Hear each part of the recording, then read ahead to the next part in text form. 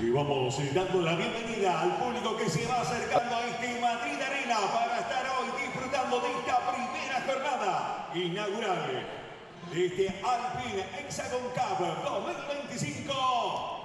Estamos solamente a unos minutos de comenzar la jornada de hoy. Y espero que estén disfrutando con la expectación, por supuesto, puesta en las estrellas del universo Padel, que hoy estarán pisando esta pista central para enfrentarse 8 equipos buscando la gloria en esta segunda edición del Alpine Hexagon Cup.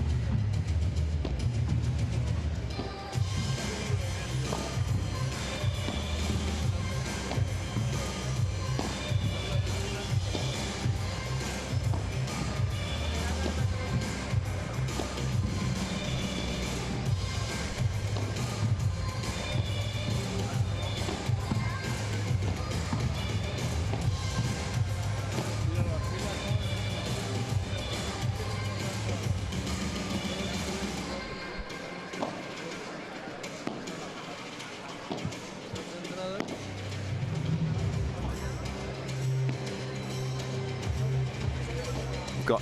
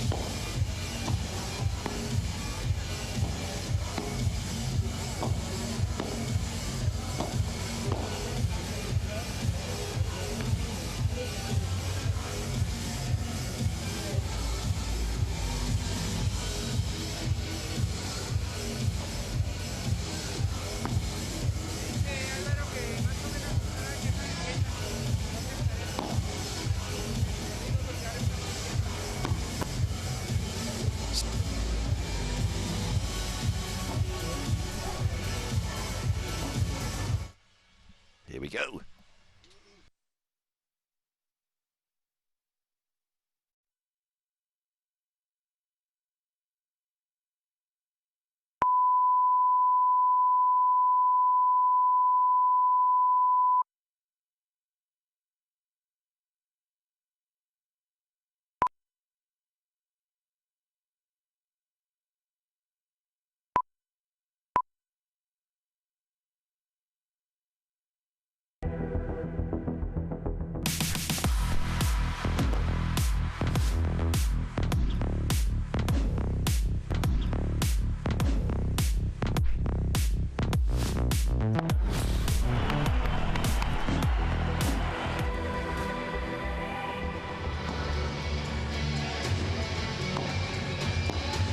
Good afternoon. Welcome to Madrid, the capital of Spain, and for the next 5 days, the capital of Padel, as the city plays host to the second edition of the groundbreaking Hexagon Cup at the iconic Madrid Arena.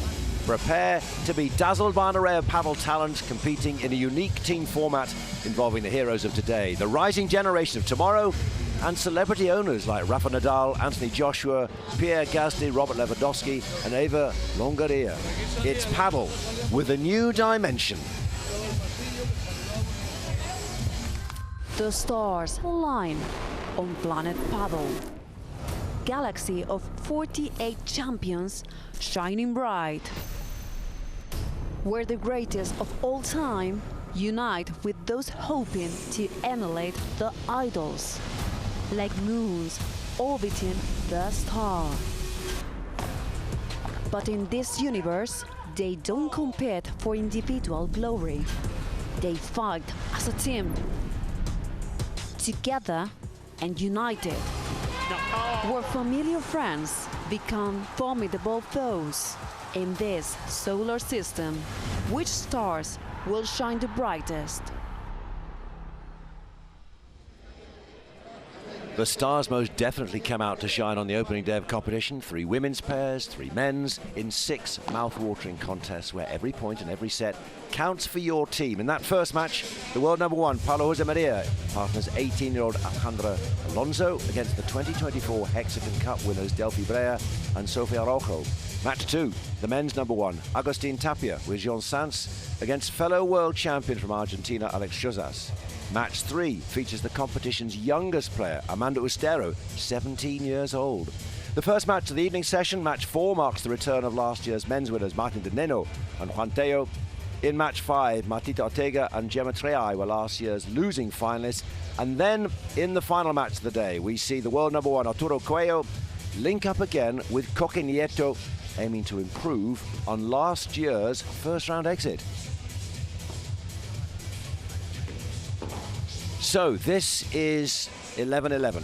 The 6 players who are representing, with team principal Eva Longoria, one of the greatest ever in the men's for Fernando Balestin, and also then we have the world #1 at the moment in the women's, Paulo Jose Maria. So a very strong lineup, and they are out to atone from what was a disappointing year in 2024.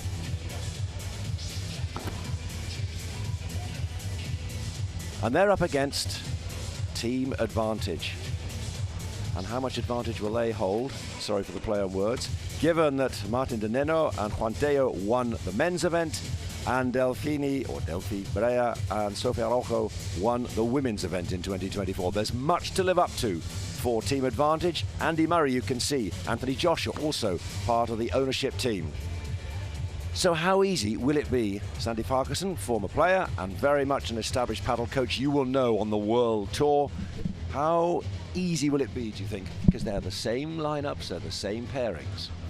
I don't think it will ever be easy, really, will it? I mean, this is almost the first major competition of the year. They've had their off season. They're coming back into it now. They're probably just feeling their way, and also they're not playing with their regular partners. So it's never easy at this level of the game. But it's fascinating the fact that the partners, and you will know this as a player, when you get into that sense of comfort and you gel with someone, it's quite difficult. There's a reason you gel, because you get on and you feel a certain meshing together, synchronicity. When you're taken apart of that, that's quite a challenge, isn't it?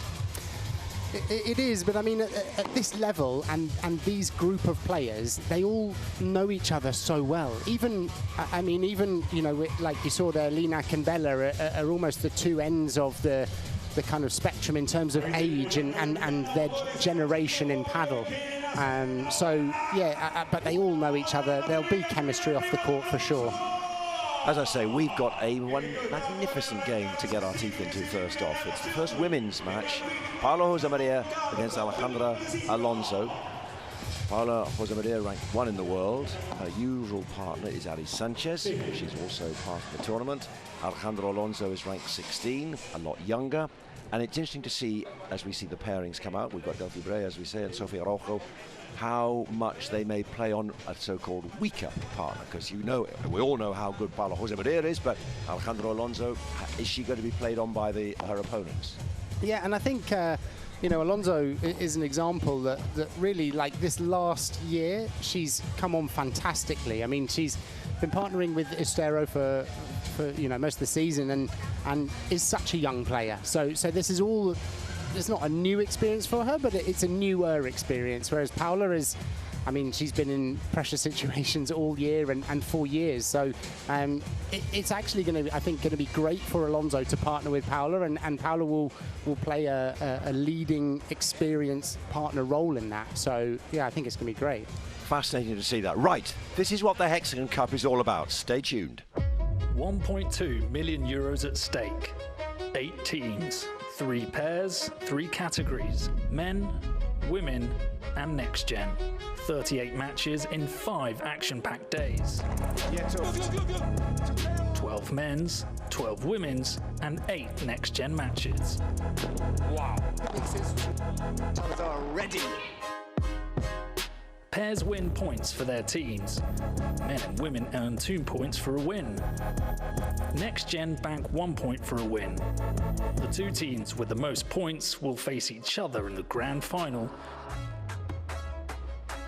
for a chance to win 1.2 million euros. You're about to experience the most spectacular paddle event.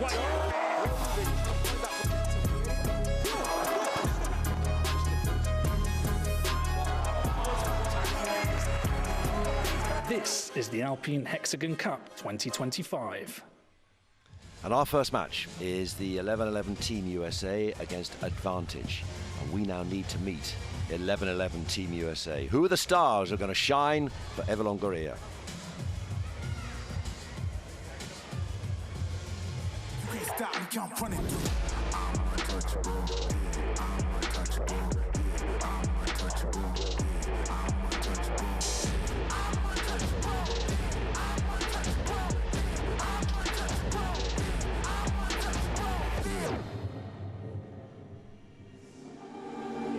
So that is Team 11-11. We're going to see Fernando Ballesteguin, someone you know incredibly well, Sandy, helped you on your paddle journey. We're going to see him, as you said, against Tino Libac. But for now, it's Paulo Jose Maria against Alejandro Alonso. What are we expecting from this pairing then? They did it, they were together 12 months ago. Here they are back again. Yeah, I think this pair now will be a very different pair. I mean, I think Alonso now, she's 18. A year ago, she would have been 17, obviously. And quite daunted, don't you reckon? Yeah, it's difficult that, like, you know, that actually, I mean, in the women's game, and we're seeing it in the men's as well, that we're seeing these younger players come through, and you know, like Ustero is another example, Claudia Fernandez, and Alonso is another one of those that they're very young and they're almost gaining momentum and experience every single tournament, every single match. And so I think they will be quite a different pair. And Paula has had a year at the top, really. She's had a fantastic season. So they're going to work well together for sure.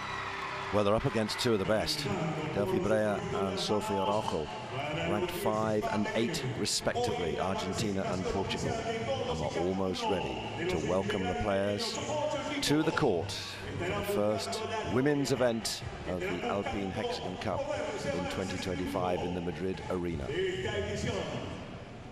Alpine Hexagon Cup 2025. All these moments just building the anticipation. It's the first time on court. You'll sense that everyone involved in the competition is going to be watching. How are they going to be performing? Who's going to start well? Who's going to struggle? Is it going to go to form? Is someone going to get injured? Heaven forbid. You never know. It's a competition when everyone wants to perform at their best, but are they going to perform how they want? So, here comes Paulo Jose Maria on the right of your screen alongside Alejandro Alonso as they walk out as part of Team 11-11.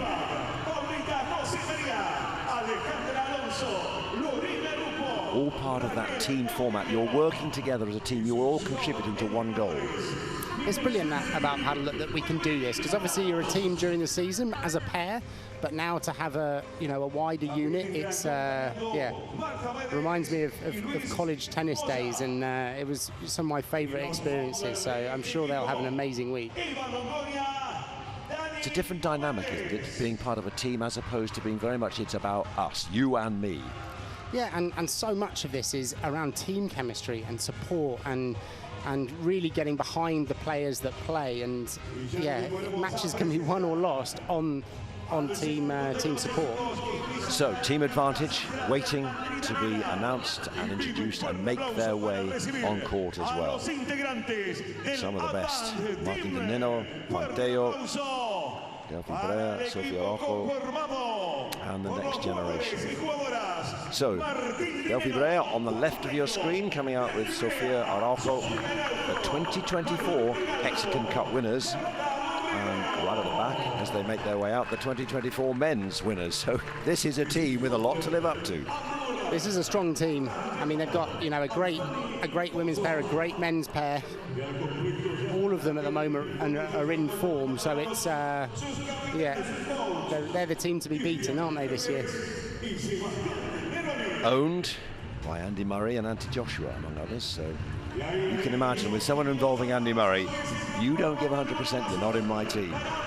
Well, it's great to see a British, and we're probably biased, but a British kind of stamp on this, on this competition, and it's just showing that, the intention to grow the game around the world. Paddle, the fastest growing sport in the world. It's huge in Spain and Argentina. And there are many places like the UK, Spain, Italy, Sweden, the United States of America, where you do a lot of work with your paddle academy. There are great moves to make this a sport. There are those who say tennis is under threat. Let's see. As a former tennis pro, you'll know all about that. Well, it's a difficult one, isn't it? It's growing around the world, and you see countries taking the sport up, and it's such a good game for social, recreational players to get back into a racket sport. So, I can understand. Again, I'm probably biased, but I can understand why it's growing so rapidly. Well, they're looking to be an Olympic sport in Brisbane 2032. Let's see how how much they stay on track there. Final moments then for Paulo Hollis Maria and Alejandro Alonso, just chatting as they get out on court, waiting for the pre-match formalities. Were you any good at that? Did you just want to get on with it, or were you a little bit angsty? Come on, let's just do it. Well, I think especially as the first match on the centre court, you really just want to get on with it, don't you? There's a well, you can see Paula and Alejandro were last to practice. They've come out and now they're out there waiting first, so they're definitely keen. And Sofia Araujo there, and we're ready now for all the photographs. This is our first match then. We're almost set. Our umpire just making sure that everyone's going to be happy. Any final words? What are you looking for? What's going to be said? I mean, this is a tough first match, you know, for the players here. Delphi and Sofia, I love watching them play. Like, why? Delphi's such a tactician, you know, on the court. She plays the game, the rhythm is, she understands the rhythm of the game so well. She almost doesn't allow her opponents to play. And Sofia is, you know, it has the power and the energy and the drive, and she has a big smash and she can put them in with a bit of trouble there. And the thing will be is if they can almost neutralise Paula's attacking game, that will be almost dictate, I think, what happens in this game. And what about Alejandro Alonso? How much she's going to be targeted by those two you've just said? They've been very experienced. They've been round the block, and they don't care how much or how experienced Alejandro is. We're going for you because we want to win.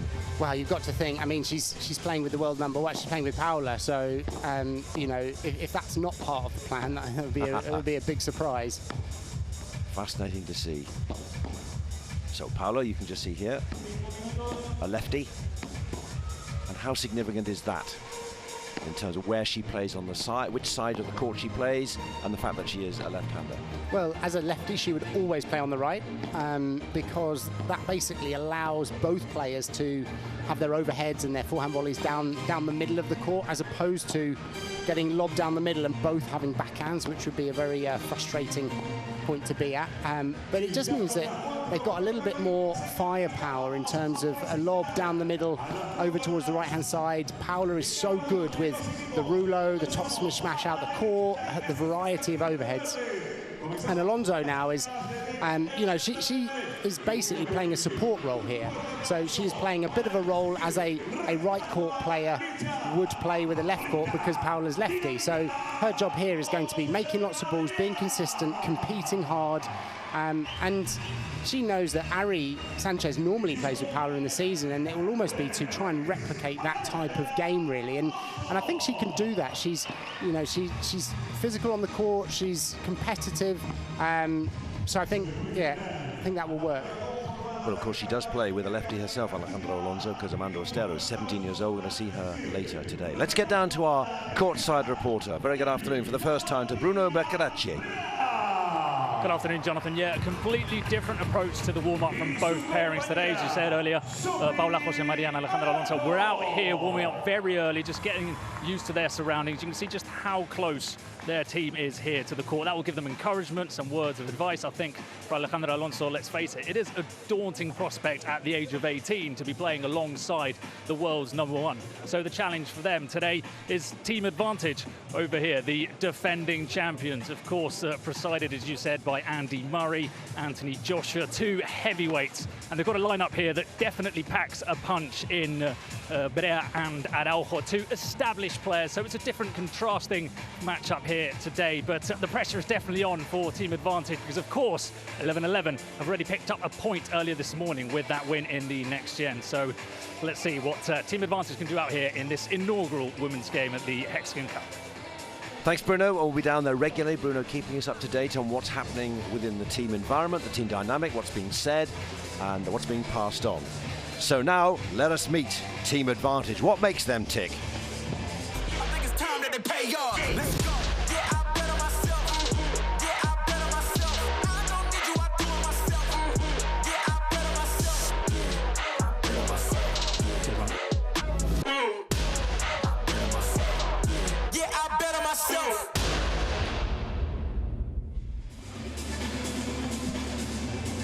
So just picking up what Bruno said there, that first point is a significant advantage already, surely, isn't it? Definitely. I mean, it's interesting, the format for the tournament, where it's 2 points for the men's match, 2 points for the women's, and then 1 for the next gen. And that next gen is really, really important. It's an important point because now it means that 11-11 only have to win one of these matches in order to win. And so, in a way, it takes the pressure off slightly because they'll be out there thinking, oh, we can go for this a little bit more. We know we've got our men's pair that's coming on after us, so they only need to get one of them. And Delphi, will know that. We talked to her about her being a tactician, but she'll be very aware of that, and she'll be very aware how to play this game as well. Like, I think if anyone can neutralise Paula on that cross court, it's Delphi, and all she has to do is set the ball up for a partner, and Sophia will be there taking advantage, being aggressive. And the court at the moment looks quite quick, but we'll see how it goes. But if it is quick, that will definitely favour Sophia with her powerful overheads. So just to pick up on that point as well, in terms of quick courts, we know this, say, in badminton, if the air is, depending on how the air moves around, is it quick, is it slow, is it holding up, is it tailwind for you, headwind for me? How do you mean in terms of that it's a quick court or a slow court? So a fast court, it basically means that the ball will fly faster, and I mean, that sounds obvious, but it means that the rebounds off the smashes will go further, players will be able to finish, and Madrid is at 650 meters elevation, so that altitude will play a factor, the temperature will play a factor. As the week goes on, the court gets played in as well, so that will end up getting probably a little bit faster. There'll be more crowd in the arena, which will make it warmer, which will make it faster. All of these have quite a big factor on whether, for example, Sophia goes for a smash that she's slightly further back in the court. On a slower court, she might not go for it because it's then a risk for her opponents to attack her back, whereas on a faster court, she can be more aggressive, knowing she can finish the point.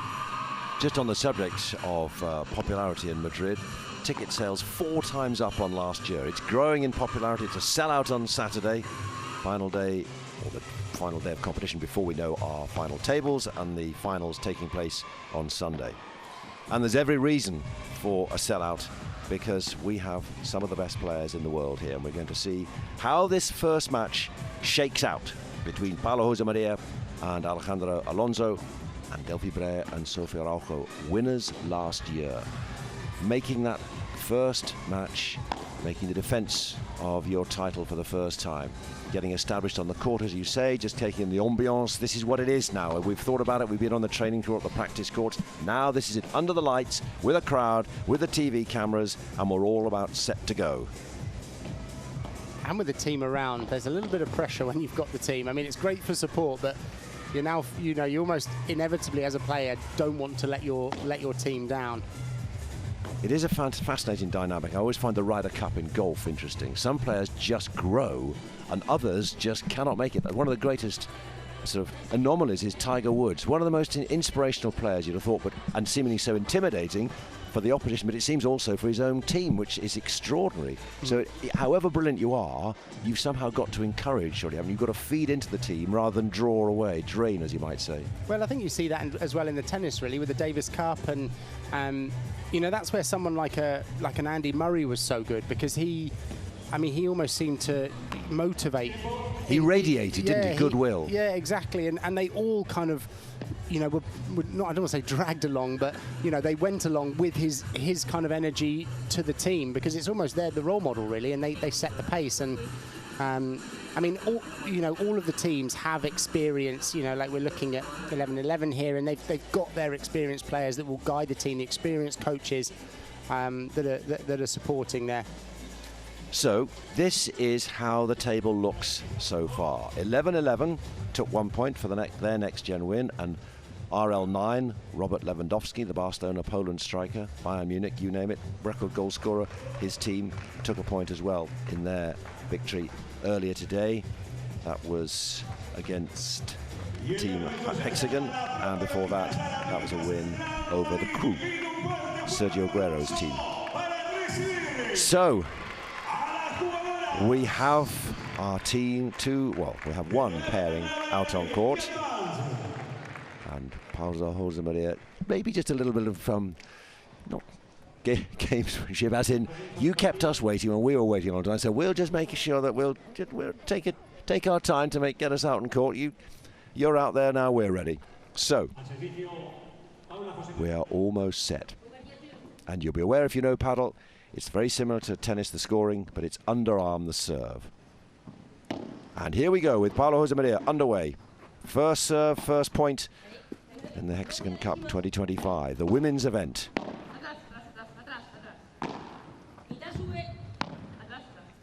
And we're already going into that cross-court rally, aren't we, of Alonso Sofia. And that's what we talked about, that aggressive, that was a Bajada that time, aggressive off that back glass. She hits that so well as well, Sofia, so she's going to have to be ready for that, Alejandra at net. You called it, and it's already into play. Ooh, very close to the line, but on we go.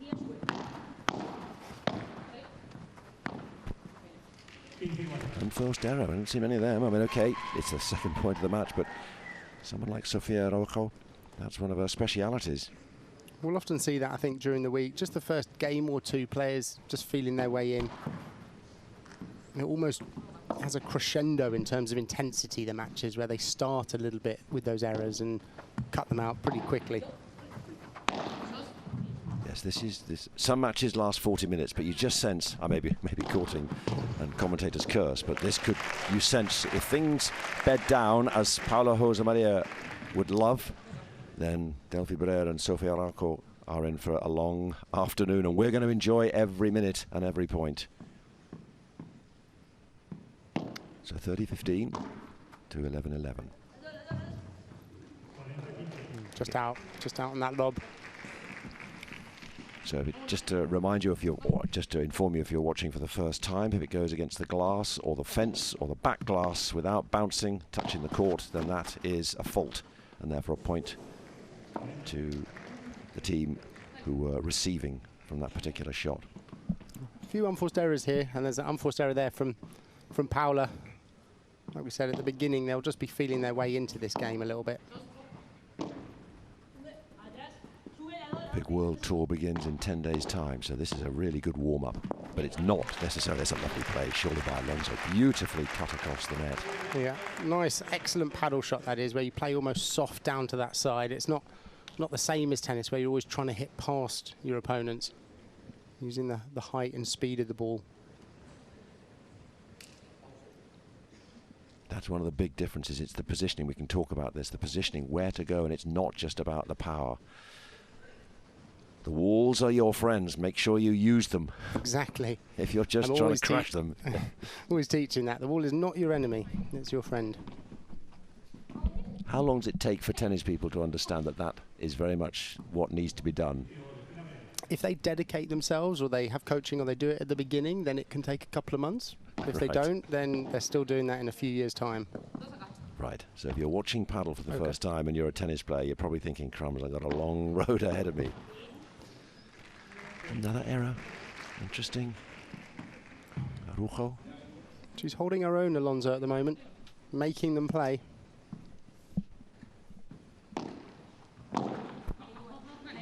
I spoke too soon.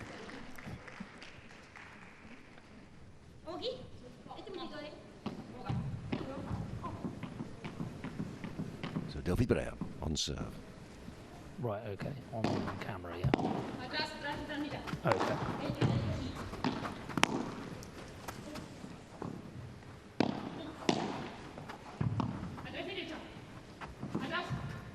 A lot of talking you'll hear between the players as they they're exhorting, encouraging, but also where to stand, where to move. I'm going here, you're going there. This is one of the most difficult things to get people to do in paddle is this communication and this explanation of where your opponents are. So when you've been lobbed, you're explaining where your opponents are, and if you watch the pros, they're almost having a non-stop conversation during the point. And how close to the net do you want to get? You can see Paolo is close there, so is Alejandra. Generally the guideline is about at that second post or just slightly further in front. If you feel like they're under pressure and you compress the net, then you can get closer. But then obviously every step closer you take, you give more space behind to be lobbed. So you've got to be aware of that and not press it at the wrong times. And of course there is this ability to go out of court, which is just staggering, some of the shots you see. Oops. Another unforced error. That's uncharacteristic for Delphi. They need to tighten this up a little bit here now. Break point. Jose Maria and Alonso. It's 2 as well because it's gold point.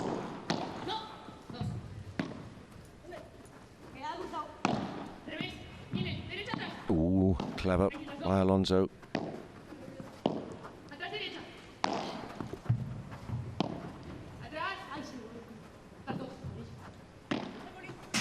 Oh, well, there we go.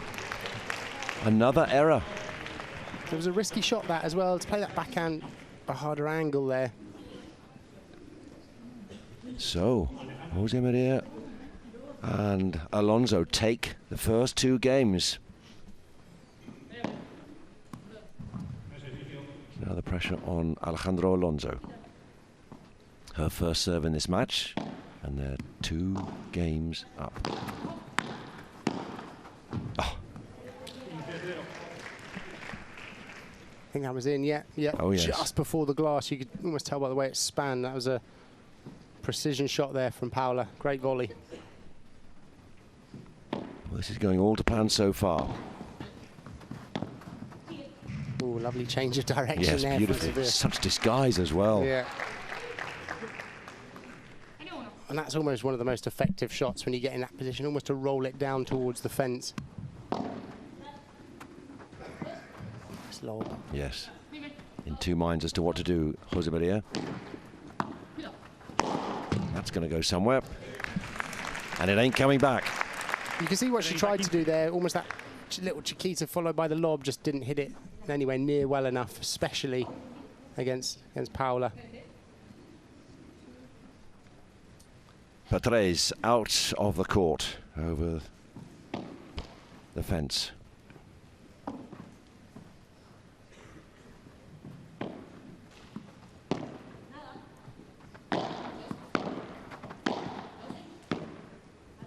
It's all on Alonso at the moment. Sofia Araujo, but she's rising to the challenge.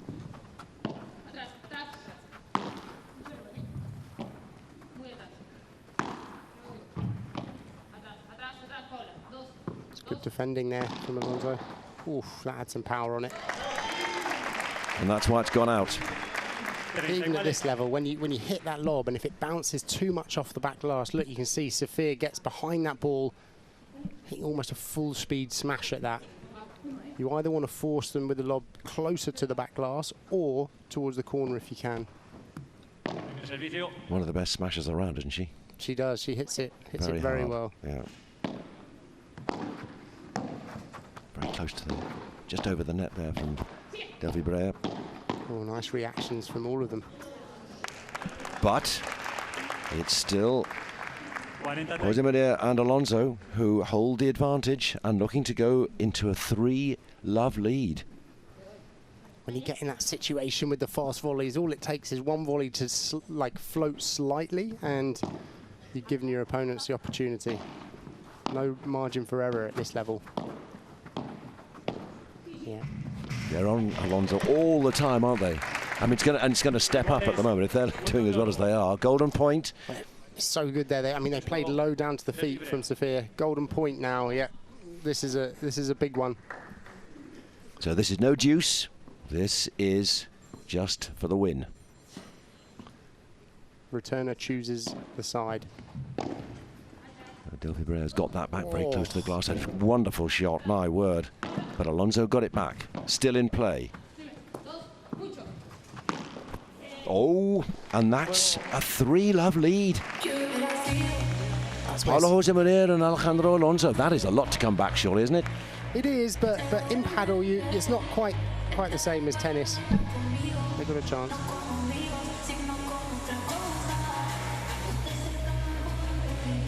Here we see one of the, that's a wonderful return, wasn't it? But how the balance and the poise to do that, not only meet it, but place that as well. It's very difficult as a smasher. When you've been lobbed down the line, it's very difficult to change the direction on the ball. So it's actually a really good tactical shot. So, Team 11-11 are looking good.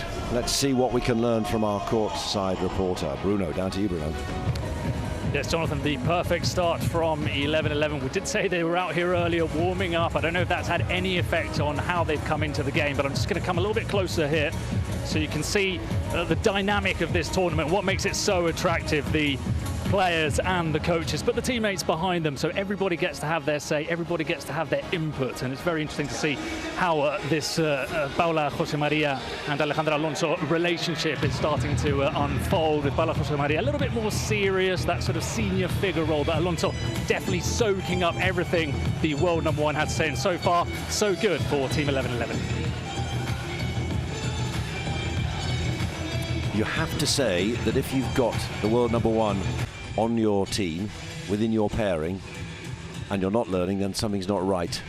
And if she's as giving as she appears, and has been so encouraging, proactive, and obviously working so well with Adi Sanchez, then Alejandra Alonso is going to only improve, and that is only going to be the good of their pairing and their chances of success in 2025. Yeah, and it seems like Paula's got a lovely nature on court. Like, she's not, you know, like you can see here, she's talking to her, she's guiding her. She's not, you know, it looks like Alejandra is comfortable playing with her, and that's really important. Sometimes, you know, when you have someone so much higher in the rankings, there's a nervousness, and they can put pressure on and be critical, but they seem so, you know, she seems so calming. Two Spaniards together on the other side of the net. We have Delphi Breyer from Argentina and Sofia Araujo from Portugal. Game 4 with Brilliant. Jose Maria and Alonso leading by 3 games to love.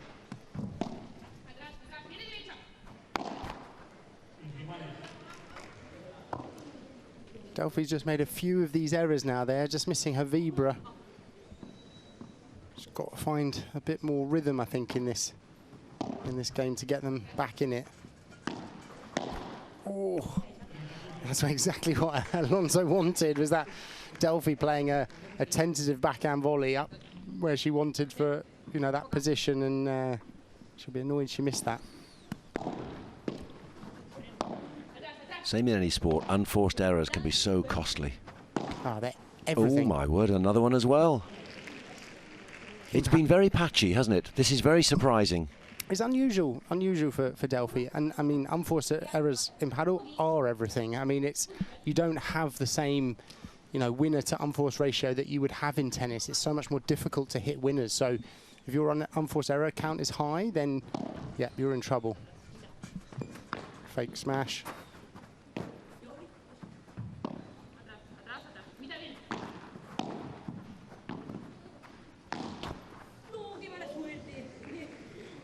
Ooh, what happened there? Hit the net. I think it just bounced disappeared, out to the door. Yes, but, yeah. but if it didn't touch the ground before going out the door, then it's out, which I think it was. It was, but just to... How many times could you do that? Do the volley and make it run on the net and out the door. It's probably not what she was going for. But No. yeah. Anyway, this is a big moment for Sofia Araujo and Delphi Breyer. They need to get a point on the board or get a game on the board. Quick work. Oh. Ooh. Well, they've done it. At last. Yeah, they needed that. And even that smash, it didn't kick up as much as, I think, well, definitely as much as she was expecting. She was going for 3 meters there, and it just caught the top of the cage. So, Paulo Jose Maria. Second serve rotation, as you might say. Ooh. This is catching.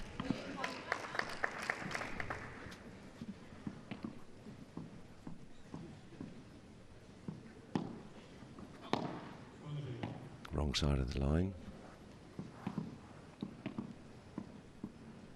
But we are talking about a team in blue who are the defending champions from the Hexagon Cup in 2024. Surely they've got to come good.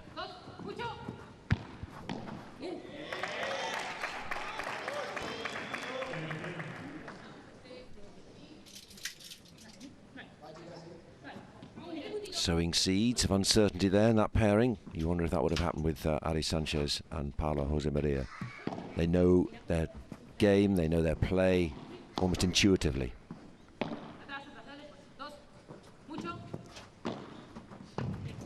Oh, what a wonderful shot. Sofia Araujo, now we're seeing something. 3 break points. They're back on it.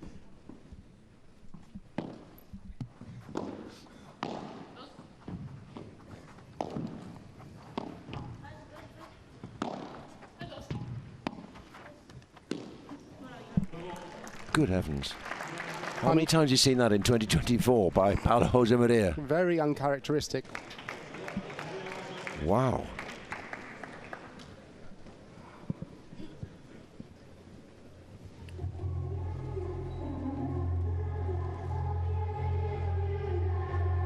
Right.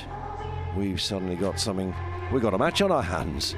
One stage it seemed, as they change ends and take a break, that Paula and Alejandro were on their way. Not so fast.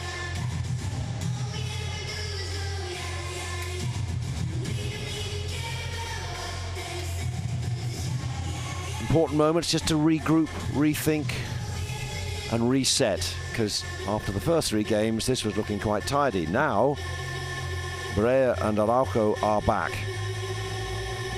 Momentum can shift so quickly in paddle. I mean, it really can, and in the space of a couple of points, a couple of errors, and before you know it, you've lost a few games and lost your break or lost the set.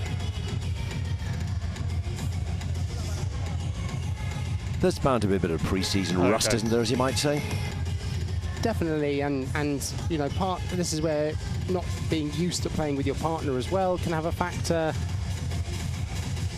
You know, it's a big arena for them. It's an important competition. Like we said, they're playing for there'll be the pressure of their team and not wanting to let the team down.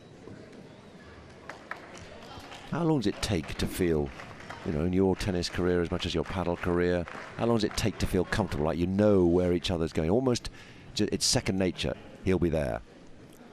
I mean, as a pair, that takes time. It takes a lot of time. It's and also it's something that sometimes it can be quite natural as a pair, and sometimes it can take quite a lot of work to get to that. So a reset needed by 11-11. Still not seeing the best of Delphi Brea, but Sofia Araujo is certainly on it at the moment, which is why it's just 1 game in it. This will be an important game here, particularly for these unforced errors. It's almost like if you're on the court now, you've got to be saying to yourself, right, let's make lots and lots of balls here to force these errors from the opponents, because they are coming out. Just hit the fence there on the way through, just out. Can hit her own glass and go over, but if it hits the fence, then that's out.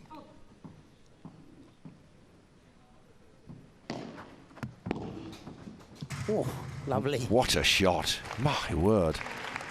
Little bit lucky. I don't think she was going for such an angle off that fence, but she will definitely take it at a time like that. Yeah. The fence, you're never quite sure what's coming. It's so unpredictable. Oh, my God. And the same again on this side.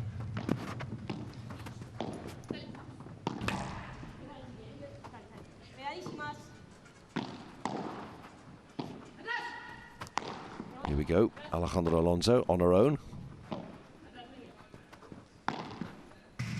Oh, that wasn't meant to happen. Yeah, and at this level, I'd consider that an unforced error, really. That Bandeja hitting the fence like that, she's got to make the balls at this stage. So, 2 break points for 11-11.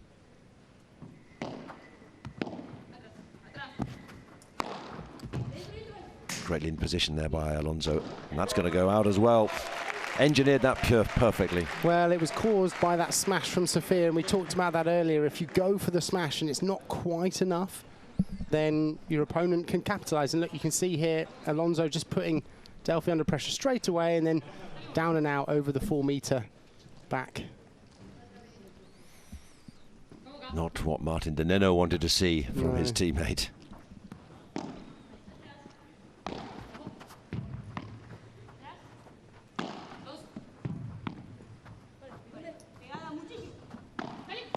This is very much Alonso against Araujo, isn't it, really? Oh, hello. Delphi Brea's come into the equation. Well, I mean, I think that's what that's what you would want if you're advantage, isn't it? You're really trying to put Alonso under pressure and hope that as a youngster she might not be as capable as Paula. Oh, wonderful. Nice slice down into the fence, creating that unpredictable bounce. It was risky for Paula to bring her in like that.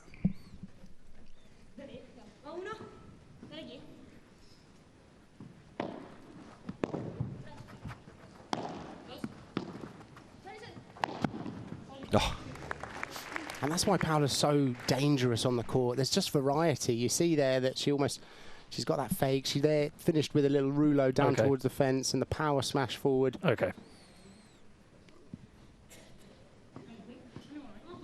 Back in the saddle at the moment. 11-11 on serve, leading 4-2, 15 all.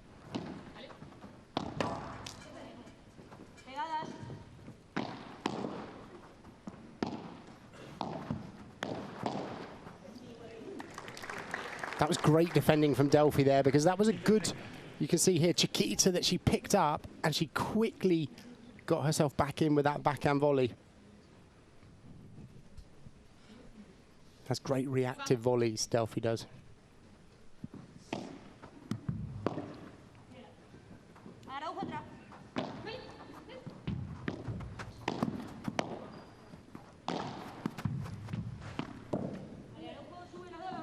Taking time, Alonso. Oh, my word, that nearly came off. Well, that was a risky attempt there, because Sophia was so close to the net, but pulled off. Now using these high lobs. You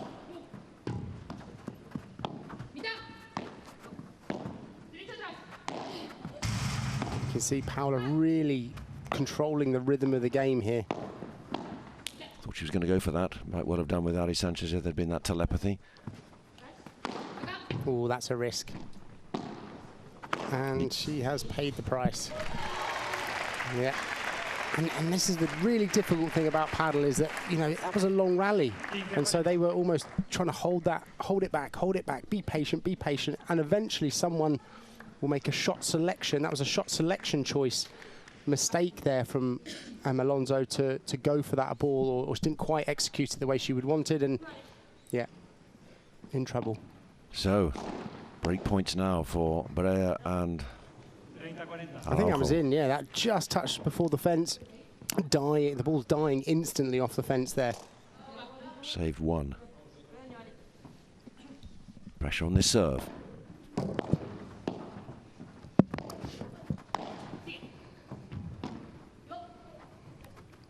Paolo coming in and saying, I'll have that one. Such good defending from Delphi there. Almost running forward. Oh, lovely. Oh, the pace and the disguise. Well, that's the difficulty. When you're against Sophia and she can hit hard, you're anticipating hard. And then she hits something soft to the angle like that, and you're wrong-footed. Beautifully played, 4-3. It's getting interesting again, down to Bruno. Yes, Jonathan, well, we knew that Delphi Brea and Sofia Araujo were two very established players, and it was really a matter of time for them to get back into this game. I don't want to come across insight here of the chair umpire and the players, but they're now being talked to by their two coaches. For anybody new to paddle, Seba Nerone and Cristian Gutierrez, their two coaches, two of the best players in the world at the turn of the century, so they're very well advised in that corner, and I'm sure that everything that they're saying to their players is working very well, and it's showing their effects on the court, as we say, as Araujo and Brea have finally reacted in this match. Thank you, Bruno. So a great start by Paula Jose Medina, if you're just joining us, but a great response too by Thanks, Mike. Sofia Araujo. Do you know how far across I can walk there? Delphi Brea to come to within 4-2, and now they're back to 4-3. Yeah. Sure. Okay, yeah. I lost them. I just wanted to make sure I wasn't getting in the way of anything. Cool.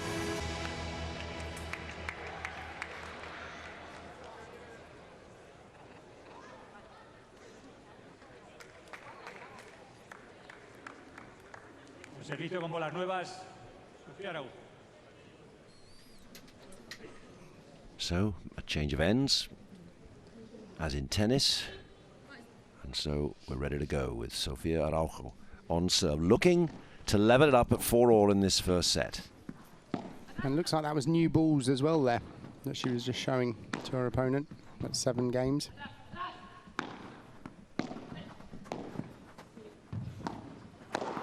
Oh, gosh, that was hit with real venom.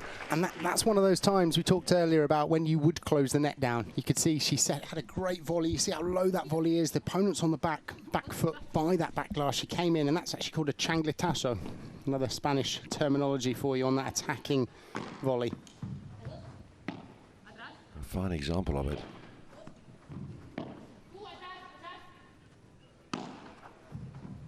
Oh, Paula's so comfortable. I mean, those are good vibras going into her corner. She just made that look easy. That's why she's the world number 1. It's outside. It's gone. Yeah. You can see Sofia's warming up and now a little bit, hitting that ball aggressively. Now they're going to have to be careful not to give her any short lobs, especially with the new balls. She's very much in the groove. Delphi Brea still to find her way, although having said that, on cue. It's so important, that ball down to the toes there. You can see like you went right down to Paula's toes, forcing her to hit up, which means that the next ball is then easy. And this is something that players playing the game need to understand, is that that chiquita, or the shot down to the toes, is actually the setup for the next ball. Well, it's an easy game. 4-all. And this is Padel, but they looked down and out about 7 or 8 minutes ago. 3-0, 3-love down. Unforced errors littering their game, and now, well, Sofia Araujo in particular is just lighting up the court. Great lob. Great, absolutely. And a boast there by Rosemary. Let's see whether Alonso can manage to do something special. Taking charge.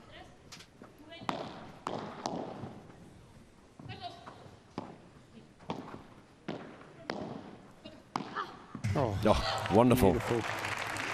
Lovely little roll down to that side. And you see the confidence has come back. And this is one of the things at this level, when they do make a mistake, they know they're going for good shots, so they keep going for it. And I think at a recreational level, players make a mistake and then they think, oh no, I don't want to do that again, and they become more tentative. But here, the pros keep going for the right shots.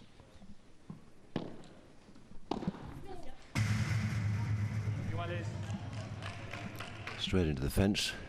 The noise almost just emphasises, doesn't it, that you've done something really wrong. It's almost as I was saying that. She went for a difficult angled topspin forehand inside out.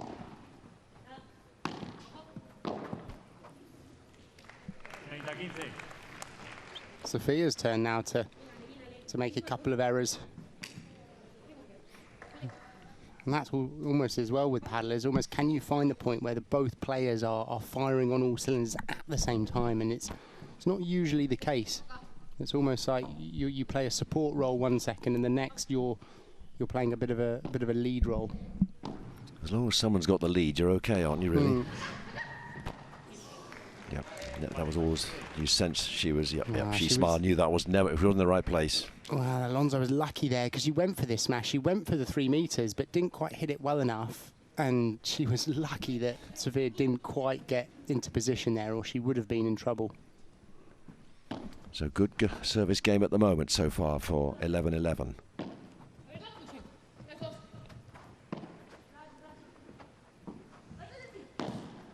Oh, beautiful.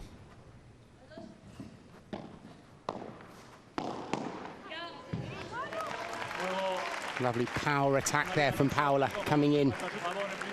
And Delphi no time to react. That ball just ricocheting off her racket. So 9 games gone. Another break. And we wait to see how they reappear, knowing that they can close out this first set.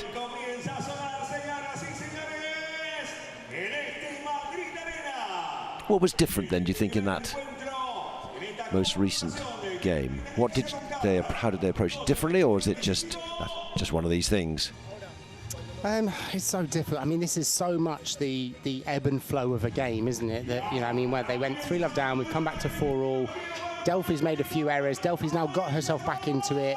That game, Sophia made a few errors, and it's almost like you've got to find that flow together. That, you know, and they do, and this is exactly how matches go. And it starts like this at the beginning, and then you often find that's often why you see so many 3 sets as well, is that it often takes a little bit of time to find that flow together. And it's almost like Delphi, it feels like Delphi's on it now, like she's playing well, she's controlling the game, and Sophia's made a couple of errors, whereas it was almost the inverse a couple of games ago. Yes. Team Advantage would like to announce that Delphi Brea and Sofia Araujo have now arrived on court, if you see what I mean. It's taken them time, but here's a big chance. But I mean, it's almost not taking anything away from 11-11. They're playing well as well. Alonso's doing a great job of, you know, keeping solid in the point. Paula now, you feel, is dictating a little bit more, isn't she? She's showing more variety of her overheads, and she's such a talent that it's almost like if they let her play too much, then it can go back the other way again.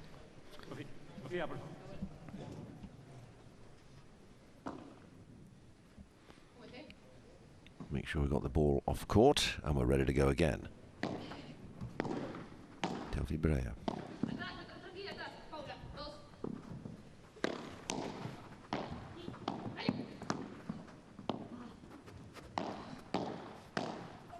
Ooh, just stretched too much there. She was doing, it was the right idea. She played that soft down the middle to come in for that backhand volley, just couldn't. You could see it was almost too much of a stretch, really, to also control the racket head. So this set could be over in the next 3 points, depending on how Delphi Brea and Sofia Araujo are able to play. Can she get more in the corner? It was a good serve, and it set up an easy lob. And now that Delphi and Sophia are hitting their smashes well, they're definitely not gonna get away with something like that.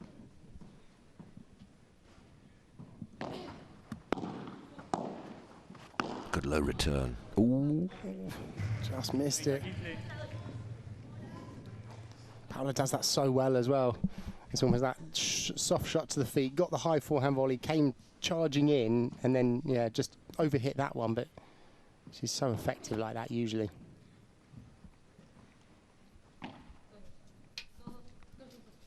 Let, as in tennis.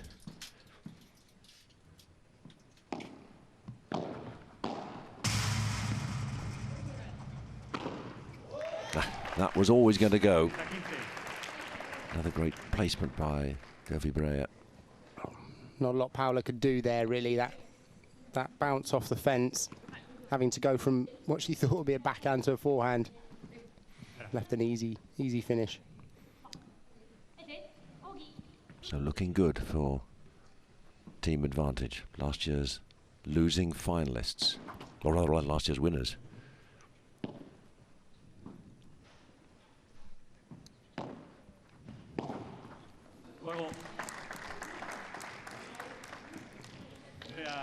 Kind of gave them that game there a little bit, didn't they? I mean, that was just a relatively easy serve for Paula to hit the return back in, but making another unforced error.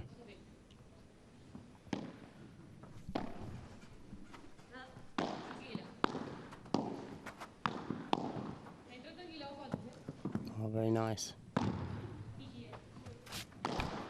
Oh, costly. And Sophia was already out the door, so, I mean, really, even if she'd have hit that well, that probably would have finished with Sophia finishing the point. Good response, good reaction. Okay.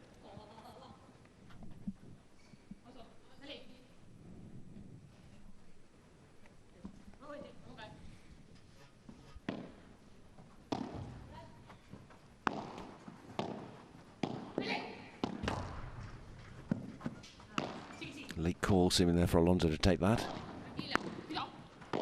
Ever so slight miscommunication sometimes with the newer pairs. Oh, she's in trouble with that. Yep. And again, it's almost going for that smash at the... I don't know what to say, it was the wrong time, but the combination of, you know, wrong time and execution has meant that Sofia has played a ball on top of the net, and that's one of the dangers in paddle, is almost going for that smash and giving your opponents the opportunity to then finish the point, whereas a split second ago you had that opportunity. It's important, you know, such important, the shot selection of it.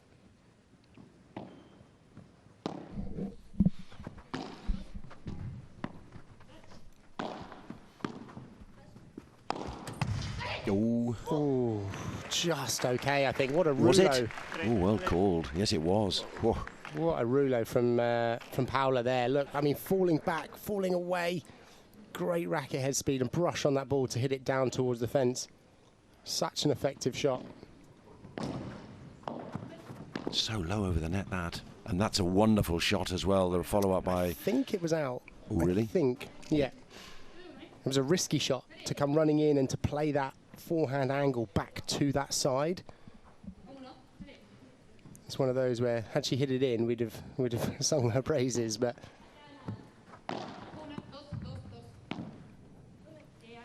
So team 11-11 trying to close this one out. Ooh. Another golden point, break point. Oh, this is a huge golden point as well. Just a bit. So the returner will decide which side. The other thing is that this last year, they've played the year without golden point. It's gone back to normal juices. So, you know, it changes the dynamics.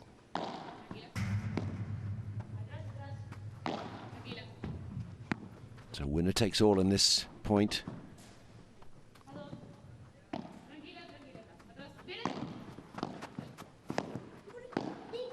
Ooh. Oh, again, that smash. Deja vu. Again, going for the smash. And for me, that's experience. That's experience. That's, you know, especially in this situation, especially if you look at the last few times she's gone for that, to go for it in that situation. I mean, that was almost the exact same thing that happened a few points ago, where Sofia then plays this shot down in the corner. There's not much she can do. She's right on top of the net, down and out.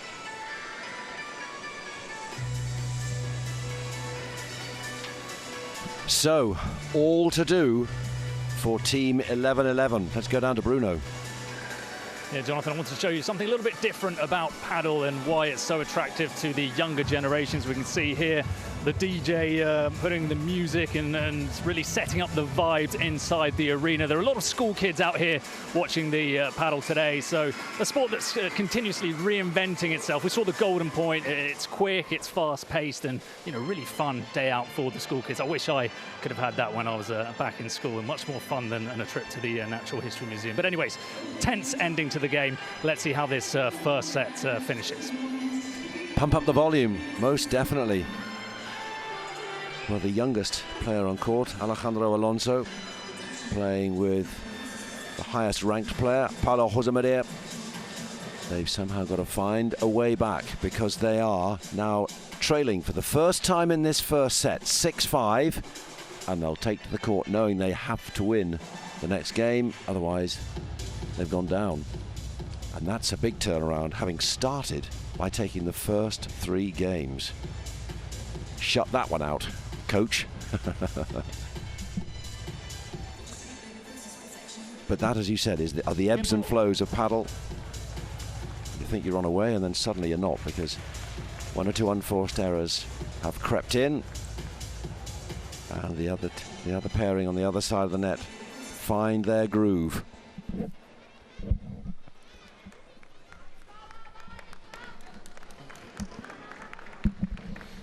This is an all-important game here now. 6-5. Sofia Araujo then to serve for this first set. Yeah, looked out. Looked just long.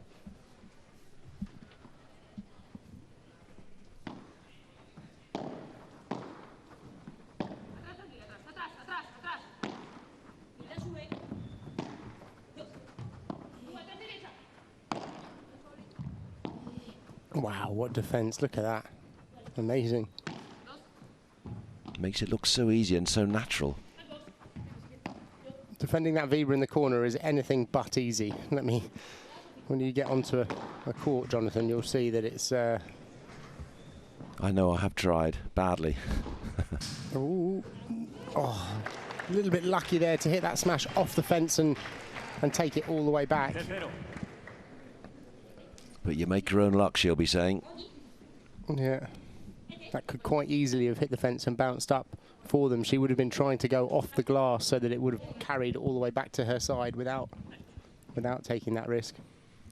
So first point in what could be the decisive game in this first set. And there's another point. And they've really just firmed up their game, haven't they? There's, less of the unforced errors. They're almost choosing the right times to attack.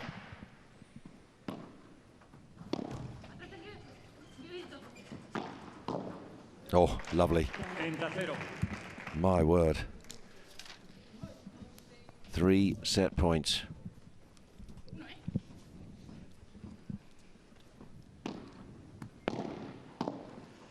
Oh.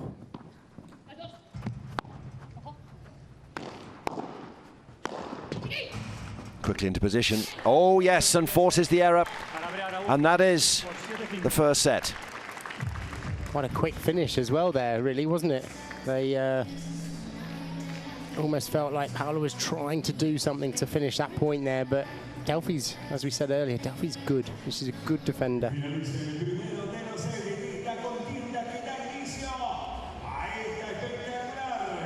Well, what a turnaround. 3-0, 3-love in favour of Team 11-11, and then there's a look from Delphi Beret. Right, advantage, we're here. Next. She means business. Yep. They are, of course, the defending champions, so therefore, to lose your first match, the first match in your defence would not be a good look.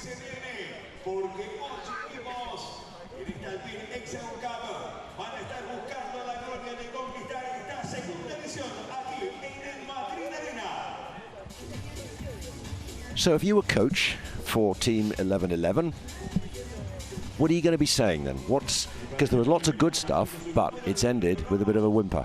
Well, you've got Miguel Cirilli and Willy Laoz, the two coaches down there. I'm sure, they're two of the most experienced coaches in the game. For me, I would be almost trying to get Alonso to be a bit more patient in a way. Like for me, those smashes and going for too much has almost been what's let them back in. Sophia didn't have the confidence at the beginning, but with this PA system, it's impossible. It's almost given her the confidence by going for those smashes that have bounced up and been aggressive. So I would almost keep the game plan like they did at the beginning, which is almost force long points. Lots of using the high lob down to the toes. They were doing a lot of like Chiquitas down to the feet, and almost not feel the need to rush the point. Well, these are the highlights, as you can tell, of the first set. This is the one, exactly this.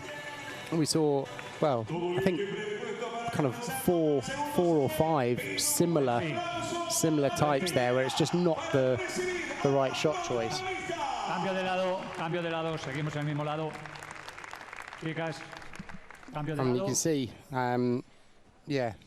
Paula's playing in those two locations, trying to get more involved, and she's coming forward. She's trying to get in there. You see the heat map there at the net, and back in her corner where Delphi is forcing her into that corner. Let's go down to Bruno. We'll go to delayed pleasure. Let's stick with the action then. So, set 2, about to unfold. 11-11 against team advantage, and it's Paula Jose Maria, world number 1, who gets us underway.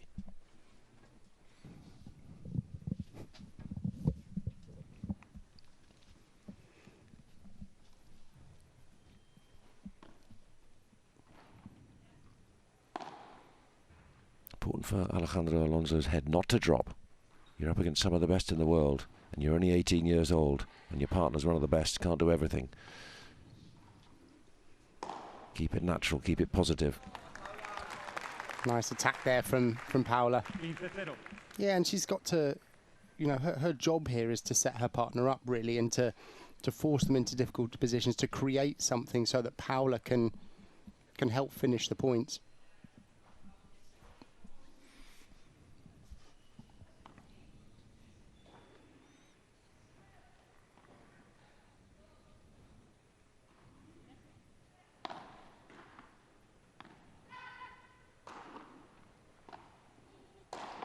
Go, go, go. Yeah. Oh, take it off the net. Mike. Oh, she did well to try and stay in that. No way that I could hear just got the best of her. The coaches during the changeovers. But is there any way that maybe I could get the feed in through here, or is that impossible? Okay.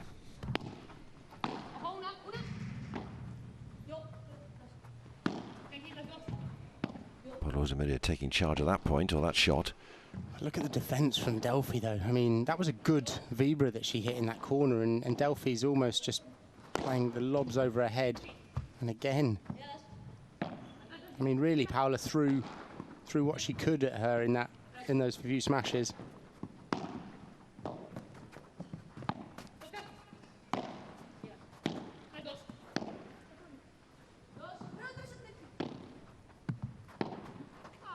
Oh.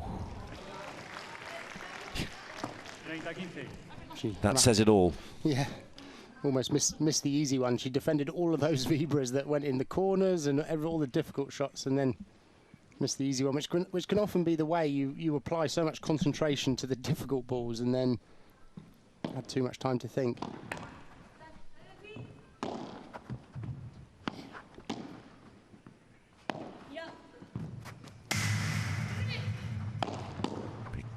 Crunk as the racket from Alonso crunches against the fence, and here she goes again, trying to finish, and does so. Nicely put away. And they just managed to get that ball around behind Sofia there, which is kind of how they have to play her. They can't really give her anything that's in striking range.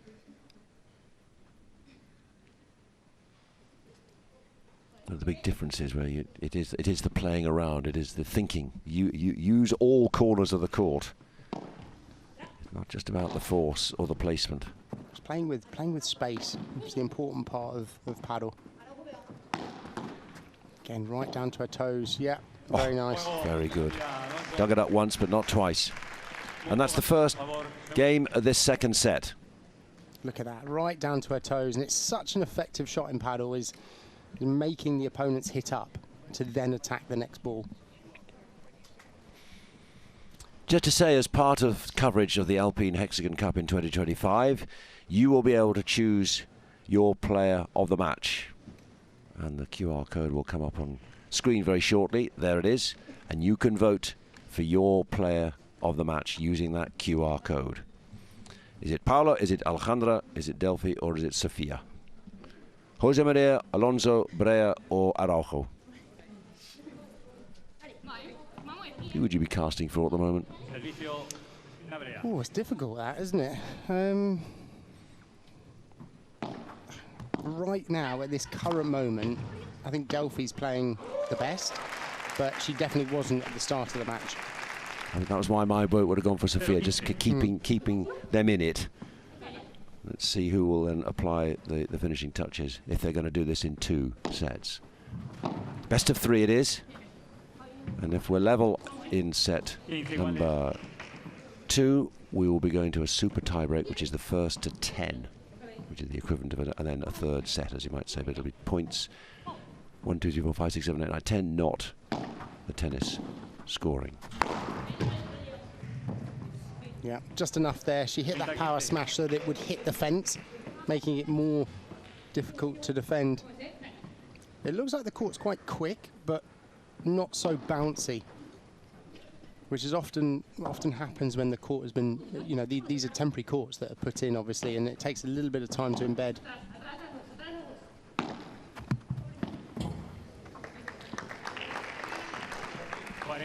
Nice change up from Sofia there, playing that soft bandeja down the line.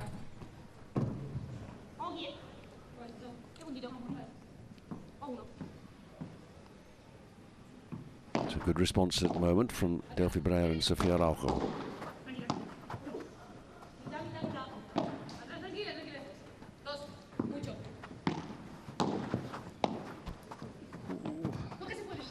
Quite lucky that touched the net there, because she would have left her line exposed.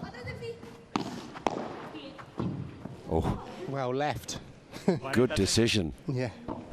So we might be asking if she touched it, but yeah, I don't think she did. She was in the right position there, Sophia. She got the ball she wanted, forehand block, and just... Who gave the call there, do you think? Or was that Alejandro had no time at all, just make the decision now? To move forward. Yeah. They're not calling when they move forward. But they're just meant to move, because she just seemed to take a racket out of the way then. Oh, no, that would...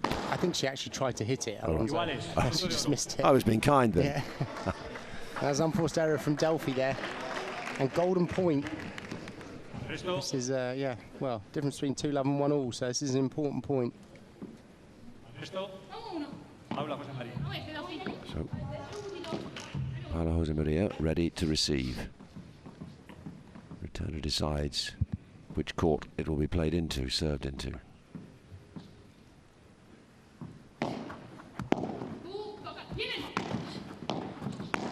Oh, wow, from Delphi. That was great defensive play there to keep the net. Oh, Paula! God, that she would, if she'd have said, what ball could I possibly ask for off that shot, she would have said, can I have a high forehand volley that floats? And that's what she got. She would be frustrated to miss that. That's exactly where she wanted it. Delphi was close. There wasn't much time for her to react. She didn't even need to hit it that close to the glass or to the corner. So, you made the point. 2-0 or 1-all. Well, 2-love, and they blew it. Had the chance then.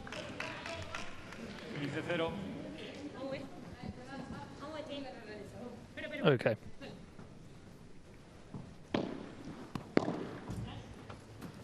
No worries.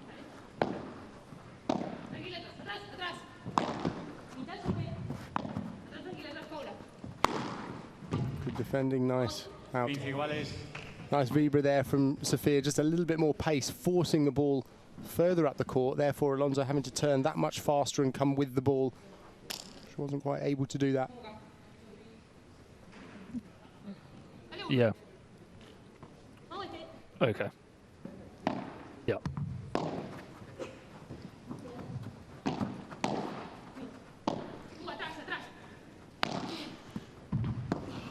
Oh, deep into the corner from Delphi Brea. Lovely shot. Very difficult to defend even for Paula. Yeah. Well, she went for the rouleau, just falling back a little bit on that. Didn't quite hit it as clean as she would have liked.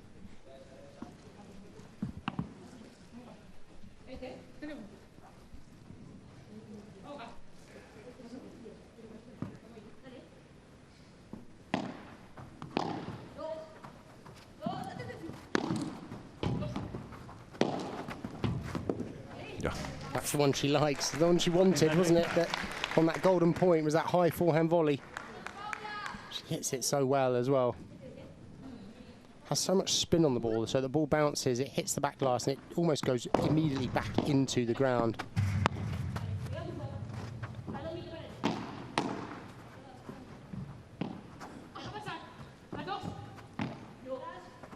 It's good. You feel like, oh, unforced error. I was just about to say that Paula and Alejandro are attacking well. They're kind of, I'd say, more intention in the points. They seem more in control at the moment than they have been. Certainly in the last few games of the first set, they seem to lose their way. They got a bit rattled, hurried. I feel like they've almost just found their rhythm a little bit and how they're playing. I mean, if they could just cut out like that unforced error, like a few unforced errors. All right, goal point. This is a big one. This is a big one not to make an error on. Remember those words, not to make an error.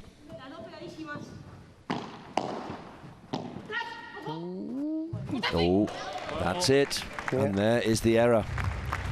And there's another march with purpose from Sofia Araujo.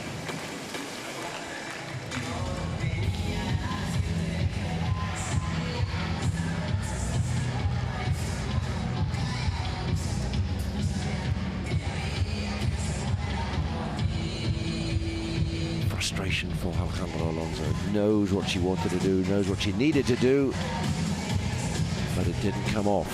And that's given an extra spring in the step for those wearing advantage blue. Let's go down to Bruno.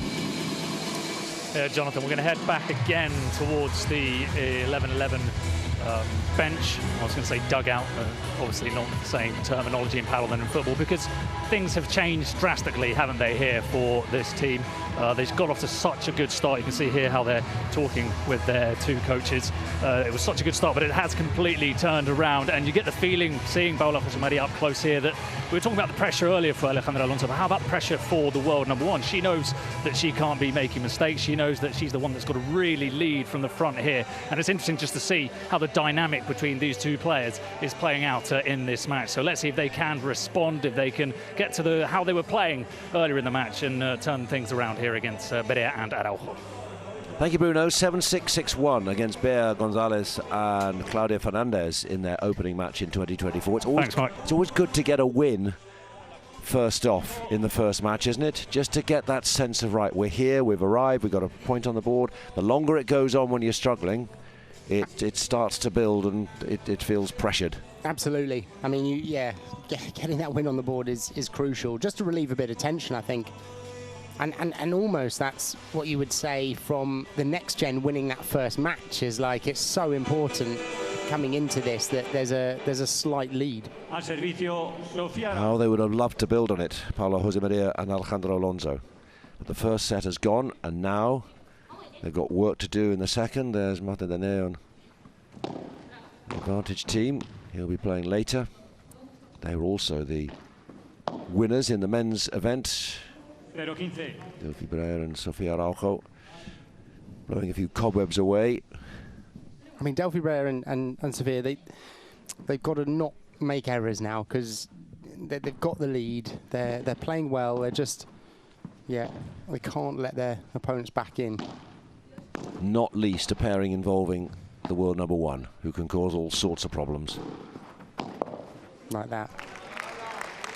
That's where Paula's so good, that double-handed backhand. I mean, that was not an easy ball for her to hit, and she's managed to not only take the speed and send it back to them, but control. Look at that, down to the feet, wrong footing the opponent. Such a good shot.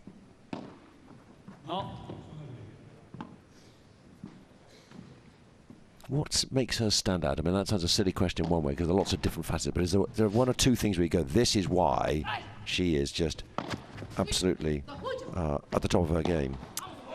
For me, she's such a creative player, and we've seen Alonso make a mistake there, but Paula is such a creative player in terms of the overhead. She has all the overheads, so she plays the rouleau well, she can hit 3 meters, she has a nice vibra, and she disguises it well for the opponent, so it's not easy.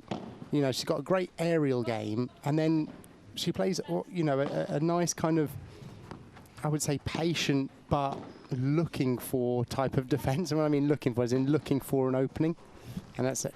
Alonso there. Looks like Alonso just slipping in and making some errors. Just it's difficult. She's probably feeling a combination of the pressure here, and it's also as Paula's playing better. Like Paula's playing better, I think, now than the start of the match. Is she's maybe trying to go with her, but it's not easy. Almost trying too hard, and she is in exalted company, one has to say, Alejandra Alonso. You're talking about 3 of the top players in the world on the same court. Ooh. That doesn't help. And they were 30 love up, and now here is a chance to go 3-1 up. Sofia Araujo. You feel like if they get this, that they might actually just pull away a little bit. Lovely down to the feet there from Sofia. Beautiful. Just disguised that, just the right pace. Died at the back of the court, and that is 3-1. And that was all set up by her soft overhead down to the toes of the opponent 3 shots ago. And that's one thing that if you're watching this, you really need to almost understand that it's, she's not going for winners on those shots that are too difficult. She's playing down to the toes, creating a better opportunity in a shot or two's time. And that's often why they say it's like chess, is that, she's playing the moves here. And that's what they've been doing well, these last 5 or 6 games. Yeah, chess or snooker, manoeuvring people into the position you want them to be in without them really knowing it.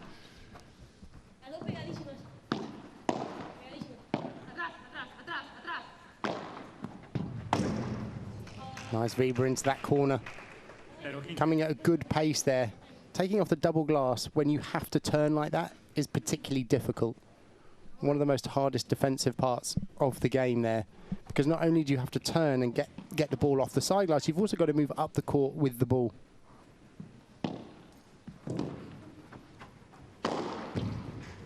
Oh, she's out.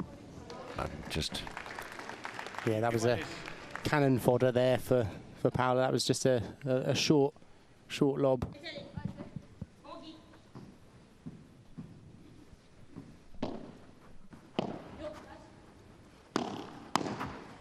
Oh, what a shot. What a volley. And that's where Paula coming across here, even though she hit a Vibra, you know, Delphi still came in, took that early, blocked back into that court.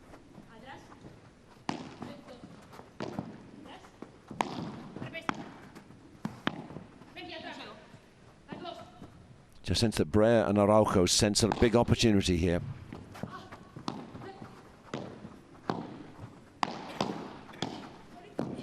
Yes, it's all flowing. Yeah. And they've got 3 break points to go 4-1 up.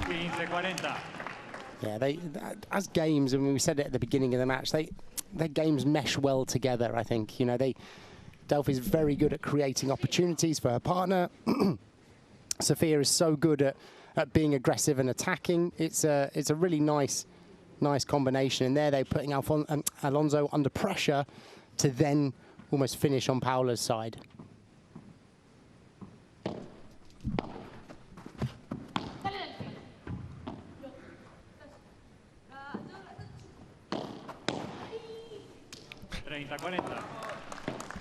It's almost like every time we say something like that, the next point. Yeah.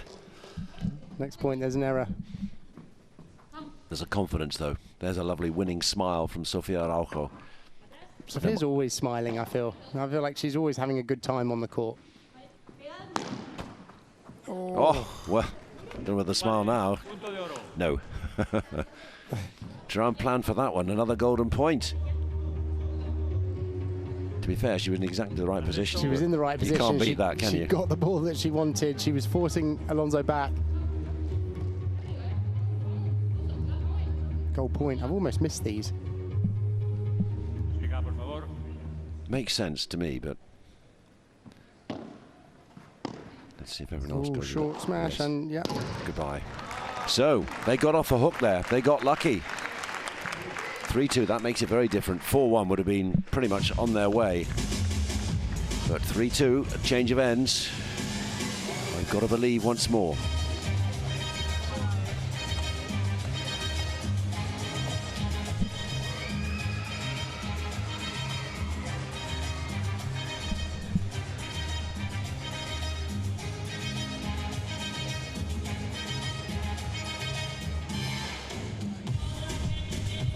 Remember, you can vote for your player of the match by scanning that QR code.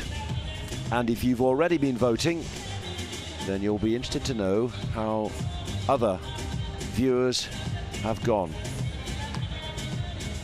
Sofia Araujo, I'm feeling good. Sofia Brea or Alejandro Alonso, not surprising.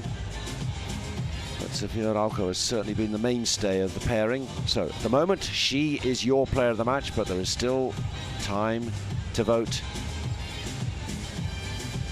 I don't think we'd have been saying Sofia Araujo would have been player of the match after the first 3 games when they were 3-0, 3-love down.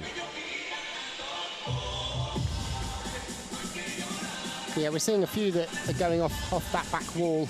I mean, that's what we've seen most. Is almost the the one that they've gone down and out. And we've seen a couple of 3 meters. We've seen one that is Paula's hit on her own side, if it makes sense. So she's almost played that down the line, and then 2 off the other side. Yeah.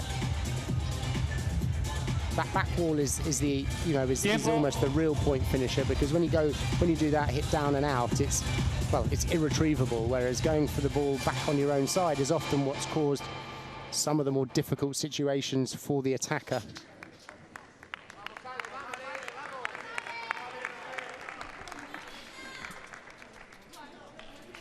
Just a quick look on court at both pairings, and you can tell by the body language who is enjoying themselves more at the moment. In blue, team advantage on serve, Delphi Brea. 1 set up and 3-2 up. And that's a lovely shot, isn't it? Yeah, that's the one. That's the one that she's been wanting to hit throughout the match. You know, wasn't a particularly easy one, but she caught it at the top of the racket where she needs to, got the right brush, and it just kicked nicely over the 3-meter fence. Oof, what a volley. That stayed low. Excellent slice on that ball into the corner. Didn't give Paula the time to turn there. You can see she ended up on the floor. And that in itself is a rarity, isn't it? So that tells you the quality. Just sense Araujo and Barrera's turning up the heat. They've definitely found their form in this. A hint of what's to come in this tournament if they can go deep like they did last year on the way to winning. Oh, beautiful. An unforced error there from Alonso. You feel like might have been the pressure or the situation. She won't have played a lot of these kind of team matches. She's played more and more, obviously, high-stake matches, but not so many of these team ones. So it's going to take a little bit of time.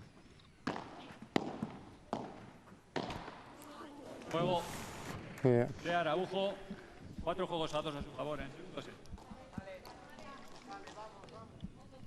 A game to love. You feel like it's just slipping away from 11-11 a little bit here, don't we? We do.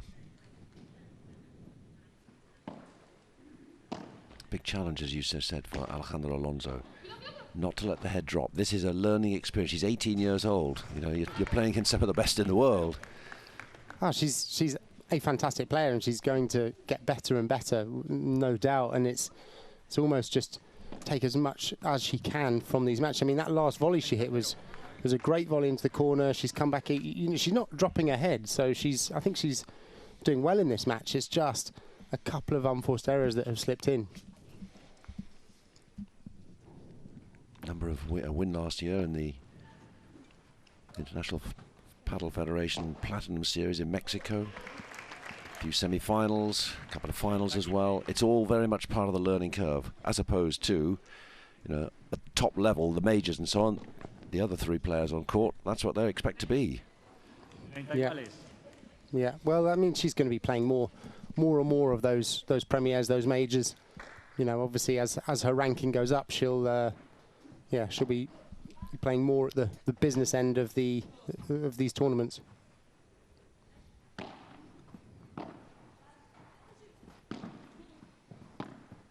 Delphi's so good at changing the pace there.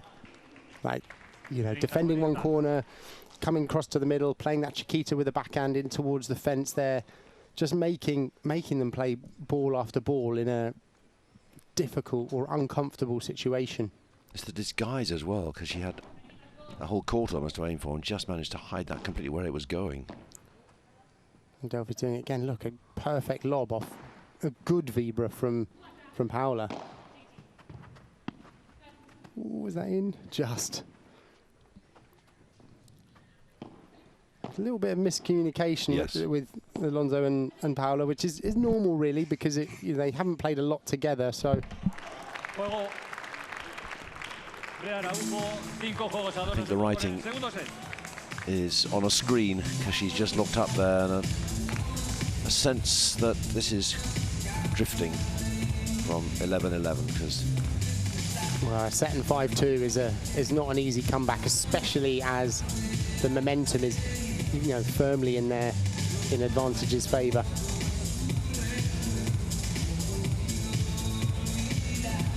They're in the advantage, as you might say. So there'll be a few of those.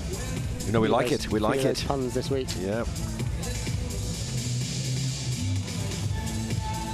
Well, they've done extremely well. Advantage last year in 2024. They've got a lot to live up to, and this is a big signal of intent, a statement. Taking down the world number 1 with the world number 16 alongside. Yeah, I mean, interesting that Araujo's not the fastest of the smashes, the max speed. But you have seen, I mean, that's, you know, Paula can hit it so well, can't she? See her finishing some points with the smashes. And then Alonso is a little bit below that, and that's one of the advantages as well to having a lefty on your side. And we've talked about her playing a bit more of a right side player game with her partner, and that's, you know, the max smash speed is probably something that reflects that.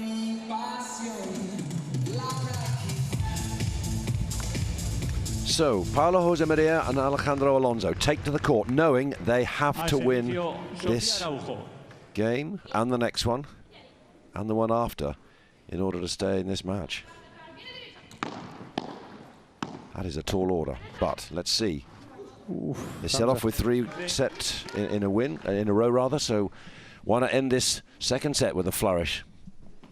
That was a risky smash there from Sofia. Even if that had gone in, she was exposed on her side.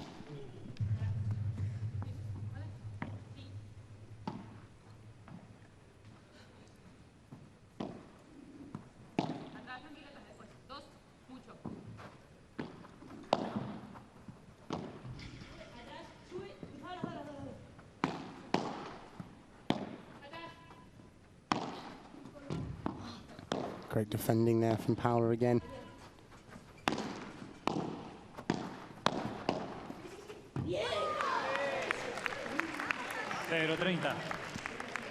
They're like that. That'll do. Well, 0-30. They can't get complacent here because, it, you know, as we've seen, it's a roller coaster. So they've got to keep the momentum up. Otherwise, it could very easily be 5-4, 5-all, and then suddenly you're fighting for the set. Trying to focus on Alonso. That's 2 shots in a row there.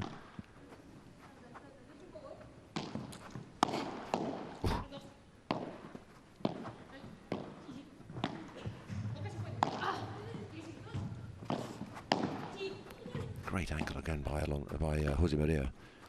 Great covering from Delphi to get in that position, and excellent play. There wasn't much that Paula could do there. She was forced against the back glass, and that's a great time to use that fast, flat smash of Sofia's, because it doesn't have to be as accurate when your opponent's got their back against the glass. They're all in the right-hand court, really, aren't they? Well, both of them, rather. So, well-engineered, well-manoeuvred.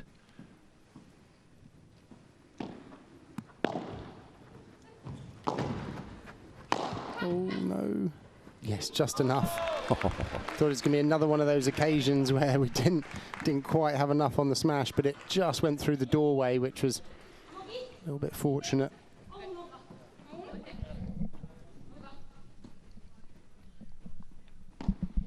Big point. Oh, Paula. Got to make them play at this point. Break points.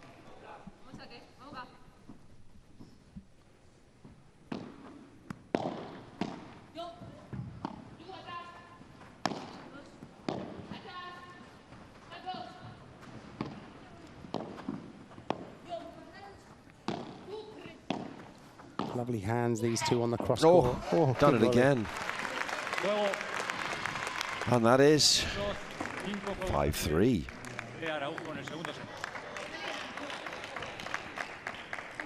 Fighting their way back into this.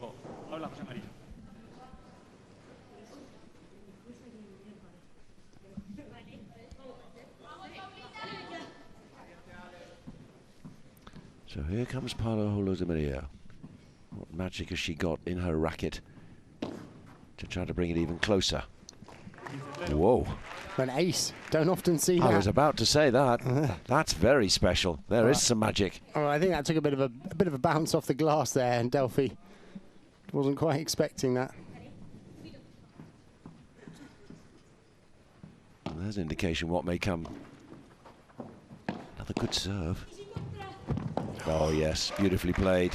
I mean, Delphi just read that so well. She was in that position before Alonso would hit, and really Alonso's got to start expecting that. I think Delphi's done that a few times now, where she's come up the court, she's ghosted in.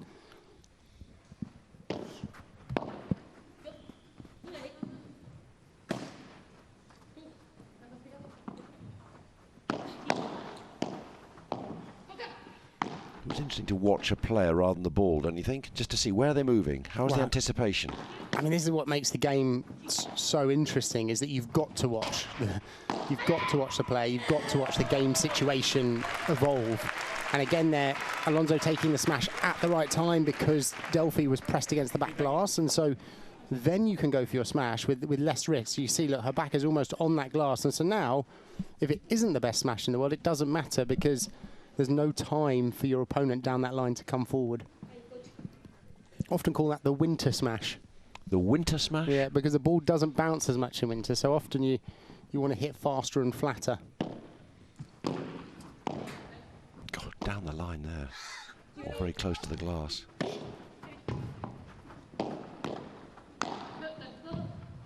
Oh, wonderful skill between the legs, and still with a chance of finishing this.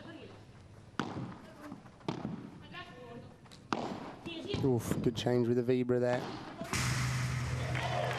Delphi showing her array of overheads. Almost hit that like the kind of fast bandecker on towards the fence there, but she had the angle.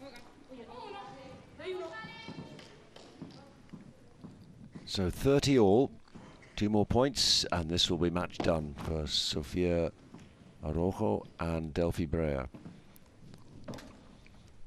Pressure 2 more points, and it's 5-4, and there's a pressure on the serving for the match.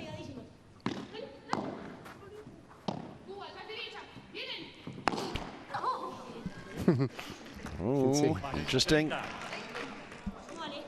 haven't seen her make many mistakes actually since the beginning of the match. The first 3 games she made quite a few, and then since then I think that's one of the first ones we've seen. She's been really solid. Martin Deneno just feeling her pain.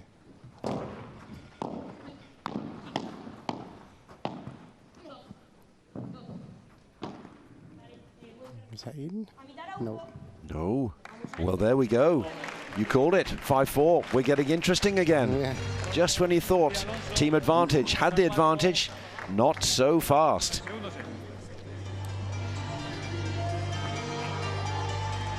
So, Bruno, this is getting quite tasty down court side.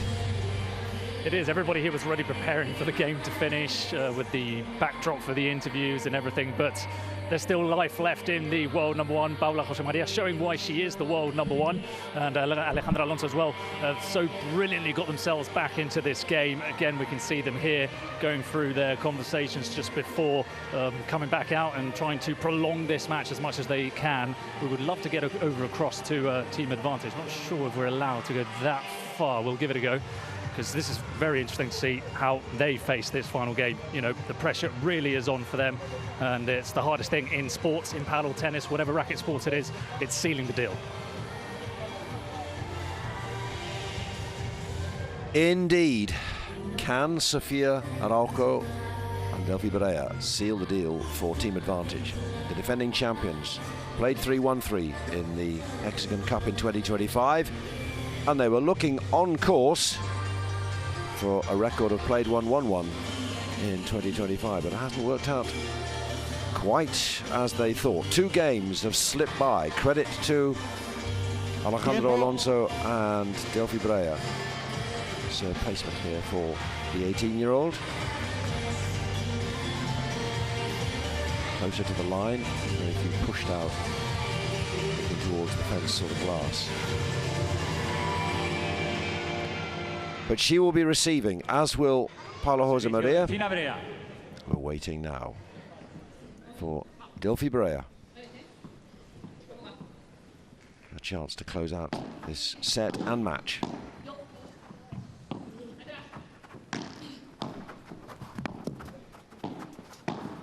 Oh, lovely change.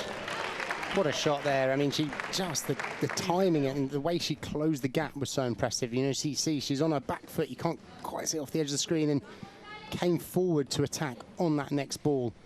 This is what the pros do so well. They move to the next position so quickly while the opponent is playing. No.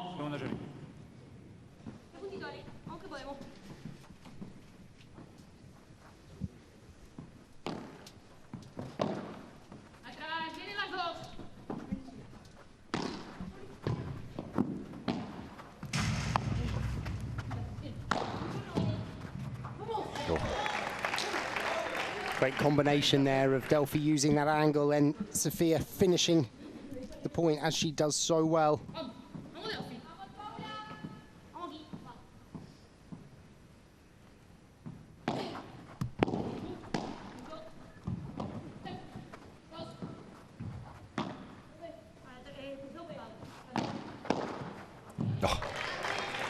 Set it up, finish it off.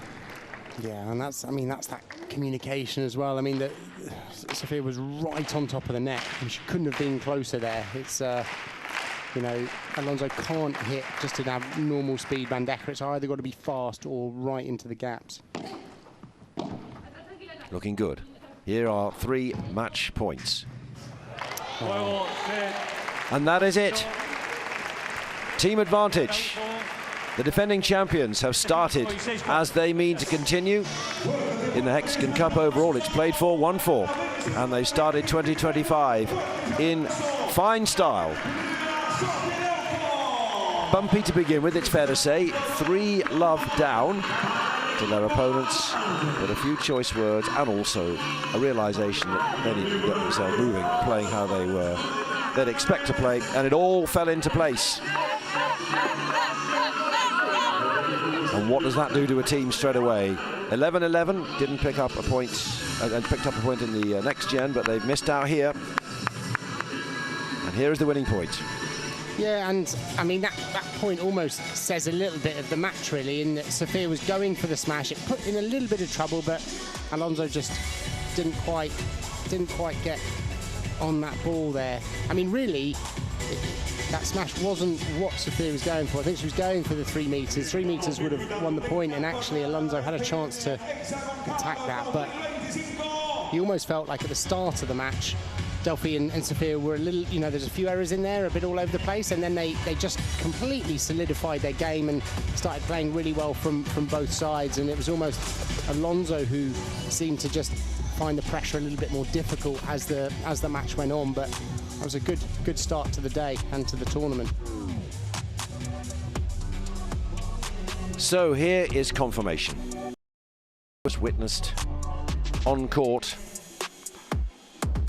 Team advantage have started with a straight sets victory. 5-7, 4-6. Sweeping Paula Josemaria and Alejandro Alonso.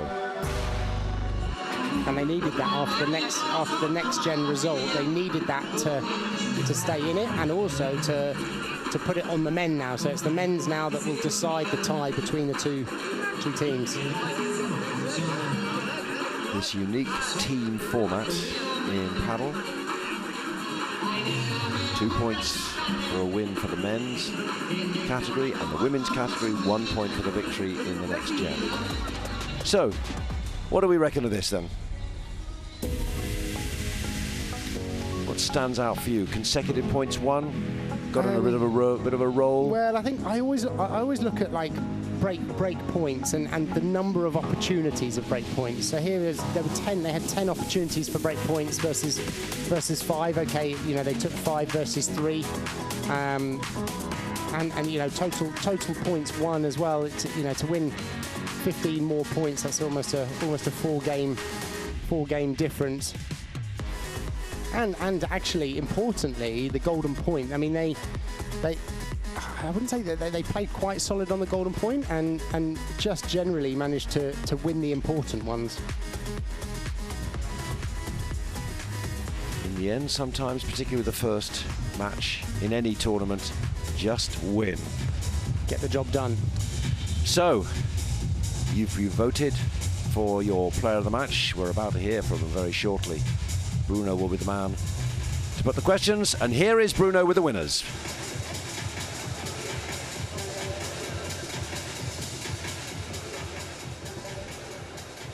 Estamos con las ganadoras del partido, Delphi y Sofía. Sensaciones después de esta primera victoria. How are you feeling after this first win of the competition?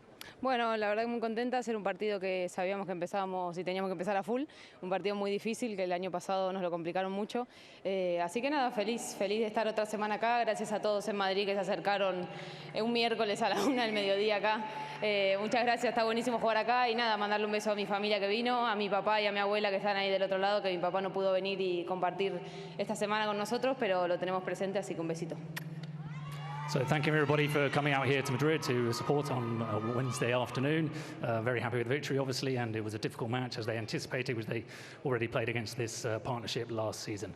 El principio del partido, Sofía, complicado, arrancaron un poco lento. ¿Es normal a estas alturas de la temporada, con el cambio de pareja, que cueste un poco empezar el partido? Sí, al final venimos de pretemporada, es el primer torneo que tenemos. Siempre es complicado empezar, pero nada, muy contentas con nuestro partido. Era un partido muy duro, pero ya tenemos uno para el equipo y muy contentas. Gracias Madrid, una vez más estar aquí es increíble, así que nos vemos mañana. Asked about the slow start to the game, said it was only normal, it's natural given that it's the start of the season and that obviously it's a change of partnership, so it took them a while to get going, but very happy with the result and thanking the fans as well for their support this afternoon. Y mirando más adelante al torneo, ¿qué cosas sentís que debéis ajustar o mejorar para los siguientes partidos? Bueno, creo que tenemos que esperar un poco también el equipo a ver cómo vamos y entre nosotras compenetrarnos cada vez un poquito más, pero ya nos conocemos de sobra. Creo que también se vio eso, que ya jugamos juntas y ya nos entendemos. Así que nada, feliz de estar con Sofi de vuelta en el equipo. So things needed to improve, looking forward to the rest of the tournament. Well, they said obviously that they know each other as they've played together in the past, but it's just about getting to know each other and getting used to each other coming into the rest of the tournament. So good vibes for the rest of the tournament with the first point on the board for Team Advantage. Great stuff, Bruno. Thank you very much indeed. There are our winning lineup. And here is the table. Advantage take their 2 points from that victory against 11-11, who, as Sandy was just saying, took the next gen point in their encounter. Robert Lewandowski's team, RL9, also another next gen winner. But you can see there are 8 teams there, and the top 2 will go through. As you can see above the dotted line, they will go through to the final to decide who are the winners. And of course, there is a 1.2 million euros on offer on this tournament. So we've learned about the court, have we then? You think it's getting into, you can see how the ball is playing, you can see how the court is playing. Yeah, it's difficult. I find it personally more difficult to tell in the women's games, because they often don't go for as many smashes as the men, so we'll really see in the men's lineup. And I think, if I'm not mistaken, is it Tapia next? And so, you know, he's going to definitely be someone that we'll be able to see if he's going for those aggressive smashes. But it looks like it's playing quite fast, but the rebound on the surface is maybe not quite there yet in terms of, the ball didn't look like it was kicking up an awful lot off the surface. But yeah, that's how it looked in this first match. We'll take a breather just briefly, because our second match is up very shortly. Paquito Navarro and Alex Chozas playing for the Hexagon team against Agustin Tapia and Jean Sans, as Sandy was saying, for the Robert Lewandowski number 9 team. But if you're discovering paddle for the first time, welcome to the sport. You're in the company of a great coach, Sandy Farquharson, who'll explain now how it works, because it's not rocket science.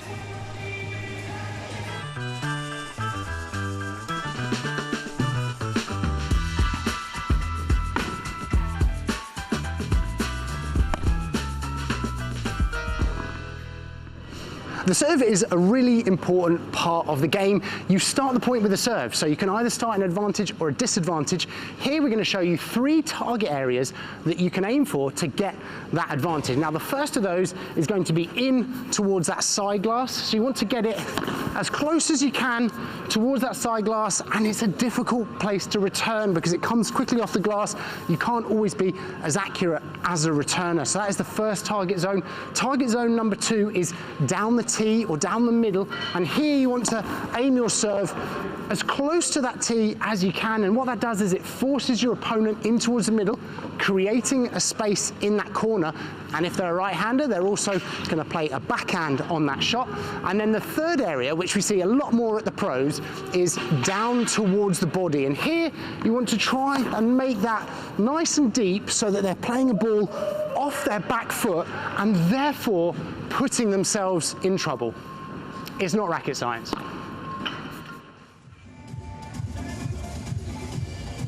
He knows what he's talking about. Sandy Farquharson, very good. How many aces do we normally see in a match? Because we saw one today, which is very rare, surely, isn't it? I mean, that's... Yeah, very rare, very rare. And actually, another thing that you often don't see too much at this level is return mistakes. And you might see them at the beginning of the week where the court's kind of embedding, like we said, but yeah, you don't often see return serve or return winners or mistakes, really. But yeah, very unusual to see an ace.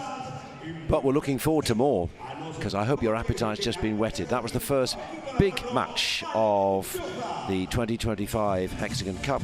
Paula Jose Maria, world number 1 against Alejandra Alonso, going down against Delphi Brea, Sofia Arauco. To come, Paquito Navarro and Alex Chozas against Agustin Tapia and John Sanz.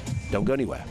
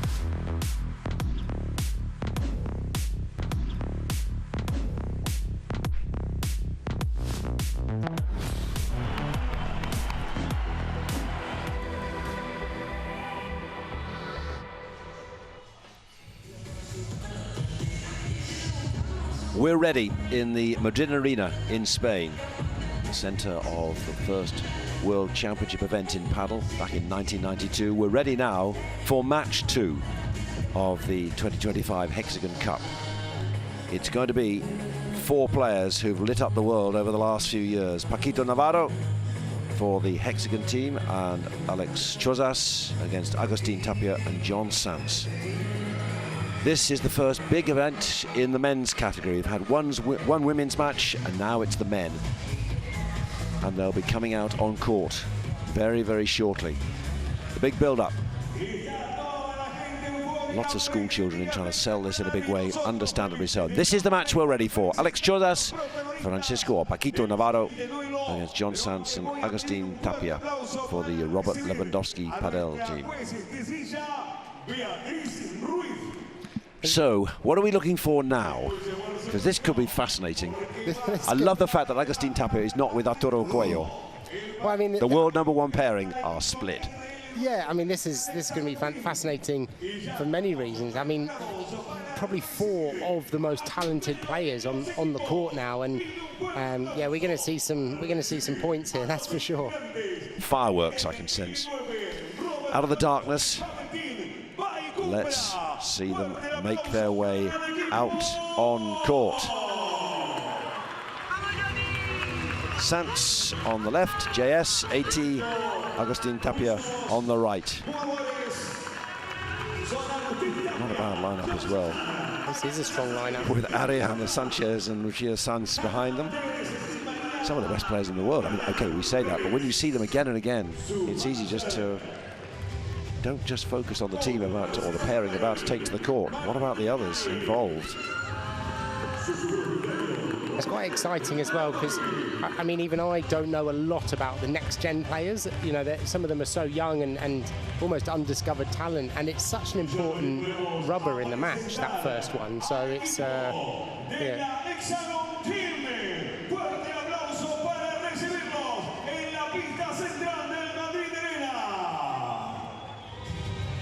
We wait now for Robert Lewandowski and his lineup. Alex Chozas on the left, Paquito Navarro on the right, the young man and the old master. Coming out also with Alejandro Salazar and Osoro. Osoro, yeah, and that's a good combination as well. Good, strong ladies pair. All this counting to a league table. The top 2 teams go through to Sunday's final.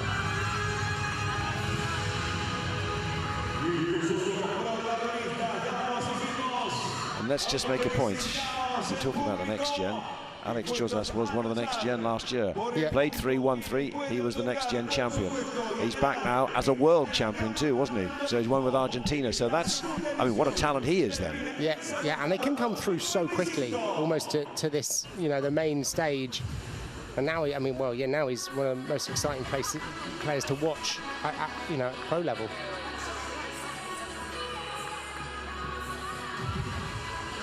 All part of the Padel tapestry which is being constructed, as well as all the tour events around the world. This is bringing a new audience to young and old.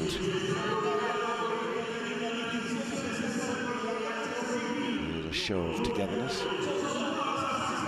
Guided by Juan Martin as well. So much experience.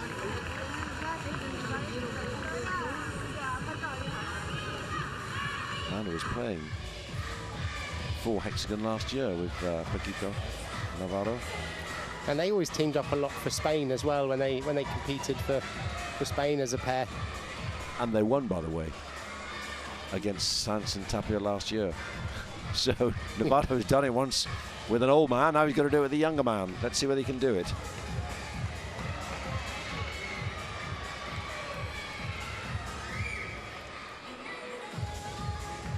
This is the thing with Tapia, is he's so talented on the court. It's just whether he, and this is one thing I think Arturo Cuello does so well with him, is almost focuses that talent. He almost gives him a you know, a path like as a partner on the court. And you know, because I think that's almost what Tapia needs a little bit is that guy.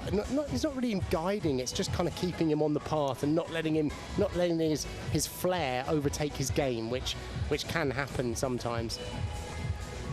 He has had some amazing partners in his career, hasn't he, Agustin Tapia? You know, your great friend, Bella.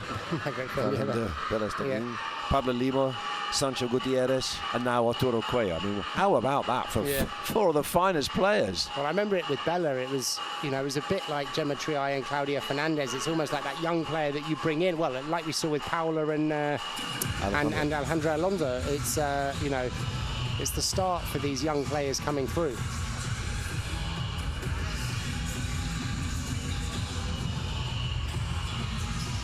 Took part in the quarterfinals in the World Championships, did Alex Chozas in Doha when Argentina saw off Spain. But when you're there, you're part of the setup, you're learning all the time.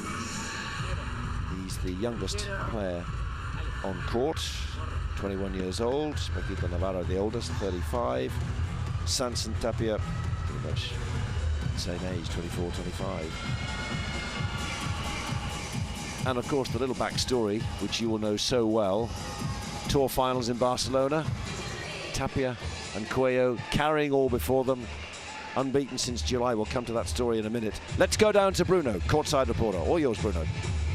Well, excitement bubbling inside the arena because Paco Navarro was once the golden boy of Spanish and world paddle, and he's one of those eccentric, fun characters. You can see him with a smile coming out onto the court, and that's how he's going to play his paddle today. So anybody that doesn't know him, they're in for a good time with him, alongside Alex Chota, who's quite similar in that sense. You can see him having a lot of fun. We saw him yesterday warming up, trying all sorts of things on the court. So two very fun players that get the fans involved.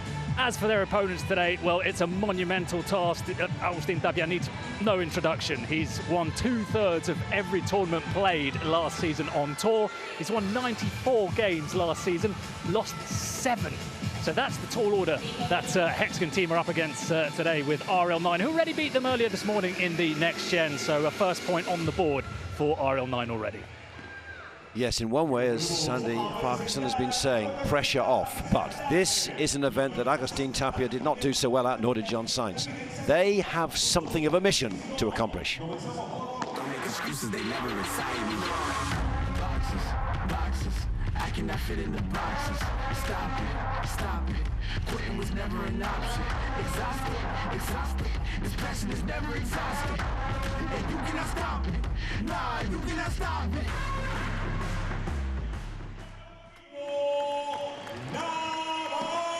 Went out in the first round, didn't get through to the semi-finals, the RL9 team, but for Hexagon, here is Paquito Navarro. And as Bruno was saying, always expect something to happen with him. He is so passionate, isn't he?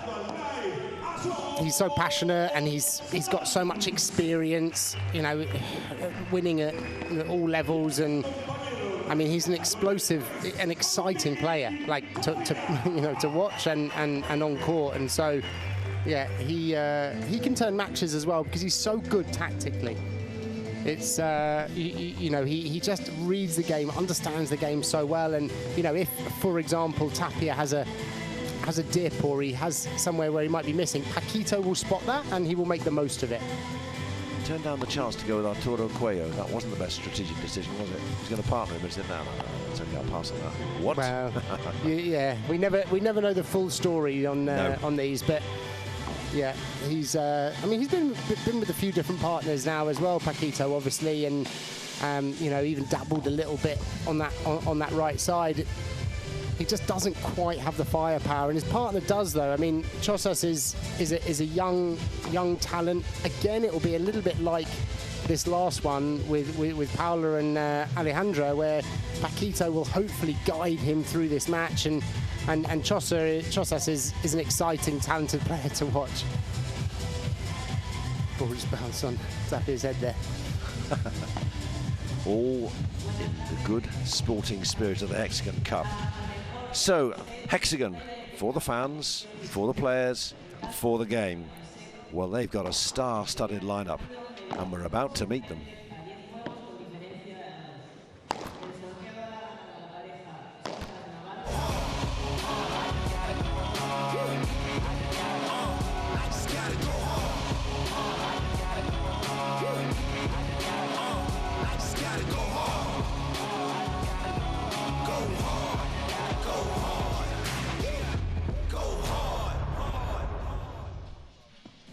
Paquito Navarro was in partnership with Pablo Cadrono last year, a lefty from Madrid, an Argentine ranked 15 in the world. This time it's Alex Chozas who he is with, 21-year-old, another lefty from Buenos Aires, 1.86 m. And we're about to find out how they're going to shape up against one of the best in the world.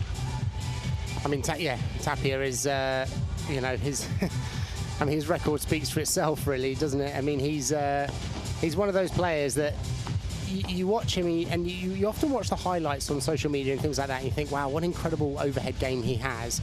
But then it's actually so much more than that, in that he defends so incredibly well. He can play shots where you feel like the point is over, he's completely out of it, and suddenly, you know, he's hitting a rebound through his legs off the glass, and he's saved it. And in a way, John Sands is similar, because he is so kind of good and talented, and a bit like Paula. I know I keep referring to her, but he's a talented lefty that has got all the overheads. He competes really well, like we saw in the tour finals with Coqui Nieto, and you know, they on paper are a really good pair. It's almost the interesting thing will almost be the mental side and the chemistry between them, whether they can allow one of them to be the talent, if you know what I mean. Like, if you think about the partnerships with John Sands and Coqui Nieto, John Sands is the one who is the flair, and he's the one, you know, being aggressive and going for slightly more risk, and Coqui is the one who's a bit more sensible, and it's the other way around with Arturo and Tapia. And so, you know, can they both work together? And it's always, you know, it's all there. Juan Martin on the bench. Not a bad person to have on the bench. 48 years old, but he can still probably wipe the floor with most people. Well, yeah, phenomenal. Yeah, with almost everyone. Yeah. I mean, yes, RL9 then, just to say, well, Hexagon have yet to get a point on the board. That's what they're aiming to do now. And Robert Lovandowski's team have one from the next gen. They get a point for each victory. So looking to get an early register, which is exactly what they did when they played Tapia and Sanz in 2024 on the first day. They won 6-4, 7-6, an amazing game, particularly the final set. 7-6. Alejandra Salazar, nice to see her here. She's going to be playing as part of the Hexagon team as well. So much to look forward to. They are all here, and we're going to see them as the days unfold. This is just day one of 5 days of competition, culminating in the final on Sunday. Sellout on Saturday, so if you're looking to come, you got to move fast. You got Thursday and Friday, and then you might just squeeze in on Sunday, but I don't know. But just to go back to the Sainz Nieto Cuello Tapia final in Barcelona, where was that from? From July the 7th until that final in Barcelona, they had carried all before them. What was it? 47 matches unbeaten, phenomenal, and then they're beaten. Yeah, I mean, I was commentating that match, I know. So I was almost at the first set and well, first set and a half. You were kind of going through the motions, really. You were like, oh, Tapia and Cuello going to win again, and it was a little bit boring in a way. And then they had match points, and Tapia, in my opinion, almost went for a bit too much. He tried to hit an incredible drop shot. I remember it, and then I remember at the time thinking, okay, you've got 2 match points. Don't do that on both of them. They end up losing that, and then really John Sands and Coqui just battled their way in. I mean, it was an impressive display of determination and perseverance, really. It was fascinating to see the body language, how Nieto and Sanz suddenly realised, and then how the momentum shifted, and you could see the belief start to had been absolutely rock solid since July. Yeah, it just wasn't happening for whatever reason. Unforced errors. Tapia in particular just didn't get it right. Couldn't get that feel again. Yeah, and it was quite a slow court in Barcelona, which. I don't want to say it favoured them, because you definitely would not have said Sanz and Nieto were favourites, but it kind of allowed them to play a little bit more. And like you say, Tapia, they must have been exhausted as well. It was the end of a season. They've played, the majority of finals, so they played the most matches out of anyone. And yeah, it was a tough one for them. But when the best lose, they'll come back probably even better and even stronger. Absolutely. The irony is that he's with playing in company. It's his first major competitive opening or appearance. Is one of the people who beat him. So, let's get set.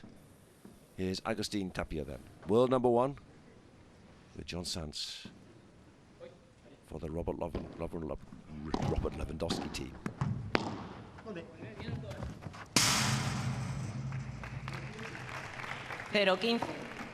Nice little reactive backhand from Paquito down the line there.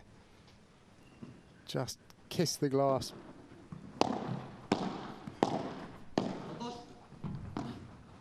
I sense we're going to see a different pace. Aren't we? Absolutely. Oh. Shows us getting into the groove straight away. 0-30. It's all right. And he's always struck me as someone who's not afraid of pressure situations, Chozas. Like, you know, he almost doesn't look like he will feel that much pressure. Going for the Nick Kyrgios look, don't you think, in every way? It's all about an attitude.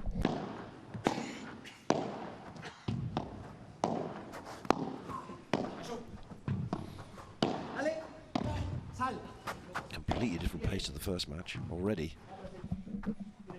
Ooh, just out.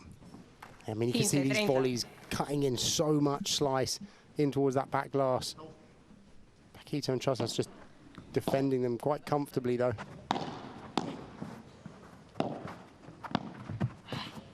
These shots around the feet are so effective. 30 iguales. Back glass there. Unforced error. Another. We'll see that maybe in all the matches on the first day, and then once we're getting everyone's settled in, then we'll really start to see some. Oh, what a pick up there from Paquito. That Bajada. Yeah, I mean, I think it'll be more than just the first day. I think we'll see this. Often you see it in matches, even in finals. It's almost like preparing yourself for the occasion, because it's not like tennis where you need to, you know, hold your serve from the very beginning. It's almost like you feel your way into the match a little bit more. Great power from John Sands there off that Bajada, and Chozas got a racket to it, but wasn't enough. Out it went. So having lost the first few points, they come out strongly and take that first game. Always good to hold. Yeah. When you first get out on court.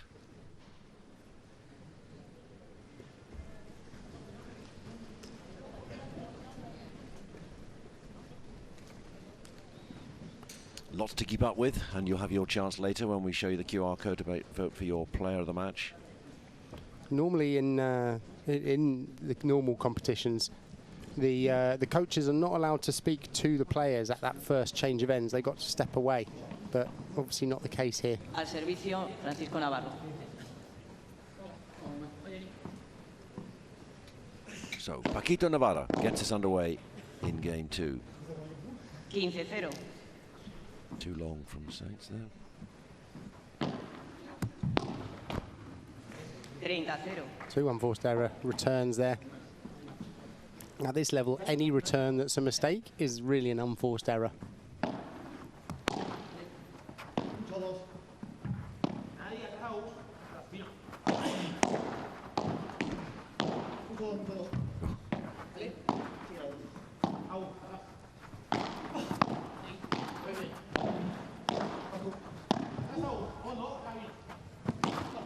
Nice change there from Paquito.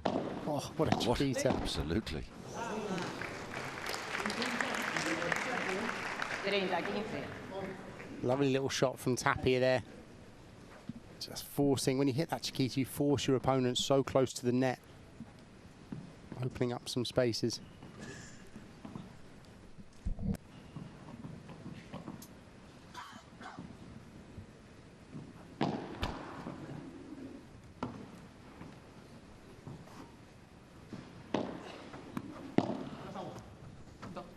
In serve by Paquito Navarro. Oh, just slipped. Very clever. Looked like Tapia just slipped there, lost his footing. Maybe that sand is a bit on the surface. We'll see it here. Yeah, just. Ooh, yeah.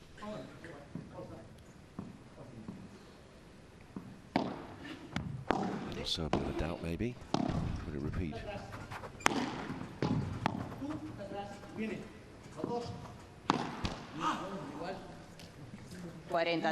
Difficult angle for Chozas to hit that when he goes across his closed body into that angle side, especially at that speed. Not a lot of margin for error.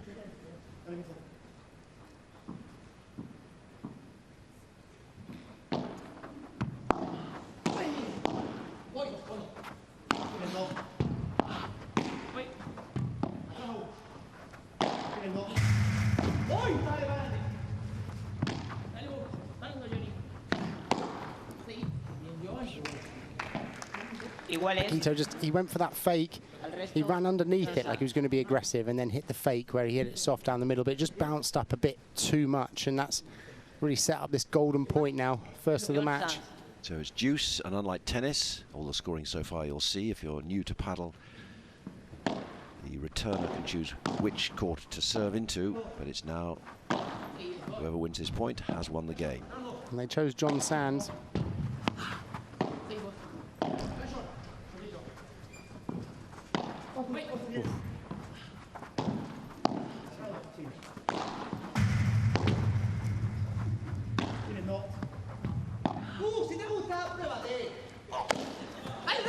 Oh.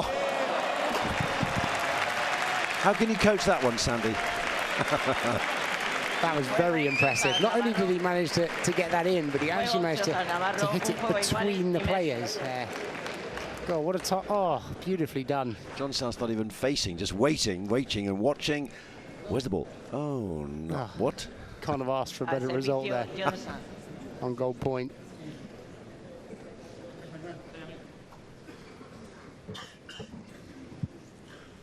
So, one game all. Segundo servicio.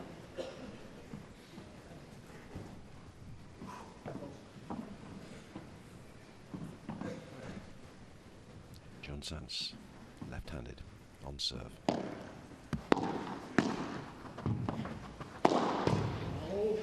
Yeah. Brutal. 15-0. I mean, he was set up again by a good low volley. That first one, it just floated a bit, and yeah, that's that. Changli Tatho just gave it a wallop.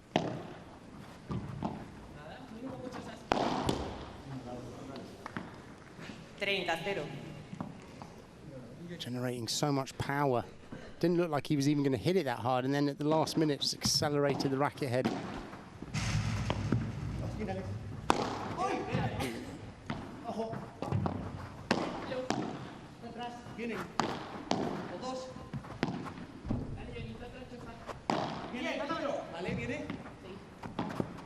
Just watching Sands, his placement moving, hits, and then forward again, putting pressure. Just a lovely control on the speed. Oh, he almost didn't need to go for that. I mean, I think he probably could have played that with a normal forehand, but being the entertainer that he was, that he is, sorry. Let's go for the tweener. Yeah. Lovely kick smash from John Sands, though, because he was far back in the court then. I mean, he does that so well, that brush over the ball with the racket.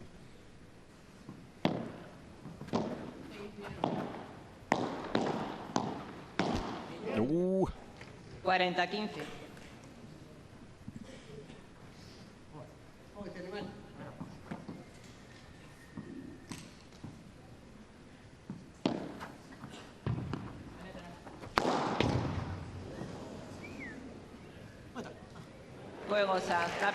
It's gone, and so's that third game. And the world #1 and his new partner in the Hexagon Cup, as opposed to Arturo Cuello, his partner from last year, starting as they mean to continue 2-1 up. Yeah, looking good at the moment, aren't they? To be honest, like of the two pairs, you think that they found their base, and John Sands has come out nice and strong out of the blocks there, and it's been Paquito and Chosas that's just hit one or two lobs just slightly short. Still playing well themselves, but it's the start of the match. Match of the day so far, that was, or the shot of the day. John Sands taking evasive action and realising things just dribbled over his head. Not easy to do that. Have you ever done that? No, I mean, I've hit smashes. The thing is, when you, at this level, you've got to hit near the top of the racket face, and so you often see players catch the top of the racket and it goes, you know, skying into the crowd. And it's why you see it more in this than you would in tennis, for example, because you've got to hit near the top of the racket. But Now, I haven't effectively hit it that well, unfortunately. Let's see if we can fit it into It's Not Racket Science, shall we? That's your challenge before the end. Just a few takes. So this is the team that Robert Lewandowski, I have the fever for paddle, has at his disposal. We're watching Agustin Tapia and John Sanz. We've still got to see Ali Sanchez and Lucia Sainz, and then the next gen, Yana Montes and Maria Eulalia Rodriguez. Keep an eye on them, because this time last year we'd shown you a picture of the Hexagon team. We'd have seen Alex Chozas, who's here now, right on court, right on cue, ready to serve. 21 years old.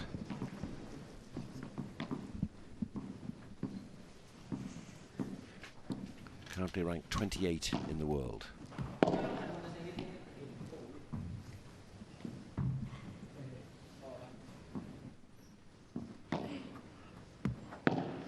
Deep with both his serves.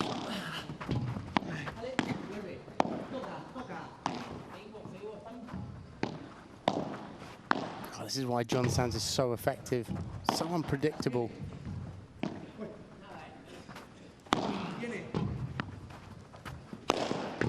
And that's coming back. 0-15. And that's often how it works, is that, you know, that right court player. Now, I know John Sanz is lefty, but he's set that up for his partner to finish there beautifully. So if you're watching this as a novice to paddle, you can see how the teams or the pairings work. You have to work together, don't you? I mean, absolutely. Because if you need to go back, forth, whatever, how to contrive an opening. And there's so many more tactical dynamics than tennis. You know, they're in a smaller space. You've got the walls to contend with. You've got the, you know, you're in confined area. So it's, yeah, there's I find much more dynamics in the tactics than you would find in a tennis match.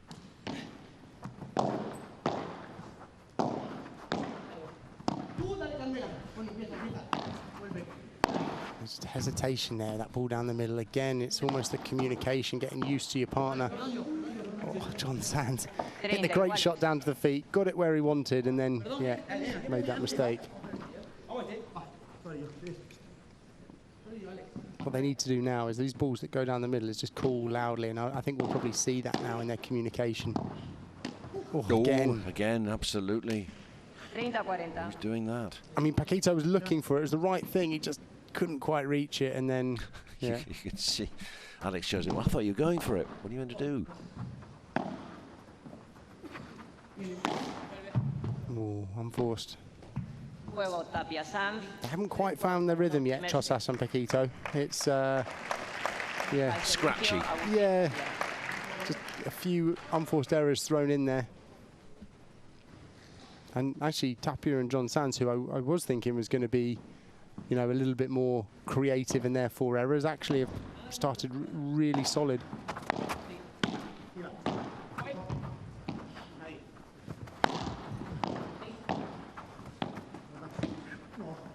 Oh. How clever would that have been by John Sanz if he got that one? Or if he'd have left it intentionally and Tapia had gone behind him. Okay. Neither of which happened, but...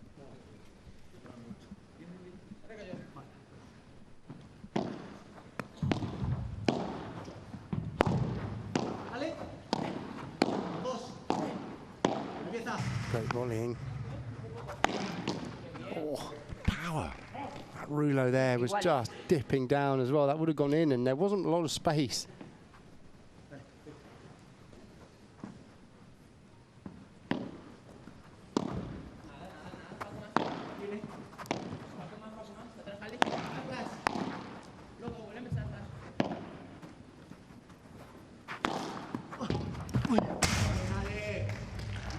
Was that an error then, or decided to change his tactic?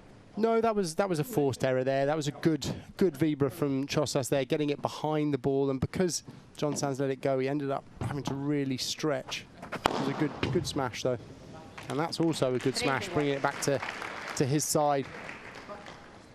So he's also got that topspin smash as well,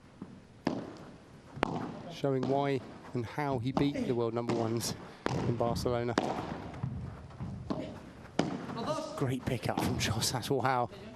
That's going to go out. Oof. Oh, ole. You just love the energy he brings on court, don't you? When certain players, Fede Chingotto is another one, you just sense it's just, let me play out here all the time. Well, you just sense that he enjoys it so much. Not that the others don't enjoy it, but they just demonstrate it in such an they obvious show it. way. Yeah, it's almost the opposite. Tapia, I would say, doesn't show it as much, but the way he plays, you can tell he enjoys it. It worked. Juego Chozas Navarro. Great shot there from Tapia Chosas. Sanz, 3-2 a su favor. That's a bit more like it. Primer set.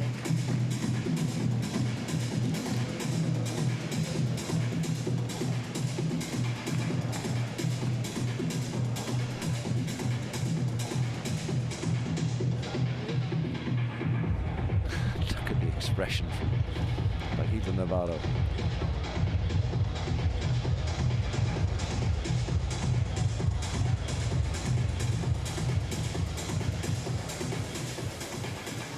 Right, your challenge, Bruno, is to match that smile from Paquito Navarro. Smile on.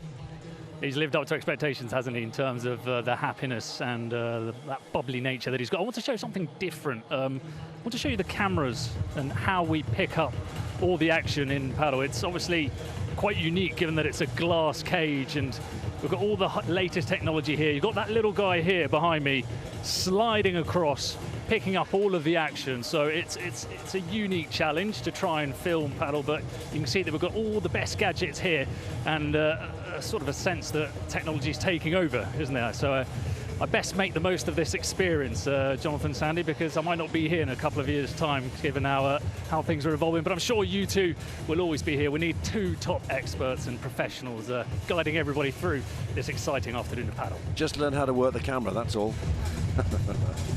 Let's see. Let's see whether Paquito Navarro is going to be back again. He's now, what, 35? Been around a lot, but in terms of his enthusiasm, his energy, he could be playing as long as his good friend Juan Martín Diaz, who was here age 48, starring in the Hexagon Cup last year. And they won this corresponding fixture, put Tapia and Sanz in their places. So there's an element, not quite revenge, but they didn't live up to expectations. Particularly, you have to say, in the light of what Agustín Tapia and Arturo Coello, as the #1 pairing in the men's game, achieved last season. So many successes. 15-0. Good power smash from Paquito there, and again an example of John Sands being right against that back glass and the winter smash, although that was probably a little bit more than a winter smash. If you're wondering what he's talking about, it's slower in the winter. Slower in the winter, so you have to use that fast, flat smash more often, or more effectively. Just out from Tapia on the lob there, overhit slightly. Doesn't hang around, Paquito Navarro, does he? Gets on with things. Yeah, he's got somewhere to be. And yeah, good kick. Nice.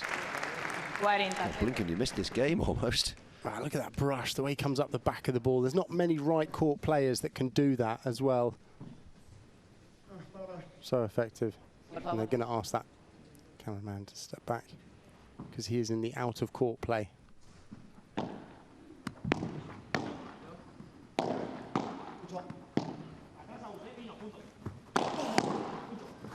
What a block. I mean, that is coming with some speed that they're blocking here.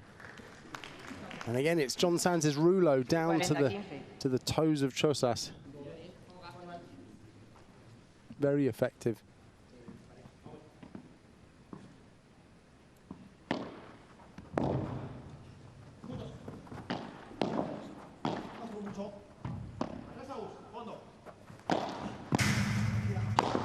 Oh no, he's in trouble.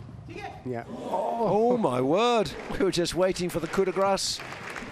Well, yes, if it was anyone other than Tapia, they would have been, you know, gone for something sensible to finish. But he nearly pulled off an incredible shot, which would have gone into the net of the opponent. This is creativity. Oh, and then undone. 0-15.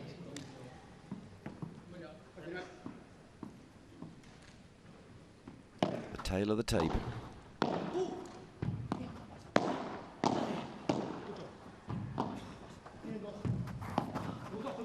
Great lob off that ball. Perfect. Amazing.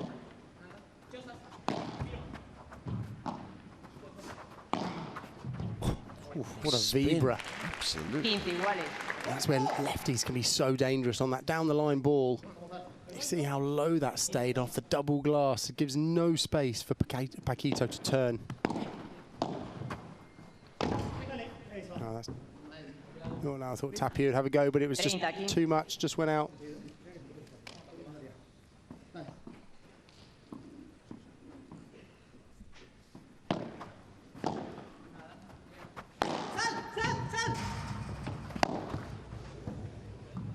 Oh, just majestic. Oh, just you're right. Yeah, just out, and that's how it works. When John Sands, you know, is the one hitting the 3 meters, you can see Chosas runs outside because he thinks outside, and Paquito, his job is to run across and to cover that in case it comes off the fence, which is exactly what happened. You often see that at amateur, well, I would say a good amateur level, when they start to run outside, that one player runs and the other player forgets to cover their partner. Oh, he's going for this, and it's not quite enough. He's on the scramble now, but he's going. He couldn't. Paquito just couldn't quite get enough to finish that. Good point. What a great rally. Oh, no, he's gone for it again. Yeah. He enjoyed it. 40-30. Hexagon team, but also the team of entertainers. Yeah. He did it once. That was bold to go for it again, weren't he, really? Well, exactly. And on the backhand side as well, so slightly further away from the side glass that time. Juego Tapia Sanz, 4-3 a su favor. Primer set. Cambio de bolas. Sanz. Tapia. Take a break. 4-3. Building nicely. It's just good recovery by Team Hexagon, Paquito Navarro and Alex Chosas. I think the most animated we've seen anyone during a break, needs to say.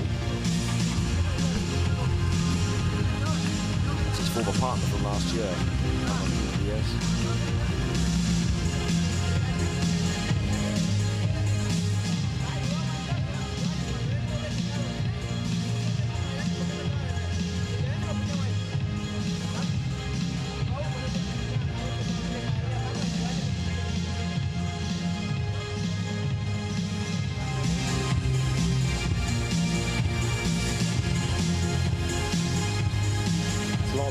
Those smashes, but you would probably say that, wouldn't you, watching that that they're hitting a similar speed. John Sands has ripped a couple of them. Tapia's ripped a couple. They haven't had a huge amount of opportunities, I wouldn't say, at the beginning of this match.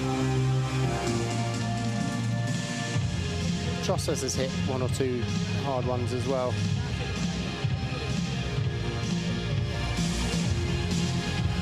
You wonder how much determination has come out into 2025 after losing last year. Only done so well. It did not end. Yes, they've done really well. They were number ones and so on, but to end like that, as you said, a scruffy performance, as you said. This is a chance to go, right, we're going to get back on the horse and we are going to show what we can do. And here's a chance, an early chance for me to get into it. It's interesting, isn't it? I mean, when I was commentating that match in Barcelona, I was saying at the beginning, it's almost like they'd forgotten how to lose. And I just felt like, you know, in a way, it was a good reminder for him, really. You know, that each match is you got to go in as a separate game. But I mean, they've both got their feet on the ground, Cuello and Tapia. So I can't see it going, you know, affecting them too much. No, I don't. I just mean it's going to rev them up even more. The disappointment, because that would have been an extraordinary achievement to come through, as in the end Paula, Jose Maria and Ali Sanchez did in the women's event. Oh, that's not going to be. Yes, it is. Oh. Just enough. He does that so well as well, running across. Look at this running, jumping smash to hit it down and to bring it back. He's not a small man, Paquito Navarro. Truly impressive. Well pulled off.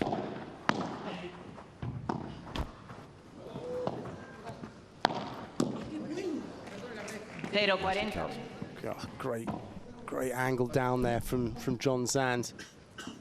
Paquito recovered this well, though. Oh, he's going to have a door. Oh. Tapia. Tapia's having fun out there, you can see. With just that angle, look at this volley here. Brilliant. Bouncing back into the net. Sensational. Al servicio Agustín Tapia.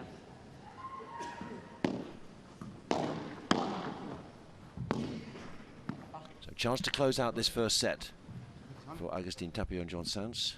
Just out. 5-3 up. Servicio.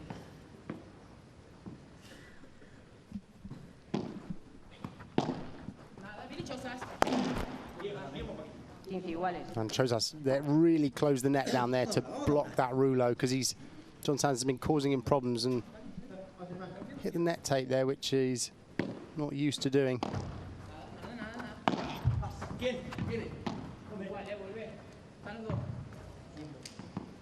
Unforced error really there from Trosas. Gonna have to play a little bit tighter to get back in this. 5-3 down and 30-15. He's gone for it again, hasn't he?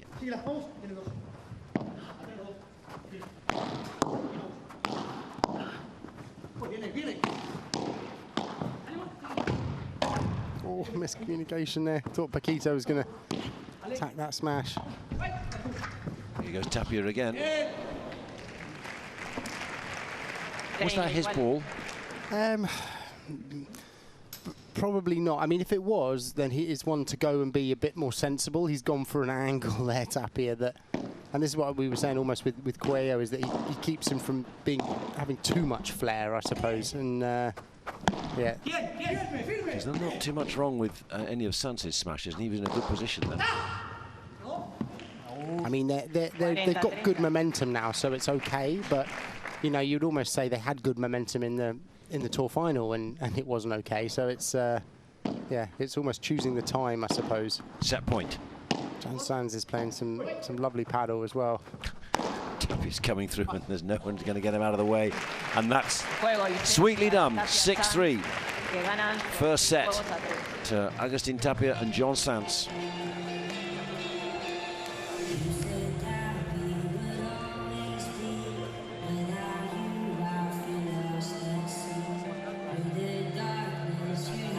So, that is a step in the right direction, most definitely, for RL9, Robert Lewandowski's team, because they lost the first set and then lost the match overall. Tapia and Sands against Navarro and what was Juan Martín Diaz, who's there, you can see him.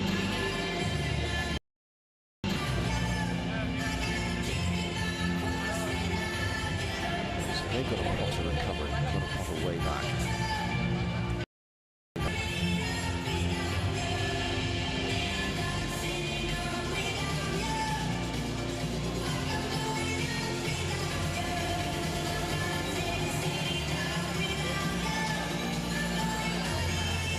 Whereas for Sands and Tapia, nice start. Sands certainly knows that he's with Agustín Tapia, in the sense that he's certainly ready to be, as Sandy was saying, very creative. In terms of the court coverage, he's a lot, far more than we've seen when we had a previous court coverage to the hotspot for Paolo Jose Maria, world #1 in the women's game. So Tapia and Sands doing a great job. Bruno, what do you think? Well, I was close by to the benches here, just looking across at Juan Martín Diaz, who we say is like the Roger Federer of paddle in the bench for Hexagon team. They very much got the memo of what the competition's all about. A lot of smiles, a lot of laughter, a lot of enjoyment on the bench. But it's true that this changeover has been a little bit more serious, a bit more of a serious chat between Paquito Navarro and Alex Jotas. Yes, they want to have fun out here. They want to play their brand of paddle, but they need to lock things down to try and turn things around against this lot here, who are coming back out onto the court for this second set. Yep, you just sense that there's a lot resting on the opening games of this second set. Chozos and Navarro need to get into this early, because Sands and Tapia have already set out their stall. They feel like a pairing in a hurry.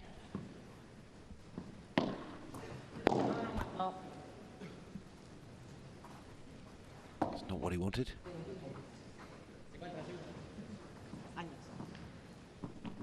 But he'll take the point.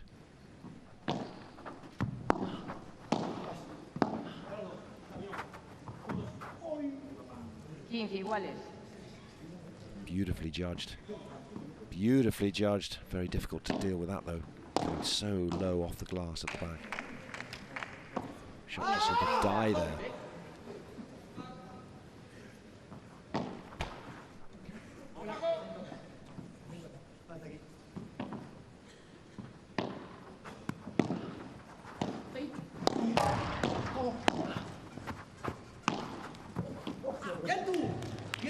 Little bit of indecision it seemed there between Tapia and Sanz.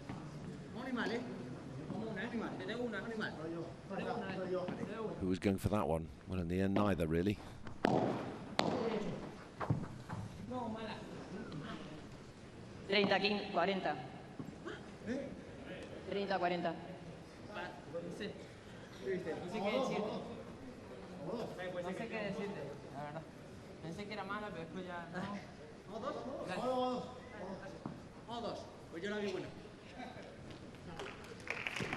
Or are we having a video replay? Nope, we're not. So on we go. 30 all.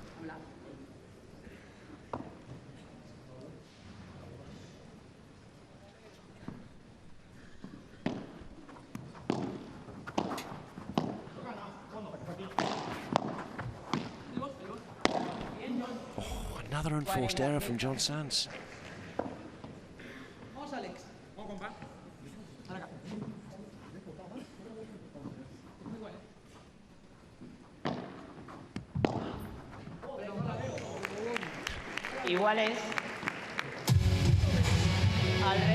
Nice reactive winner there from Tapia for this goal point. They've given it to John Sanz, even with an error. He's hurrying at the moment, Navarro. He just sensed slow it down. Chozas went that with the ball, could have played it to him, but just almost seemed to sort of calm him down. Trying to rush the game in your eagerness to get back in.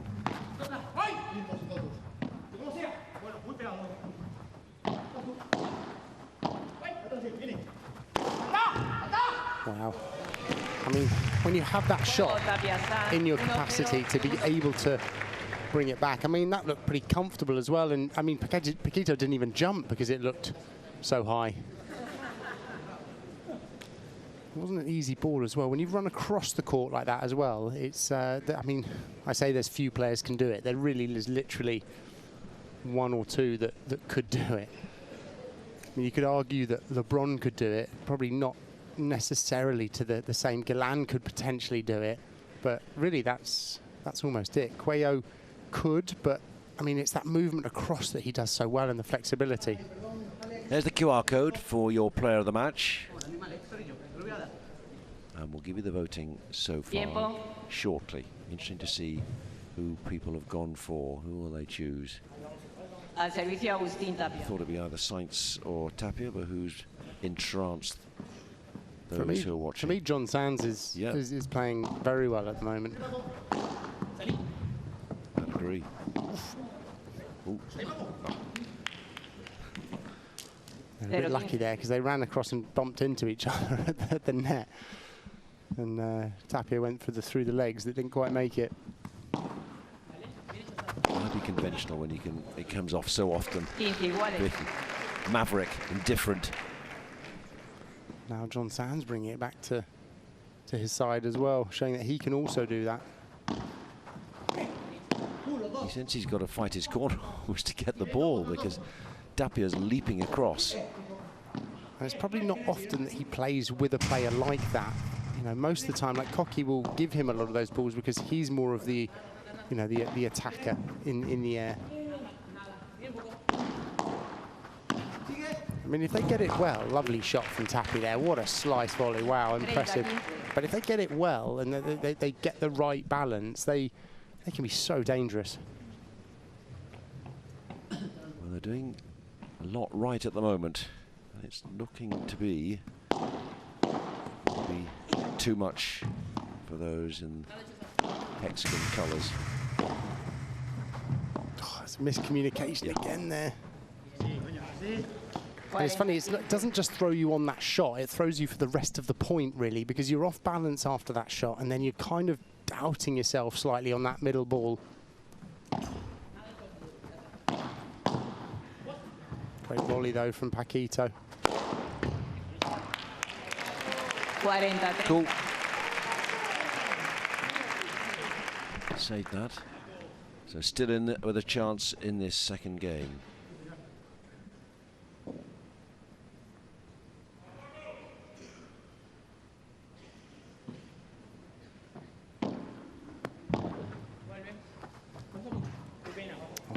To do an unforced error there off the return. Frustrating for Paquito. And already that is 2 sets down, 2 games down.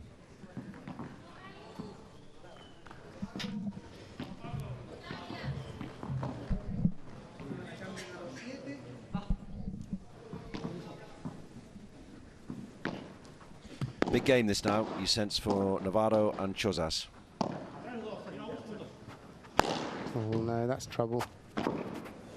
He was just a bit too far back in the court there, Paquito, to go for that. And unless you hit it perfectly, it's yeah, it's trouble, especially for someone like Tapia at net there.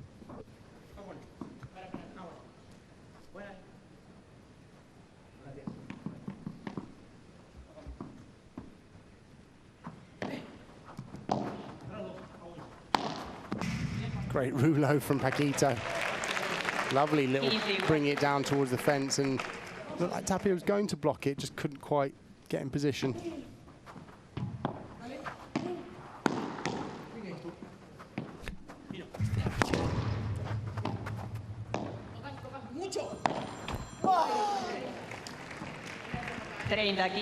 You could hear Tapia shouting mucho, meaning they were really close to the net there, so John Sands was trying to guide it down the middle, and it just didn't hit the top of the net, unfortunately for him.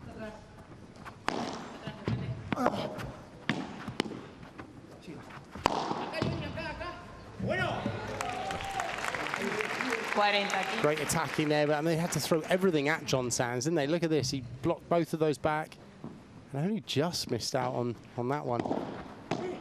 Well, they're coming back strongly, they need to. Great defence, wow, and Tapia's got that, yep. So where's Tapia going to appear now? Answer, not needed. Whoa, that's a great recovery.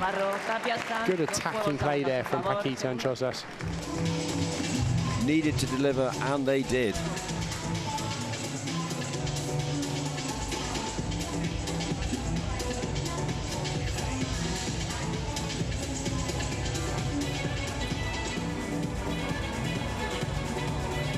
Well, that's picked up a few spirits.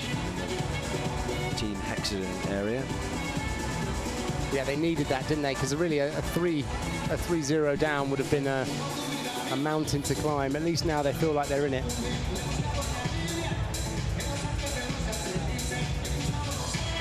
And it was so close in the first set. 3-all, 3-4, and then suddenly Tapia and Sands just found an energy, found another level, and left them trailing. I just feel like Tapia and Sands have kind of found their stride, really. And yes, Tapia is probably taking more of those middle balls. I mean, yeah, the heat map there showing really those two locations. One near the corner is where John Sands is defending, and then, you know, looking for that ball forward, and then the pressure that he's putting on the net, really.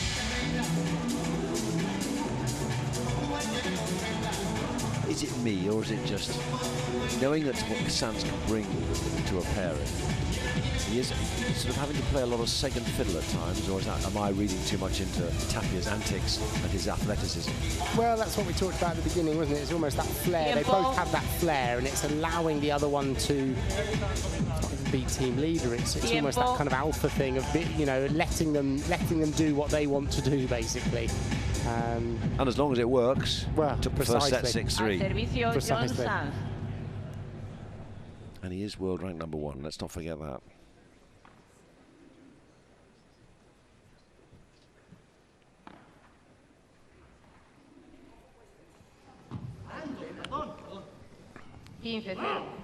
Yep, bit of a grunt from Chozas.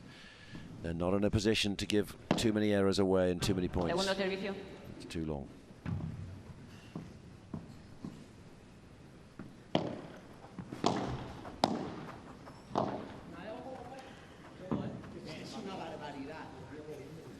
Just out, Paquito. They've got to make them play here. Don't let them take that lead in the second set too far.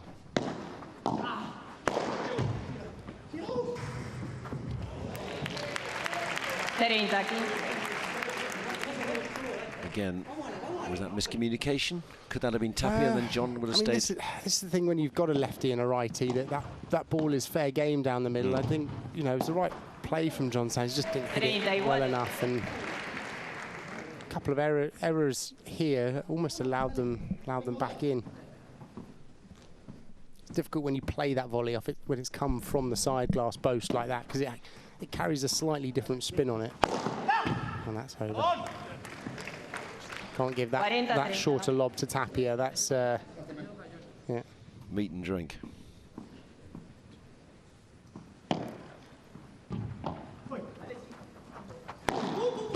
And that's trouble as well. Yeah. I mean, at this level, if you go for that shot, it has to go. And that's probably also why, you know, between the two of them, John Sands, yes, he can do it, but Tapia plays it really well. Now, golden point. So whoever wins this point wins the game. There's your answer. Yeah. Lovely attacking from John Sands there, right on top of the net.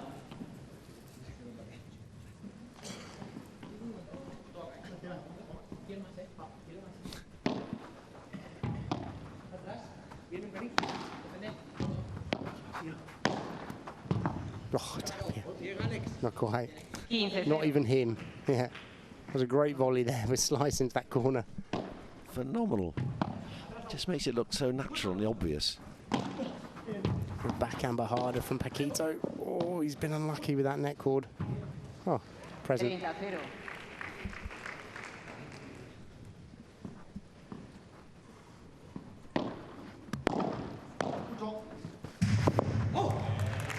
Lovely volley down into the fence.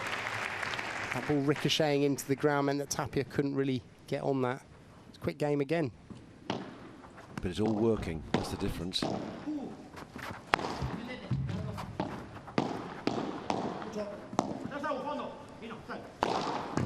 dear. And they keep going for it.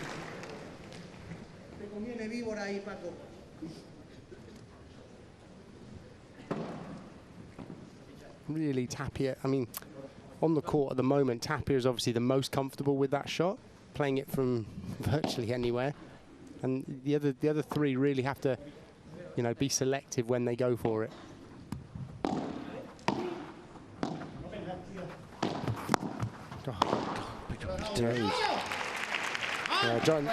Tapia came across to block the fence because he knew that's where Paquito was going, but couldn't really do much with that, unfortunately.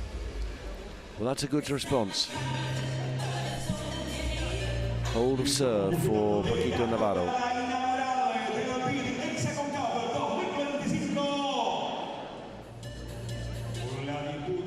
So 3-2. Navarro and Chozas back in touch. Down to Bruno.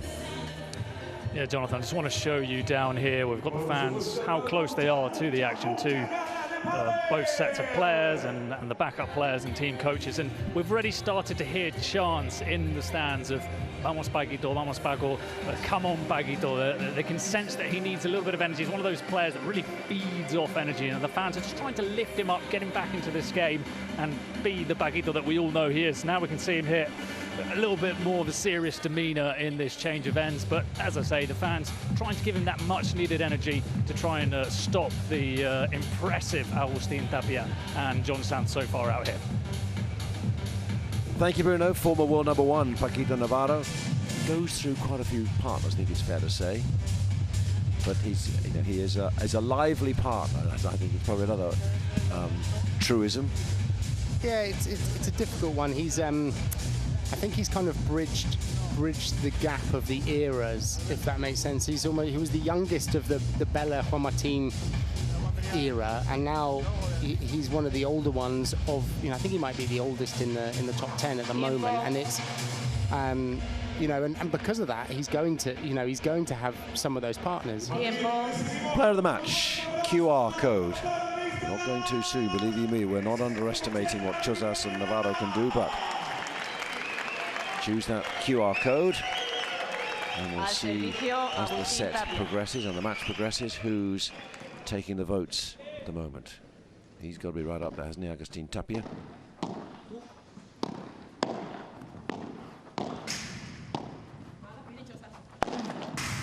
What a rouleau. Looked like it just clipped Chozas on the way through. He's so good at that, falling backwards. Look at that, falling back and just hits with such accuracy.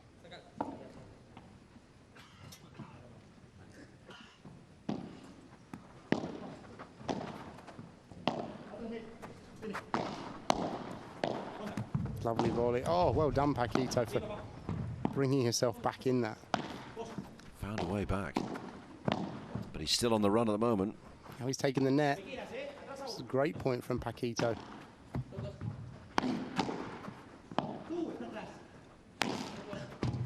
What a vibra there from Chozas. Hitting the back glass first, which means it just hugged the side glass. But Paquito was the one really to get them in that rally.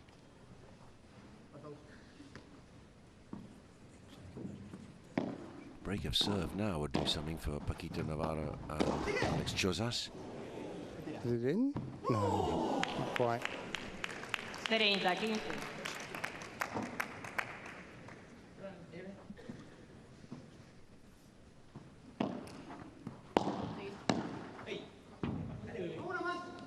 Iguales. Just long, unforced error there.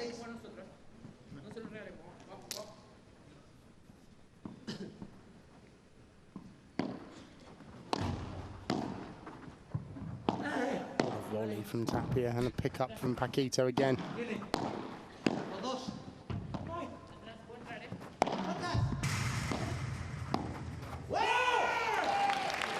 Good pressure. Amazing from Chozas there, really, like defending off that rouleau to the fence, playing the ball down right to the toes of John Sands.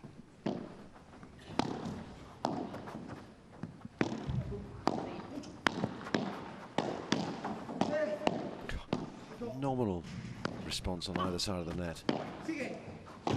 Well read by Chozas to get back in getting position. that one. Yeah. Oh, and Navarro almost got it back. Great shot from Paquito into the net there. A winning shot. Beautiful out-court play there. Running out and hitting into the opponent's net, which you're allowed to do. Doesn't automatically win the point. You see Tapia try to go for it. Only wins the point after the second bounce, even if it has hit the net. Paquito's enjoying that.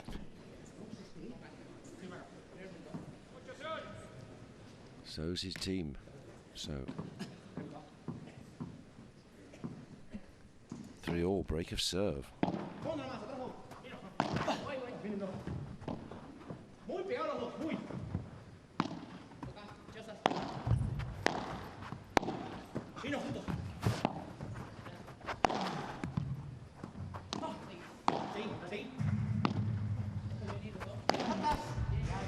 Making John Sands work there, weren't they, really?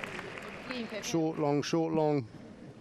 And he was playing to both sides. It was almost a little three-quarter court game going on.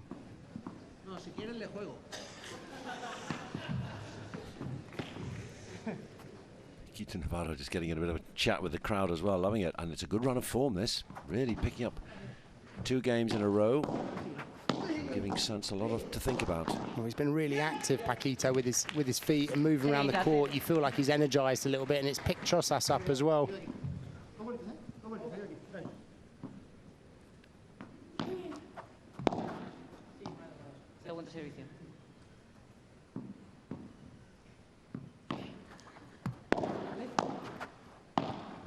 Great shot. That looked like it was going to be absolutely hammered. Well, I think that was part of it. You could see that they almost tensed for that, going into block mode, and then the softball down the middle actually ended up winning it. Oh, just in.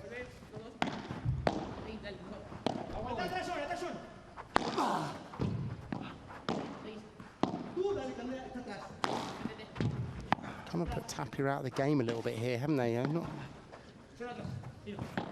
You can understand why they want to do that. That's the greatest run recently. It's just that Tapia can bring something from anything. That's the... Oh, beautifully played. Paquito. One of their best points. And he's working hard, Paquito, here. Fighting this. So 2 love down, 3-1 down, and a chance now to go 4-3 up. Old serve.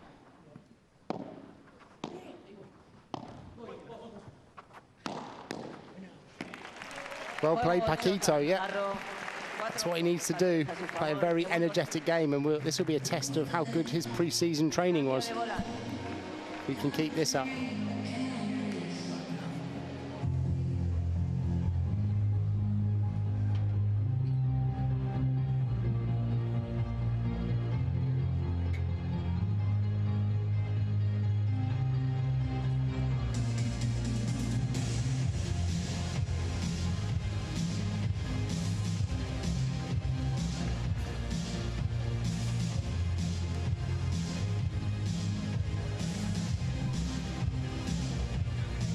Seeing the variety from Paquito here, bringing that twice back to his own side, one for the down and out, not use the 3 meters, which you can understand against Tapia on the cross.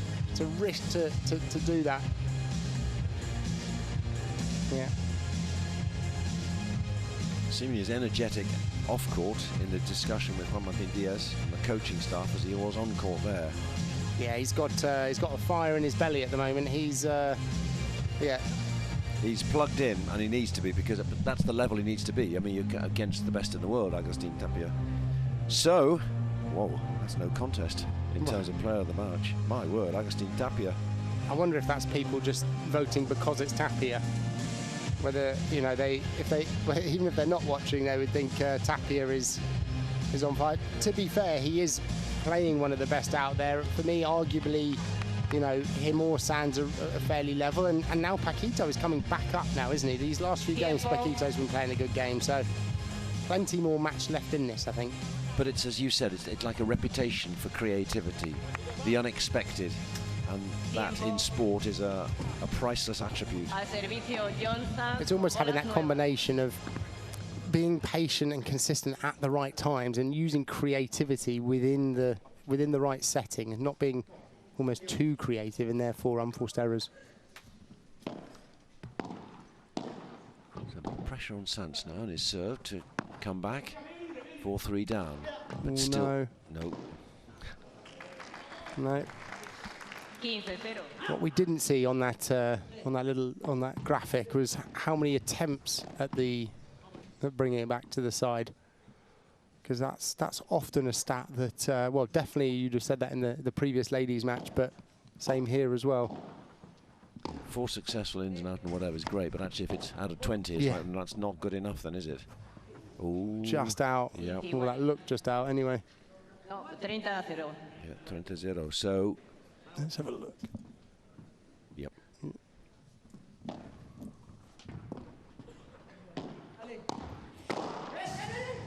Oh, is he still playable? He's still playable. Oh, Paquito taking that bounce off the top of the fence there to give him a little bit more time to get outside. I mean, he set off from his own service line, so needed that. What a shot through the door. Just love it.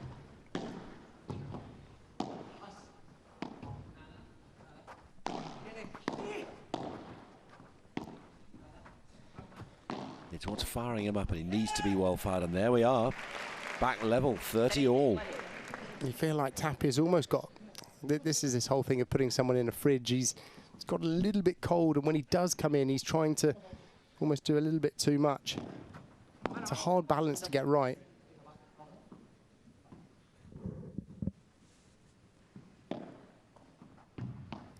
Very close to that service line. What a block from Trosas there.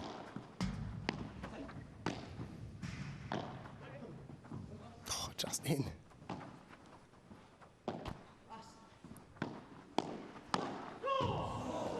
Oh. They had the momentum in that point as well. That net call really helped them out and got them on, you know, on the front foot, as it were, at net. And then that's a bit of an unforced error there from Trosas. Allowing them back in at 4 all instead of going by maybe 5-3.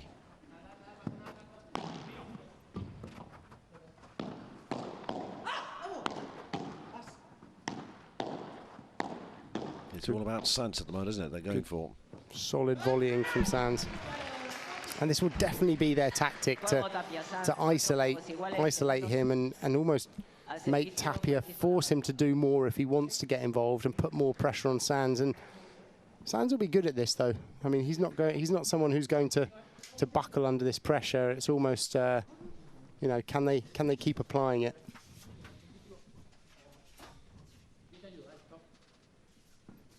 One of the world's top 10 players, John Sands, winner of that Barcelona Tour finals. Bring it on.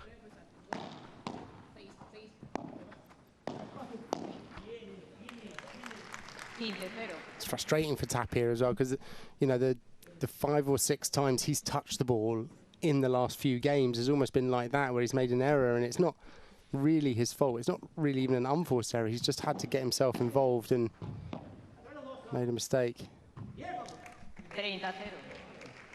They've got to find a way now to change this rhythm and momentum, because you can see it, can't you? Yeah, it's completely changed. Just the body language.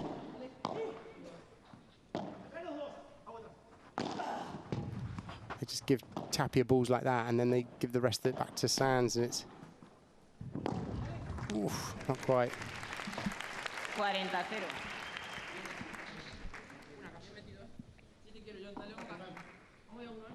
And this, we talked about this at the start of the match, is this is where Paquito is so dangerous, is this tactical understanding of the game.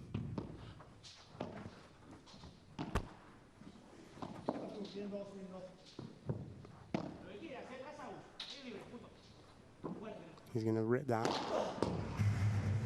Oh. Thought he was going to get that over. Wow, well, that's a magnificent response. I mean, that was coming at pace, that Bajada. Look at that. Oof. You could see it coming, but there was nothing that Tapia and Sands could do. Well, this is very interesting. 5-4. Navarro Chozas. Bruno. Oh, the fans getting what they wanted. Definitely, they've brought Paquito back into life, and we've seen some of those trademark points from him, haven't we, where he's really got the fans up on their feet. Highlight moments, really, for today's action, and most of it has come from Paquito's racket. So he's got his team back into it, you could say. He's brought Alex Chozas back into this game with him, and you can see that the feeling on the bench is completely different now. People dancing, people laughing and really having a good time. And Paquito Navarro, when he has a good time, it generally means that he's playing well on the court. So a challenge as well. Let's see how the world number 1, Agus Tapia and John Sands, react to this sort of change in momentum in this match out here. So Paquito Navarro was on serve. When they come back, it's Agustin Tapia who needs to make something happen. Otherwise, we're going to a super tiebreak to decide this. It's the best of 3.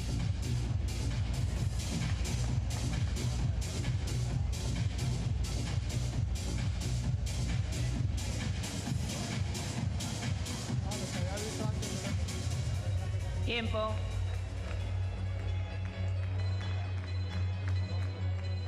Tiempo. Classic Paquito Navarro. Crowd love it, he loves it. And he's grown in stature and confidence. Just one of those players that works the crowd so well that he G's them up, and then in return they G him up. Every sport needs players like that. Yeah, oh, absolutely. You don't necessarily have to like them, but if you get them on your side, the crowd, it all works. Good for the sport too. Great oh, change. Lovely.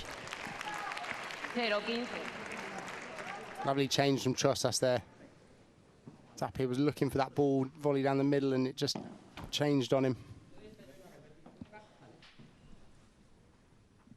Pressure on the world number one. Serving to stay in this set. This is the thing here. Tapia's difficult for him to just keep his focus.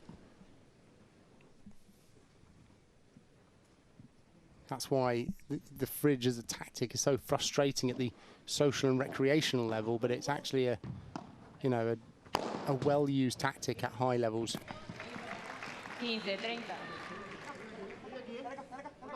He has gone cold, literally, hasn't he? Nothing's really working for him. Whereas at one stage he was coming into John Sand's territory the whole time and winning, and that's why they took the first set 6-3. Well, it's like anything, really. It's rhythm, isn't it? He's got out of the rhythm. And this actually reminds me a little bit of the tour finals in Barcelona, where he almost went to pot a little bit because he missed a few balls, didn't quite get the chance. And actually, this is what Cuello as a partner is so good at doing, is almost kind of pushing him along, keeping him, on his roadmap, as it were. And that set, I mean, that set's just flown by, hasn't it? Extraordinary. Player of the match, still Agustin Tapia. Paquito Navarro has Paquito's on fire at the moment, absolutely. And even Trosas is going along with him now. Really, he's perked up. The coaches now on Tapia's bench here, this RL9, have really got to G him up and get him back in the zone. Well, I know we keep harking back to Barcelona because it was such a completely different new experience given what had happened in the second half of 2024. He didn't get it back then, and let's see whether Navarro can keep it going as he did with Juan Martín Díaz to win 7-6 in the second set a year ago, because Tapia and Sanz were leading, looking really tidy, and then back they came and just didn't. Running on energy, running on emotion, carried them through. Well, it's a new set now, so we're going to have to see here, really. But yeah, I mean, the heat map you can see here, Paquito covering a lot of defensive ground and then coming forward. And as you would expect in a paddle game, there's that the heat around the defense and the heat around the attack.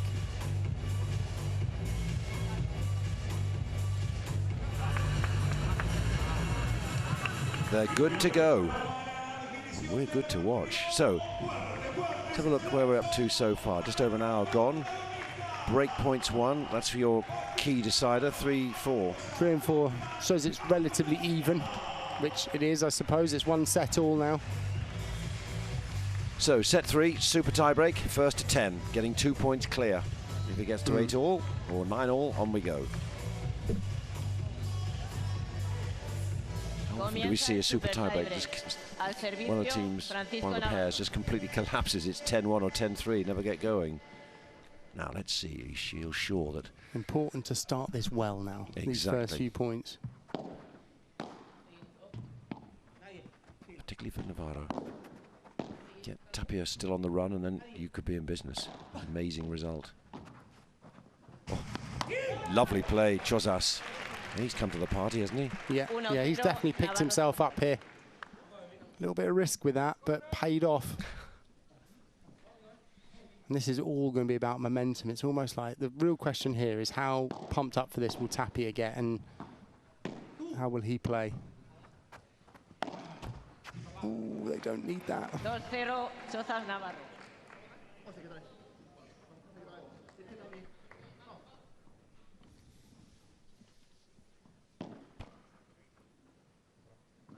It's all jittery on black at the moment, isn't it? Yeah, even a mini momentum in the tiebreak would be important here. even just a couple of points in a row that they've fought for and won. Not much Tapia can do with the ball like that.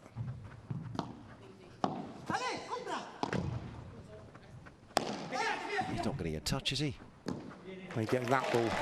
He gets that ball that someone's run across the front and hit it right at his feet from a couple of meters away. Paquito's all over the court at the moment. He's inspired, and it's changed the whole complexion of this match. Oof. Bit lucky it bounced in there.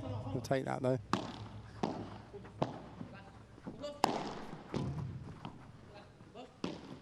Oh, another mistake. God, that's what we talked about, this momentum now. That is not the start they would have been looking for. They've got 10 points though, not like the 7-point tiebreaker, but still.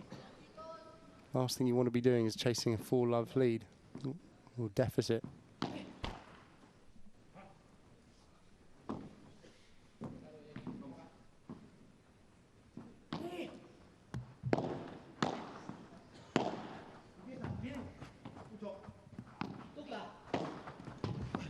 Oh, what a pickup from John Sands. Tapia's having that one, isn't he? Absolutely. Oh, and that was just right, and that's where Chosas probably needs to come across a bit more, but it was so good, that one, because Paquito was outside waiting for that ball, and it almost bounced and hit the fence and bounced between them, which, yeah, couldn't have asked for a better result there. The moment I've got down Tapia touching it once per rally, per point. Yeah, and usually on a pretty difficult ball.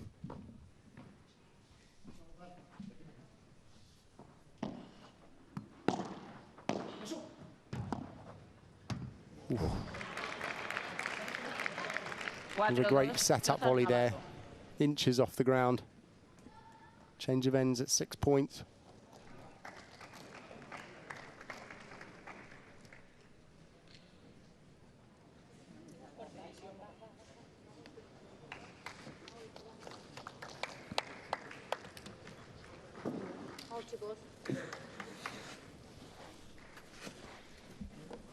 Which way is this going to go?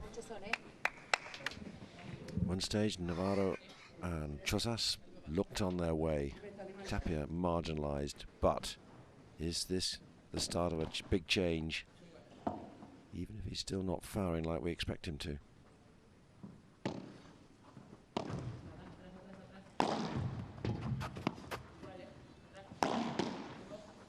Great volley. What a block there.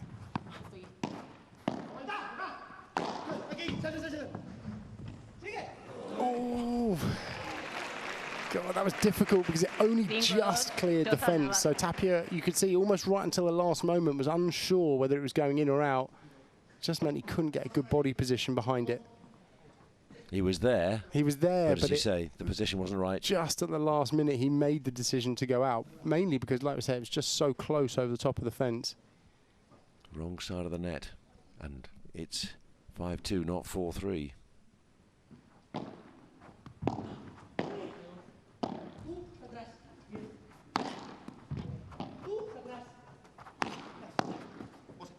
Great pickup. Ooh, just out though. 5-3, Chozas Navarro. I mean, they've got the lead, but it's not a comfortable lead, is it? They're not coasting by any means.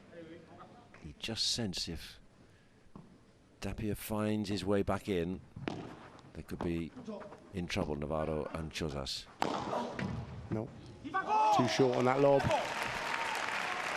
And the way that Paquito's playing at the moment, he's going to be putting that away. Yeah, it's around the second post. Not good enough.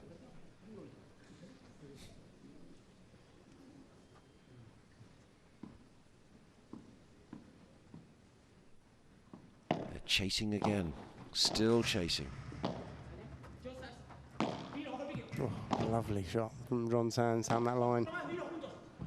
He's playing down that line almost to get Tapia involved as well. So if he plays down the line, it's more likely Paquito will play cross. It's the easier shot option. It's actually harder for Paquito to keep playing back down the line. So you can see John Sands is trying to get his partner involved more.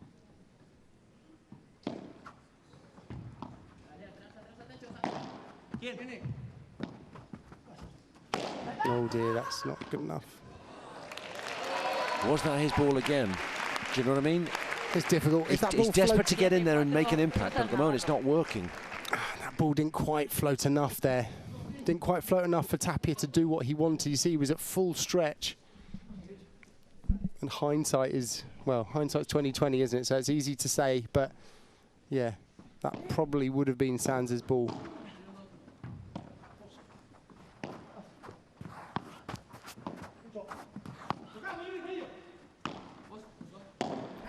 Oh, you see, that's the problem. 8-4. 2 more points, they've done it. What a turnaround. Yeah, it's just shot choice, really. Shot choice and execution there. That was a standard ball for John Sands, really, to be putting into the court, especially at this time in a super tiebreaker. Alejandro Salazar and Aranza Osoro, very happy. The women's pairing, they're playing tomorrow. Fernandez against Icardo. Claudia Fernandez and Tamara Icardo. So,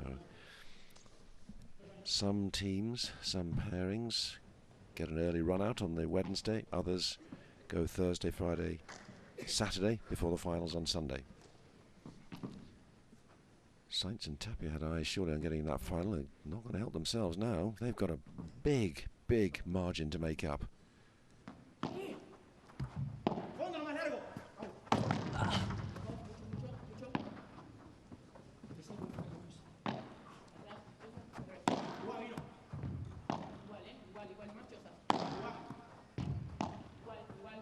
Paquito just showing he can also defend the right-hand corner.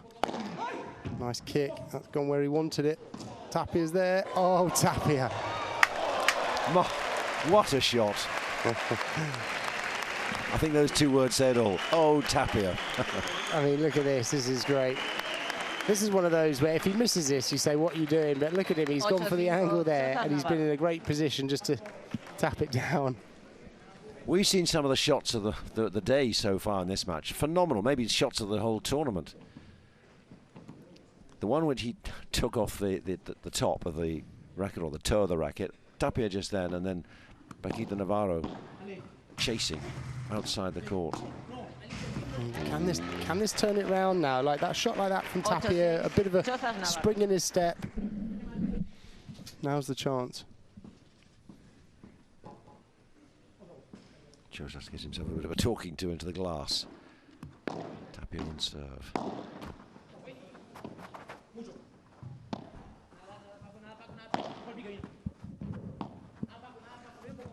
Not particularly comfortable, Navarro. Oh, God, what a risk. I mean, great, it worked, but it landed an inch from the fence down that line. No. 3 match points. It was in.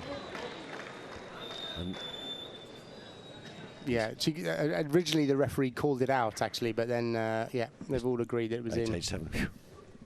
So not the match points.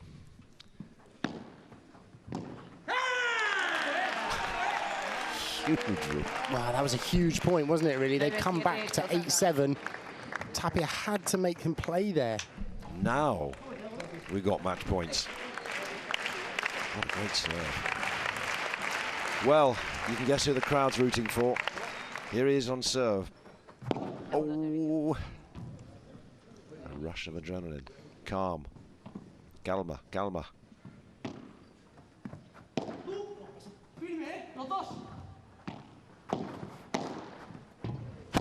Oh, that'll do it. Well, what a turnaround, what a performance. Paquito Navarro and Alex Chozas turn the tables on the world number 1, Alex Tapia and John Sanz. And just like 2024, they've taken them down. Yeah, yeah. And really just Paquito's drive and energy in that almost lifted his team and changed the match.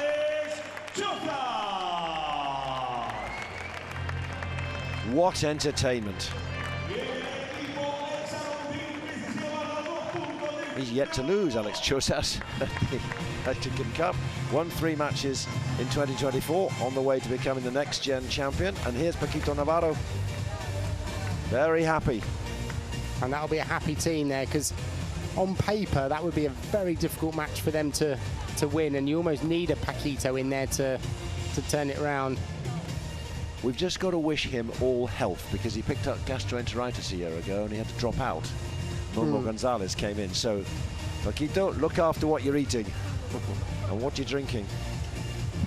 Well, health is such a big part of it here, and I mean, it's a good finish again, putting John Sands under pressure, and that was almost really the story of the match. Not letting Tapia get too involved. Well, we saw exactly what did happen when he was involved. Too involved, it completely obliterated them. 6-3, took charge. There was only one pairing going to win. Well, we've been massively entertained. And that's certainly given the league table a different look. It's also given Agustin Tapia something to think about too. Trying to pick up and get back to winning on a global stage. So far, Alejandra Salazar and Arantxa Osoro, that's a lovely pick-me-up. That's a big fillip to send them into their first match tomorrow. Yeah, those type of matches are so good for a team, because you've almost come as the underdogs and you've won through, and you know, it team pumped up. We can see they're on the side there, jumping up and down. Just looking at Juan Martin Diaz, just as if he's just scored a goal. They've just won a big match. That's done everything. Anything seems possible now, doesn't it? Certainly does. And it's only the start of the week as well. Lots more paddle to be played.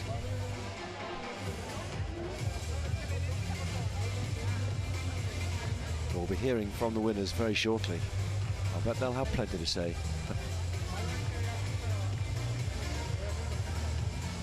Interestingly, someone was saying that the chemistry between Sands and Tapia wasn't as you might expect, or normally as for a pairing. Do you see what I mean? It's like you've already hinted at this. It's very difficult for players just to be thrown together. Like, go, produce.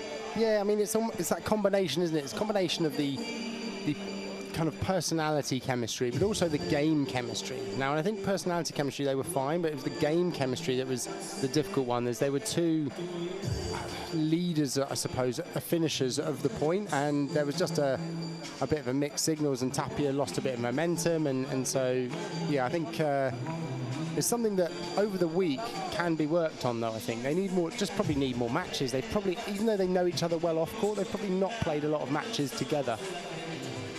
Well, they're back on court tomorrow against Alex Ruiz and Stupachuk, which is no easy return, is it?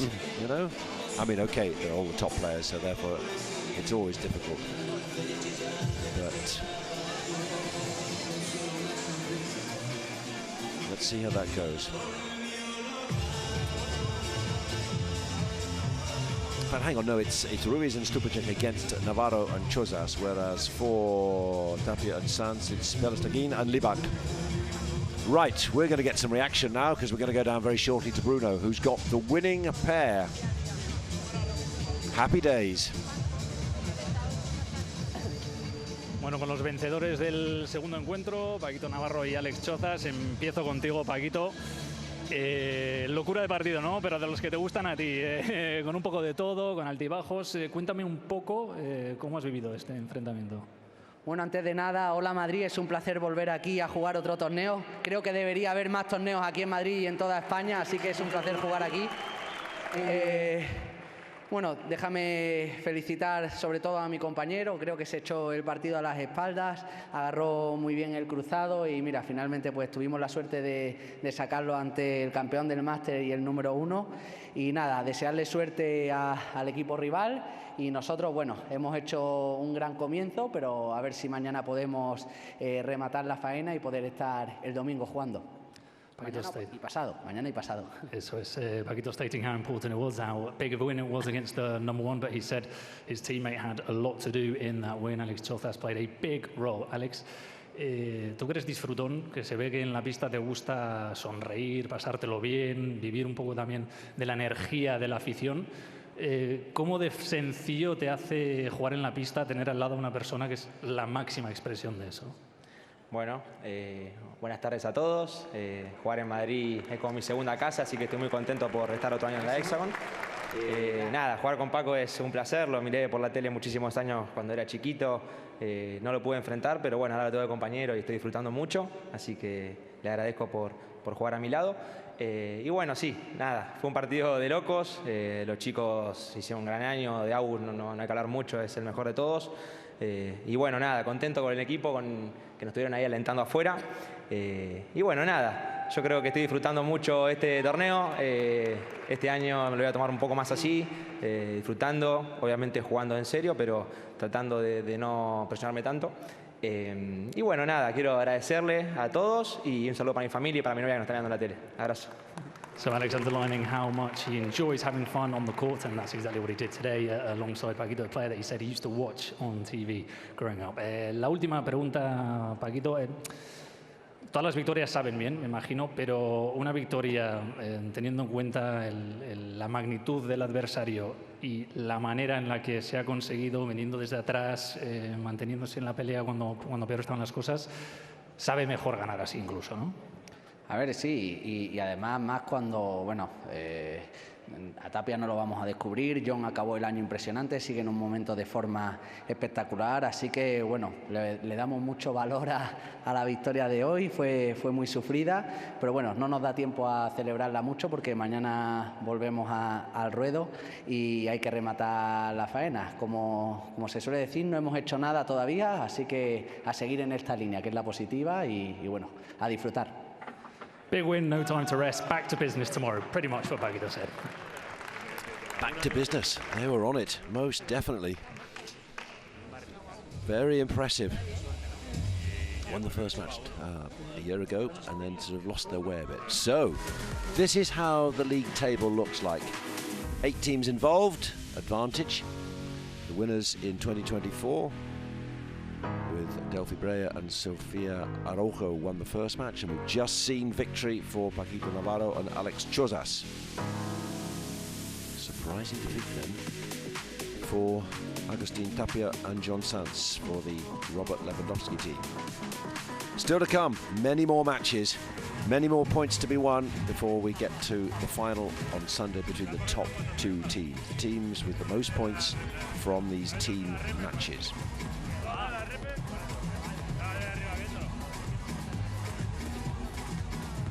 So, if you're just new to paddle, you'll want to know much more about paddle, and you're in great company with a coach, Sandy Farquharson, who's going to explain it all now in the latest episode of It's Not Racket Science.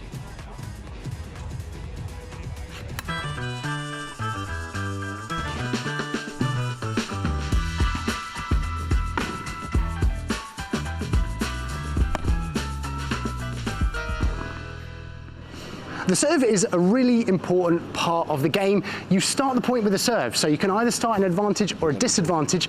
Here we're going to show you 3 target areas that you can aim for to get that advantage. Now the first of those is going to be in towards that side glass, so you want to get it as close as you can towards that side glass, and it's a difficult place to return because it comes quickly off the glass. You can't always be as accurate as a returner, so that is the first target zone. Target zone number 2 is down the tee or down the middle, and here you want to aim your serve as close to that tee as you can, and what that does is it forces your opponent in towards the middle, creating a space in that corner, and if they're a right-hander, they're also going to play a backhand on that shot. And then the third area, which we see a lot more at the pros, is down towards the body, and here you want to try and make that nice and deep so that they're playing a ball off their back foot and therefore putting themselves in trouble. It's not racket science. Sandy Farquharson in top form. How different does it make it for the server if you're playing against a lefty, which is often the case? It's not so much, it doesn't make a huge difference, but it does depend on the level.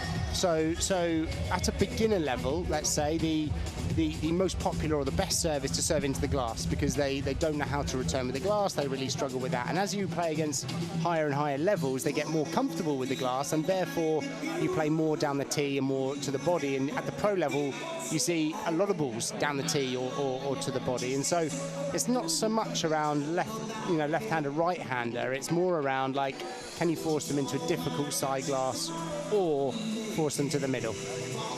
So that's how you serve. How do you win? Well, we've just seen an example of that from Paquito Navarro and Alex Chozas, taking down the world number 1 Agustin Tapia and his partner here in the Hexagon Cup, John Sanz. That's 2 matches done. We've still got 4 more to go. Do not go anywhere.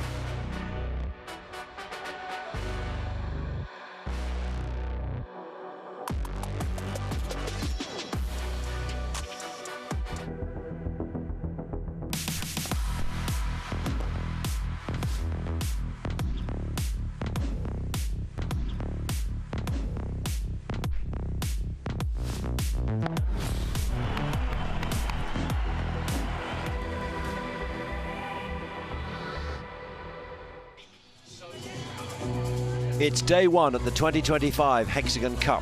2 matches down, another 4 to go. We've had a women's match, a men's match, and now we're back with the women once more. And this time, we welcome players from Team Bella Puerto Rico to the Madrid arena in Spain, and from X10, Claudia Fernandez and Tamara Icardo. We've seen them here, all 4 players. And we're now looking to see how they're able to respond. Sandy Farquharson is alongside me, coach and player Andrea Ustero and Jess Castello against Claudia Fernandez and Tamara Icardo. So we're now awaiting their arrival.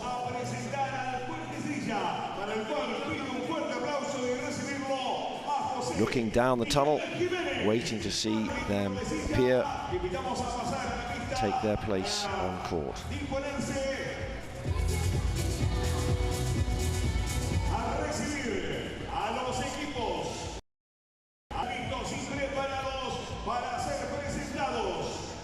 Crowd in, waiting, watching, being entertained royally, particularly in the last match with Nikita Navarro and Alex Chosas coming back from losing the first set 6-3 and looked in real trouble against Agustin Tapia. But now we wait to see. Here comes Jess Castello, and here comes her partner, just 17 years old, Andrea Estero. When you have the young players like this, you often haven't seen them pair up. Like, I've never seen Estero play with Castello, and it's going to be really interesting how they adapt. With these slightly older players, you've seen them either play at national championships before or trained with them or something. But yeah, it's going to be. I'm really intrigued as to see how Estero and Castello will match up. 17 years old, but a big smash. I mean, she has made things happen. Lefty playing with Alejandra Alonso. Oh, she's a lovely talent. I mean, she's got all the shots. She's got great hands from the back of the court. She can really cause some trouble. And I saw her earlier in the season against Paula, and caused a bit of trouble for her, which is unusual. But yeah, she's a tricky player to have on the cross. So here is Team Bella Puerto Rico. There's Arturo Cuello, who'll be playing with Coqui Nieto. And out of the white corner, as you might say, here comes X10 Padel. Claudia Fernandez on the left-hand side against Tamara Picardo. 3 and 17 respectively ranked in the world. And these are some good pairs as well here. You see Mike Yanguas and Javi Garrido behind them. And this is a strong female pair as well. Claudia's obviously had a great season with Gemma. Tamara's had a bit of in and out with injury, but a very good, solid left court player.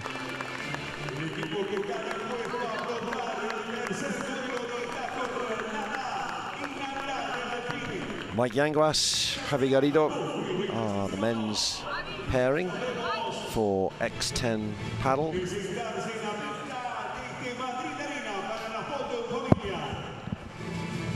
They'll be on court, Mike and Javi, later today. Last match on court against Arturo Cuello and Coqui Nieto. So it's the men's fixture following the women's fixture.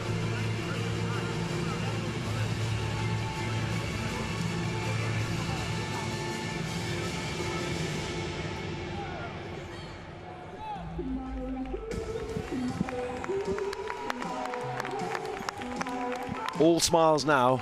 We can all feel confident. Anything feels possible. Yeah, it's about to kick off, and this is an important match. Well, they're all important matches, but this is big, particularly if Mike and Javi are playing later on in the day. 2 points for men's victory, 2 points for women's victory, 1 for next gen.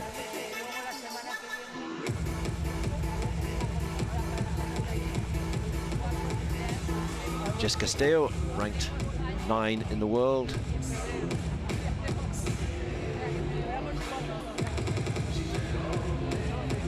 From Spain, 27 years old. Reached the finals in Barcelona.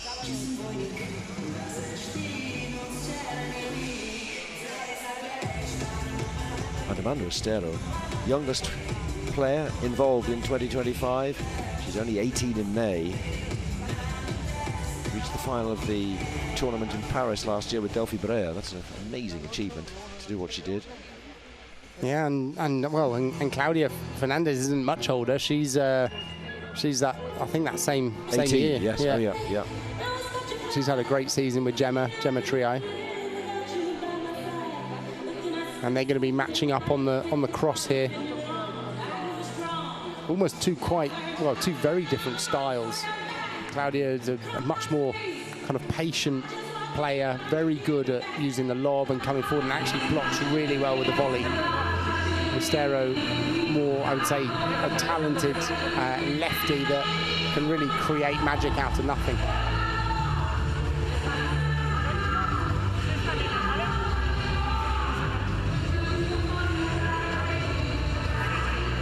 So, as I say, this is the third match which is on court in the Madrid arena. We've had two already, and let's just refresh your mind. And also, if you're just joining us for the first time, welcome along. We've had two great matches. One women's, one men's. So 11-11 came through. That was Delphi Brea and Sofia Araujo. They went down to advantage. And Hexagon came through against RL9. So let's go down now to our courtside reporter, Bruno Bergareccia. Yes, thank you, Jonathan. Well, getting ready for the third match on the centre court's kickoff, and there's a box office player or partnership, you could say, in almost every game today. And for this one, it is, as you've both been talking about, Claudia Fernandez, a phenomenal year for her, the world number 3. Her team sitting all here, looking neat and proper, really nice kits for Team X10 Padel. And they're up against Team Bella Puerto Rico, who have got in their bench actually one of the best coaches in Padel, who is Jorge Martinez over there, who actually coached me when I was a junior, and he didn't retire after that. So after that horrific experience, I'm very surprised he's had the strength to continue in the world of Padel. But he'll be looking to try and guide his players today, as we say. The challenge is for them to try and beat the stronger partnership or the stronger player on court today, who is, of course, Claudia Fernandez, with those 6 titles in 2024 to her name. That's a big and somewhat daunting tall order, but let's see, because Team Bella have got quality, as we're about to find out.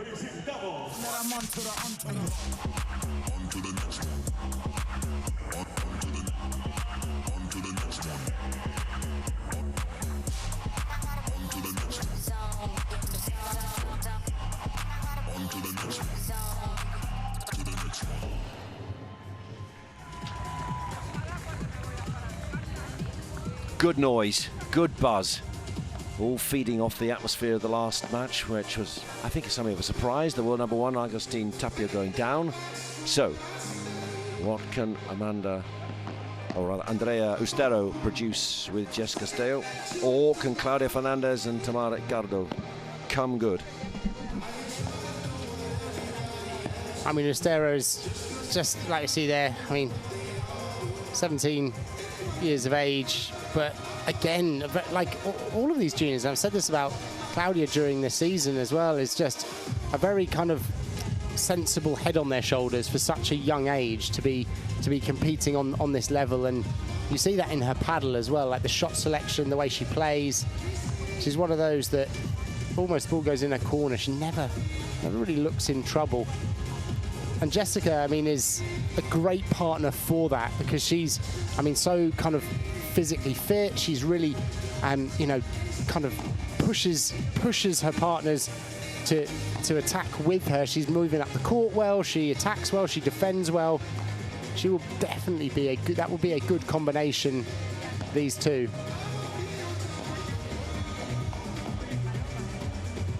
So that's one part of this equation, which we're watching out on court. There are, of course, 2 players on the other side of the net. X10, team owned by Pierre Gasly and Loïc Perry, who's president of the Ligue 1 side Lorient. But for now, his eyes focused entirely on what may or may not happen on court with his paddle team.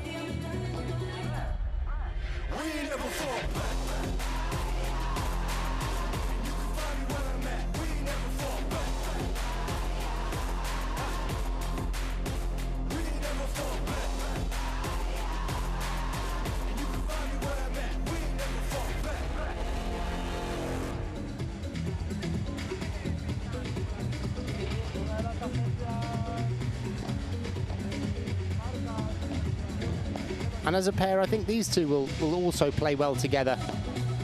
Claudia Fernandez has grown so much in this last year. I remember watching her at the very beginning of 2024, and she was, you know, I would say, you know, quite nervous. You know, she seemed nervous on court, nervous to come out on the big stage. And I mean, she did great from the beginning actually with Gemma, but you know, really kind of grown from strength to strength throughout the season, and she'll feel the support here with Tamara, who's, you know, obviously over 10 years her senior, but still, you know, had a lot of experience at the top end.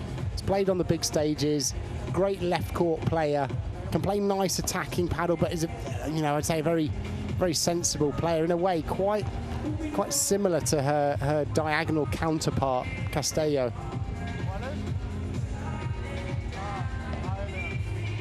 Castello's played a lot with Alejandra Salazar. There can't be too many better pairings, although they're not going to continue in 2025. She's picking up with Arantxa Osoro, who we're going to see later in the tournament. And Osoro and Ustero are quite similar type players, I think. They have a kind of court presence that allows their partner to play, because they're so good at receiving a very difficult ball and giving something very difficult back, and slowing the speed right down and speeding it up. And so I think, yeah, if she enjoys playing with Ustero, she'll also probably enjoy playing with Osoro. That's all still to come in the tour tournaments, which will begin in 10 days' time. For now, all eyes. There's Mike Youngwas, ready to go for X10 paddle. I have to say the kits look pretty cool, don't they? Actually, they've Have you done got your well iron with one all the already? kits. Do a little swapsy. Yeah, just wandering to the changing room, find the right size. But no, they all look good. Coquinetto and Arturo Cuello there. Team Bella, Puerto Rico. Looking to add a bit of Central American magic to proceedings.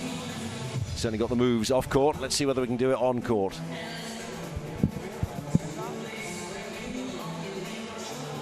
First match was done in 2 sets. Third, we went to a super tie break.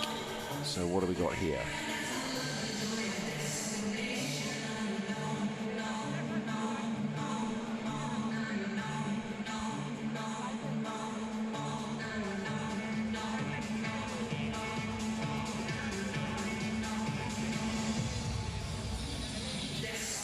Game faces now for Andrea Ustero and Jess Castello.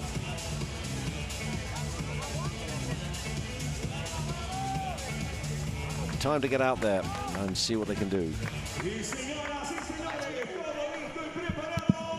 As with all of these matches, it's the momentum, isn't it? Like getting this momentum that starts the match and cutting that unforced error count down.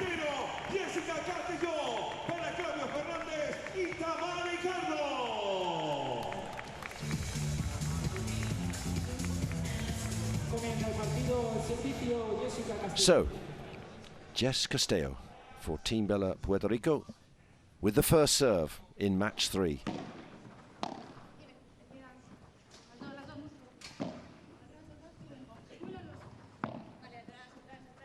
Good depth with that lob.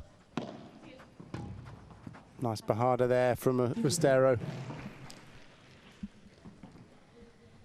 Not impossible for Fernandez, but yeah, first point of the match. She's going to have to find her feet a little bit.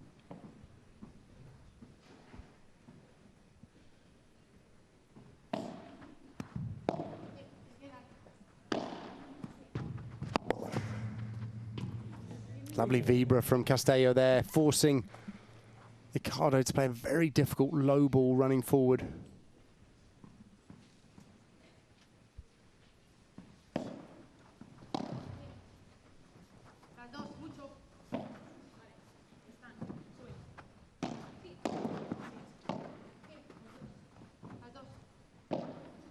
Oh, that's out. Just miscued that slightly on the lob.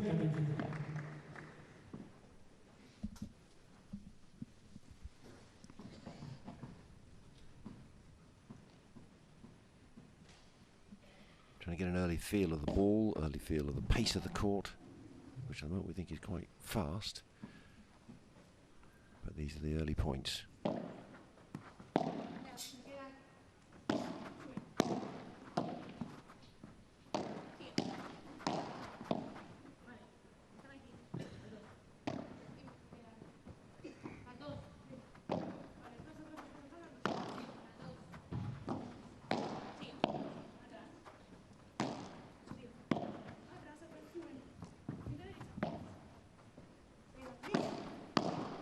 Longest rally of the match so far. Well, I think we can settle in for a few of these. Yeah. So there's going to be that type of match.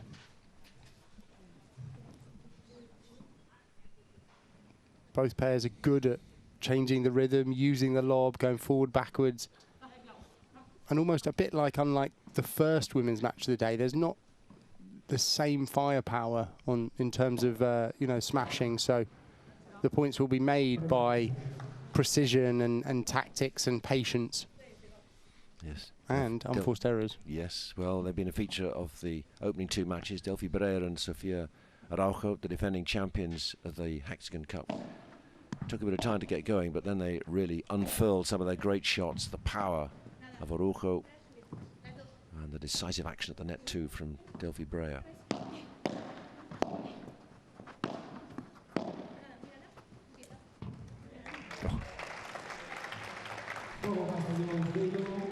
So,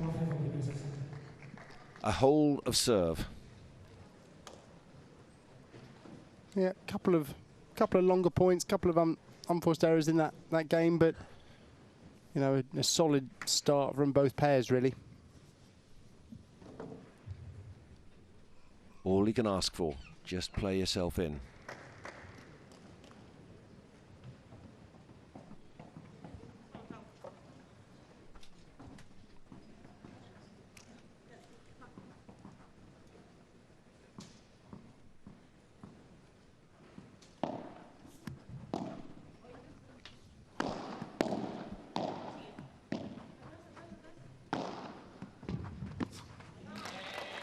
Great vibra from Ricardo there. Again, finding that depth, making it stay low off that back glass. You can see here, tough for Castello to come forward and defend. Just Castello in because of injury, sadly, to Bea Gonzalez. Had to withdraw a week ago. Wasn't there in Barcelona, was Bea Gonzalez, and it's still not exactly how she wanted, so just Castello stepping in. Well, that's a good replacement. Castello is she's playing well at the moment. She had a good season at the end of last year. There's one of your unforced errors. Yeah. And she'll have to change her mindset. Like you said, she's played a lot with Alejandra Salazar, and obviously when you play with someone with that experience, you end up kind of going, letting them lead, whereas she will need to. She's the more experienced of the pair now, so she will have to take on that role a little bit.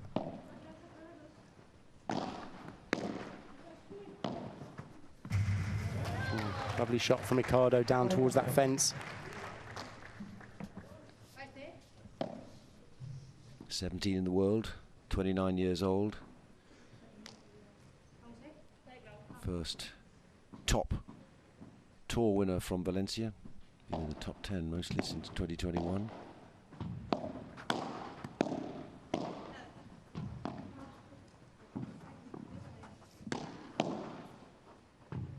Oh.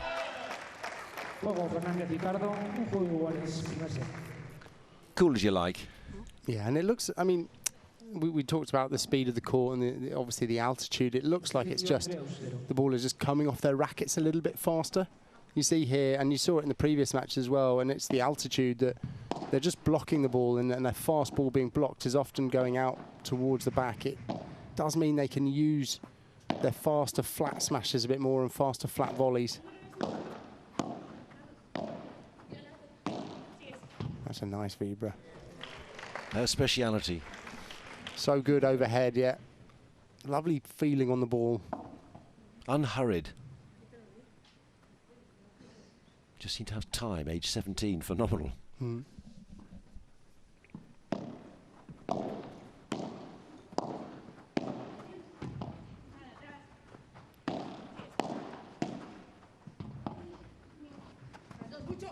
Great defending there from Claudia. Mucho we heard again, coming forward. Oh, yes. What a Bajada down that middle, keeping it low, making it very difficult for her to move back and defend. She's good at that shot, Claudia.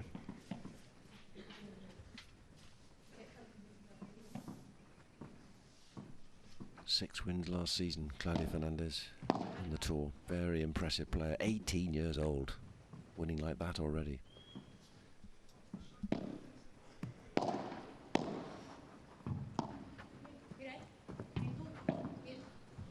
Again, just the ball sailing off the racket a little bit. We're in that early stage of the match where they're just kind of trying to get their rhythm.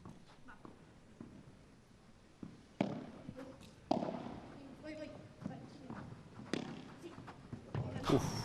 At one stage I thought miscommunication, yours, mine, okay, and then it seemed it caused problems on the other side of the net. Caused confusion for both.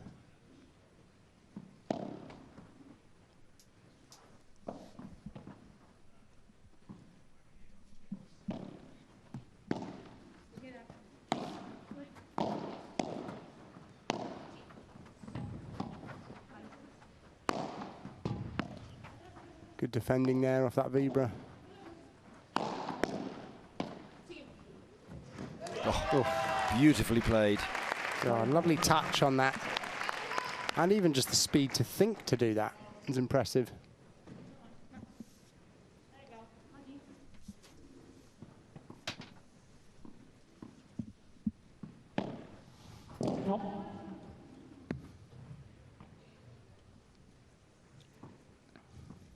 So Andrea Ustero trying to hold serve, her first serve. That looked very close to being out, but on we go. And that then the ball, the return is out, so she does indeed hold 2-1. Again, just an overhit lob there. Almost like they got to find their range.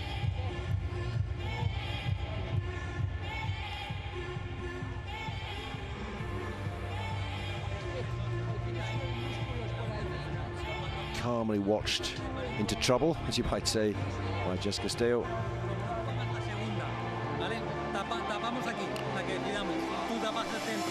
So quite a challenge, surely, for Jess to just step in, pick up. Yes, as you say, they all know each other, but there's knowing each other and then playing with each other. Yeah, and I mean, that's what we mentioned at the beginning of the match, really, is this idea of, because the partners are so young, they haven't had the years of experience with them around the tour, and, you know, it's not the same as Tapia playing with John Sands, or you know, even you might see some of the female players playing with each other, even you know, like Delphi and Sophia, for example. You know, even though they might not have played a lot together, they will know each other quite well. Whereas the youngsters, it's almost like you've got to build that rapport on the court at the time.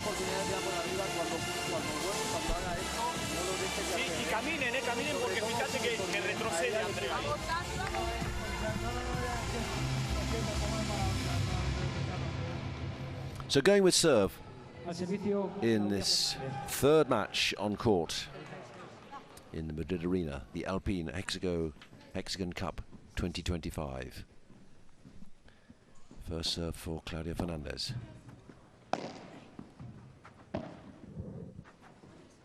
Two players going for the same ball then. And again.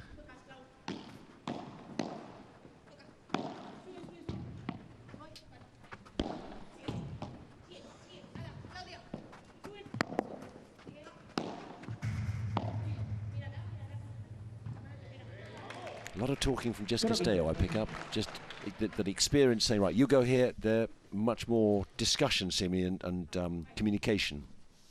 Yeah, there is. I mean, especially as these points are longer and there's more manoeuvring, there's also more communication. Well played, Jess. Excellent play, yeah.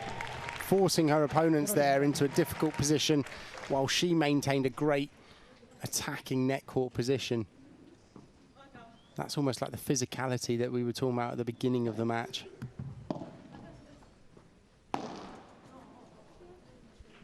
An unforced error there. First break of serve. looming.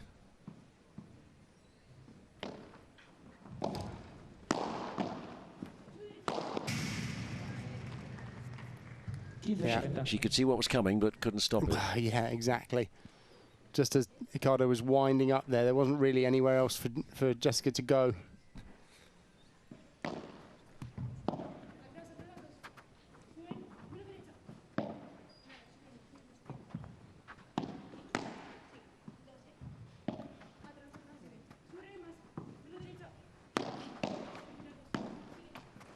Oof, a risky volley to go, Chiquita volley off that.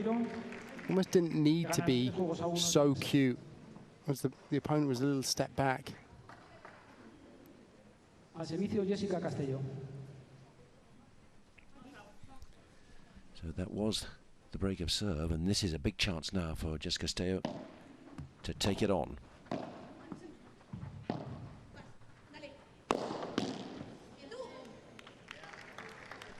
There's one of the trademark smashes. Yeah. Difficult to tell whether Claudia would have been there in time. Maybe. She was running across in that position. You have so little time to think and react, though.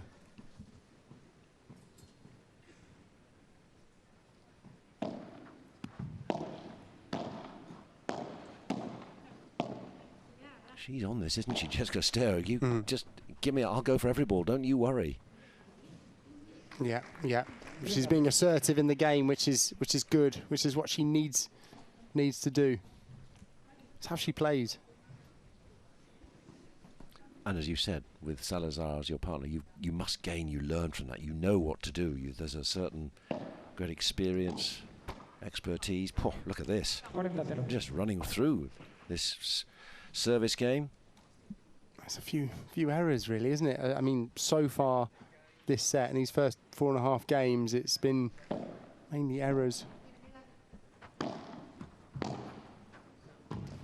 I consider that an unforced error, really. It wasn't. I mean, it was a decent bandeja down the line, but not amazing, and it's hit into the back glass again. Well, there's a scoreline which didn't seem likely after the first 3 games. 2-1, all going with serve, and then suddenly Jessica Castelló and Andrea Ustero moving fast. Seemingly in the right sort of position. Transition here, Sandy. Ready to go forward, go back. Yeah, yeah. She's looking at that middle zone to try and make her way up the court, what she does very well.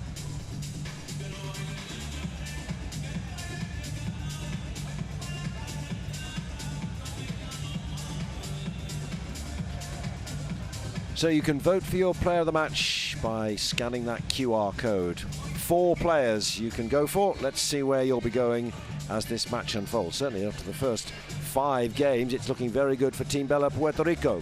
That's all still to come. For now, we're down to Bruno courtside. Yes, thank you, Jonathan. Let's have another look at what sort of temperature there is on both ends. As we can see here, Maxi Gabriel, coach to Tamara Ricardo and Claudia Fernandez, well, just trying to pick up their players. As I said, very good start, electric start from Jessica Castelló. Get out of here quickly so I can let the players resume play. Just give me a coaching session if you like, Bruno. They'll want to hear. For former paddle player or paddle player yourself, you know what you're talking about. Well, if Jorge Martinez could teach Bruno, then I'm sure he can lead these 2 forward.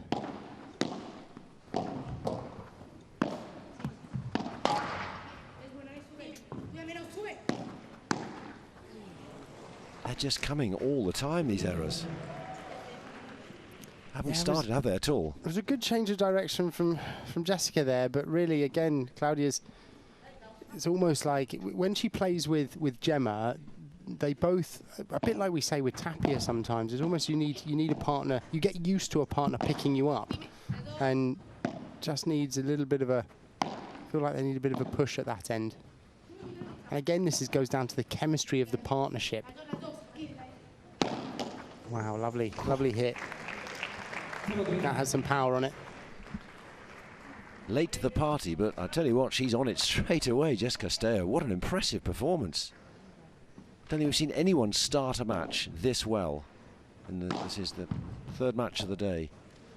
And Claudia's struggling after having, you know, a very good last season and you know, excellent results. She's not probably started the way she would have wanted. It's good though, because I mean, Jessica and Castello and Ustera have really piled on the pressure here at the start of this match, and it's well, they're getting the reward for it. That's a lovely Vibra there from Tamara, managing it to bring it down to the toes of the oncoming Castello. Still looking at a break of serve. Oh, hello.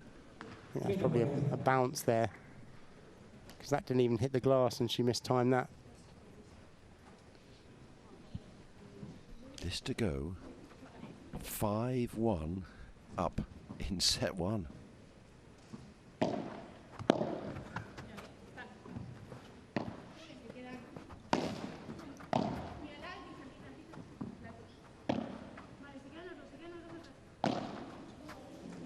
Well, would you believe it? At this stage, they've just got to be making more balls. It's not, can't really get themselves in the match if they're not getting high enough consistency, if they're making too many unforced errors.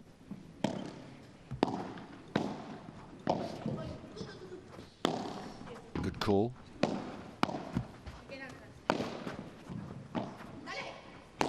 Yep. Too good. If you give Andrea Ustera that sort of well, it was a nice service, you're in. Nice set-up rouleau there from Castello, forcing a difficult defensive ball for Ricardo, and yeah, got the ball she wanted. And again, that fast, flat smash. Player at the back of the court, if she just generates enough power, it really can win the point.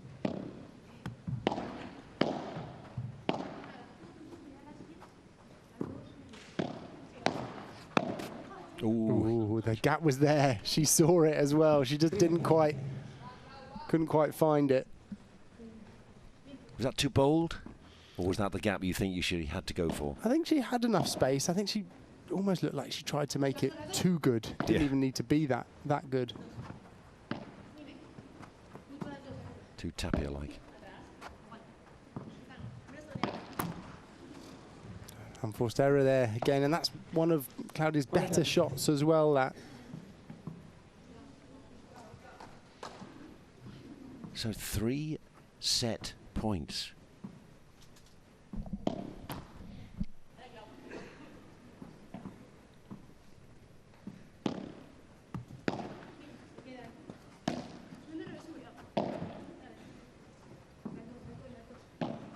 Ooh, out. Nope. Just changed. Looked like she just changed her mind slightly there. Was going to lob cross and then thought to go down the line. So a few words from her more experienced partner.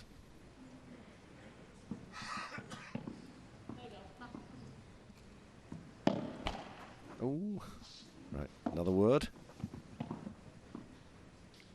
Well, we're in play.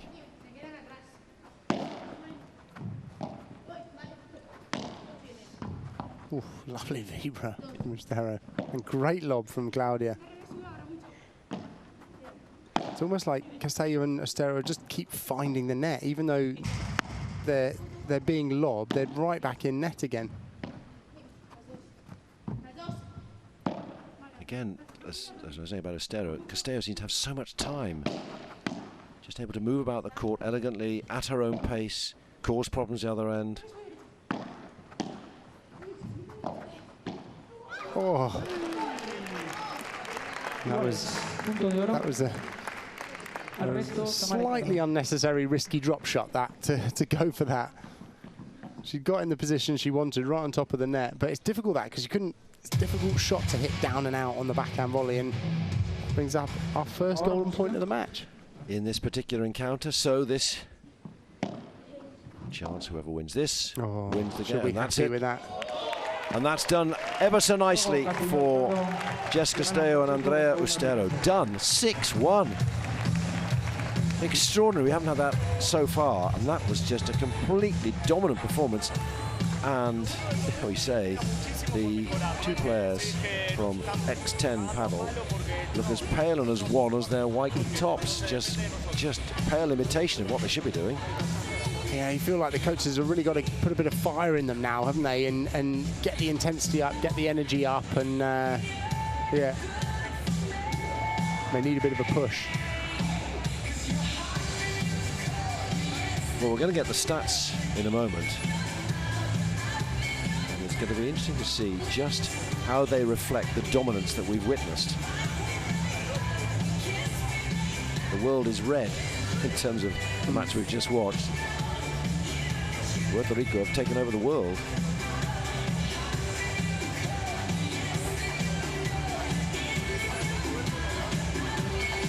You wouldn't think that this pairing had just been thrown together in a matter of days.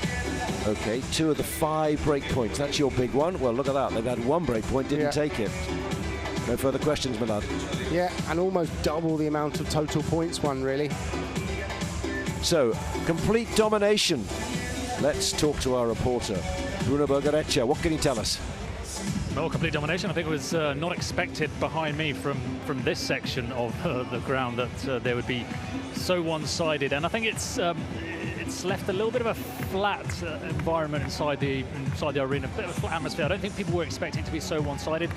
You can see it's a completely different look on the face of the players on this side. Obviously, they've come out of the gates running. Now it's a question of, can you keep it up? Claudio Fernandez is still one of the best players in the world. So I'm sure that Jorge Martinez will be doing a good job of keeping their ground on the feet, and their feet on the ground rather, and making sure that they continue doing what they've done so well in this opening set. Good stuff, Bruno. I mean, Tamara Ricardo was the losing finalist last year, with Alejandro Salazar playing for the Hexagon team. But at the moment, there is absolutely no reason, of course, why just because you don't well one year you do well the next. But it's just, there's nothing which looks like she's found any rhythm, any momentum. It all looks as if they've just met in the hotel. Ooh, was that in? Looked like it might have been out, yeah. I thought that went straight into the fence, didn't it? Yeah, we're in the back glass, in the corner, by the looks of it. It was a very easy miss. If you're missing those chances. I suppose at least they went for it. At least they're going for it, you know. And I'm sure their coaches at the side would have said, right, we need to, you know, step up the intensity, get yourselves into the match a bit more. I'd say, how easy is that to do? You know, you're there as a coach saying step up the intensity. You've been a player as well. You are a player. You know what that's like. I mean, it's not like you just flick a switch, is it, or find a new gear in a car. You've somehow got to find something in your head together with your partner. And, of course, on the other side of the net are 2 people trying to make sure you're still very much out of sync. Well, it's difficult. You are a pair, so at least you can support yourself to get in that situation. I've been in that situation in tennis in singles, and that's difficult because it's like, how do you yourself pick yourself up? Whereas here, you know, you've got your team on the bench behind the behind you and the coaches, but again, that's just unforced error, really. There's no reason for that. You would be wanting to kind of make the points long, be aggressive.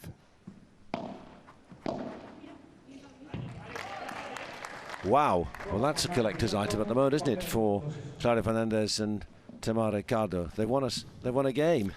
And they didn't play a great game either. I mean, they won it, but it was that was really a game of unforced errors from both sides.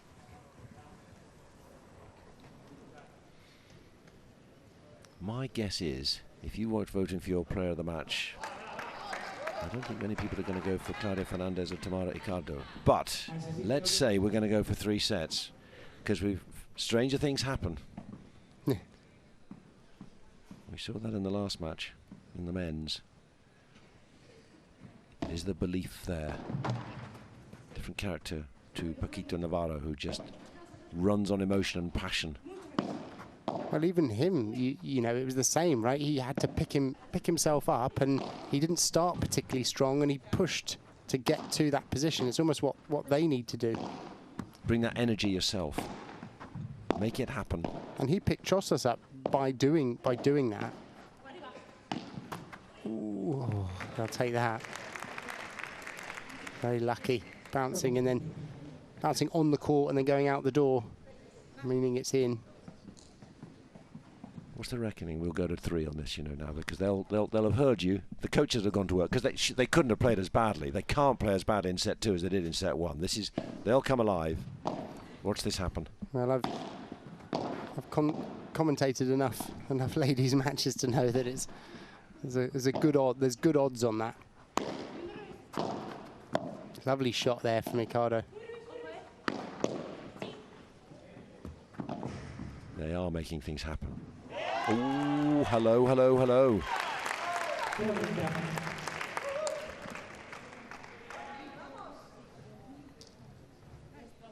Is this a big momentum switch?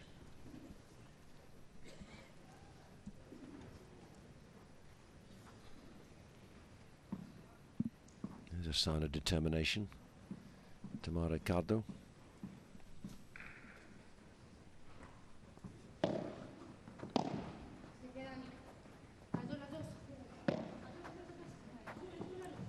Lovely shot.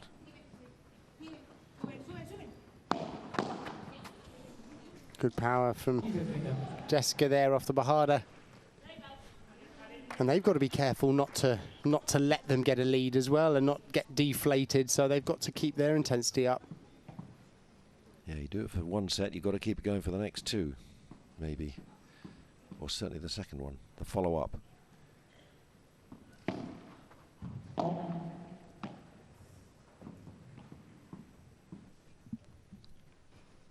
Fair, it'd be difficult to keep that intensity up because 6-1 was just completely overwhelming. Everything worked. Well, it wasn't that they played particularly well, I didn't think. I think it was more that they were given lots of presents. Got to take them. That's true.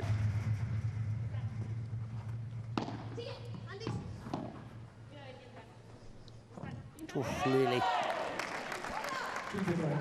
nearly from Estera there to get underneath that ball and to lob.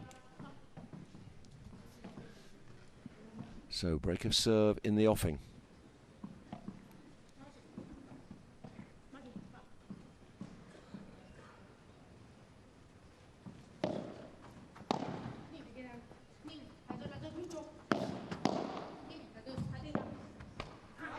Could see that hesitation, never going to go over, and that is 2-love. X10 back with purpose.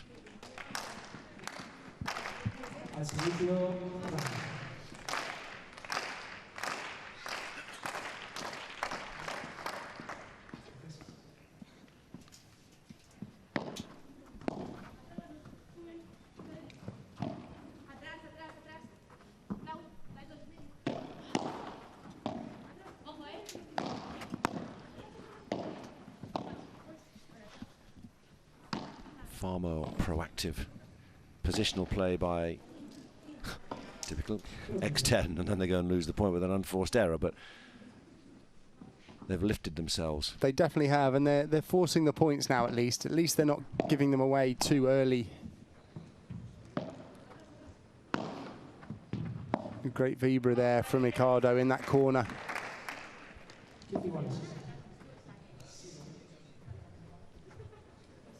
She thought the serve was out, I think. Did look a bit long.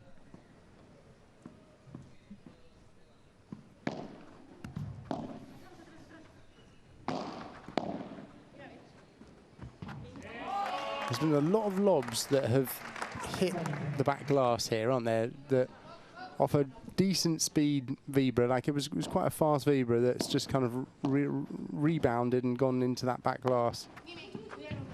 Which supports your assertion and reading that this is a fast court. And there's another just not going well. Does look fast, doesn't it? I mean, yeah. Whether the court is fast or the conditions are fast, it's probably more of the conditions, the altitude that's making it feel a bit like pinball at the moment.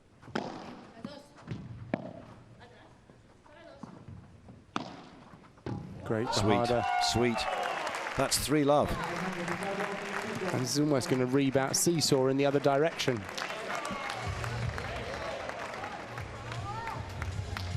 Way too passive, I would say, if I was the coach for Team Bella Puerto Rico. Almost like they've switched off completely, just gone out there. I mean, the level they had, and yes, there were presents, but even so, So they had to improve, but it was up to Castello and Estero to maintain their level, and it's dropped. And too many errors now creeping into their play. Well, it's often the way, isn't it, in all sports, really, when you're given in this case the first set, and almost you don't have to try, and you start to say to yourself, right, I've just got to get the ball in and I'm winning the set 6-1, and now suddenly they're not doing that. It's almost quite difficult to then bring yourself back up to challenging and saying, right, I need to attack again now, I need to play, you know, this kind of instinctive, like, attacking paddle. Yeah, I mean, and that kind of shows that a lot of that game is played around that service line there from Claudia. Very common in paddle to see that heat map of, you know, a bit of space at the back and then space at the net as they move in, and not too much in the middle. So much better. Bruno, let's go courtside. How are you?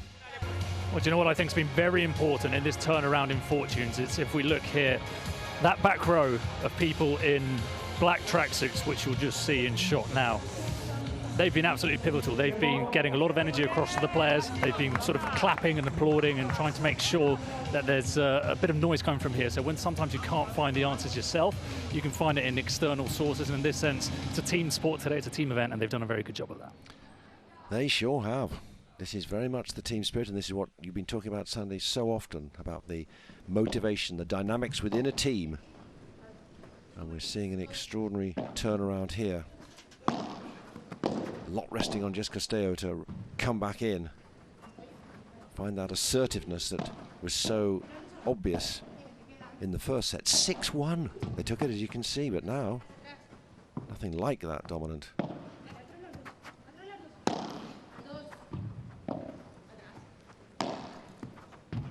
Oh, lovely vibra there from Claudia. And they're also hitting more accurately as well, putting their opponents under more pressure. Lovely brush round and just touching the back glass.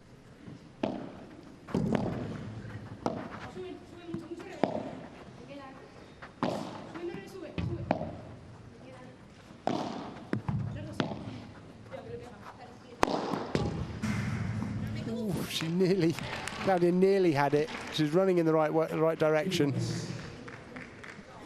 Another powerful smash from Estero, though, just bringing it back to her side.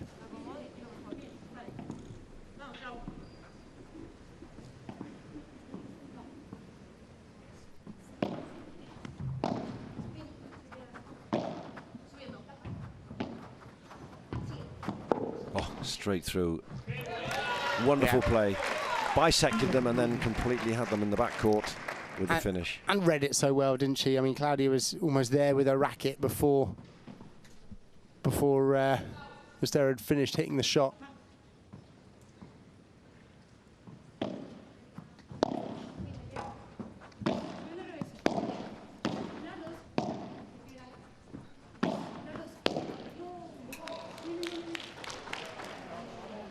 At least they're level. And they're trying to hold serve, because if this goes down, 4-love. That's set 2 gone, and we're into a super tiebreak.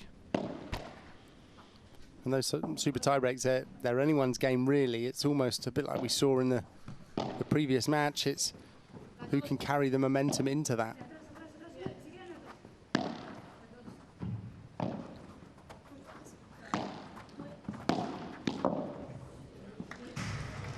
Good power play there from Castello.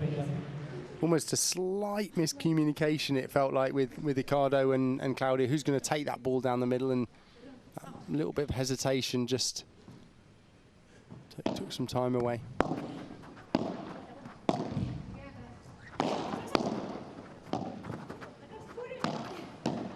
Great defending from Jessica. Well played. Absolutely brilliant. You just sensed, as we said in the first set, she was assertive, wanting to take control, lead the action on her side of the net, and that was very impressive. She needs to maintain that now.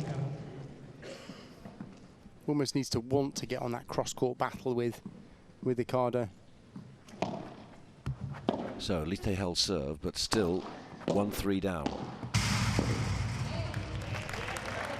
Great play from Claudia. Backhand volley into the fence.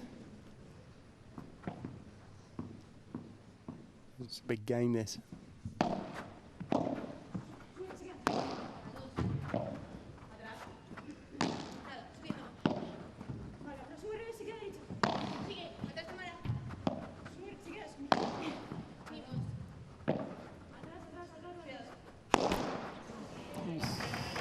Probably the right shot to go for was that fast flat smash. It would have been difficult to defend, but yeah.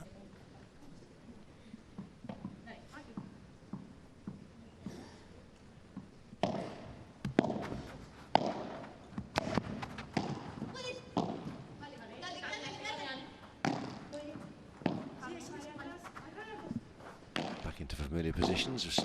Yeah, using the lob to make that change back. Oh, and overhit a lob again. It's not what they need if they want to get back in this set. They've done plenty that was looking good. 2-3 is tidy. 1-4, big trouble.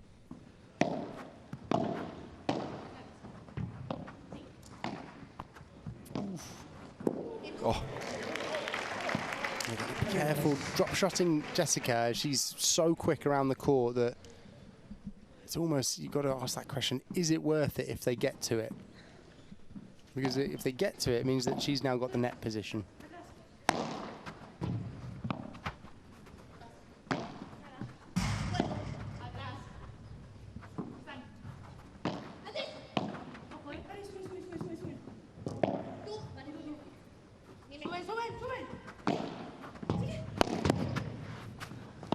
Oh, great defending. I was going to say, remarkable. Ricardo, well, that looks like it's gone in as well. Oh my goodness. What a point. No wonder Jess Castello's got hands on hips. How did that happen? Yeah. Few players looked like they were out of that rally there. Ricardo, great defense with that back post and nice solid finish.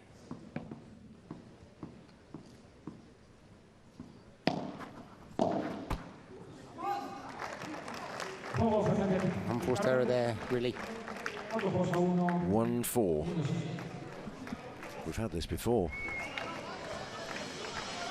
And that was a 6-1 overwhelm for Castello and Estero. Well, Fernandez and Ricardo look like saying tit for tat.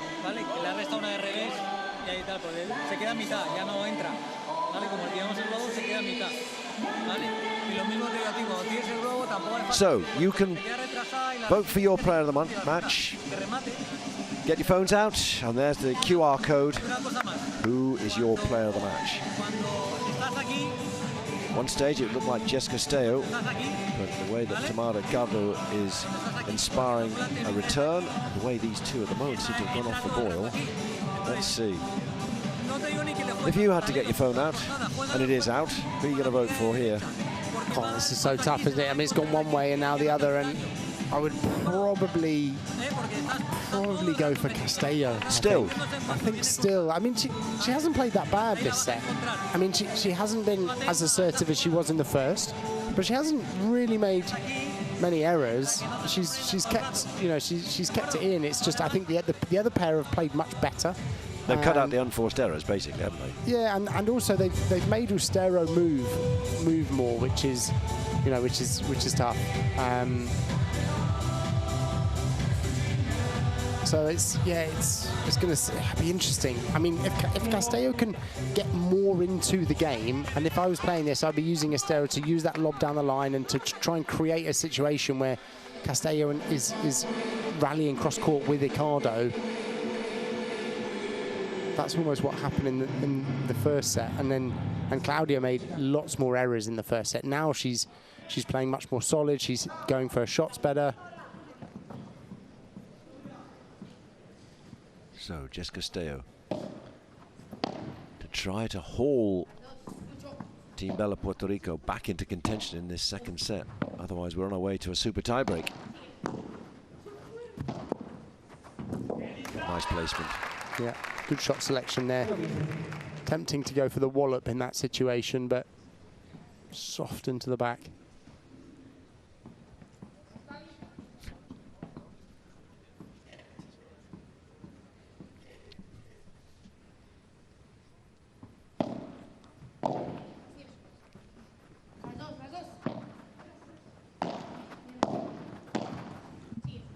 interception.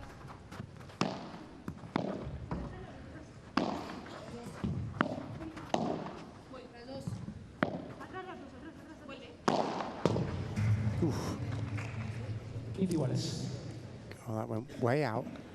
This time that looked like she almost decided between a Vibra and the flat smash and then hit something in the middle and it went into the back glass.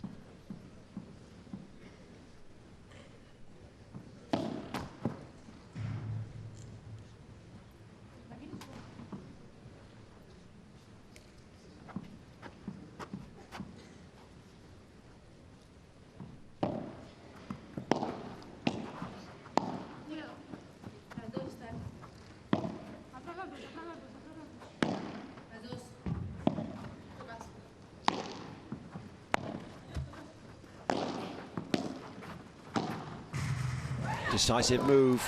Yeah, she read that early, didn't she? It kind of slowly floated up for her and she was already halfway across the court there. Lovely placement with that backhand volley. Does that really well, Claudia, with her backhand volley in the centre of the court there.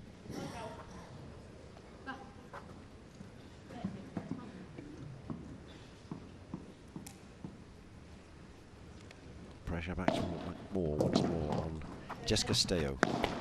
Oh my word. Well, if that's going wrong, then they're in real trouble. That's not what you needed, was it? To go break point down now. Relatively easy forehand for her.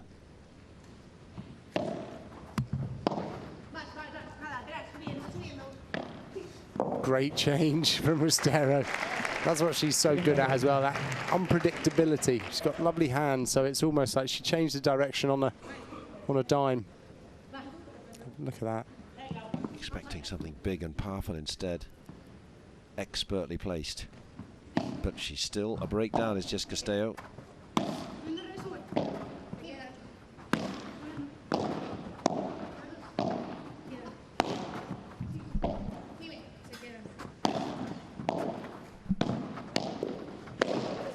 Oh, no, that's not enough.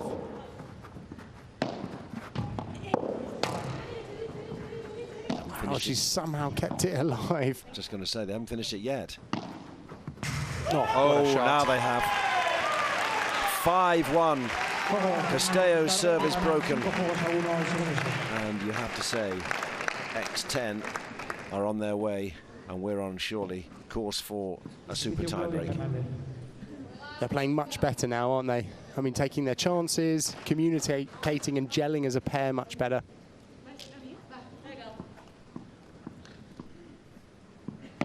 So Claudia Fernandez to try to finish this off. That's not what she wanted with the serve.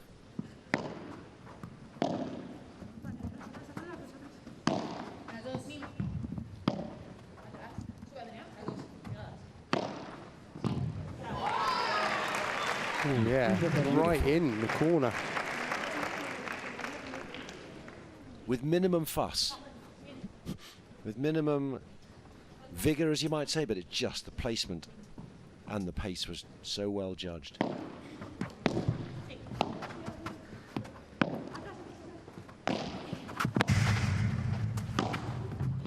Oh, it's another lovely. Wonderful shot. I mean, it was also that defensive rouleau there from Ricardo in towards the fence that forced that easy ball. And then lovely, lovely finish there. It's almost like they've just built up a bit of confidence. And look at this, 6-1, 1-6.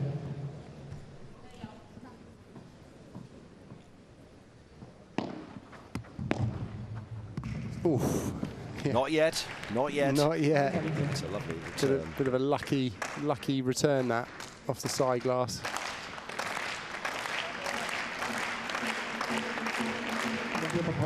So to level us at 1 set all before a super tiebreak.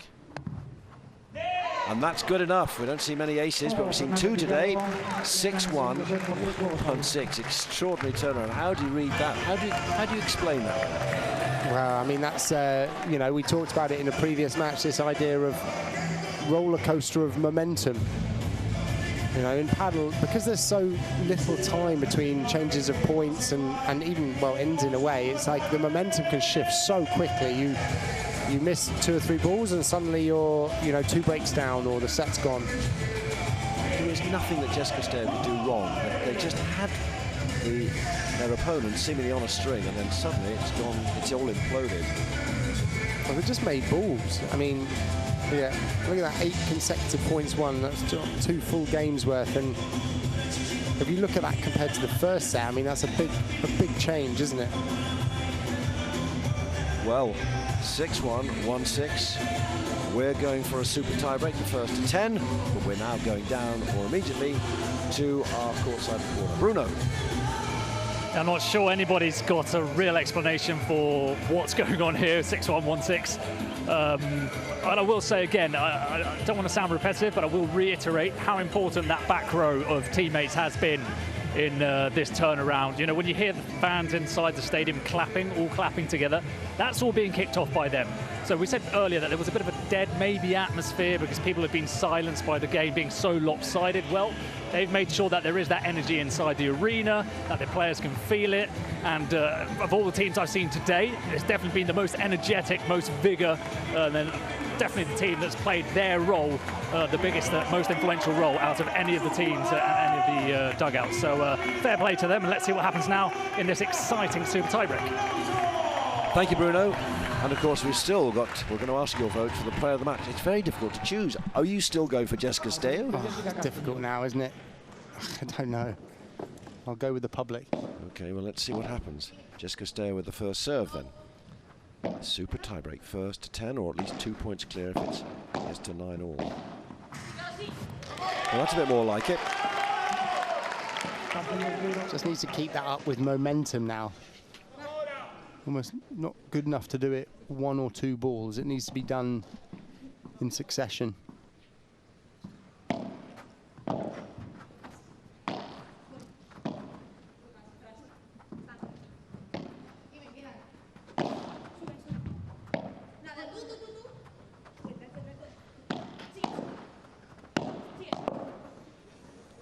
This could be interesting.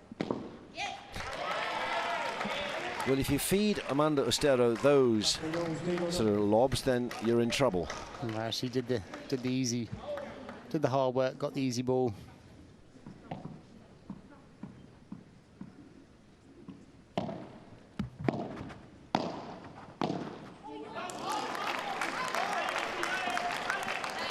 They started 2-love up, started strong. They've got to be really careful not to have a flurry of unforced errors. Looked like she wanted to make a point there as much as take a point. Trying to rush it.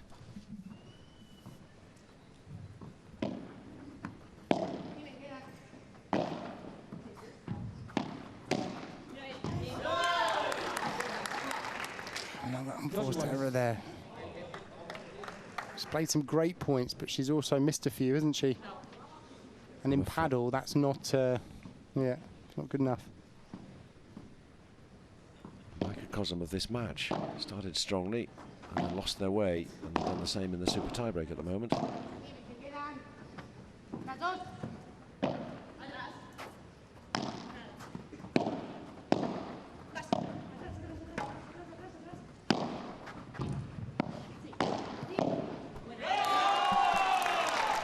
That was a forced error that time, but still an error nonetheless. Great volley in towards the feet there from Claudia. She was looking for that ball, didn't give her time to react. Aggression at the net, forcing the play, the pace.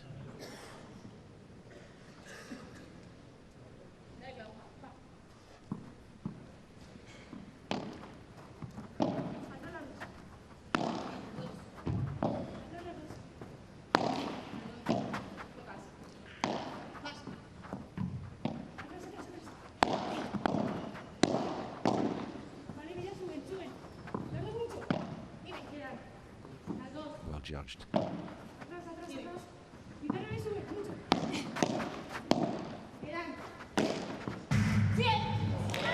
Ooh, just enough. Great defensive rouleau there from Castello, falling backwards.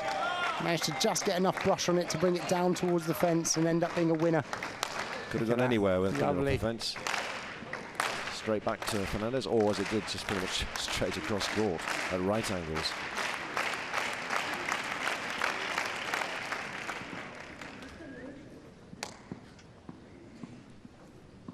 So we're level at 3-all.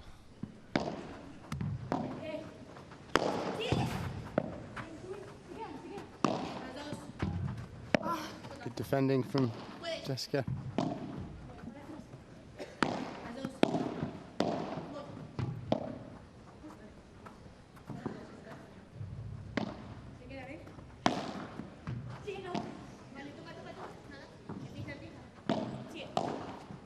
This is what Claudia does so well as well, is like moving them round, giving them difficult balls. Oh, well played, Jessica. That was very nice. Coming forward, managed to just catch Claudia out of position there, going round her towards the fence.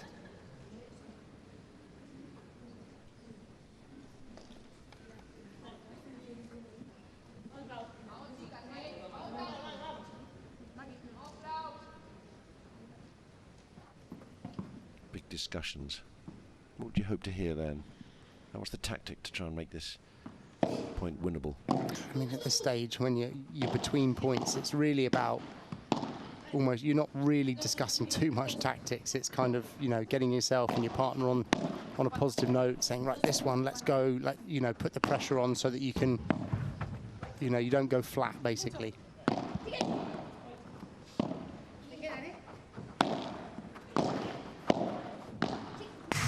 Oh my word. And she knows it. That brings it to 4-all, doesn't it, in the tie break. That's the shot she likes as well. She had it where she wanted it. 5-3. Or 5-3, apologies. Yes. Bit of breathing space now for Jessica Castello.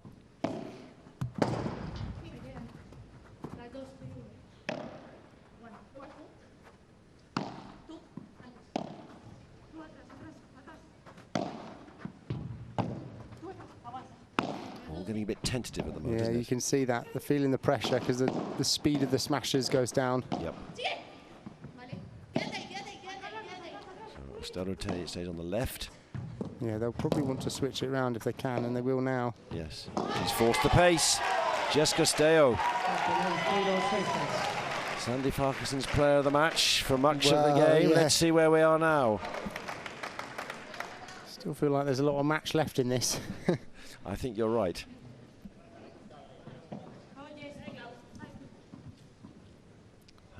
Volley into the net by Claudia Fernandez to make it 5-3 as opposed to 4-all. Oh my word, another one. Yeah, there's a volley into the side and then a mistake from Ricardo there as well. Now, how are they going to rise to this challenge? X10 paddle, Ricardo and Fernandez. But to do that after a 6-1 set win as well is... that's what's so puzzling. No, that's not going to be good enough. Oh, but that is lovely block. Bit unfortunate for Ustera there, because she ran forward and put it into the one place that really Claudia was holding her racket as her backhand volley there and reactively blocked it down the line. You make your own luck, don't you?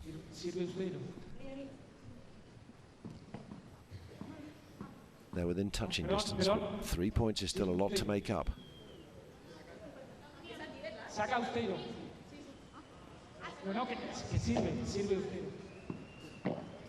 Just lost who was serving.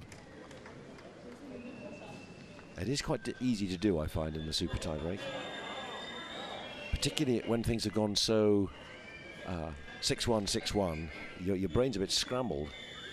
Yeah, well, in tie breaks in completely general. forgotten.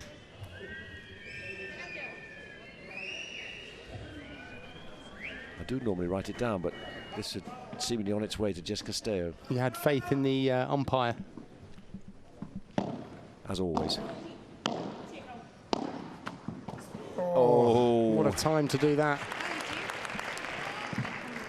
7-5, cambio de lado. And that was a big time to do that, really. That's that difference, isn't it, between that almost 7-5 and 8-4. Yeah, I mean, massive.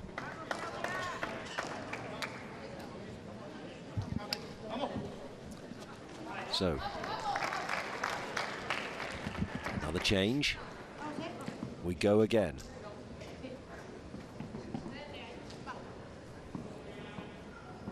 Mando Estero.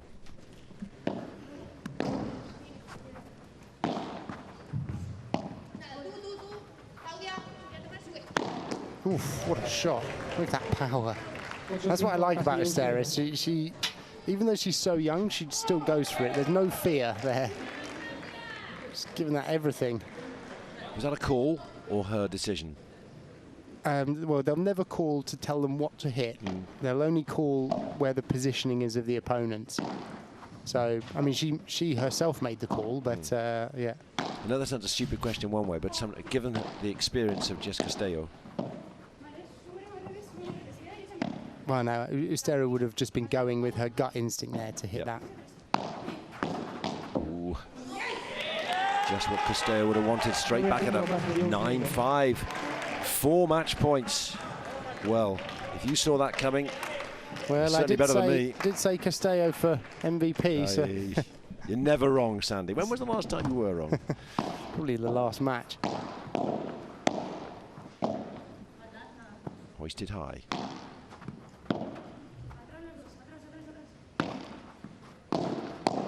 That's given everything. That's more like it. The conviction that we saw in the first set. Still on Castello. Look at her go for it once more, and that's good enough. And that was what was missing in set 2, which is why they were so set up in set 1, and why they've closed it out 10-5, and they've won the match 2-1. You would not have called that, would you, after, well, even to be in the third set after the first set, and then for them to have won it after the second set. So, I mean, they did well to get back into that. Certainly, they were down on their knees, out on their knees at the end of set 2, completely overwhelmed. And then, that, as you would say, is the wonder of paddle. You think something's going somewhere, and lo and behold, Team Bella Puerto Rico have turned it all around. Such momentum shifts.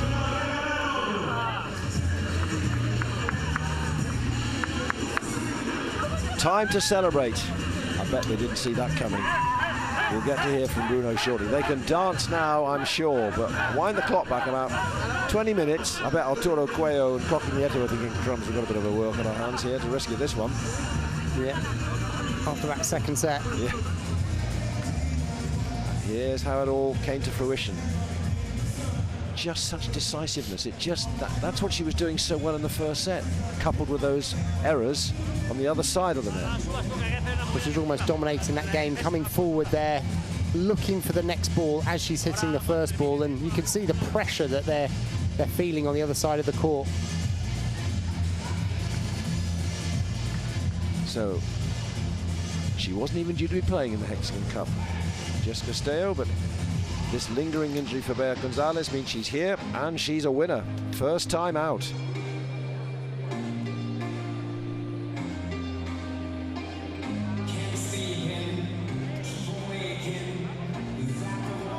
That's a big scalp, isn't it? Claudia Fernandez and Tamara Cardo. Yeah, I mean, in these type of matches, they're both playing with players they're not necessarily familiar with. It's a team setting. I mean, I would never have said it's 6-1, 1-6. You know, like that's obviously a bit unusual, but you know, this last year, Estero and Castello have been playing really well. I mean, with their respective partners. So it's been yeah. How often is it the case that someone comes in at the last minute and suddenly turns it on? So here we are. No pressure. In a sense, not much in it, because 6-1, 6-1, and then, OK, the final point's 10-5. It gives a bit of a gloss for Estero and Castello. It's almost when you look at the sets, you see a bit of a seesaw in the match, but in the overall points, it feels very, very close. Big improvement to come from Claudia Fernandez and Tamara Ricardo, I would say. I was expecting more. So, congratulations then to pairing from Team Bella, Puerto Rico. Our third match has ended with a win for Team Bella, Puerto Rico, back for their second year of competition in the Hexagon Cup. Very shortly, we're going to be hearing from Bruno. He's gathered them. So let's go down to Bruno. Bueno, estamos con las vencedoras de este último partido tremendamente loco, que no sé, Jessie, si me lo puedes analizar o explicar qué es lo que ha sucedido ahí. Bueno, yo creo que el primer set hemos jugado muy bien, hemos encontrado como el ritmo del partido, por dónde entrarles, y en el segundo creo que ha sido justo al revés, ¿no? Ellas han hecho mucho más su juego y creo que a nosotros nos ha costado un poco, y en el super tiebreak al final sabemos que es un poco una lotería, pero creo que ahí hemos jugado con mucha confianza, muy decididas, y nada, muy feliz de jugar al lado de Andrea, es un puro espectáculo, así que nada, a seguir disfrutando. So just explaining, there were a lot of ups and downs in the match, and in the second set, obviously, their opponents upped their game, but the super tiebreak sometimes is a bit of a lottery, and they came out on top. Andrea, después del varapalo del segundo set, que es difícil cambiar la tendencia de un partido, ¿qué teclas habéis tocado, qué habéis cambiado para poder darle la vuelta a la situación en el super tiebreak? Bueno, al final creo que lo hemos hablado con Jorge, creo que nos tenemos que activar un poquito más. En el segundo set nos hemos parado un poco, y nada, felicitar a las rivales, que sabíamos que era un partido muy difícil, y felicitar a Jess, que ha hecho un partido de 10 y me ha ayudado en todo momento. So a lot of love between both players, thanking each other for their role in this match, and just saying that they dug deep to bring it out in the end in the super tiebreak. Y la última pregunta, ya, Jess, me parece hasta ofensivo llamarte la jugadora veterana, pero dado el contexto, eres la jugadora senior, digamos. ¿Tienes muy consciente ese rol que te toca en esta dinámica, en esta pareja? Sí, la verdad que es un rol que me gusta, es la primera vez que jugamos juntas, y bueno, ahí estamos un poco acoplándonos, pero como le dije, ¿no? Que al final se divierta, que coja protagonismo, que si me quiere pedir la bola la pida, y que al final yo trabajo para ella y ella es la que se encarga de definir, de hacer la magia, así que ya te digo, muy feliz de tenerla al lado. So just saying that obviously she's the older player of the two, but giving her the freedom to attack, to enjoy herself out there on the court, and you can see that there's a very good compenetration between both players. Thank you, Bruno. Great stuff. Yes, Jess Castillo. Very happy. But despite your promotion of Jess Castillo as the player of the match, she has not taken the vote. Who do you think has, as I understand it? Have a guess. Have a guess.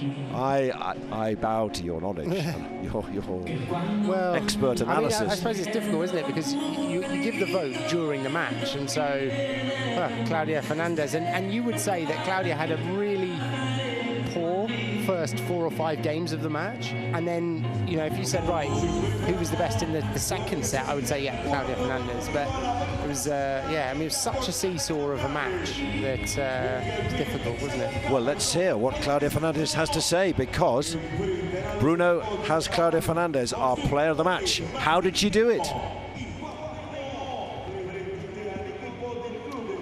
Estamos con Claudia, votada como la MVP por los aficionados. Me imagino que sabe a poco después de lo ocurrido en este partido. Analízanos un poco desde tu punto de vista lo que ha sido este encuentro.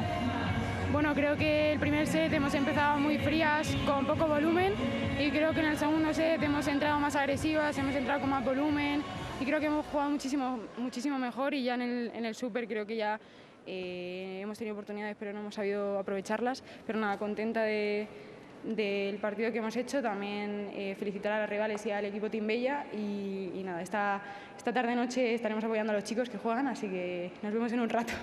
So just explaining, there was a slow start, that they tried to get themselves back into the game, but fair play to the opponents, who played a very good super tiebreak. Hablas del equipo, de los chicos. Se ha visto mucha energía desde vuestro banquillo. ¿Cuánta influencia ha tenido eso en levantaros en el segundo set? Bueno, creo que tener un equipo así suma mucho. Creo que que nos hayan animado en todo momento nos ha ayudado mucho. Creo que el primer set veníamos como muy con la cabeza abajo y creo que eso nos ha levantado, el apoyo de todos. Y nada, mañana intentaremos dar un puntito, bueno, 2 puntitos a nuestro equipo. Well, explaining that their teammates did a lot to lift their spirits up in that second set, bringing a lot of energy to them, and well, they'll be hoping to get the first points on the board for the team tomorrow. Thank you, Bruno, and thank you, muchas gracias, to Claudia Fernandez. So, they've started with a defeat, that they're back again tomorrow. Same pairing, Salazar against Osoro, and then it's Sanchez against Sainz on Saturday, so they get Friday off. Whereas for Team Bella, Puerto Rico, Jensen and Berseda tomorrow, and then Salazar and Osoro on Friday. All of which means after the first 3 matches, plus the next gen games before that, 2 of them, the league table looks like this. We've got a bit of congestion at the top. Hexagon, advantage, Team Bella Puerto Rico, good wins. So we'll see where that takes us. But of course, this is early days. We've still got 4 more days of competition before we get to our finals on Sunday.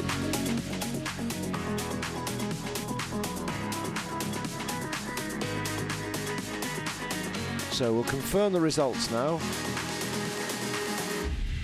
as we have the midway points of the day and the broadcast. So advantage it was who saw off 11-11 in the women. Hexagon came back from real trouble to beat Robert Lewandowski's. And then Team Bella came through against X10 to win by 2-1. So we're up to date, and you've got advantage against Crew Padel. Rafa Nadal Academy make their debut against Robert Lewandowski's team, and then X-Team Padel come against Team Bella in the men's, and that's a great match to round off Arturo Coelho and with Coqui Nieto. So anything after the first 3 matches, anything that stood out for you, Sandy, that you go, this could be interesting, this is something which that'll feed into the rest of the competition, or is today just a day where they're playing themselves in? I think they're playing themselves in. It's looking like quite a fast court. The ball is rebounding quickly off the rackets. We're seeing, you know, quite a few almost block shots that are then going and rebounding on their own glass. So it's almost like, can they do a good job of controlling the speed? But like you say, it's you know, the first half of the first day, so there's plenty of paddle to be played, and it will be getting themselves into it. As you would say as a coach, don't peak too early.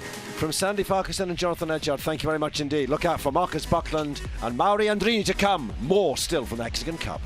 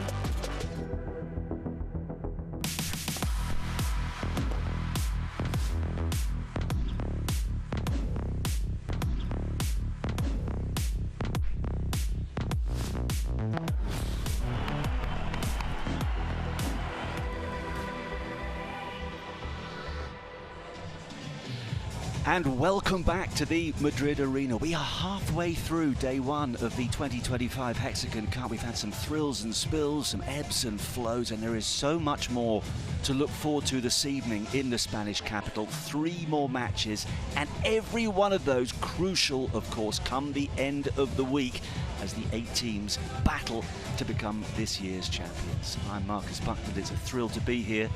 Terrific atmosphere inside the stadium as well. They know how to put on a show in Spain, about there's absolutely no doubt. Jonathan Ledgard and Sandy Farquharson did a sterling job throughout the afternoon. Jonathan mentioned that ticket sales are up considerably from 12 months ago. It's a sellout on Saturday, and with players like this in action, that is no surprise. Coming up in just a moment for Team Advantage, Martin Dineno and Juan Telo, defending champions. They're going to take some stopping, but if anyone can stop them, well, it could well be Federico Gingotto. What a character, what a player he is and has been for some time. And alongside him, Momo Gonzalez. Could this be his moment? Hopefully you can sense that atmosphere, that excitement. A lot of youngsters in the crowd today. That's got to be good for the development of the sport. A lot of school children earlier. Better than a biology lesson, of course. This evening, some slightly older, wiser patrons looking forward to the twists and turns that we are guaranteed to enjoy. We are waiting for the sports superstars to sprinkle their magic dust. And here come team number 1. This is a team to keep a very close eye on, of course, as defending champions, saving a match point in the final last year. I'm delighted to have Mario Andrini alongside me, a former player, a top coach, a general inspiration in the world of paddle. These two are pretty, well, those two are, I'm sure, are pretty useful as well, but the 2 players there are fantastic. Well, welcome everybody. Thank you, Marcus. It's going to be a pleasure being with you here. This pair, I mean, this is in, there are 3 Argentinian players and 1 Spanish player in this match. But I think both couples are quite similar in terms of the tactical part of the game. So let's see what happens. Mauro, as a very proud Argentinian, is delighted that 3 of his countrymen are involved. And of course, paddle, for now, and that's been the case for a long time now, has been dominated by Argentina and Spain. There are definite signs that other parts of the world are starting to flex their muscles. It'll be a few years yet before we have a whole host of international countries pushing to be number 1. But that's the plan down the line, and it's a generational thing as far as the spectators are concerned. And here's team crew. I mentioned Federico Gingotto, one of the great characters, Momo Gonzalez as well. Do you expect them to gel, Mauri? Well, Gingotto, we all know, you know, the current pair number 2 in the world, and also Momo Gonzalez, who will pair John Sanz this year. They end up, you know, playing such an amazing event in the Master Finals last year. So let's see how Gingotto and Momo, they never played together before, you know, but I think they, you know, Gingotto can adapt to any player. Of course, it's a team thing, it's different, it's unique. Paddle is about doubles, so you're not totally on your own, as are, of course, all singles tennis players, but it's not just you and your partner that you're representing. It's the rest of the team, 2 men, 2 women, 2 next-gen players in every team, plus the owners, the trainers. Yes, we have Maxi Sanchez interest. There. Yeah, Maxi Sanchez there is as well. He's ex number 1 in the world as well, together with Sanjo Gutierrez, who is not in this event. And also Vero Vicerda. There we see Claudia Jensen, the left-handed player. So, yeah, we're ready to rumble. I'm very looking forward to this match because we have never seen this match before. Only in Hexagon Cup we can watch these kind of matches, you know, against players who never play against each other and with each other, maybe. Yeah, that's the beauty of this particular event. Of course, in the world of paddle, there are lots of changes when it comes to partners, but these have been forced upon the players. How are they going to respond? They are superstars. They should put on quite a show.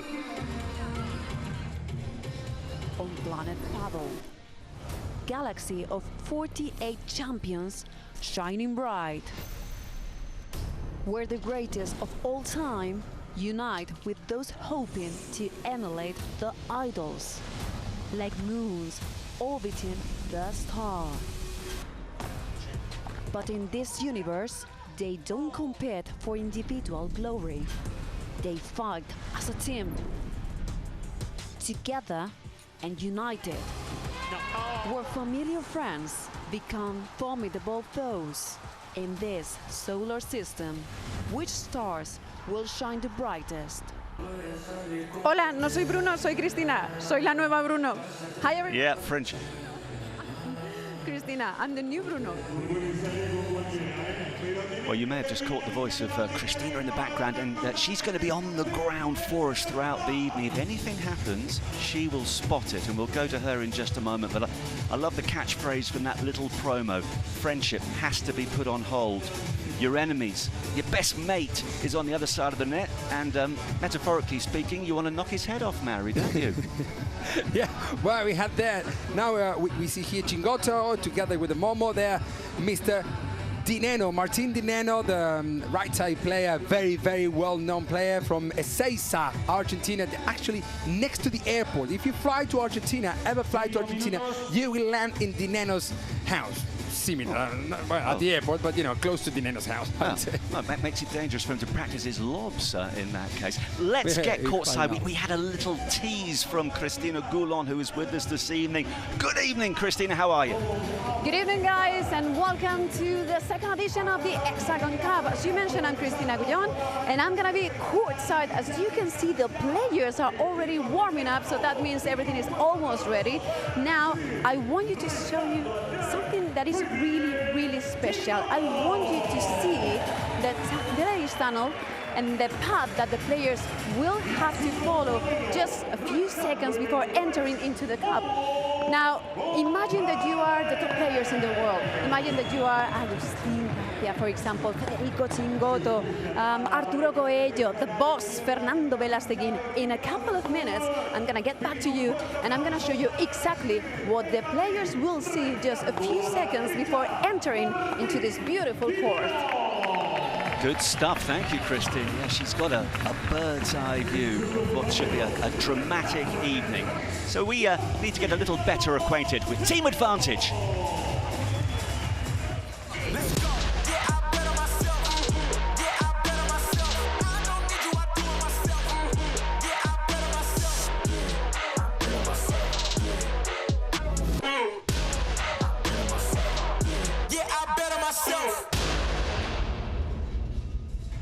Well, as I mentioned, they are the defending champions. It was really a year ago that Dineno and Teo saved that match point in dramatic circumstances and ensured that Team Advantage went home with the 2024 Hexagon Cup, and winning's a habit they obviously want to do it again. Yeah, it was an epic match what they played last year. It was the Sunday, the last match, 3 sets match was absolutely amazing. Actually, they were losing the match, but then all of a sudden they came back and they got the title for the Team Advantage. So there we have 27 years of age, plays on the right side. Always Martin Dineno played on the right side. You know, as in panel, we all know, you know, that the more you get used to one of the sides of the court, then, you know, sometimes you say, no, I play anywhere. Well, better get rid of playing in one side, because you become a master in your side, trying to play then with Sangwa, who is a master in the other side also. And there's the man on the other side, Juan Taylor, 29 years of age, currently ranked 20 in the world. Of course, when these pairs are thrown together, I guess occasionally you're going to have one of them accept, quotes, their weaker side. That's part of the team spirit you've got to show. Do you know that Juan Taylor used to play with Cingotto? Now they're warming up, you know? They used to play, and we call Juan Taylor, we call him the cat, and Cingotto is the mouse. A cat against mouse encounter. Yes. Yep, well, we know what to expect from those two. It's not going to be easy for them, because their opponents are mighty talented as well.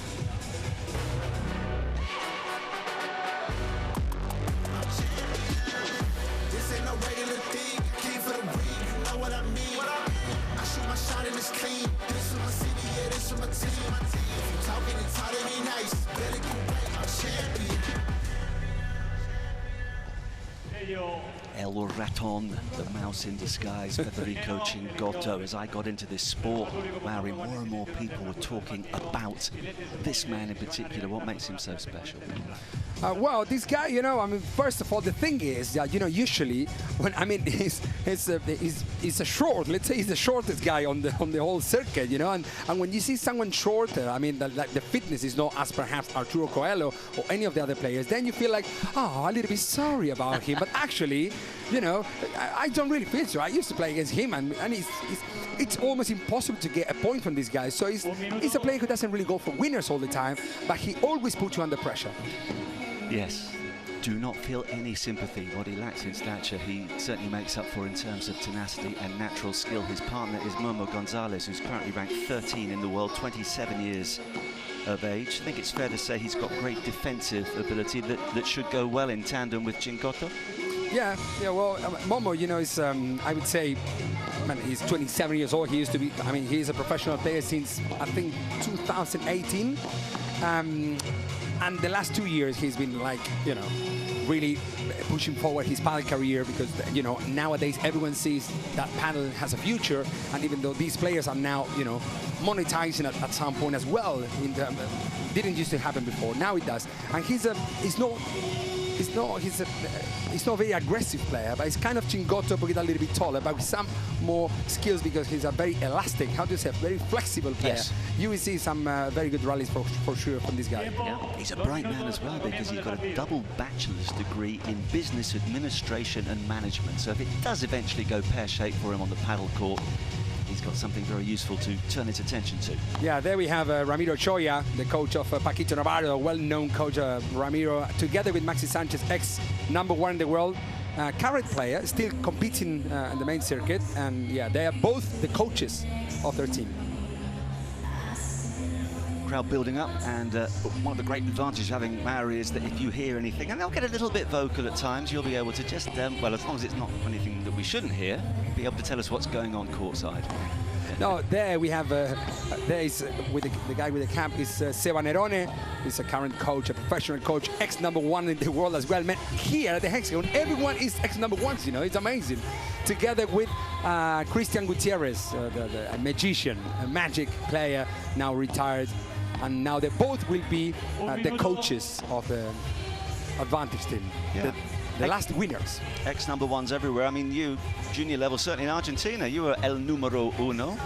Well, no, I was world champion in juniors, which is, yeah, but it's fine. It's okay. fine. Yeah. I was #1 there, and yeah, years ago, and then... Well, interestingly, during the course of the next few hours, we'll have a chance, I'm sure, to learn more about Maori, but you decided paddle wasn't really for you at the age of 19 and didn't play for 6 or 7 years before coming back into the sport. Yes. Is that a decision you regret at all in hindsight? No. So, and actually, I went to London, you know, to learn some English when I was 26, For the good weather? Yeah, exactly. Well, no, not really, yeah, but, you know. But, you know, I learned what it means about in the UK. Yeah, that's why then we came back to Spain and we live in Barcelona now. But yeah, that was more or less, as you said, you know, I found paddle again in the UK. I was coaching the national team for many years, and then, yeah, with our academy, we started to work around the world. And here we are now. I'm with you, and I love to be on your side, just giving some tips about these beautiful matches. Looking forward to learning a lot over the next few hours, all about paddle and Spanish too. We've got the Spanish terminology. I've got the list in front of me, and I'm learning slowly but surely all those wonderful different phrases. And Christina courtside is going to be interviewing in Spanish and English, as Bruno was earlier. So it's a win-win situation for all of us, paddle experts and bilingual, come the end of the week. Warm-up is complete. Final words, brief instructions. Now, with your coaching hat on, what are you saying to your players at this point? Well, you know, in the beginning, I mean, to these two players, the good thing that for their coaches, the good news, that they are more kind of players who don't really put much intention on the shots. It's like for them to start the match will be like easy at some point. Like, okay, just hold on, just wait until to see how are the conditions, how you're feeling, and then we're gonna start. So for them, it's gonna be easy. For the Gato Tello, will be a little bit harder because he's more aggressive. So if you're the coach, you got to tell, hey, Gato Tello, slow down a little bit, and then whenever you get the rhythm of the match, then we start pushing as you like. Good stuff. Here we go then.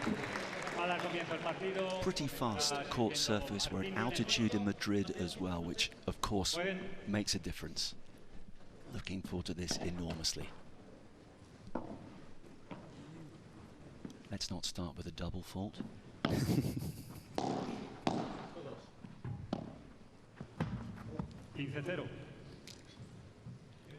Well, of course, even if you're the best in the world, there are a few nerves at the start of an event, particularly one of this magnitude.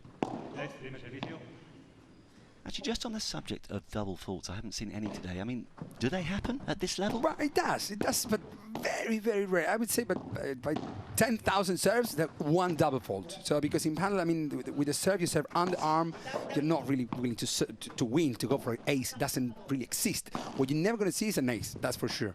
So, but double fault sometimes happens, very rare, I would say. We did actually see one ace earlier today, and well, hopefully we'll be treated to a few more of those, but if this rally's anything to go by, Mauri, we could be here all night.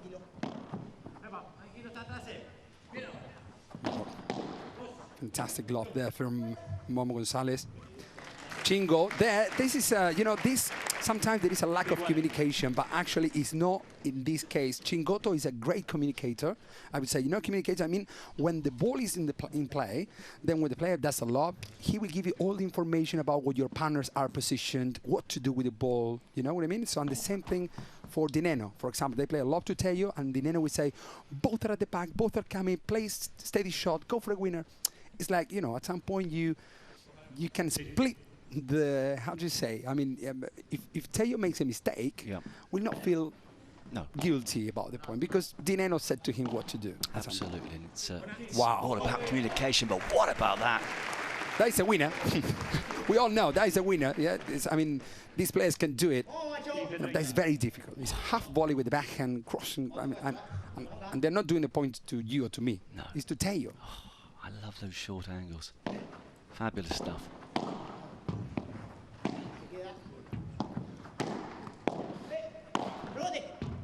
Plenty of intent in that volley. It's just long. Man, 30-0. I mean, first game, first set, first everything, and they are already. Vamos, vamos, gato. Yeah, should we get to a super tie break? Goodness knows what they'll be feeling like.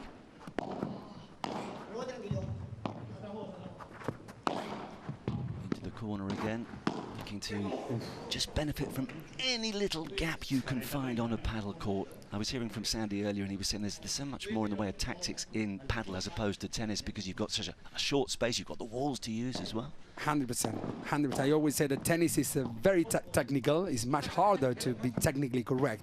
But in paddle, to be a master, you need to be very tactical, and paddle has thousands of different tactics to use. Well, first game to team advantage, Teo and Dineno leading this first game.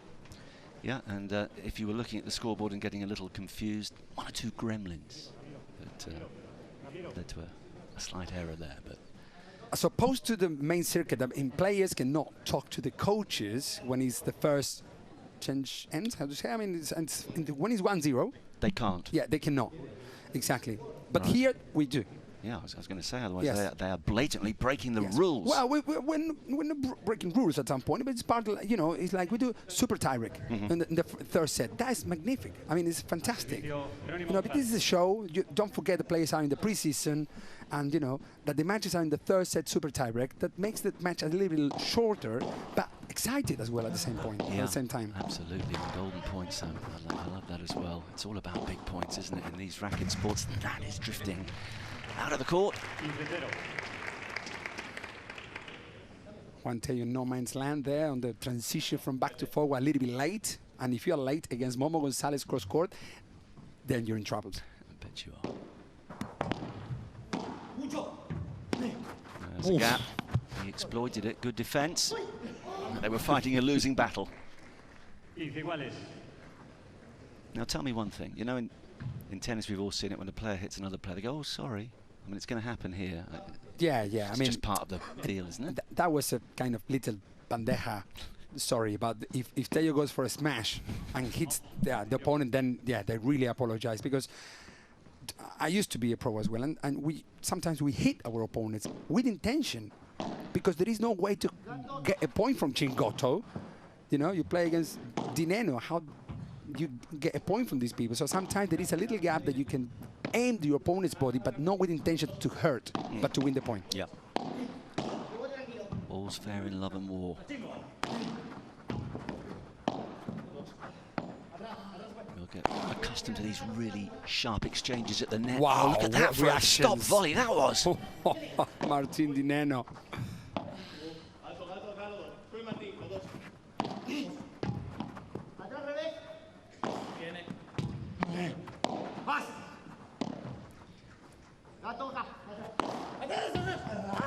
These two pairs have not taken long to warm up.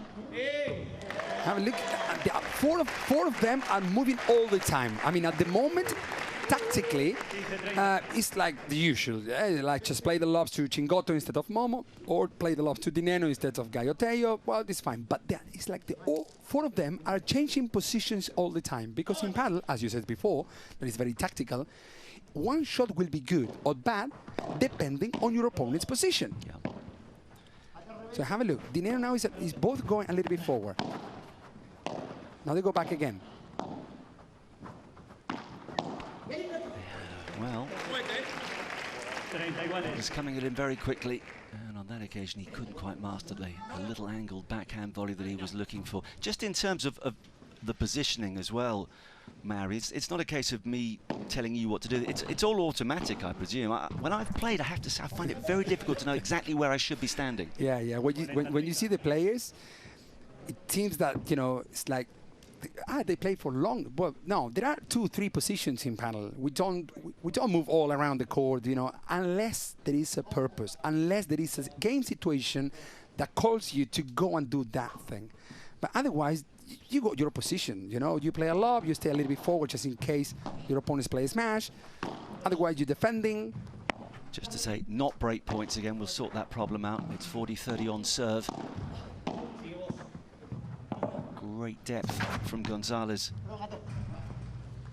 Yeah, perdón, Gato. He said Chingoto apologizes to his ex-partner, Mr. Juan Tello, and this is 1-1. It is. Game of peace, yeah, ex-partners. I mean, that happens in just about every match because it's a conveyor belt, Mary. Now, is this because people just fall out with each other every other week, or is it just you're always searching for that partner who's just a little bit better than the last one? Well, that's, you know, you think about the circuits and paddle and everything. Now all these, man, we just came from Miami, as I told you before, and they were together there. Now, after this event, they go to another event. And so they spend so much time together. So it's not only the technical or tactical part of the game, but also, I would say, the emotional part of the feelings between the players. Sometimes, unless you're pair number one, that even if the feelings are not good, you will carry on playing because you are number one. But all of the others, man, if you think about all the pairs, all of the pairs, as from rank number 1, rank number 2 in the world, they didn't divorce, I would say, but all of the others did, which is incredible. Never happened in paddle before. Well, everybody is searching for that number 1 ranking. Of course, it's not broke, don't fix it. Oh, there was no fixing that one. Tell you, it's everywhere. Huh? I mean, his fitness, he's a very strong man, very, you know, he's a very aggressive player, so you got to bear in mind that, you know, if you're going to play lobs, they're not playing high lobs. That surprises me a little bit from Momo Gonzalez and Chingo. You know, they're playing lobs under pressure, as Chingoto did in that shot. Well, let's see what happens. It's 2-1 to Team Advantage, who are leading in this first set. Marcus. Yeah, a comfortable service hold there. And they will sit down and again now have a chat with the coach and any other member of the team who wishes to give them a little bit of encouragement. It's always an intriguing part of these team events. You need to know what to say. Of course, sometimes you're going to have a better relationship with the player than at others. You might not necessarily know them all that well, so that's a skill in itself. As a coach, do you tend to have the go-to statements, or do you depend very much on who you are talking to? Exactly. You got to know who you're talking to, because at some point, you know, there are some times that you say, hey, you are doing okay, and then the other is thinking, well, I'm not. I'll tell you what, we're going to have a quick word now with Christina. Here I am, guys. As I mentioned before, I'm going to be courtside to get you the latest from the players, to show you around and get all the insights from this beautiful venue and this incredible event. But also, I want to share with you the amazing atmosphere that we're having tonight. So let's start with the fans, right? I'm going to get these two guys over here. Guys, if you can come here. I'm going to switch to Spanish because do you speak English, Spanish? Better in Spanish, please. Okay, so if you excuse me, I'm going to switch to Spanish and I will translate it. ¿Cómo os llamáis? What's your name? Mi nombre es Nacho. Mi nombre es Lucas. Nacho and Lucas. That's an easy one. So, do you play paddle? Are you paddle fans? ¿Jugáis al pádel? ¿Os gusta el pádel? Sí, a mí me gusta mucho el pádel y es la primera vez que vengo a un sitio así que estoy muy ilusionado, la verdad. So they both play paddle, and this is the first time that I win such an important tournament. So now going back to you guys. Thank you, Christina. Well, paddle lovers who would love to play paddle to this level. Bright start to what always promised to be a fantastic first match in the evening session, and the fourth of 6 matches on day one here in Madrid, all building towards Sunday's final. The top 2 teams come the end of Saturday will contest the main prize, 1.2 million euros up for grabs as well. How much? Yeah, what you're earning basically every day, I believe, having seen your contract, Mary. That's where paddle is at the moment. It's unbelievable. Thinking of that 5 years ago was not even 20% of that, the prize money, any of the tournaments. And I guess that is something that those players, those brilliant paddle players of the recent past, just have to accept. They weren't quite there at the right time in terms of capitalising, but they've led the way, and they've got to take a lot of the credit for the fact that this sport has now become so popular and so dynamic. Yeah, exactly. We see them on the bench at the moment, you know, some of them. So, yes, wow. Look at the way. Did he touch the That's net? why we call him Gato Tello, because he's a cat. Man, he's a cat. His reaction time is amazing. The thinking if he touched the net or he didn't, because, you know, sometimes when you are playing there, you don't know if you do touch sometimes the net. What do you think? I think he didn't. And also, could be also, sometimes that when you approach to the net can move because of air, not because you touch it, actually. Well. But it's true, you know, sometimes people who are watching, you did touch the net. Well, sorry, I didn't know. No. We did brilliantly not to. Yeah, and you asked me before, Marcus, about the players, and that they share all the time, same hotels, same transfers. They fly together, so they're not going to cheat against each other. Do you know what I mean? No, that would make for a pretty tough year on the road. I do always remember Maria Sharapova, the tennis player, saying that she didn't become a tennis player to make friends. And I thought, well, okay, but surely you don't want to go around creating enemies. In paddle, this is impossible. I can tell you. I am involved in paddle since I was 6. I'm 14 now, so it's a few years. This round still going on? Yeah, they're just away. But you see, they're laughing. I mean, they are waiting until what the umpire says about that situation, if Gato Tello touched the net or didn't. Well, we have a VAR system of sorts, don't we, which will hopefully answer this question. I think he didn't, but... Well, if you said La revisión de video determina que Juan Tello invade el campo contrario. Consiguiente, what do you mean? Tanto para invade. menos... Is it invade the opponent's side? So he did touch the net. It's 30-15. Yeah, exactly. The umpire said 30 laugh, and it was like, well, I'm a little bit lost or what? No, it's 30-15, yeah. So the opponent, the umpire said that Juan Tello invade the opponent's side. I didn't really understand, because you can invade your opponent's side if the ball already bounced in your side. But well, he might have touched the net. I was wrong. Listen, there's always a first time, Harry.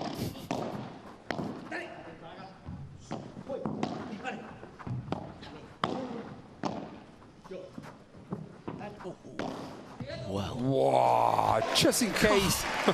I mean, great defense, and then perfection with that final shot. And that shot actually hit the edge. So you never know, sometimes, depending on how the ball goes, after the edge, you know, after the back wall and the surface. And that was a little bit tricky, but Momo said, hey, it's not tricky. Have a look. Boom. No. Oh, the wonderful feather-like touch. Behind his neck.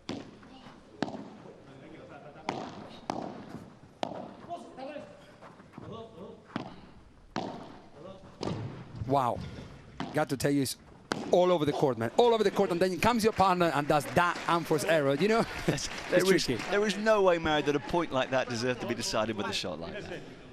Usually, you know, it happens, and it will to you because you're starting to play as well, yeah? And so it happens that the better your partner does, the more afraid you are to make the mistake. Do you know what I mean? Yeah, well, I can see that. You don't want to let him down. Nothing to choose after the first 4 games. Scoring system, as with tennis, will, if necessary, have a tiebreak at 6 games all. Can somebody manufacture an early-ish break in this opening set? There were, I think, already like 4 or 5 mistakes with the lobs, like long lobs, which I think it was unnecessary because how many smashes have you seen here in this match? How many powerful smashes? 1? So it's not necessary to miss the lobs at this stage. Do you know what I mean?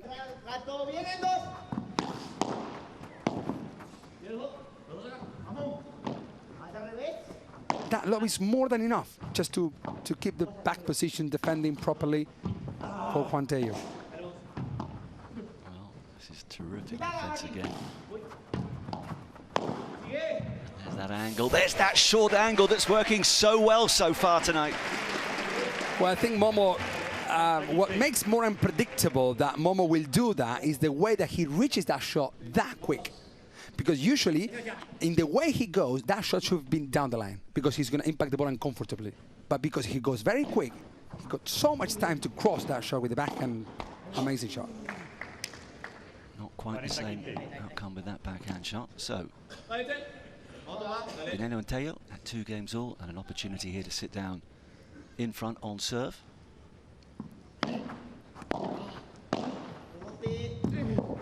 Wow, what a chiquita down the line. 2 unforced errors from Martin Dineno in this game, which is a big surprise for the team advantage. Actually, it's not. Martin is not a kind of player who's going to go for unforced error, but it's good news because still, you know, Gato Tello is playing very good, very conservative. So, you know, until they adjust, they're still adjusting. You know, it's 3-2. Sorry, it's 2-0, possibly 3-2 after this point.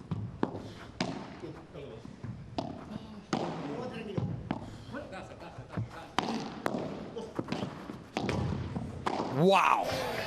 There you have the Gato Tello. Por 4. That we call it por 4, Marcus, yeah? Yes.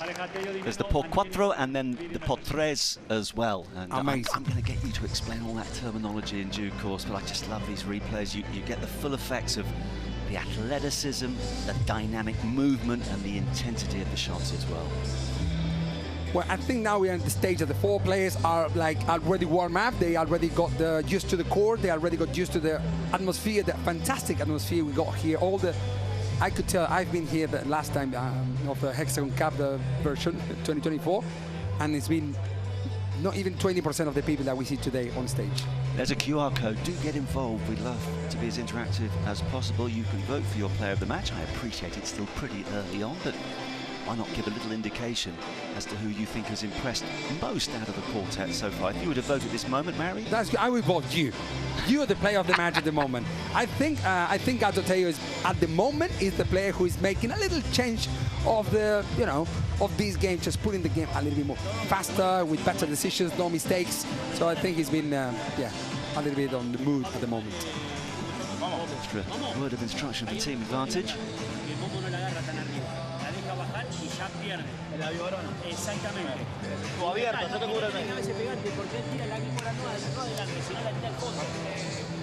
What was the gist of all that?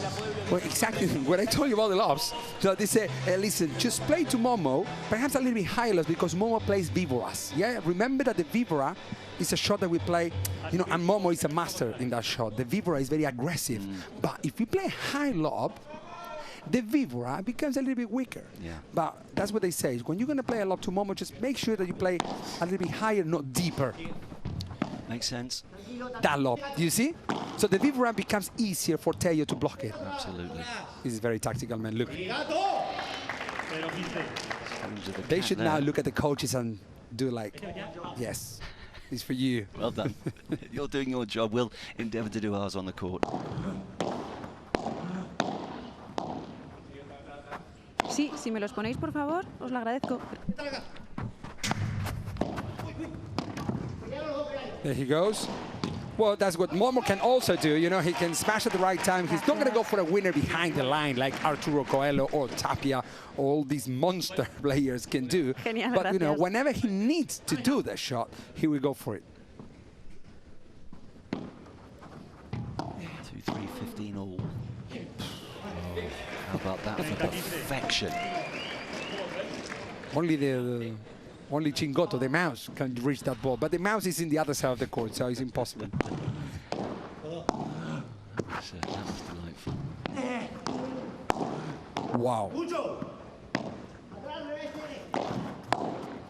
Most of the rallies we see, Marcus, have a look that it happens between the service line of the both pairs. That 4 of the players are into that, you know, service box. No one wants to be at the back defending. Well, at some point, hopefully, we'll get our heat map out to illustrate that point for you as well. It's significant. Oh, he meant that. Offensive lob.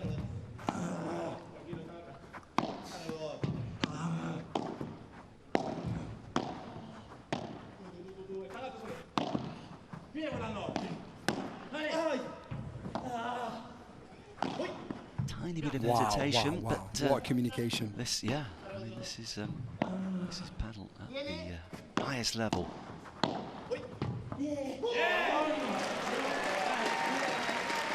I would say that it looks like Gato Teo and Martin Di Neno are comfortable, yeah, but I think that Momo and Chingoto are even more, you know, and that's what I told you before. The right side players like Chingoto and Di Neno that we have cross court would be like the best players, I would say, together with Arturo Coelho, who play on the right side.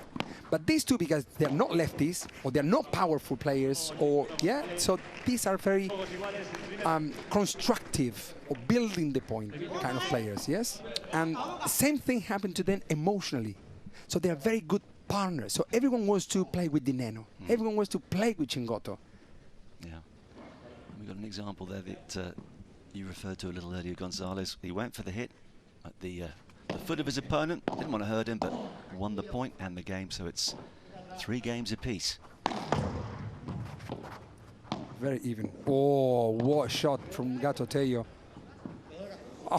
How the hell did he get that I back? don't know. Excuse my language, but... This another. A different level. Gato will go, might lose the point. Yes, well, yeah, Chingoto, yeah, because Gato Teo needs sometimes to hit the shot powerfully. You know, he needs to release, or because for him this match is too slow. Yeah. You know, there are many. I mean, Gato Teo, of course, never played tennis before, but all of the tennis players jumping into Padel around the world, they need to smash, and it's correct. But you also have to know that you know, a winner. If he's not a winner, he's a loser. So if you play very hard a shot and it's not very correct, you might lose the point. Yeah.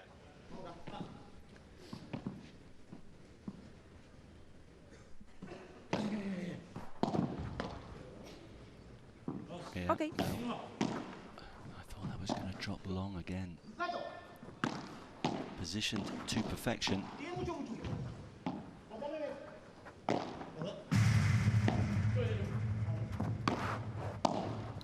Well, defense twice coming Amazing into play ball. here. Wow, Oh! wow, wow. No way. No. Oh, what an Ampers error. That was so much time to think about the shot. But what Di Neno just done is amazing. Yeah, fantastic. Fantastic point. Very spectacular. Love it. That is from the sublime to the ridiculous in the space of a couple of seconds. I always say, you know, the more time you have to think about what to do, you know, the worse becomes the decision.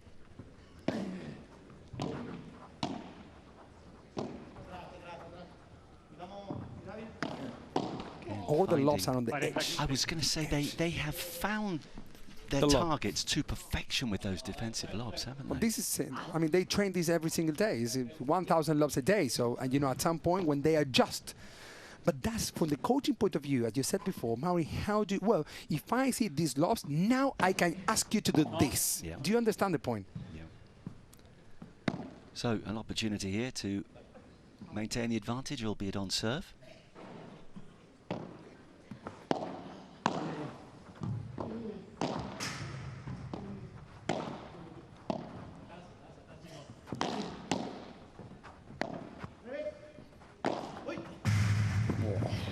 again. Revés. Chingoto said revés. Revés means the player who plays on the left side. So Momo knew that Teo was going forwards.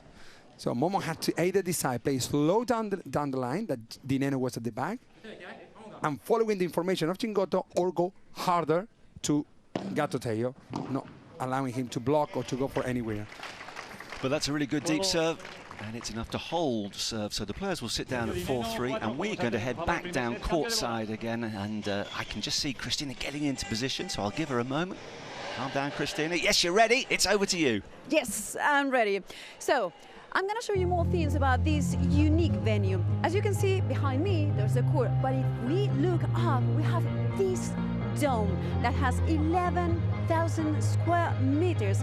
Now, this venue, the Madrid Arena, has a capacity of 12,000 seats.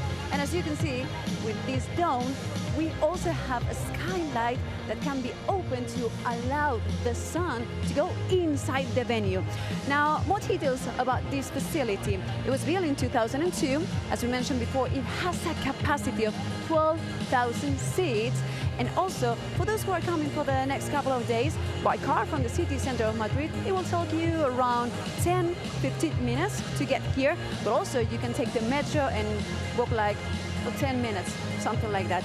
So now we're going back to this beautiful court to get back to the action where the magic happens. Thank you, Christina. Talking of magic, I don't know if you just saw it, she moved so quickly to get from her position off court, ready to make that little presentation. Oh, she's an athlete herself. Wouldn't look out of place in this match. Is she a Padel player? She might be. Well, she's football as well, yeah? Well, she's certainly fleet of foot. That there is no doubt. So, here we go again. 7 games in, all on serve. It's 3-4.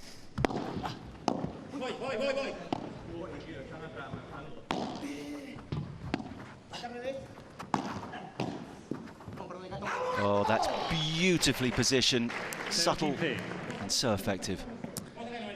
Chingoto said, atrás, revés. That means Teo at the back. Teo, what he did, he came forward very quick. That's why he volleyed. He played that volley.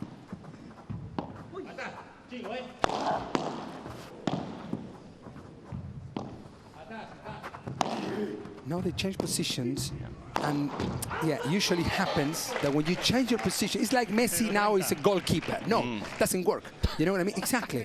It's like, you know, that's why sometimes when you see in an emergency game situation, I would say that the players change sides, then you will play high lob in order to get time enough to go back to your own position. He's frustrated with that return though. Just long. You know, knowing Lionel Messi, he's probably a good goalkeeper as well.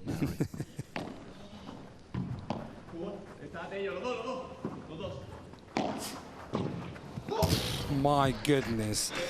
Yeah, you know, Marcus, Chingoto can do that shot because he's shorter, and so the size speed he can produce on the shot, Teo would never be able to do it. From that height, playing that hard, it's impossible. So Chingoto can.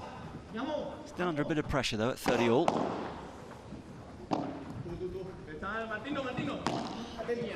Martin no means Dineno back. Martin back.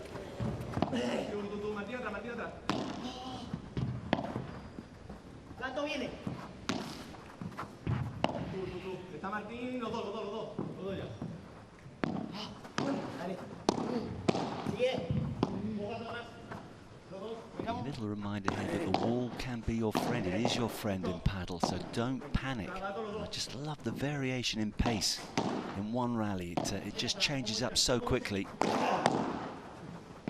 The only one who changed the rhythm of this point, I would say, was Teo. And Dineno, Chingoto, wow, what a smash. Oh, just a fraction long. I mean, Chingoto could be playing 7 months in this space, you know, no problem. Teo cannot. Teo needs that, give me power. That perhaps pushes you to make a little unforced errors, you know. But I think 4 of the players are now, at this stage of the match, on fire, all of them. Which is great news for all of us.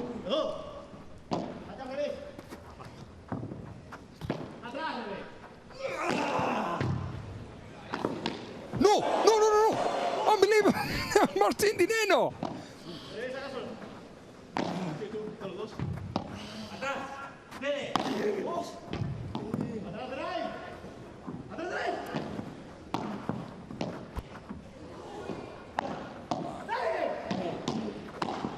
Wow, wow, wow, wow, wow, wow, wow.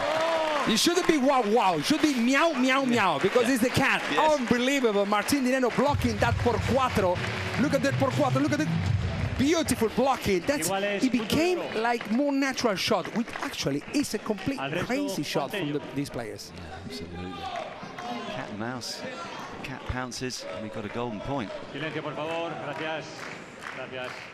It's beautiful because they change all the colors in the stadium. If you ever would like to watch a match live, this is the event because it's very quick, it's very spectacular.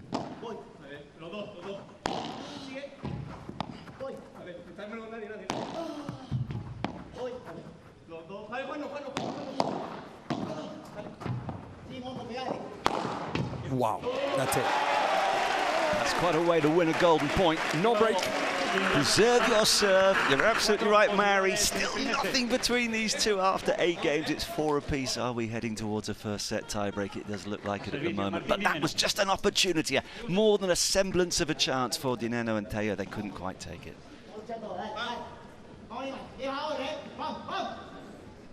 And now it's when Chingoto starts, you know, shouting a little bit to his partner in the good way, yeah? And then say, hey, vamos, now is our chance. We save that break. You know that we call Chingolan to that area, Chingolan, to that area where is Chingoto now? Where Chingoto is positioned now, like in between, let's say, from no man's land, a little bit further forward. It's we call it the Chingolan. Actually, he has a padel club in Argentina called Chingolan. Crazy. Okay. Love it. To everyone in Argentina as well, yeah. To Olavarria, the city. When he's not playing paddle or looking after his club, he loves fishing. He says he fishes for hours to try and relax and get rid of all the adrenaline that tends to flow through his body on a normal day. Teo didn't find his smash yet. It's not, you know, but he's still trying. You know, he's still trying because he says like, how my smash is not working? Well, sometimes it could be because the conditions, because the court, because his power, because I don't know, but it's not working properly. He didn't win more than one with a powerful smash. By 4, he did few of them by 4 meters. So he tries per 3. That would be a little bit more effective for 2 reasons. First, if the ball goes by 3 meters, at least the player outside has to just play a steady shot back too. Yeah. Okay. But in the other hand, if the ball doesn't go out, as just happened, the ball would stay in, but hitting the unpredictable side fence, you know, which it makes more. Wow, Chingoto, Chingolan. That is a Chingolan. I think the ball bounced twice, and Momo Gonzalez is very fair play. Yeah, of course. It was 5-4. But you're right about Chingolan. Watching the way he is manoeuvring himself. Okay, he's got the low body advantage in that regard, but that is pure magic. You keep your votes for your player of the match coming in, and we'd like to get a little taste of who you want so far, at least. And it's a tough one to call because they're all producing moments of magic. There's the QR code. The choice is yours. Don't forget, as we listen again, still 2 more matches to come after this. Mary, translation time.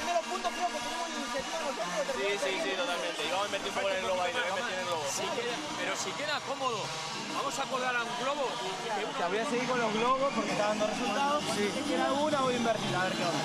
Invertirle, para mí, si invertís, invertirle por el lado del chingo. Porque Momo está más rápido como para ir a cortar para adelante. El que te espera un poquito más retrasado con el tema del globo es chingo. Entonces, invertir ese espacio. Y si tenemos ahora otra vez, al chingo, bancámelo atrás. Yo me le hago la chica en la cancha. No me quiero agujar. Pero a la rata esa. ¿Sí? Whatever they were saying, there was a lot of it. he says something about Chingo, I will tell you now. And he says, to that rat. Yeah? You stay back and don't push it because to that little rat. In a good way, because they know that the cameras are there, you know, at some point. And so they will just have laugh afterwards. So they were talking about the lob. Both pairs, actually, they say, okay, let's just hold on a little bit more with the lobs. And they say, in the side of advantage team, Tello and Dineno, Tello said, hey, whenever, yeah, exactly this, just wait. He said, wait until, wait cross court to Chingoto. Don't be that close to the net as he's doing now. You know, Tello said, hey, listen, when you're going to play cross court to Chingoto, you a little bit more at the back. There's a lot to fit into that little period between the change of ends. Margins here are absolutely critical, so little between these teams.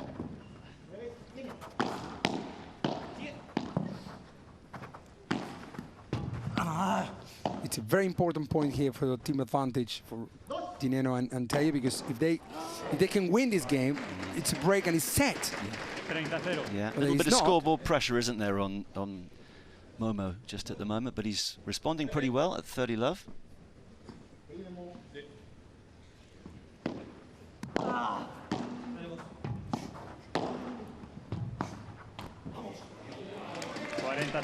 That's Momo Gonzalez. 1.7 billion shots the same, you know, and going for the winners when he has to go for winners. Well,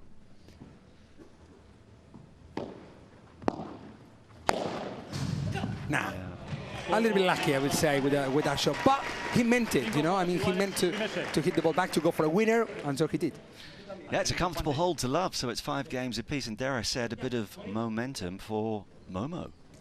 After that, it was a potentially awkward service game. When you're serving second, you've got the scoreboard to keep an eye on. No problem.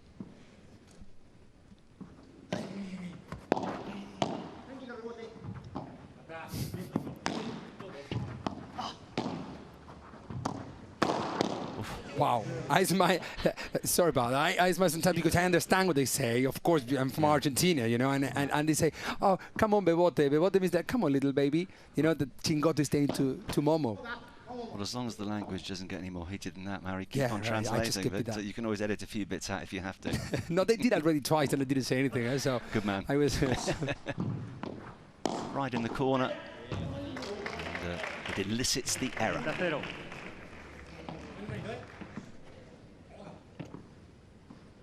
It's funny always how Gato Tello, when he plays, look how he starts moving. Yeah, have a look. And look, when it ends, look. Very slow. He's like a beast. Yeah. You know, it's like boom. Yeah. But when he plays, he's the cat. Well, so he's a cat and. Well, very cat-like reactions, because cats are slow, aren't they, until they decide what they want to do.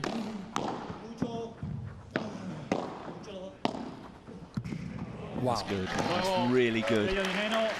Whenever they serve, you know, it's a little bit quicker. So that says a lot that when they are the net, they are leading easily, I would say. I wonder if we should have gone straight to a first set tiebreak, because there's so little between these two teams. It's another hole to love and bring another long. Quite lengthy conversation, certainly as far as team advantage are concerned. And as we have a look at Martin Dineno, I mean, for those of you who know your paddle, you'll know this story, but Mary, it's one of the most extraordinary private narratives of all the players. Martin Dineno, incredibly talented youngster, back in 2016, travelling in a car with 2 of his best friends. They were all young, up-and-coming paddle players, Ana Rodriguez and Elias Estrel. They were involved in an awful car crash, and Rodriguez and Estrel sadly died. And Dineno himself broke both his legs. He was told he'd never play paddle again, he'd struggle to walk again, and here he is doing this. I guess when you've gone through that sort of thing, you can deal with anything. Let's listen into the coach.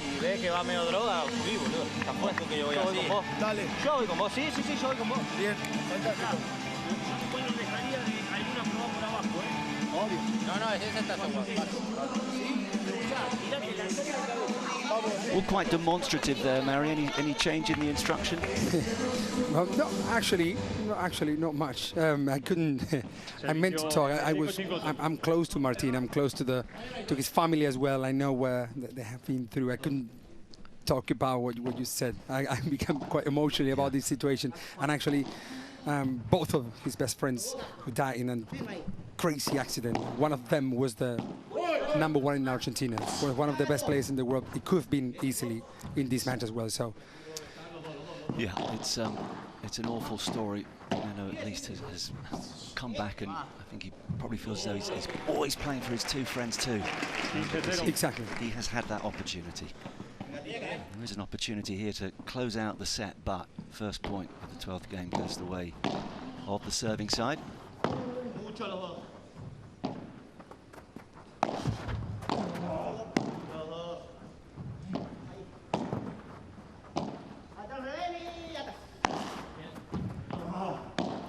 very important this point to get to 15-0 instead of flat 30 like in the last game when it was 5-4 to Momo and Chingo. So if Teo, he's running the risk because he knows that this point is very important because things could change if he's 15-0. Look. Oh, he couldn't reach it. I thought he was going to get to that. Yeah, me too, but we are far from here. We couldn't really see it. Yeah, we've never made a mistake up in the commentary box, but that ball was flying, and actually until you play paddle, I don't think you fully appreciate the different speeds that the ball comes off the wall. No, he was pretty close, actually. He was. Very close. We're right, man. Of course we are. That's why we're here. No, he was very close, yeah. 30 love, a couple of points away from a first set tiebreak.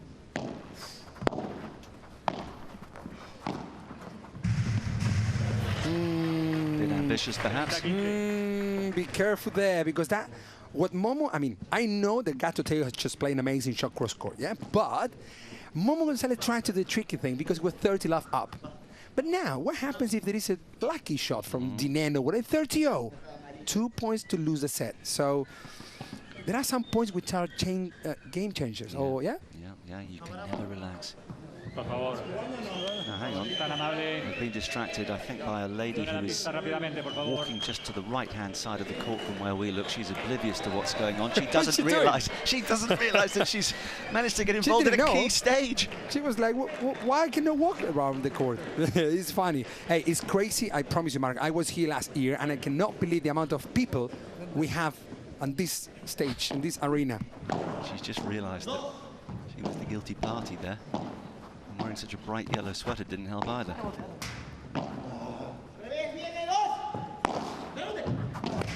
Look at this, look at this. And that's what I told you, now 30-0, and let's see what happens, because if team advantage get this point... I think you know what you're talking about, Mary. I've been there before, I think. Yeah, but not at this pace, man. These players are playing another sport. I used to be a pro of a sport that I think that was paddle, if I watched this. Yeah, the pressure is on the service. Do you see? He didn't do it now. He didn't do that tricky thing now. No. Once bitten, twice shy. What a chiquita. He didn't do it now, but now it's too late. Oh. It's crazy. 30-40. This is a set point for team advantage. No, Momo.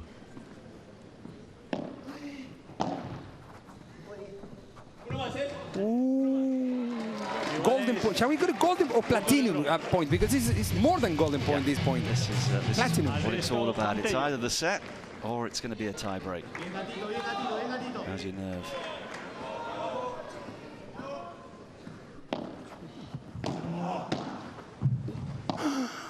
Oh, goodness. That was on the edge. Whoa. No way. Here we go for Gato is going to do it. No way. Yeah. He did it! A fantastic point. This is set for team advantage, Marcus. We can't believe what we watch here. Wow. Wow. Dineno and Teo. When push came to shove, they had that little extra, and Mary made a really good point there at 5-6, 30 love. Maybe just a slight loss of concentration, the wrong shot in the circumstances, and it came back to bite them.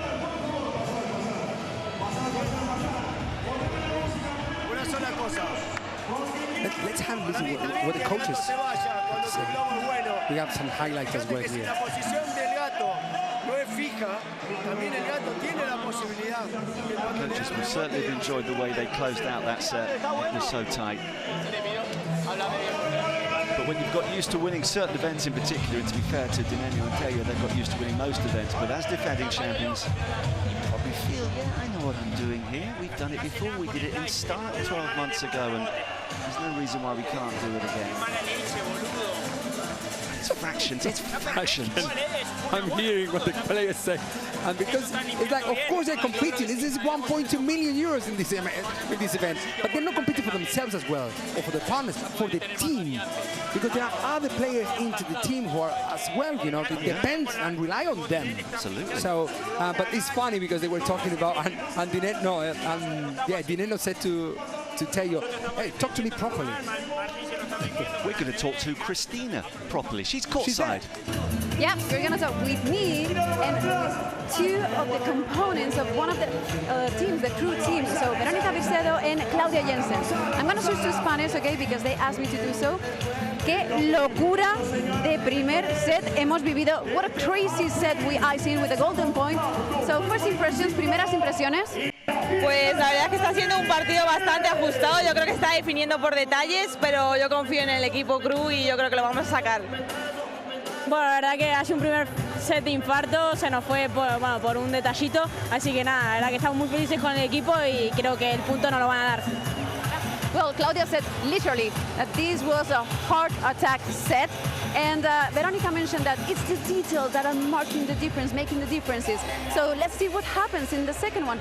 Thank you so much, and all the best for the second set. Thank you so much. Mucha suerte para el segundo. Thank you, Christina. Gracias. Thank you. Bye. It's a pretty apt description, a heart attack set. I mean, if it carries on like this, I'm definitely going to be sitting down come the last match of the evening.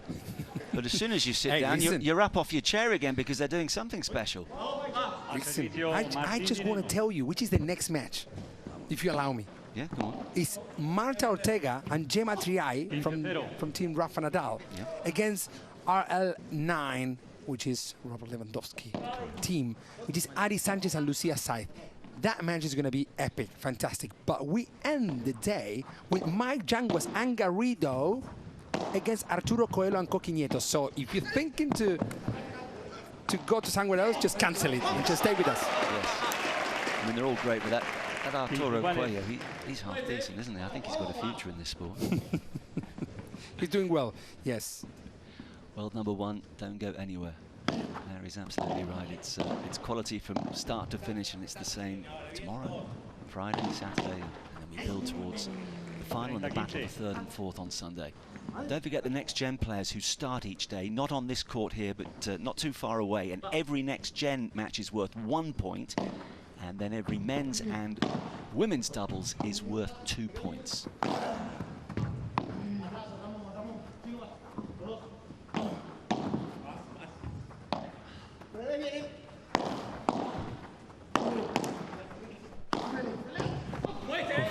It's like winner, winner, winner.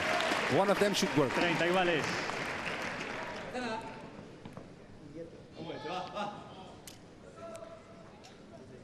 It's funny because Martín Dinenyo was asking to Juan Tello on the bench, like, hey, Juan, talk to me properly. You're not giving me the right information when Momo is at the back or forward or when Chingoto is at the back or forward, whatever. Just give me the right information, but in a funny way, you know.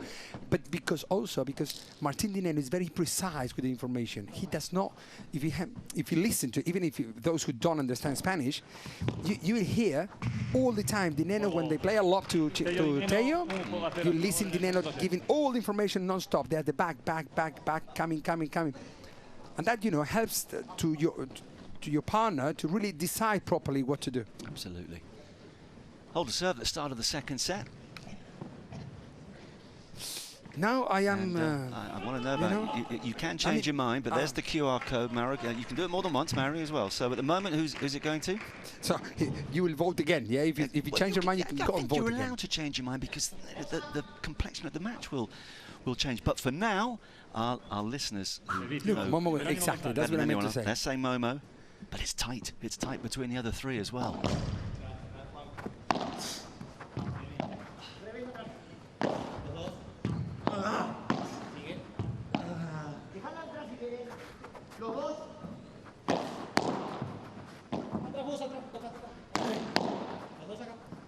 Not there, as Chingotto said. Not to Chingoland. I cover this side.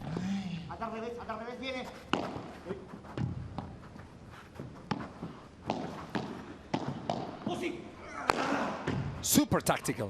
This point was super tactical. Everything what they did, the amount of power, as I told you before, Marcus, I mean, Padel is not a matter of hitting the ball hard or a matter of opening the angles all the time. These players were playing all of the shots down the middle. But the thing is how fast you're going to play that shot. Down to your opponent's feet, harder to the body, you know, wow. Well, that contra just clipped the tape. Point continues.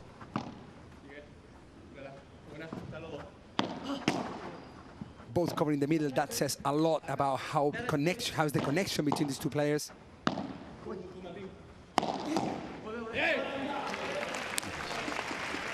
Martin apologizes there to Gato Tello because they were talking before on the bench, like, you know, if Dineno has that shot there, better that Tello goes forward if he has a chance and Chingotto stays at the back. Sorry, Dineno stays at the back to defend Chingotto's Vibora.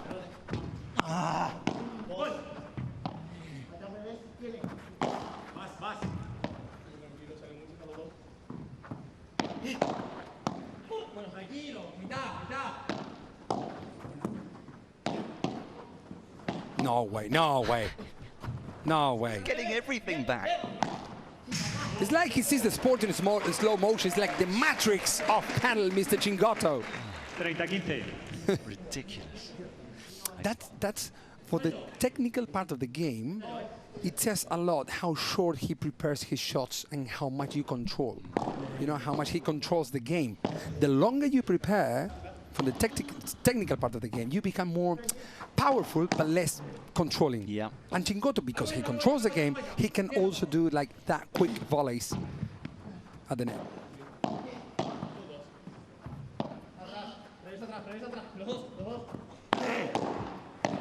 There he is again.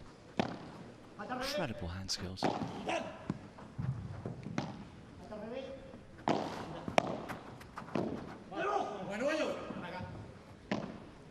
Good communication from Team Advantage.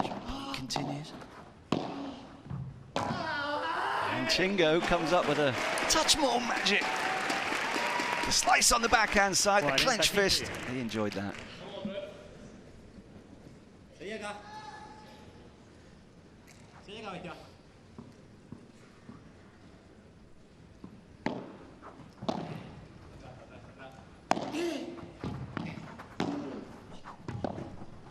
Amazing. Fantastic how that is the ABC in Padel. You serve a little bit to the corner, sorry, to the down to the opponent's feet, then you play slower to the siphons, and when the player goes to the siphon, you play to the middle, and then, you know, if they keep defending, it's because they are. Well, they enjoyed that, understandably. I'm sure Kun Aguero, who owns this team, fantastic former centre forward for Manchester City in particular. Is he here? I'm not sure. But if he is, we'll he will. He will. Yeah. Hopefully. Famously won the league title on the last day of the season for Manchester City some years back. Goal scorer wherever he played.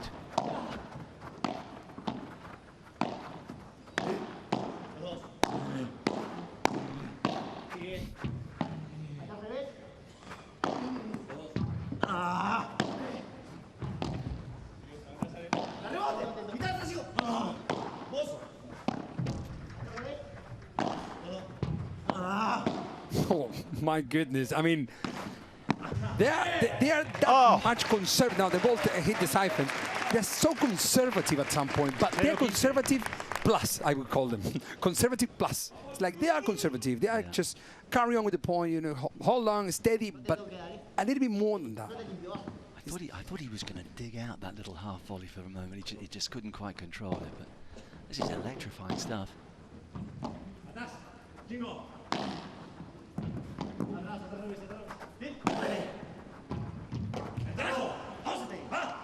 I promise you, everything is about communication at this point. At this point, the only thing that makes the change, the game changer of this is that how they communicate. If they communicate properly and the opponents don't do any move, at the time you give the information to your partner, then usually you win the point. Apologies for the lack of the score up in the corner of the screen just for the moment. A few gremlins again interfering, but I can tell you that it's Love 130-15. That's a really good serve.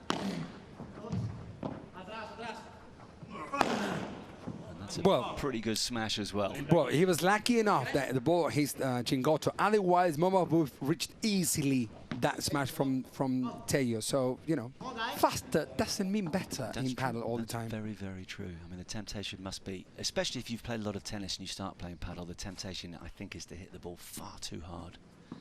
And, of course, to not let it go past you, which you have to do.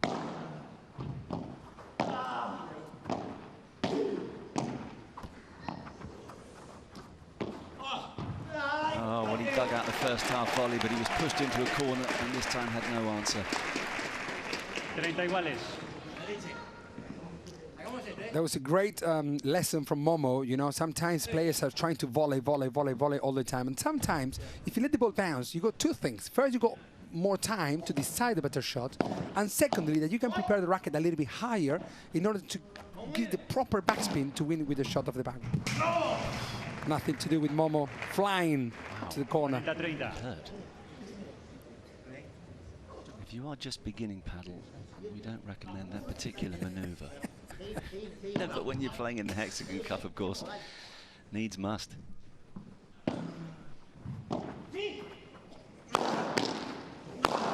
What? What is this? That's incredible. No, Momo is a wall. Wow! Momo Gonzalez at his highest. Unbelievable. Well, listen to the crowd. That's the biggest shout of the night so far, and no wonder. Pure brilliance. Block it, down to his feet. Amazing stuff. Well deserved for the Spanish player, Mr. Momo Gonzalez. Jerónimo. Well played. The chant going. Important point now, because emotionally wise, I would say, Momo is on fire. Chingoto is always on fire. So, yes, a little bit danger for Dineno and Teo. Comes down to a golden point, of course, as we've already discovered, and that one, well, he's Chingoto leaves the court. Straight off the court, but just jumping up and down with a degree of frustration. And shouts there. And loud. To release some of the pain that love have caused to him. Well, what I do like about this Murray in the Hexagon Cup, and it translates to other team sports, okay, one team's got to win, one's got to lose, and they're going to give their all, but the camaraderie, we just glimpsed that from some of the other members of the team, laughing, cajoling, having a bit of fun too. Yeah. But I think that the Hexagon Cup about, I mean, the players are competing not only for the team or for the money, because they are competitors. Man, I play exhibitions or I play with them for fun, and there is no fun. I mean, we laugh, but we want to win. I don't want to lose just because. So the good thing about this is that they are not under pressure, I would say, because first of all, they're not the partners. Secondly, they're not playing against people who they know how they play. I mean, Momo and Chingo, it's a new pair. How do you know how to play against that people if you don't even know how they're going to match together? So, but now, as the match goes through, you know, we talk about more tactics and how they're feeling and what they can do, what they cannot do. Well, the excitement's building inside the atmospheric Madrid arena. It's hosted some fantastic events through the years, big-time tennis. A whole host of different sports have been staged here. And it's for the second year running that the Hexagon Cup is taking place. 6 teams 12 months ago, 8 this time around. Ticket sales up by a considerable margin on 2024. A sellout on Saturday. Expected to be a sellout on Sunday as well. Chingoto to serve.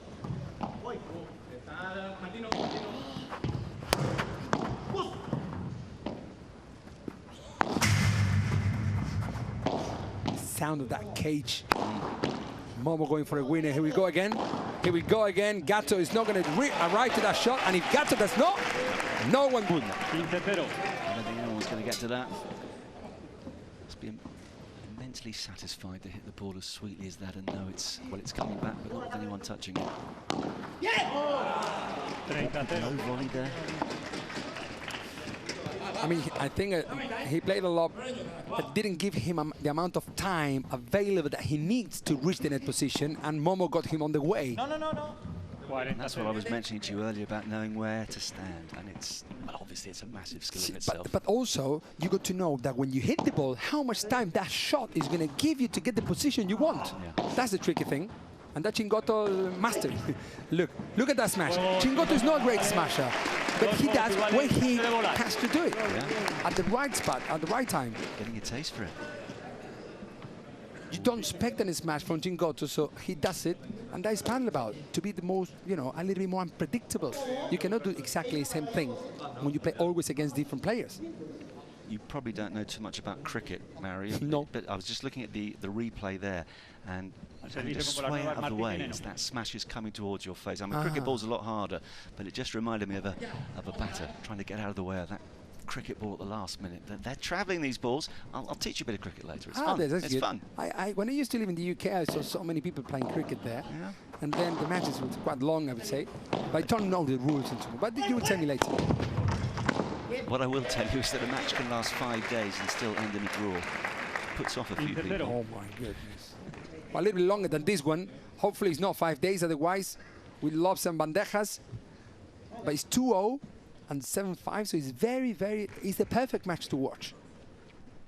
Right onto the line with that serve. Coming in quickly behind it, looking to attack.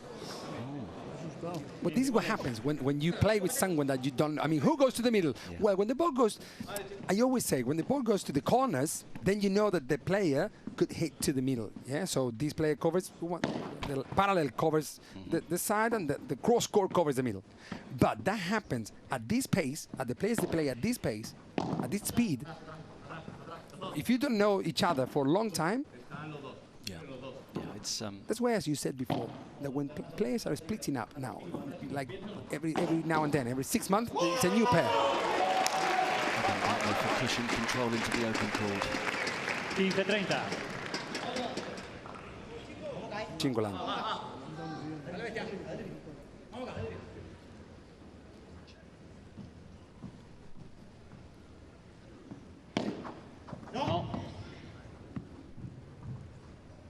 Maybe just a little opportunity here on the Dineno serve.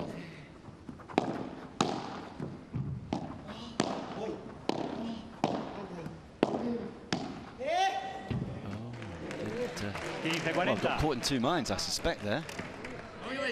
It's 5-40, huh? Yeah. 15-40 to Crew team. They got to do something. I mean, come on. I mean, they got to win this set in order to go to a super tiebreak in the third set. So this might be their chance to break.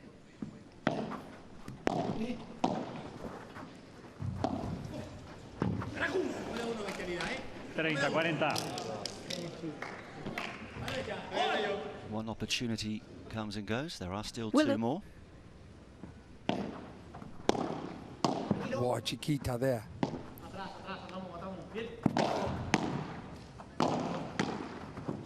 Yes.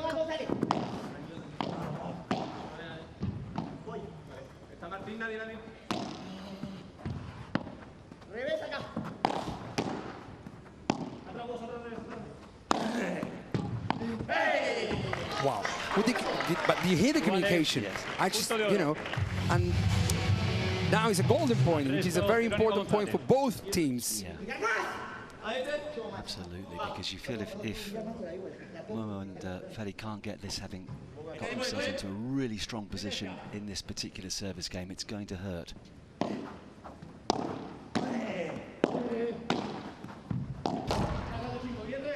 What a love from Chingoto, covering the middle there.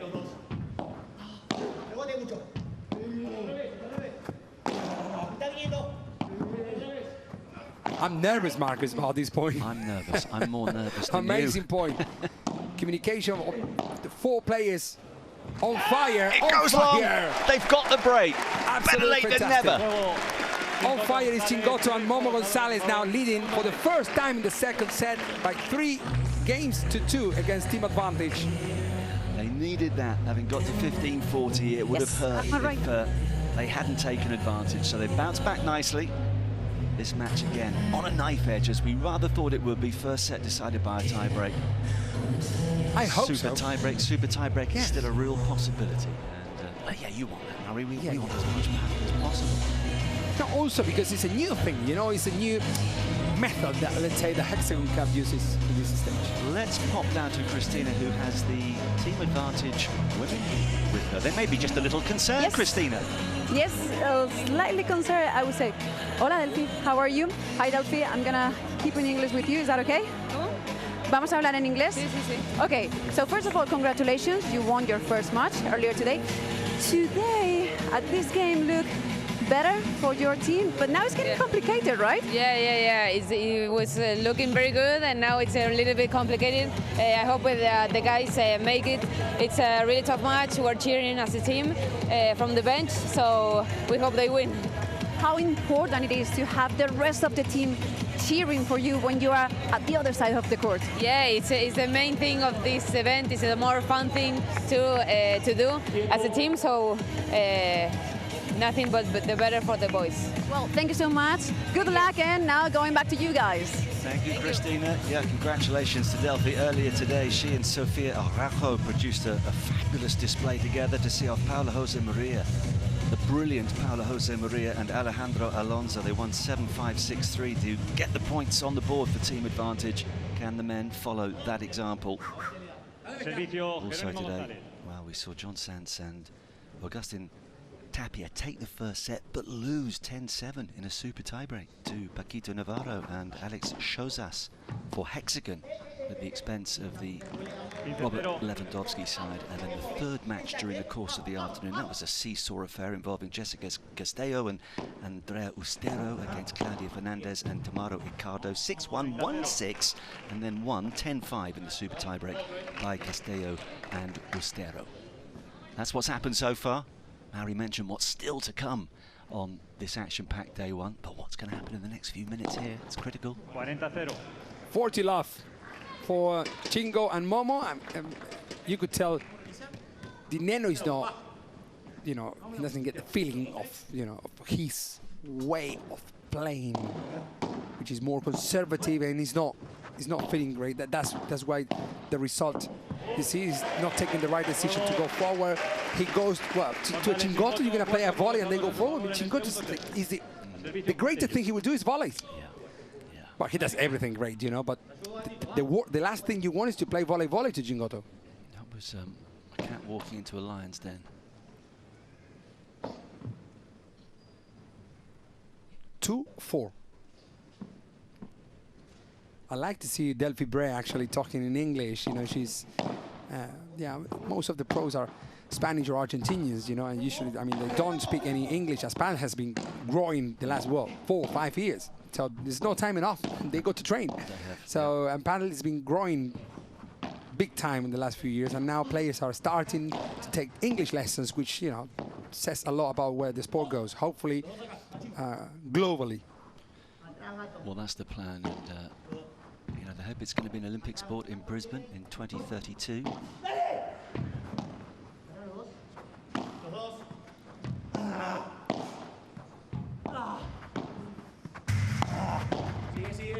Through the legs. Wow, what a hand! What a hand from the little Chingoto. Just kicking por tres with a backhand. Fantastic shot there. It's the positioning. You see, he read that, and read the position, read the game. He said, okay, if I hit the ball there, the ball will go there. And if the ball goes there, there we go, out. I know that Momo Gonzalez was winning the player of the match vote when we last saw the QR code. I'd be tempted to be voting for Chingoto at the moment because he just brings so much to a court in the moment. He's helping to turn this match around. That was long, the first serve. And long, the second serve. Oh my goodness me, the double fault that you told me I would never yes. see. Yes, you see the first match. Welcome. Okay. It's also not also because how Chingoto is playing, but I think also for the emotional part of the game, he's very supporting Momo. Momo wasn't feeling great in the last, like, let's say, the part of the first set.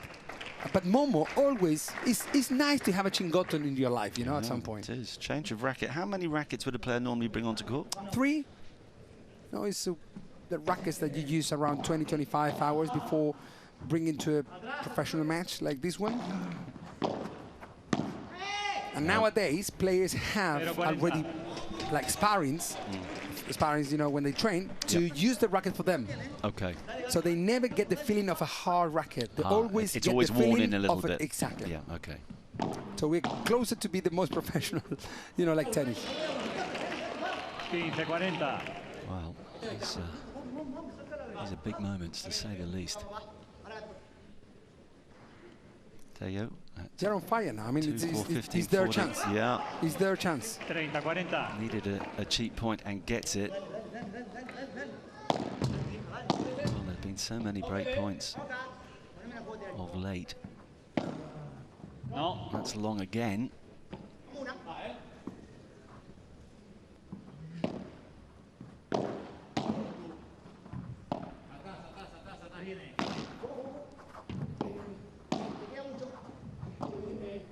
Well, now it's a golden point. Gold light on. Yeah, we're getting a few of those. If you're a Harry Potter fan, you'll enjoy the little golden snitch that goes around the court as well.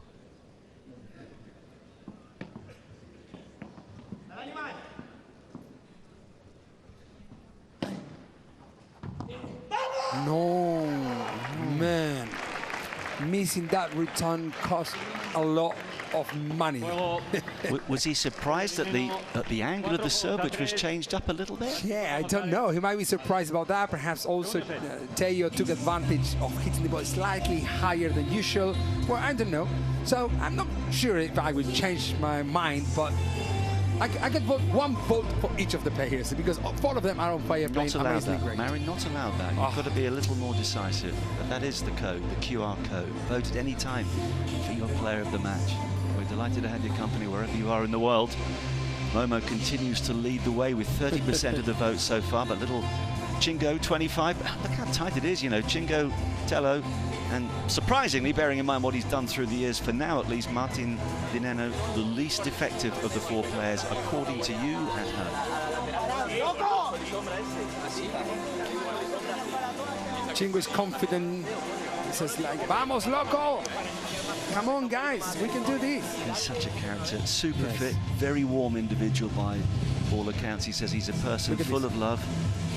Sorry, Marcus, look at this. Well, we were talking before about the transition area that the players are playing there most of the times as well, and the ball bounces around that area all of the time. That says a lot how conservative these players are. Yes. They're not playing so many chiquitas or many deep shots. Yeah, that's interesting. That's why it's a long rallies, you know. They're back out on court quickly. Team advantage, just a couple more points to hammer home. Chingoto says reading the game is the key. And I love his catchphrase. Even with limitations, great things can be achieved through effort and training. And that is something that all aspiring sportsmen and sportswomen should bear in mind. Give it your all. And who knows, if you can do it with a constant smile on your face, like Federico Chingoto, then so much the better.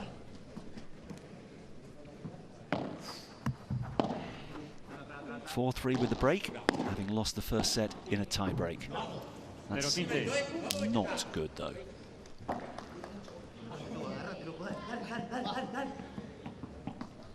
Agarrate, loco. Stay here. Stay here. Dineno asked to his partner. They don't want to go to super tiebreak. They want to close the match, close the window in this set. A little rush of blood to the head again, though, perhaps from Dineno. You know, which is the difference between a kind of player, for example, like Teo and Chingo, that the fastest he moves, Teo, the faster he plays the shot. And Chingoto, the faster he moves, the slowest he can also play. Sometimes, you know, the diversity of shots, the variation makes him very unpredictable kind of player. But I think, for me, Marion, and perhaps for many who come into paddle, it's the variation, the constant variation in every point in paddle, which is so different from tennis, where you tend to get, you know, used to the same sort of rhythm. Exactly, and you play behind the baseline in tennis, and you go 25 meters away from your opponent, and here you don't know, because unlike in other sports, we got the bangles, yeah, we got the lobs. In tennis, if you play a lob, it's because you're under pressure. You have nothing else to do. In paddle, you play a lob for a tactical point of view, for the tactical reasons.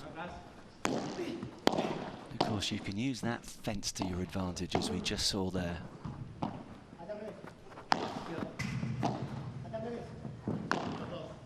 Rulo, Vivora. Vivora again. Wow. Well-deserved game for the team crew. Chingotto and Momo were leading 5-3 in the second set, and smells a little super tired. I think they do. I think they do, Mary. Well, let's see if Advantage can at least force them to serve for the second set.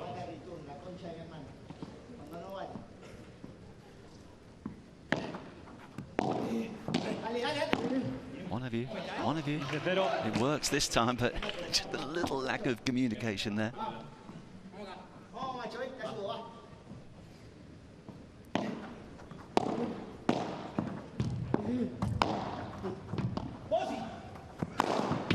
Wow, that's power. Boss C. Dineno said boss C, like now yes. I mean, say it again. Boschi. And Dineno said now see. Now see, like now yes. So okay. So I think two things happen there. So when your partner helps you with the information, wow, beautiful shot from Chingotto there. The perfect amount of power, impossible for any of the players. So what I mean is that Dineno said to the partner, now yes, go for it. That gives two things. First, the power is like increases a little bit more, you know, because you know that you have, you know, your partners, how to say, your partner is helping you. You know, yeah, you've got that wind in your sails alongside you, as it were. Exactly. And if you make a mistake, then, well, you told me to hit the ball. You know what I mean? It's your fault. Exactly. We share the, yeah. So he says now see, so he's speaking half English and half Spanish as well? Was he saying now, or did he say... No, in Spanish. You said now, I thought... No, I just tried to translate it to you. So for those of us who want to know the Spanish for now si no is... empezamos a hablar en español, no tengo ningún tipo de problema. Slower, please. What is the Spanish for now? Now, ahora sí. Ahora sí. That's what I wanted to know, yeah.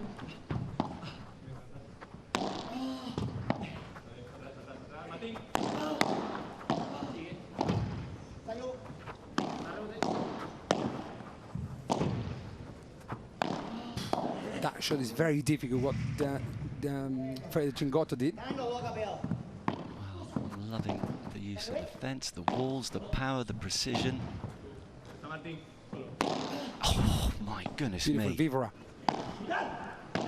Whoa. There's the gap. Yeah, man. Momo is everywhere. Is that Momo? He was in the other side of the court. Another amazing lob.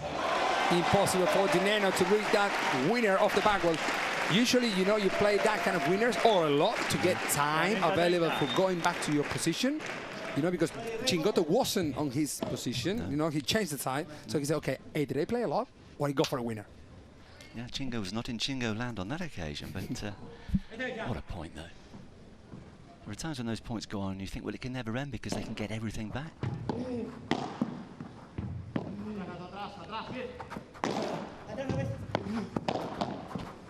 No way. Lucky Chingoland there. Chingoland is home. Maybe he was aiming for the tape there, Mary. You know, he's that good. Just to add to the complexity. It helps, doesn't it, when you get that little feathered touch off the top of the net. Set point for Team Crew. Let's see if they can handle this, Momo and Chingotto. So it can lead us to the third set. Remember that all the third sets in Hexagon Cup 2025, it's a super tiebreak to 10 points. Very exciting.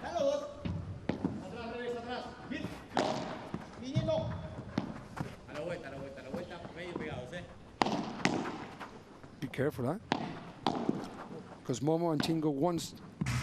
Wow. Yeah, they go to third set. Third set is coming. No way! What just happened? What just happened? Did it come off the frame of the racket? No way! Yes. Man, he had the point of the set in his hand and he lost it. So that's why it's 5-4. Goodness me. Well, I mean... A little bit unlucky, well. A bit unlucky, but that... And of course he's smiling, he always does, but that might just come back to haunt them as well. Clinging on. Team advantage in this second set. But now at least Gonzalez and Chingotto and the coaching team can smile about it.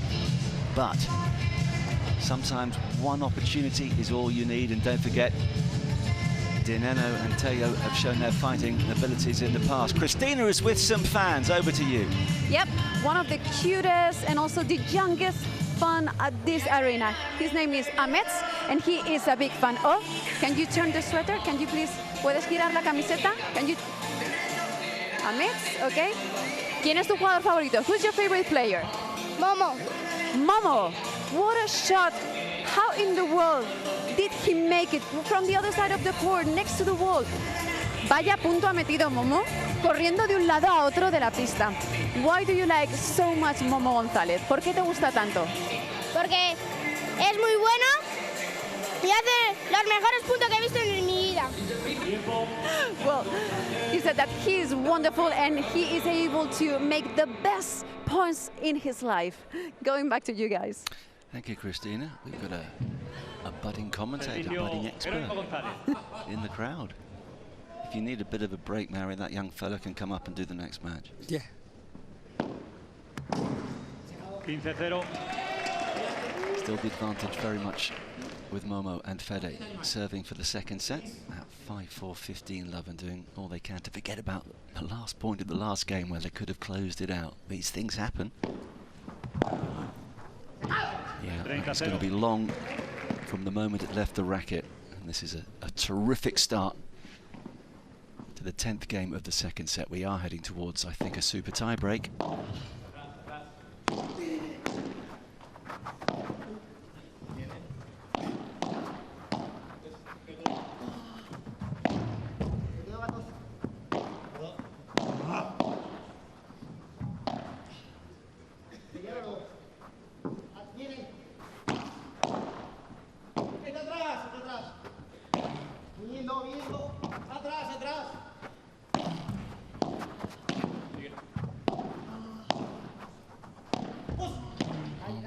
As all four players get involved.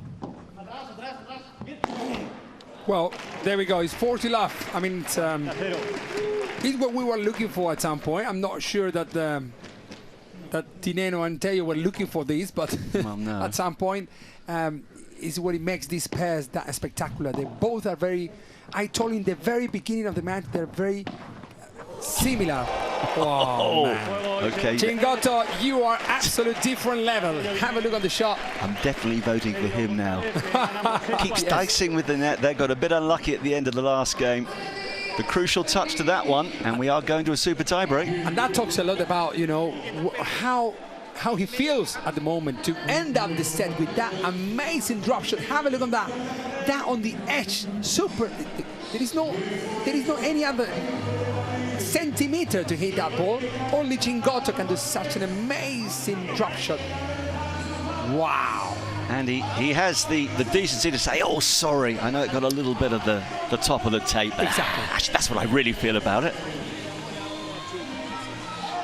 It's not what the little Chingotto in his head is, you know, he was celebrating, the little one was celebrating, but he has to apologize because actually he was a little bit lucky in that the ball hits the top of the fence, of the net, sorry. Well, as many people have said, rather be lucky than good. He is both. Let's have a look at the stats then as we head towards this super tiebreak. In terms of points won, well, Fede and Momo are starting to gain plenty of momentum, but golden points can be absolutely critical, and there's a 4-2 advantage for team advantage in that regard. Yeah, actually, I'm impressed about that. There are 65 points won against 56 from Chingo and Momo, and 54% of the points won. But it's the next but the few difference points. is not that much, you know, in the match. Yeah. I mean, actually, it's a little. It's the next few points, though, Mary, that of course are critical. First to 10, if it gets to 9-all, they have to go 2 clear. And you want to get off to a fast start if you possibly can. Did he get the little touch there? No, he didn't. 1-0. Dineno Tello.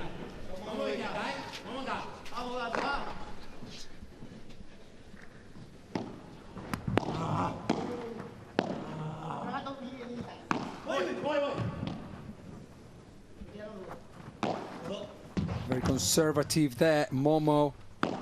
Almost a service line, playing that kind of vibra. It's no vibra, no bandeja, but it's a very steady shot at some point.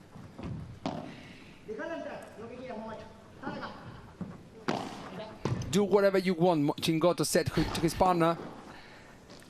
Very well played from Chingo. It's a 1-0. Good advice as well. Well, I know it's only the 4th match on day 1, but you sense already the significance of every point, particularly when you get to a super tie-break with 2 points up for grabs for the winning team.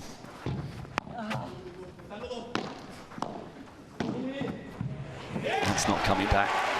Martin Dineno was defending very good. Those 2-3 shots from Chingoto until Momo realized that he could go for and reach that shot with a forehand volley. Amazing. Let's try to rascar una. I don't know how to translate it. Chingoto said, let's try to get one of these 2 points somehow when the opponent serve, yeah? Yeah, I mean, get the mini break. Let's try to get a mini break now. They're going to Momo, huh? Yeah, the fridge tactic. Yes.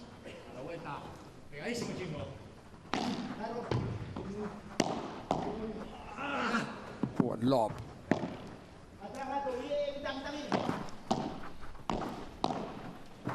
From back to forward, Momo is absolutely on fire, just going from back to forward, that transition with the volleys, and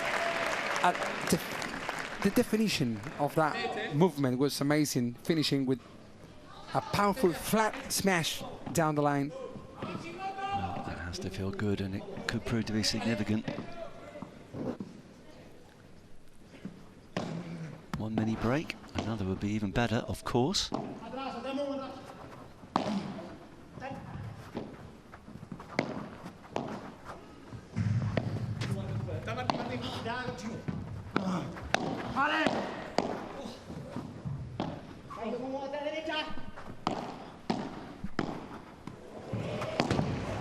And they've got it, surely. Yep. Momo's time. Now, well, Momo is getting more winners also because he is playing more shots, because they're not playing to Chingo most of the shots, Teo and Dineno, but Momo is doing the job. Yeah, and that little fella in the crowd that Christina was talking to would have enjoyed that in particular. So a commanding position for now at 4-1. Very high lob, trying to block the Chingoto's vibra.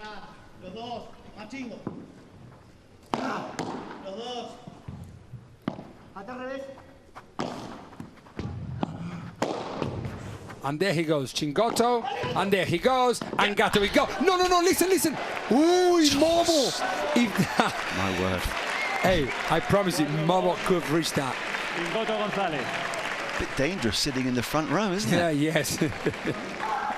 Well, listen, Padel is going very fast nowadays, and even though those fan zone is, what, 7 meters away, 6 meters away, which is much more than enough space. But usually, I mean, sometimes could happen these kind of situations where players have to run out of the court. Well, he certainly thought about jumping on top of that fella. Stems the bleeding just a little bit. Back to 4-2. Change ends every 6 points in a super tie break.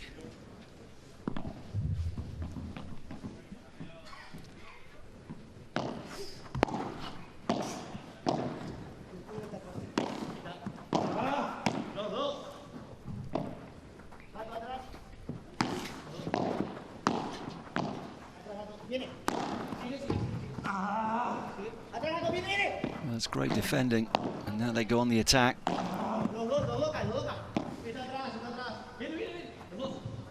Dineno's been made to work really hard in this point. Wow. Spectacular defense from Chingoto, and Momo asking to his people. A big shout to this pair. Yeah. Playing tactically amazing. Actually, Gato Teo played that beautiful shot down the line that he didn't play before. So he's opening a new angle at some point, he's trying to show something different. But there was Chingoto defending that shot. And Momo to finalize. All that hard work from Dineno in that point comes to nothing. The time is starting to run out. The team advantage here. Look at the lob. Amazingly change of the game. Yes, he's down. Amazing. His partner's out the court. The transformation here is quite noticeable now. Exactly. I mean, the first set, I mean, it was... I wouldn't say there was a big difference between the advantage team against crew team, but Dineno and Tello were doing much better. But then all of a sudden, but that happens when you have two players like Chingoto and Momo, both of them very preservative kind of players, you know, players who are not really risking much, and they will risk when they have to, and that's the result. Well, the gap's 4 points, and they need 4 more for victory. They still need 4 more. That's a miss. And there's still hope for team advantage. And they're still talking to each other. They're still believing they're pros, of course. You don't throw in the towel when there's such a long way still to go in a tiebreak, a super tiebreak. There's paddle about, you know, you never know.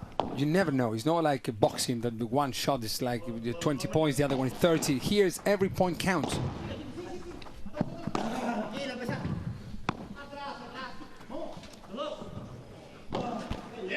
What a lob from Momo Gonzalez. Unbelievable shot.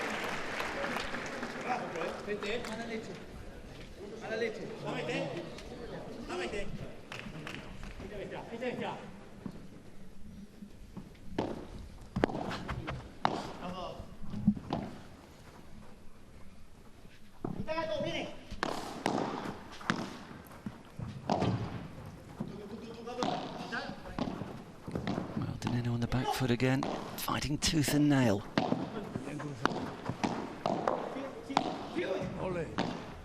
What a rulo. Well, it's not his side, you know. It's a great rulo because Chingo has that shot from the Vibra. He can play rulos. He knows how to do that shot. He's not as, you know, for that fork and volley to change the direction from the left side of the court. He's not used to it. That's why he should forgive himself. Well, yeah, but you could hear his frustration there. Yeah. Understandably so. Is there going to be a twist in the tail towards the end of this one?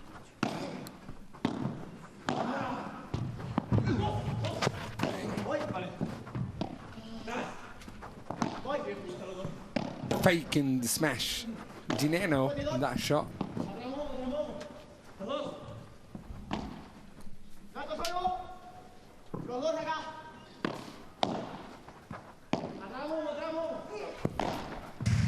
Wow.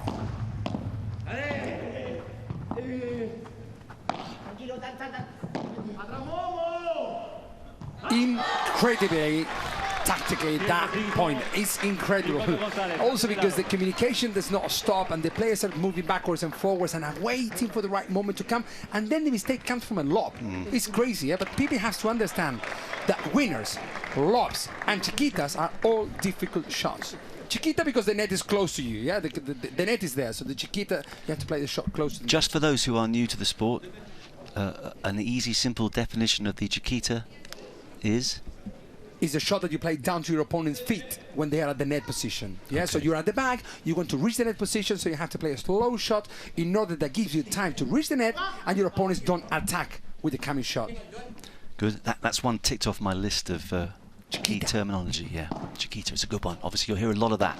Chiquita means little in Spanish. Grande, big. Chiquita, little.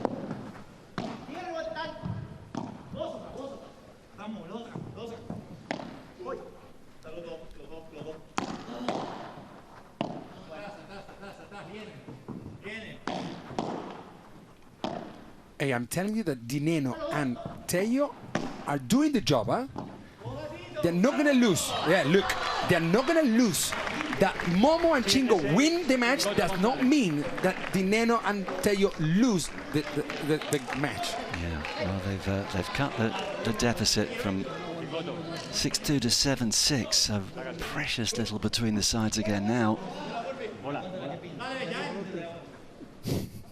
Man, this sport is crazy. I mean, how it goes and comes, and you know. Still the mini break though in favour of Gingotto serving, and that's going to get put away. Don't play lobs when you are under pressure, otherwise the lob will lose quality, and that was exactly what happened in that shot. Yeah, that's food and drink for a player of his quality.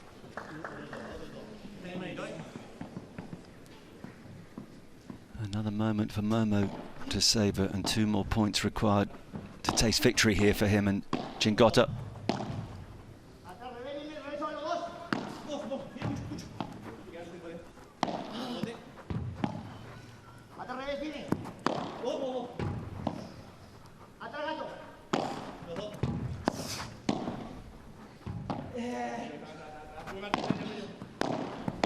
Again, Momo crossing.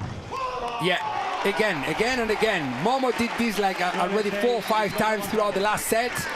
To Dineno, who couldn't really manage to play down the line. He played down the middle, and Momo played that beautiful slow forehand volley, allowing him to win the point comfortably.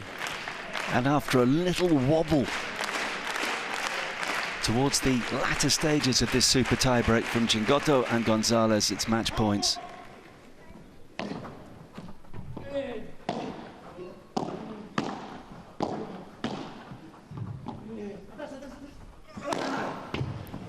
Wow, now this match is working. Well, a little bit late, perhaps. Hopefully it's not that late. Never too late, Maori, but there was some real intensity in that. So 1 match point is safe, still 2 more to deal with.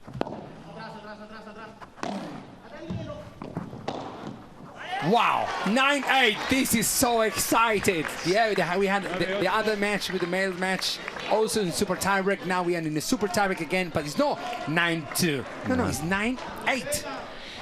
It is on their serve, though. Match point number 3.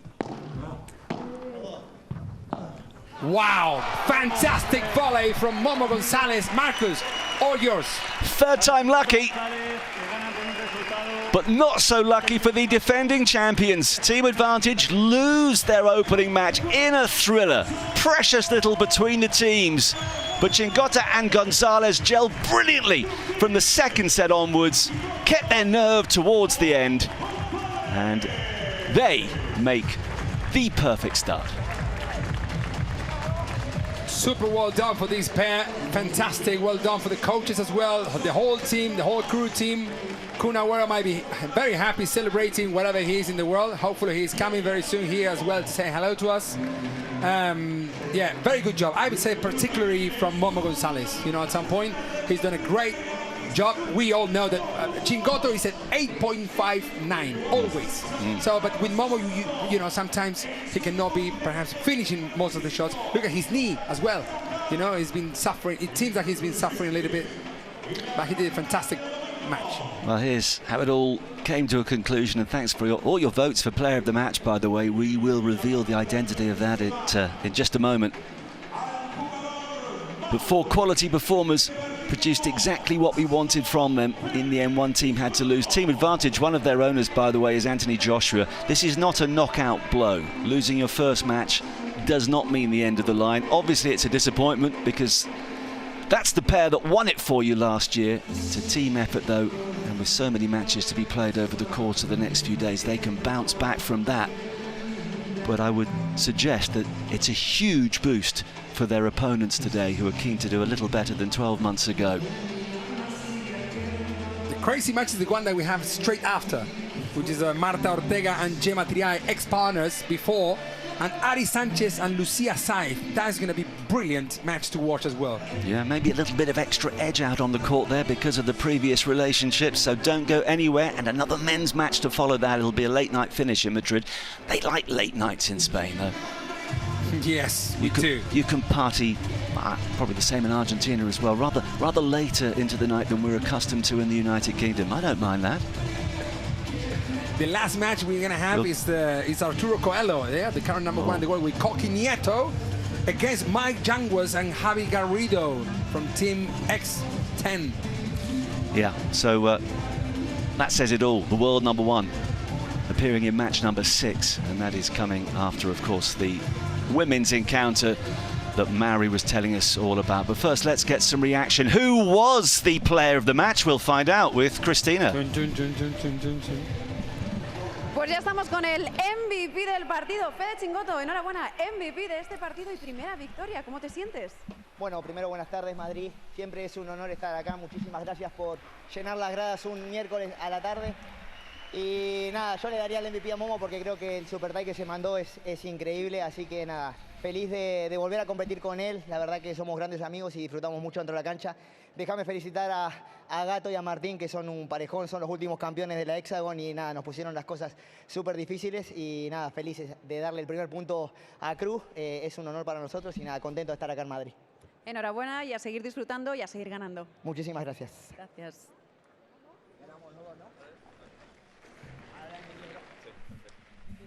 He just said that he would give the MVP to his partner. That's what Chingoto said. That's why having a chingo in your life is always a good option. El equipo al completo, Momo, Fede, enhorabuena. Vaya partidazo de locura. Nos habéis tenido en vilo desde el primer momento y encima con el añadido de que os enfrentabais a los vigentes campeones.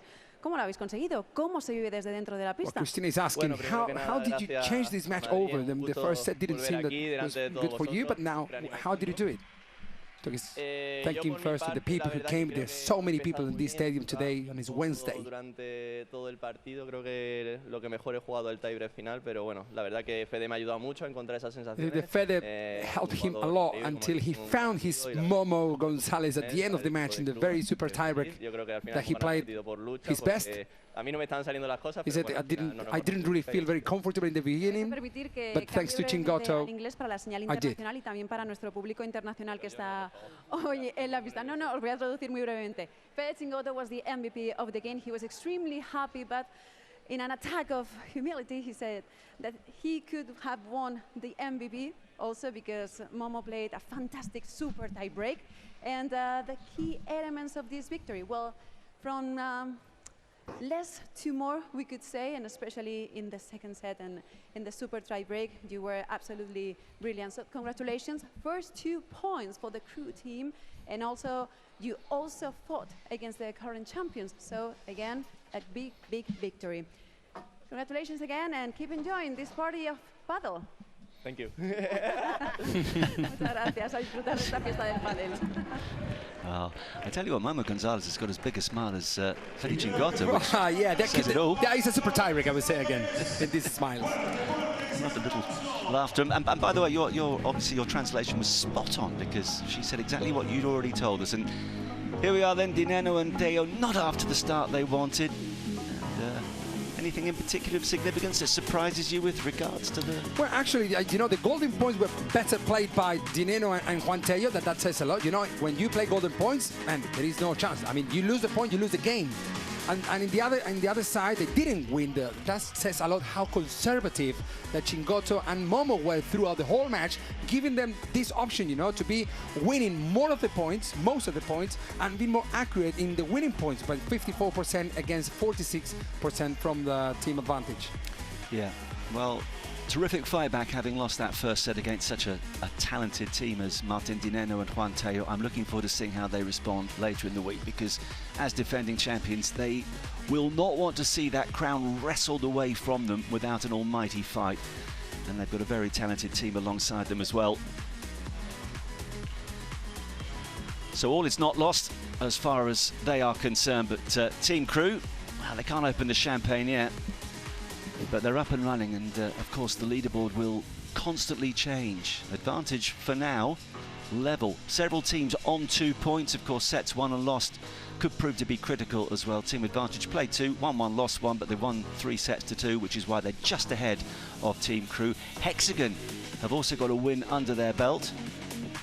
And Team Bella Puerto Rico are also on 2 points, but it's going to be tight, isn't it? You've got RL9 team on the leaderboard already, 11-11-2. 10 Padel, Rafa. Well, Rafa Nadal Academy have yet to play, so there's no disgrace for them being in last place. But I'm thinking this is going to be almost too tight to call when you look at the different partnerships in these teams, Mauri. Yeah, 100%. And also, you know, this is just the very first day, and you know, you never know. Rafa Nadal Academy can be the winners. I mean, you never know. And actually, also, I'm thinking about also the sets won and lost are very important as well. So players, I mean, the match, you should very careful in every single point and every single set, because it could be very even at the end of the table, you know. Absolutely. But every set counts.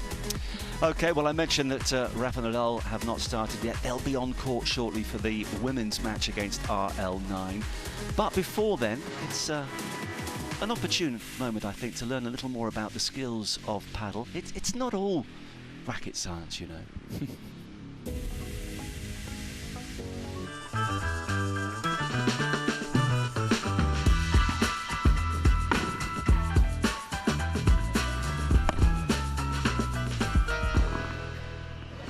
The serve is a really important part of the game. You start the point with a serve, so you can either start an advantage or a disadvantage. Here we're going to show you 3 target areas that you can aim for to get that advantage. Now the first of those is going to be in towards that side glass, so you want to get it as close as you can towards that side glass, and it's a difficult place to return because it comes quickly off the glass. You can't always be as accurate as a returner, so that is the first target zone. Target zone number 2 is down the tee or down the middle, and here you want to aim your serve as close to that tee as you can, and what that does is it forces your opponent in towards the middle, creating a space in that corner. And if they're a right-hander, they're also going to play a backhand on that shot. And then the third area, which we see a lot more at the pros, is down towards the body. And here you want to try and make that nice and deep so that they're playing a ball off their back foot and therefore putting themselves in trouble. It's not racket science. Wow, he makes it sound very simple. It's all racket science to me, but that's fascinating. Now, did you have a go-to serve, and which serve did you most not like to have to return? Yeah, well, I mean, at some point, I think that it's very nice to hear this point of view. Also, regarding from the coaching point of view, it's important to know which is that in paddle we've got 2 serves, yeah, but we're not trying to win with the serve. Sometimes I see people serving with the first serve and going for kind of a winner, and then once you lose the first serve, then you're under pressure. So don't put yourself under pressure when it's unnecessary, you know. And so that would be also a tip to follow. But I think, yeah, I like it. I don't like any of the first serve. So when the opponents miss the first serve, then I will go for a nice lob, yeah, to my opponent's side. Okay. Right, first match completed in the evening session. Coming up shortly, Lucia Saints and Ariana Sanchez against Gemma Triay and Marta Ortega. Wow.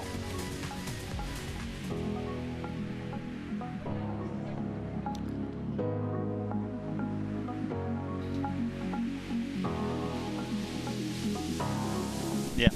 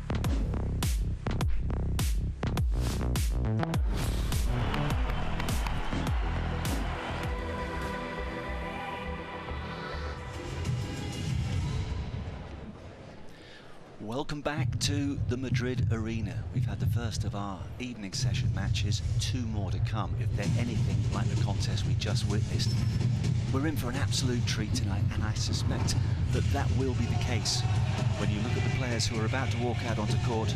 Marta Ortega, the doctor, representing the Rafa Nadal Academy, alongside Gemma Triay, ranked 3 in the world. What a team they should prove to be. However, the Robert Lewandowski paddle team have got Lucia Sainz, so experienced that, of course, she's been around for such a long time. And Magic Avi Sanchez, the world number 1. Para poder estar disfrutando del quinto partido en la pista central de Madrid Arena. Well, the crowd's built up as the afternoon has turned into the evening. I've mentioned that we've got a sellout come the weekend, certainly on Saturday, probably on Sunday too. And no wonder, because everybody wants to see the best paddle players in the world contesting the Hexagon Cup here in Madrid for the 2nd year running. Team Advantage walked off as the champions 12 months ago. We've just seen their stars from last January. Martin Dineno and Juan Teo lose an absolute thriller to Manuel Gonzalez. And Freddy Gingota, who was the player of the match, smiling his way through, devilish character, wonderful skills in Chingo land, as Mariandrini, who's alongside me, mentioned. He's lethal, and the players we're about to see aren't exactly short of talent either, are they? Yeah, vamos, vamos, vamos, they say. There we have Gemma Triay and the doctor, Marta Ortega, she's playing home.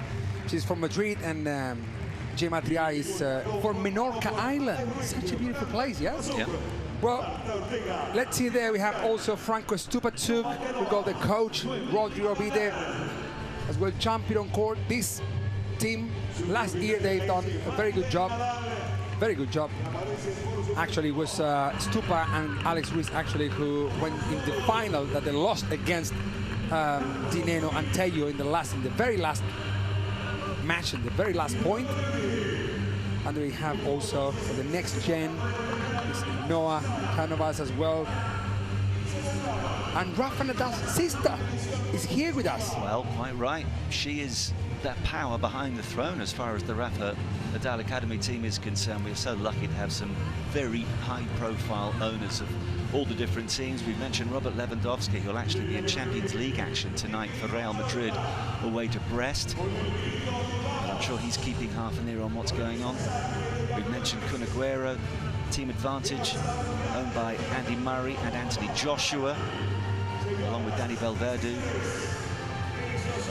Some big names looking to will their teams on, and we'll focus on those as the tournament unfolds. But for now, the camera is being trained on the doctor. So named because she has a degree in medicine. Yeah. We've got clever people, you know, here. All the smart players also. You know, think about, as I told you before, Marcus, that, you know, the sport of paddle just started now to take off. So all of the players were doing other things before. You know, there's someone who's a lawyer, the other is an architect, doctors, and we've got magicians as well. We have. We've got Magic Avi Sanchez, 27 years of age, the world #1. Born in Royce. I hope I correctly pronounced that in Spain. Reus. Reus. Reus. I shouldn't have mentioned it. Yeah. Moved to Barcelona, I can say that. That's where you live very these good. days, Yeah, both of them are from Catalonia. Both of them are very close to Barcelona. Ari Sanchez and Gemma, Gemma Triay is from Menorca, and Lucia Sainz, yeah, both of them. Actually, they train nearby. I live in Barcelona as well. We train nearby. I see them sometimes, every now and then, every week, at the padel clubs training. And I think these pairs, you know, the very good thing about these two pairs are very similar. But think about that, we have the pair #1 and pair #2 cross court, let's say, not the pairs, the players. Yep. Ari Sanchez cross court to Gemma Triay, which is #2 in the world. So it's going to be very tough. And there's a bit of history between them as well, isn't there, which is going to just add an extra little touch of spice. Yes, it will, 100%. We'll explain that in more detail as the match develops. As we touched upon a little earlier, though, of course, there are so many changes in terms of the partnerships. More often than not, they head off happy with each other. Occasionally there's just a little bit of a bitter taste in the mouth. Here's confirmation of what has happened so far. 11-11, getting off to a great start against Team Advantage in the first of the women's singles matches. Hexagon, well, we haven't mentioned them too much, but that was a really good victory against RL19. Team Bella coming through against 10 Padel. Most of these matches so incredibly close, notably the one we just saw a few moments ago with Padel beating Advantage by 10 points to 8 in the super tiebreak. Fantastic win for Fede Chingotto and Momo Gonzalez. This is not like football, like it could be draw. It's win or lose, so you get the points if you win. Absolutely. 2 points in the men's and women's doubles, and it's 1 point for each next gen victory. And there are 2 of those matches every day. They start the programme, and then from 1 o'clock in the afternoon we focus on the 3 matches that come first, followed by the 3 in the evening. And this is the second of those. If you haven't seen Magic Harry in action before, you're in for a treat. But the experience of Lucia Sainz, who actually won 6 doubles titles on the ITF women's circuit before she switched from tennis to paddle, as a lot of players have. She's a former world #1 back in 2020. Comes from Barcelona as well. With Gemma Triay together. He's our referee for the evening. I always love that sound actually when they just open a new set of balls. It sounds the same like a drink. Yeah, like a drink. Yeah, we're going to talk a little bit later on, if you want to, regarding that there are some tennis players jumping into paddle in the women's side that lead also the ranking. Like, for example, as you said, Lucia Sainz, like Paula Jose Maria, current #1 in the world. She used to be a tennis player, but doesn't really happen in men's. And might be a reason for that we can talk about that later if you want to. Yeah, definitely. What also fascinated me, Mary, and again, this is something we can build on, but for now, of course, the 2 big powerhouses in the paddle world are Spain and Argentina. And good luck to them, they've been playing it for years. But of course, as the sport grows, so we'll see other nations come through. And you've got academies in various different countries, including Germany, Sweden, I think I'm right in saying Holland, as well, Holland. Yes. But with my Martita's parents, talk about it with my British hat in a moment. Let's go to Christina first of all. Christina. Here we are again, my friends. So if you remember at the beginning of the evening, I told you that I was going to show you something very, very special. Actually, this is something unique because this is the Players Tunnel. Now, I'm going to have our cameraman, Pedro, to take the lead because it's only like 12-15 meters, but this is the path that Martita Ortega, Gemma Triay, Ari Sanchez, and all the top players in the world who are fighting against each other during this Hexagon Cup will be doing day after day. So this is what we could call the path to the glory. A long and glorious path. Rafael Nadal won a tournament here years ago. Now the attention switches to the Rafa Nadal Academy.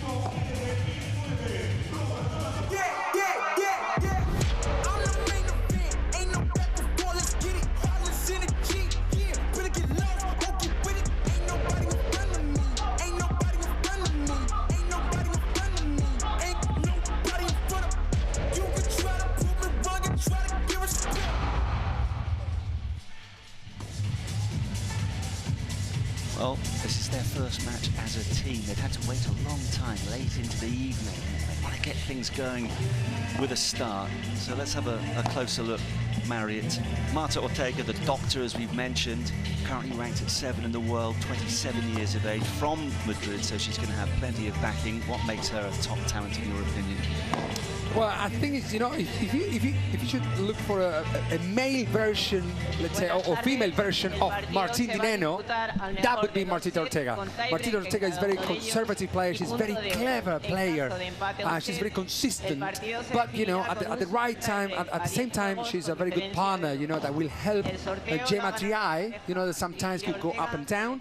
That we have her there with 32 years old, 32 years of age, playing on the left side of the court, current #3. Actually, it says #3, but she's pair #2. So that's how we count in panel. We play in couples, but we count individually in the ranking. Interesting story, actually, with Gemma as well, because she's another player that started in tennis. She gave that sport up at the age of 19. She went to Barcelona to study languages. And then she thought, hang on a minute, I'm not finished with racket sports. Turned her attention to paddle. She's been as high as #1 in the world. She's a world and European champion, mentally strong, keeps cool, and she'll have to do that this evening against the opposition, because the Robert Lewandowski duo in action have more than enough to beat the best. Don't make excuses, they never excite me. Boxes, I cannot fit in the boxes. Stop it. Quitting was never an option. Exhausted. This passion is never exhausted. And you cannot stop it. Nah, you cannot stop it. Well, Robert Lewandowski has scored for fun throughout his fantastic career. Can his team keep winning for fun this week? When you've got the world #1 in your lineup, you've got to fancy your chances, Mary, haven't you? Well, the current #1 and the former world #1. Exactly. Yeah, there you go with Lucia. Yeah, look at that. 40 years of age. She might be the most experienced player on this court. She plays on the right. She's kind of a tail of the most experienced version of Martita Ortega. Yeah, so both of them are very similar. That's why this match is going to be very interesting to watch. I'm very excited to see how these 4 players will tactically play this match, because they are both pairs are very similar. If I go to compare Martita Ortega to a very good player on the other side, would be Lucia Said and cross court. And if I have to talk about this girl, and I would think, who would you put against Ari Sanchez to put some pressure on her? It would be Gemma Triay. So I think this match is perfect to watch. And this Catalonian player from Spain as well, Ari has been playing since 2017, I think, professionally. She won the first title with Martita Ortega, actually. I think it was in Santander, near Santander there, when it was World Padel 2 years ago. And now she's leading the ranking together with Paulita Dinamita, the Dynamite, Paulita Jose Maria. Yeah, she's the youngest #1 in history. She gets up at 7 o'clock every morning. She says she's obsessed with paddle, very competitive. In her younger days, she wouldn't speak to her father, but he dared to beat her. They have the players having some fun. The next gen players also have Martin Canali, the coach of Tapia. There is Marcela Ferrari. Marce is the coach of Lucia Said in the current circuit. You know, we were talking about some of the superstars of I don't want to say yesteryear, but the likes of Verstappen, who've done so much, and actually he is the one man that Ariana says transformed her, because she wasn't professional enough in her younger days. It came too easily to her, and then she got under his wing, and look what's happened. Well, I train at the, we are set in the academies in different places, but one of them is actually where Ari Sanchez trains, together with Angel. And they train very hard nowadays. Before, it didn't used to be the same. It was a little bit, I wouldn't say, but it was a little bit more relaxed, I would say, at some point. Nowadays, the players are training mentally. The fitness, very hard. Paddle, like 2 times a day. And plus that is also the social media, the interviews, the people asking you for a t-shirt, a racket. So, paddle is just taking off, and I'm very excited to see what's going to happen in the next couple of years. 100%. Can be a problem when you're so super talented as a youngster and you're winning things and think, I don't really have to do all the hard work. But of course you do, otherwise it will catch up with you. And as a woman that's done so much hard work over the years, to still be playing at this level, aged 40, had so much success with Gemma Triay. They were together for 4 years and they won 12 titles. They're on opposite sides of the net. Yeah. From the tactical part of the game, at some point, for those who are watching as well from wherever in the world you are, she's 40 years old and she's still playing because she plays on the right side of the court, where fitness-wise, you don't spend that much energy, I would say. Yeah, so the player who is running more the risk or is covering the middle most of the times, the left side player has to run more, like Momo did, like Gato Tello did, like all of those players who play on the left side, just for physics reasons, that they can cover the middle much more with the forehand side, with a forearm at some point. And because she plays on the right side, she can be more conservative, more, she can be more a persistent player, as Martita Ortega as well on the cross court. Hey guys, you're on the big screen. I think we should give some kudos to our resident DJ, by the way. There was one lady just now that we saw who was really getting into her moves. A bit like Mary after he's had a couple of beers Tiempo. in the hotel bar. You a good dancer? Well, I'm quite good. I'm not bad. You know, in Argentina, like in South America, we are born with, you know, Brazil. We like dancing. You've got natural flair, you guys. Natural ability from the 4 players on court, but which 2 are going to edge this one? It will be fascinating to find out. Buen partido. They all deserve each other. Have a very good set each other. Have a very good match. Buen partido. Good match. Have you all a good match? Buen partido. Muchas gracias. That's good, man. Muchas bravas. A friend of mine said before. Muchas bravas. De patatas bravas. Oh. Not good for you, those. No. Delicious, though.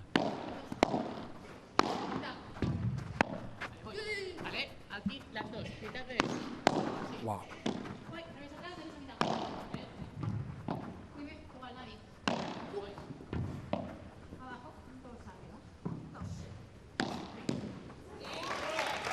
That's not bad for starters. No, it's a very good change, actually, because she was contacting that shot of the back a little bit behind. It should have been cross court. That's why Ari Sanchez was not covering the side. I mean, the parallel. But actually, Martita surprised her a little bit.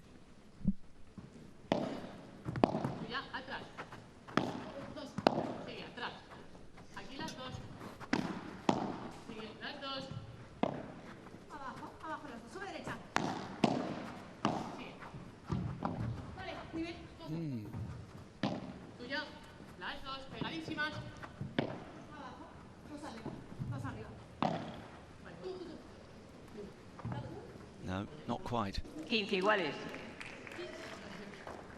Just going to feel your rhythm. Of course, the speed of the court is important. It can change from venue to venue. We've mentioned the altitude here in Madrid.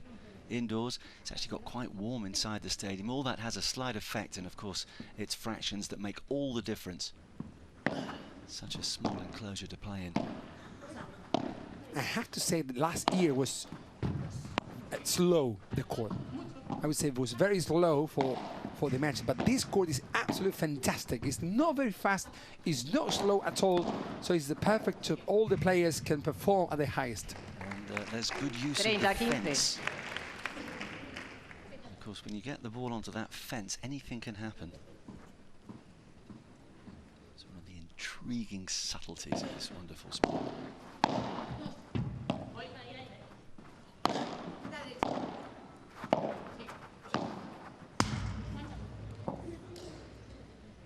Well, that was either you call it a fortuitous bounce or an unlucky one, depending on your point of view. There were 2 unforced errors from Martita. You know that you regret of those unforced errors is that you don't mean anything and you lose. So if you mean something, that's what I call it good mistakes. You know, if you're meaning something, the decision could be wrong, but at least you tried. Quite right. If you're going to go down fighting. Yeah, that fighting paddle does not necessarily mean power. No. That's what people sometimes confuse it. Oh, that's the subtlety, yeah. Exactly. Just whatever you're doing it with belief is the key, isn't it? Anything in life. Or just play easy. To the middle of the court, 2 meters away from the net, 2 meters away from the backboard.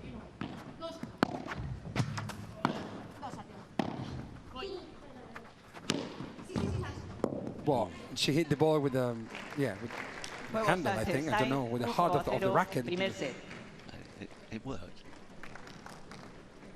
Gave the point to Saif and Ari Sanchez. You know that Lucia Saif is wearing the glasses because like 1 or 2 times happened to her that the ball bounced. When they train, you know, they don't train. These courts, for example, have a little amount of sand. You know, you need that sand on the court. And it happened to get that the ball bounced and hit her eye. Ooh. Yeah. Nothing bad with this, but yeah, some of the players use it. Also, Patti Yaguno also wears the glasses. Many people who are doing it. It's good for the save. And actually, it's worth mentioning too, just in case you've never even picked up a paddle racket, you have to make sure that you wrap the little cord around your hand to ensure that your racket doesn't go flying and hit either your partner or your opponent on the back of the head. Yeah, more because people think that, no, because my opponents are far away. No, actually, if you go to play a vibra or any shot, and your partner is in front of you, so it's a must. It's not something you can decide either to wear or not. It's part of the regulations of the sport of handball. Wow, what a ruler cross court from... She's very tall, you know. Gemma Triay is not only very tall, but also her hands or arms are very long and flexible, allowing her to play that kind of shots cross court, covering a lot of court. Yeah, she's an imposing figure, there's no doubt about that.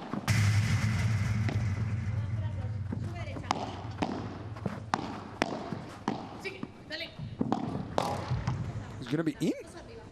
Oh, I thought that, oh my goodness. You know, Marcus, this kind of event, from the Hexagon Cup, different level events we're watching here, is very good for the players because they're in the preseason, so they're watching as well what she has been training. You know, like for example, Gemma Triay had played like 3 rulos that we call the rulo, that kick smash, but slow to the siphons. She did like 3-4 times. I didn't see this smash from her last year much. So, you know, they can more or less watch what's happening. Yeah, that's invaluable. And of course, as a player, you've got to continuously just evolve your game. She's got to 2-3 in the world, but there's always another little trick up your sleeve to ensure that you stay there. As soon as you stand still, of course, someone overtakes you. And I think in some ways that's a reflection of the longevity and brilliance of Lucia Sanz as well, as we've been saying. She's like 40 years of age and still near the top of the game, and she's not rested on her laurels at all. Goes in. Ari Sanchez trying to speed it up a little bit, to change a little bit direction of the shot. Actually, it was 40 love. So this is a good decision. Even though she makes a mistake, it's still a good decision because you're telling to your opponents, hey, I can also change and I can also vary the speed of the ball whenever I want. So, you know, she went for a winner. Okay, it's good.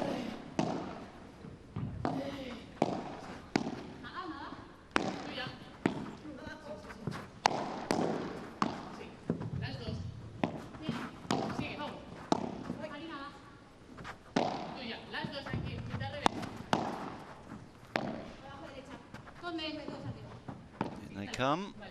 Back it goes. That's long. Do you remember the previous match we watched? Also, they started like missing many lobs, so they're adjusting. And then they didn't miss lobs anymore. So they're kind of adjusting the height, the speed. Yeah. Just the general environment as well. I mean, it's in pristine condition here. You were telling me that the courts back in the early stages of your career were nothing like the wonderful facilities that these top players have now. We used to play with concrete walls and wooden rackets, so don't talk much because otherwise you will discover my age. You're a lot younger than me, I have to say. I'm not going to talk about that.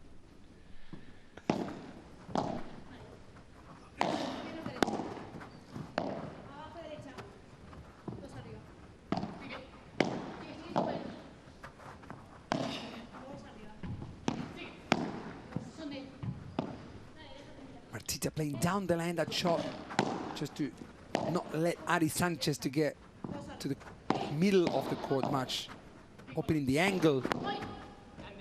So you know what I mean? I mean, Martita is playing sometimes shots down the parallel in order to show to Ari Sanchez, hey, Ari, don't cover the middle, because she wants to keep playing cross court with Lucia Saiz. So if she plays only to Lucia Saiz, Ari, at some point, will go and get a winner. Actually, I wanted to ask you about this fridge tactic that I know is considered controversial in some ways, where you effectively just play to one of your opponents. Is that a tactic that you like, that you feel is effective? Well, you have to use it. I mean, this is Padel about. I mean, you're playing against 2 players. One of the players is better than the other one. Well, that's it. The thing is that at some point, you know, you can escape from that fridge at some point by playing lobs down the line and stepping forward, by you know, for the mental part of the game, by playing some more winners down the middle in order to not open much angles. I mean, there are little gaps too, but you go to train for that. The thing is that people, it's like, Mauri, how can I do it? Well, I can tell you how to do it, but you got to practice it. And also depends who the player you're playing with, who is your partner, to help you out for that tactic. So the fridge, yeah, is used at any level.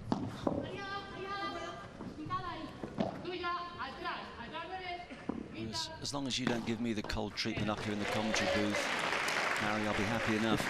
40-15. If you play with me, I promise you, you're going to hit most of the shots. Yeah, well, the rallies won't last long, I'll tell you that. Any smiles? Well, yeah, they're smiling because it's 15-40. No, sorry, it's 40-15.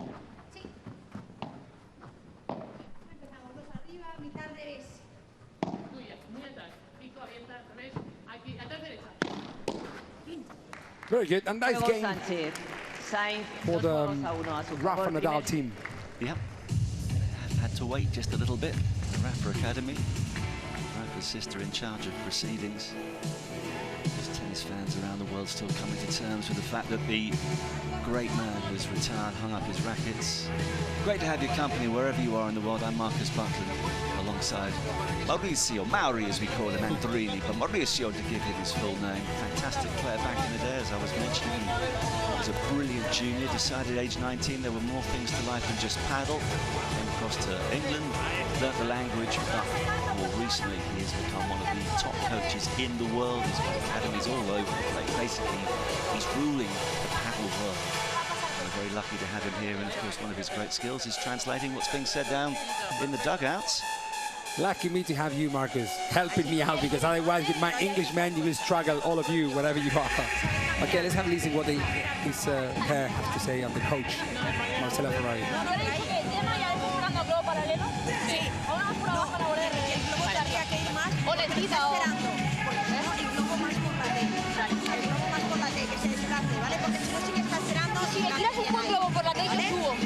Exacto. Tú cubres el medio.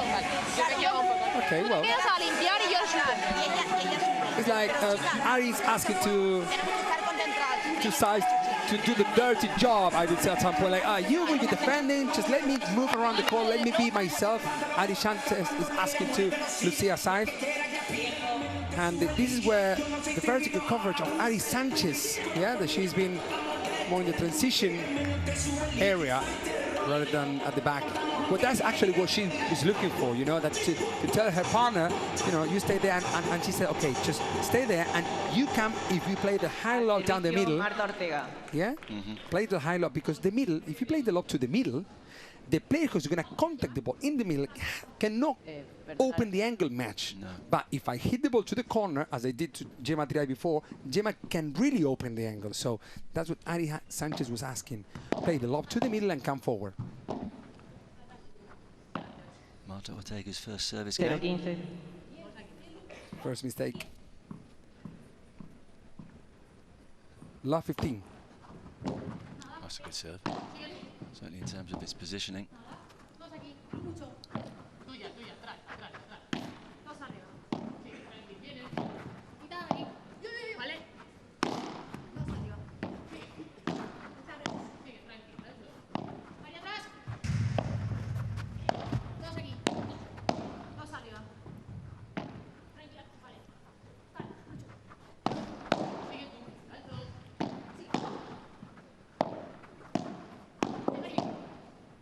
Well, Ari covering back again.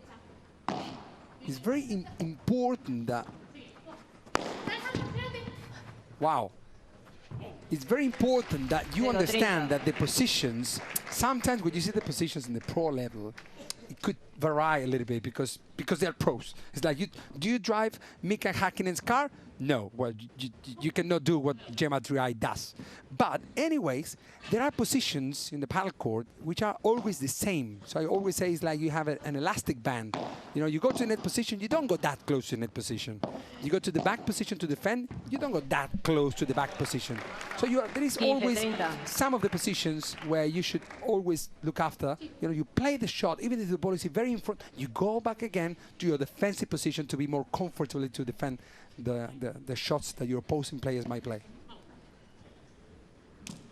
Well, we keep mentioning how important communication is, particularly if you're a scratch partnership. It's awesome. Rust to just dig away at the start of this season. Oh, that's good. Well, big mistake, I would say, at some point from Ari. She played the lob to the middle. She did well. She didn't come forward, and she didn't close the angle. Lucia's side was at the net position, and so Gemma Triay had the whole court to win the point.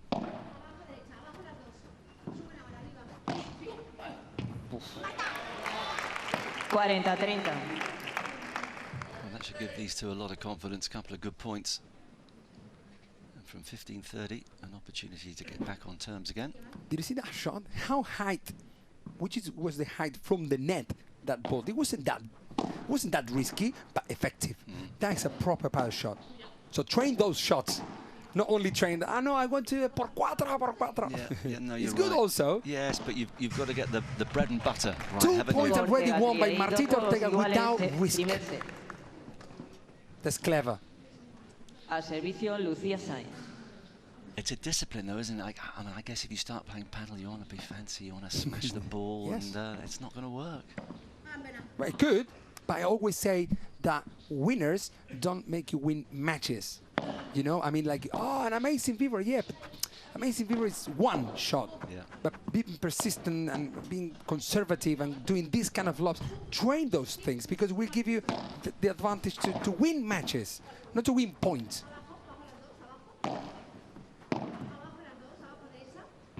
That's going to go long. Now, you mentioned a little earlier, and we're watching a 40-year-old in action, why it is that more women are able to transfer from tennis to paddle as opposed to men. What's your theory on that? Well, my theory on that is that because the women, you know, in women, power matters. In men, all men are powerful, very powerful, enough to bring the ball back to the field, to smash por cuatro, to smash whatever. And so in paddle, used to be lit as well for Argentinian players in the 90s, but then all of a sudden the court changed, the racket changed, the ball did, so everything became a little bit faster, so the ex-tennis players coming to paddle started to, no bandejas, no víboras, just smashes, and, you know, and be a little bit more fitness. And so the tennis players come with good smashes, good area game, and also the fitness. So, you know, Marta Marrero, Paulita Jose Maria, these girls, Gemma Triay, all of these, they come from tennis. In paddle, in the men's, doesn't happen. There is no Ale Galán who played tennis before, or Arturo Coelho. No, because the power is there, so they need more experience and more reading of the game in order to get experience enough to win matches. Yeah, that's very interesting, and it makes sense. And the other point I was going to mention a little earlier, just in terms of looking to make paddle a more international sport, I was chatting to you before we arrived today and saying, look, if I gave you 4 young Brits, for example, 4 16-year-olds with good training and all the rest of it, talented players, it would still take a very, very long time for them to get to this sort of level, wouldn't it? Yeah. They wouldn't get a game against the top, the under 12 from Spain. Yeah, but that's the difference at the moment, and as I told you before, it will be a process, because, for example, in Holland or in Sweden, there are already very good pairs. There are very good, you know, couples and coaches and everything.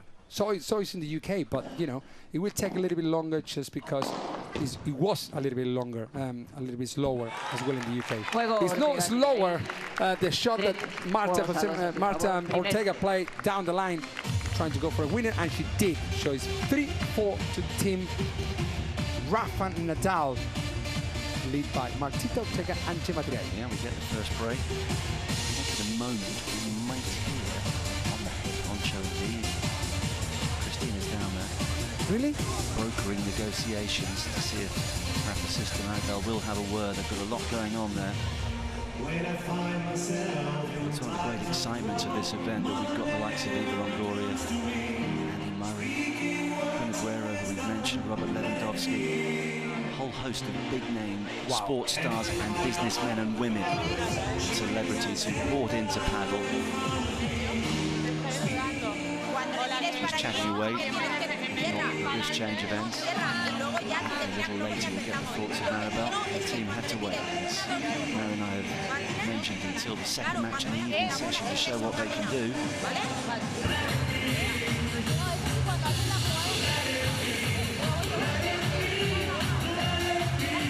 Well, Christina has managed to sort things out. Yep, we did it. So we are with the mastermind of the Rafa Nadal Academy, Maribel Nadal. Hola Maribel, ¿qué tal? Muy buenas, gracias por acompañarnos. Hola, ¿qué tal? ¿Cómo estáis? So, Padel has always been a cornerstone for the Rafa Nadal Academy. El Padel siempre ha sido una piedra angular de la Academia Rafa Nadal y esta es vuestra segunda edición. This is the second edition for them at the Hexagon Cup. Bueno, la Rafa Nadal Academy nace como una academia de tenis, pero es verdad que somos un centro deportivo y que poco a poco también el pádel se ha convertido en un deporte muy importante para nosotros y es un placer estar aquí por segundo año en la Hexagon Cup animando al equipo y bueno, es un pasito más en nuestra apuesta también por este deporte tan bonito. So this is a big step, thank you so much. For them, they bet on Padel and now we have to go back to the court because the action is taking place there. Good stuff, thank you Christina, and wonderful to hear from Maribel, and she'll be encouraged by what she's seen so far. Early stages, of course, in this match. But I love listening to Maribel because she sounds like Rafa Nadal, but in a women's version, you know?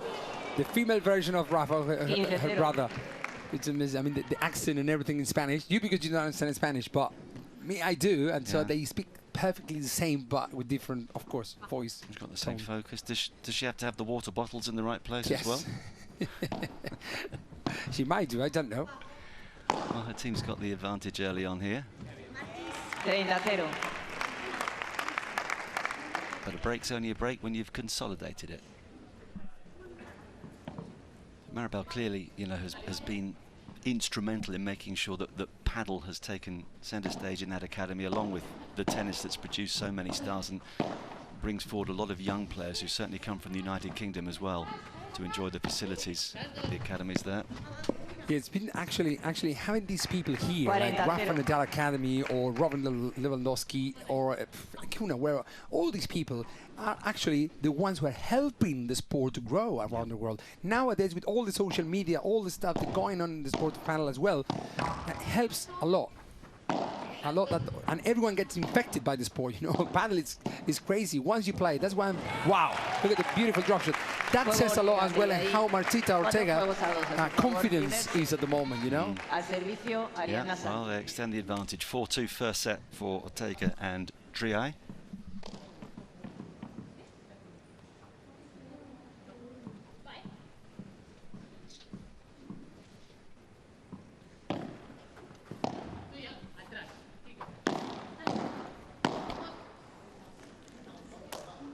Well, 0-15.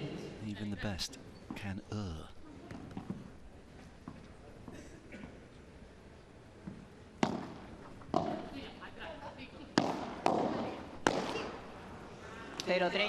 Even the best can err more than once.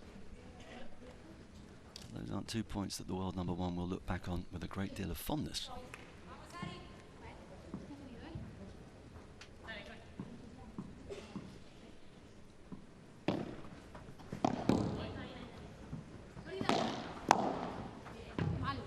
That's a good lead. 15-30.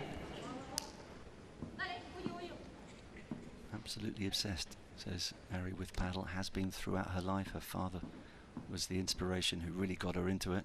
I mentioned some of the fights they had when they played each other. As she was developing, could not take losing. And had an obsession to become world number one. And now that she's there, the obsession is to stay there.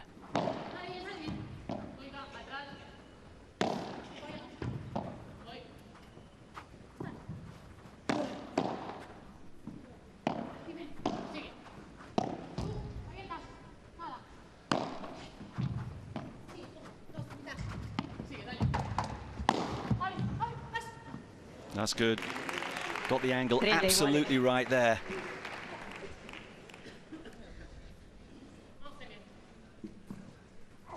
So after those 2 errors, she's on her way towards rectifying the situation, but still danger at 30-all. 30-40. That is long. So a couple of break points.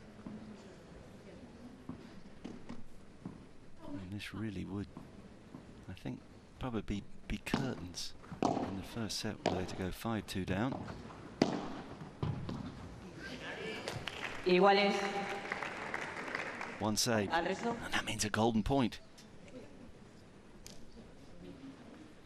And Sanchez will breathe a huge sigh of relief if she does get out of this service game. There goes the snitch. Has to be very quick to catch that one. Even Harry Potter would struggle.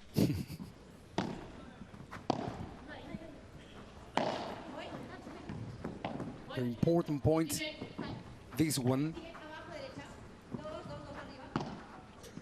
Great chiquita from Martita Ortega, giving the break again to lead 5-2 this first set. Yeah, there is a big difference in confidence, I would say. Not in game, because 4 players play similar, you know, but to do that shot, you got to be 100% confident. Yeah. And in that moment, it's a golden point. It's a golden point. It's not 15-0. Well, that's not a game that Ari Sanchez will look back on with fondness at all. 3 errors from her. It has proved costly. The lead is 5-2. The first set is all but done and dusted. You never want to take anything for granted, of course. Padel, there's a real sense of control about the leading side at the moment. So an opportunity early on, perhaps, for you to tell us who you think the player of the match has been thus far. That's the QR code. We'd love to hear from you. We changed our mind midway through the first of the evening matches. Pedic and Gotta. In fact, at one stage, Mario wanted to give all 4 players the player of the match award. Well, I guess you can if you want, but For I'd rather have one. For me, it's this girl, Martita. At the moment, Martita has made the difference, and yeah, and you know what? I tell you something. Martita and Gematria last year played together again as well, but they lost a very bad match, and they split. They were current players. They were playing in the main circuit, and they split in this event. So Gematria went to play with Claudia Fernandez. So now it's like, because they play again together, for Martita, because Martita didn't play very comfortably that match last year here, I think it's like Martita saying, hey, listen, I remember we played last year, but look what I can do if I played with you together. Okay, yeah, she's got a little extra reason to sparkle here. Well, she's serving spicy, for... you know? It's spicy. It's very spicy, all the circuit. We do like that. She's serving for the first set at 5-2.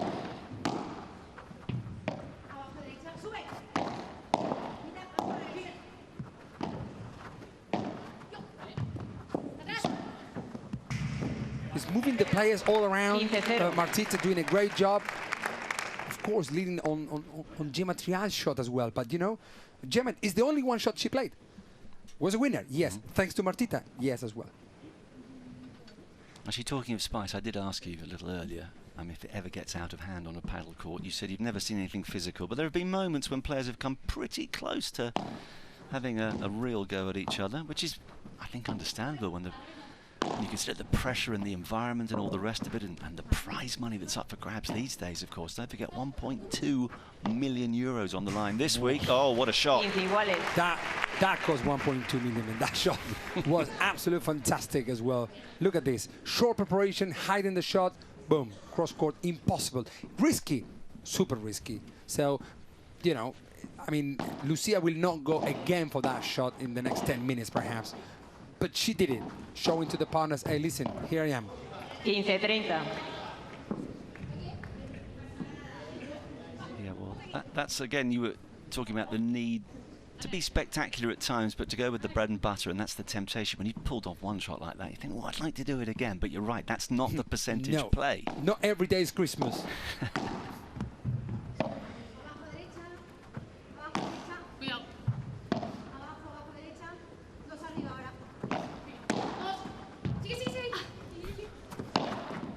But I just said that Gemma is a little bit on the fridge at the moment, yes? So if we talk about tactical, but Gemma is doing job. she's giving the communication to the partner, she's emotionally there, she's helping her out. So that's your job when you are not on the fridge, that they're playing everything to your partner. You have a job to do, helping your partner to escape from that game situation, because it's forcing him to do perhaps mistakes or something that you don't want. Your partner is, you know, is your partner, he's not your enemy. Got a chance here to get one of the breaks back. Again, the same shot I told you before, that rulo.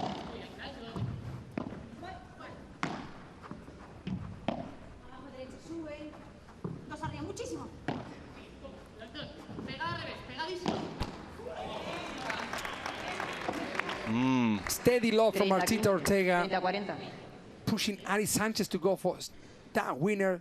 Actually, the ball goes in. It was the right spot. There was the perfect middle between the two players. But 30-40, huh? Yeah. Still a break point.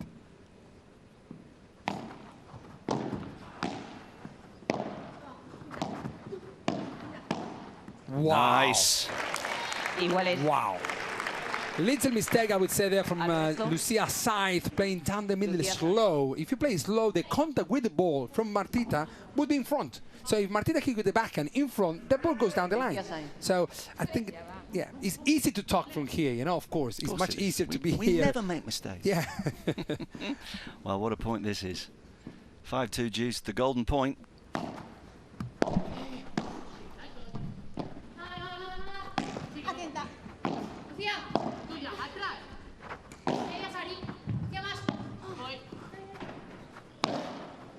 Oof. That was just on the edge, but that wasn't on the edge. A nice break. Fractions. Break, Marcus. Fractions here, Mary, making such a difference.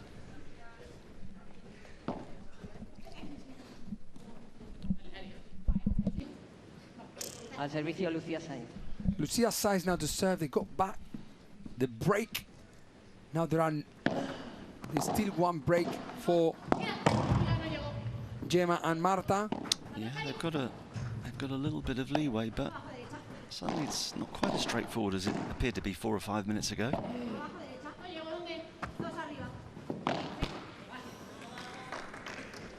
And now the mistake comes from the other side with Martita Ortega actually trying. She arrived a little bit late to that shot of the backwell. So either she should play a lob or a shot down the line, because the contact with the ball will be behind. It's quite hard to explain, but you know, not down the middle. That shot was quite difficult for her. That's why she missed to the net and not to the backwell.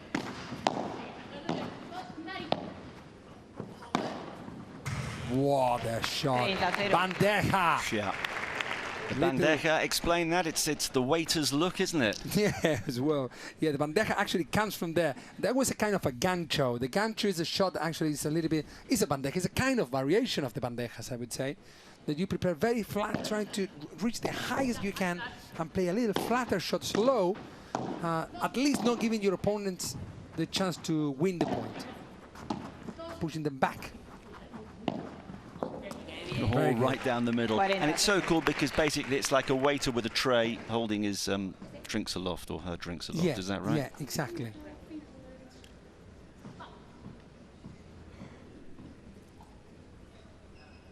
So having got one of the breaks back, a chance here to hold to love and put real pressure in the next service game. Another ruler.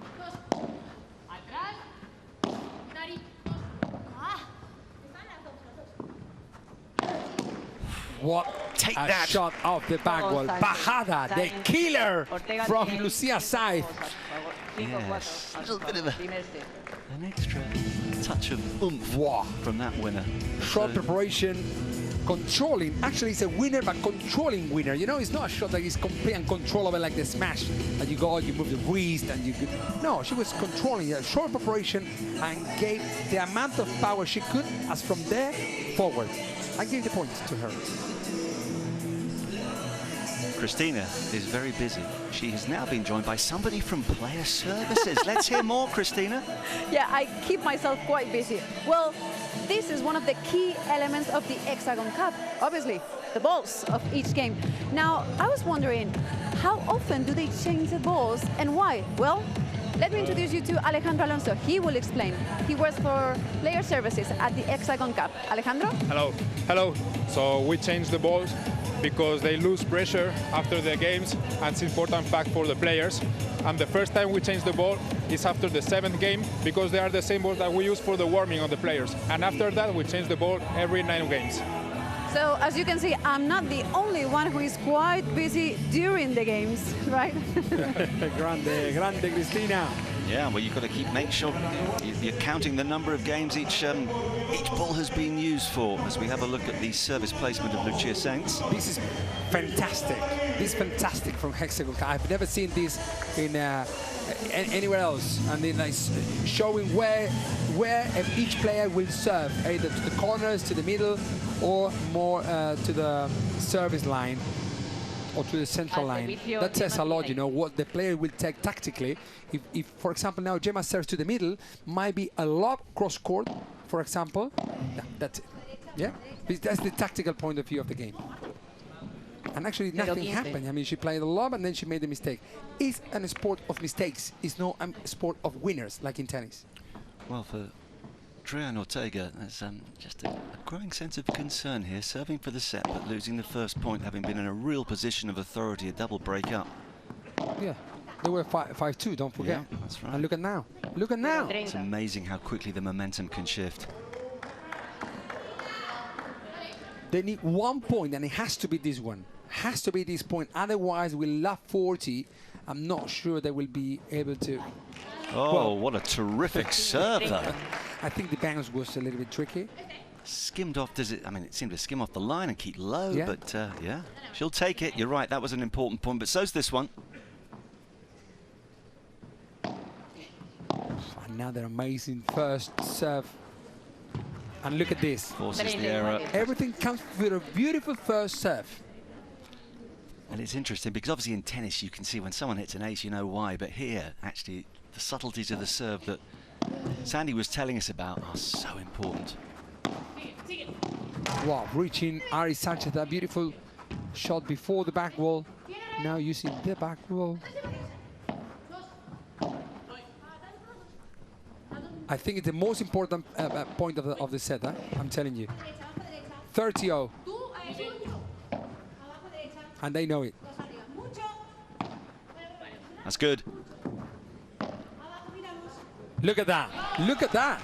Crazy. How Martita Ortega won for a winner in that shot of the back wall. But because it was 30-0, she knew, and actually she came for 2 little amphors. She decided to play a lob. And then when Lucia tried again to go for a lob, she missed that shot. So that brings up a couple of set points. I think they will.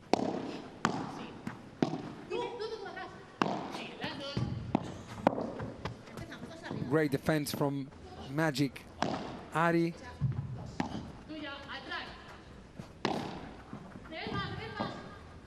Reload down the middle, as the coach said at the beginning of the match.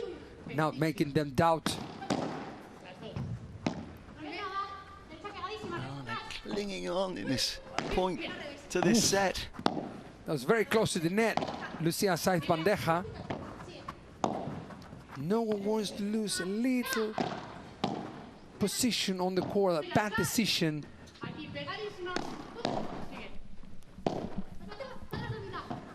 I went for a winner. What a block! And it carries on. Fantastic. How did she keep that block under control? We go for a lob again, down the middle again. Wow! Stop it. No, that's going to be out. And that was por tres. Por tres, but without a bounce. And a very bad for the team roughing it out. But now, listen, this is a very super important point. It's a golden point. Yes. So it could be set or 5-0. And if our nerves weren't sufficiently frayed after that last point, I think they will be over the course of the next 30 seconds or so. That's the pain when you can't actually do anything about it on the side of the court. That's a typical, oh, come on, that hurts. The boss is watching. Don't mess up. Hi, Rafa.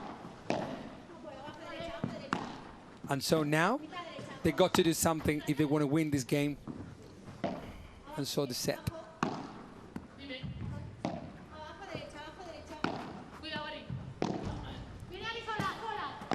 Did you see how conservative they are? Yes. And that helps them to get the first set to Rafa Nadal Academy, led by Gemma Triay and Martita the Doctor Ortega.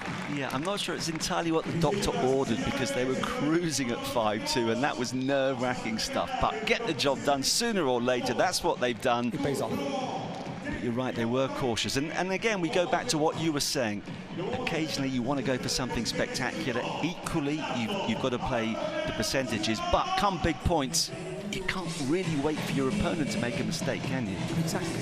So that's why I say, you know, that tennis could be a game of winners. It makes sense because technically it's more difficult, you're longer distance with your opponents, and so it makes sense that it's more winners. But in padel, it's less mistakes that makes you a better player. Pressure's little in the end between the two sides, as you can see, just 3 points difference. Yeah, it's very even. It's very even. The golden points, the same thing. Break points is 2, 3, and only 1. The other point is that actually is the difference. That's why the 6-4, the first set.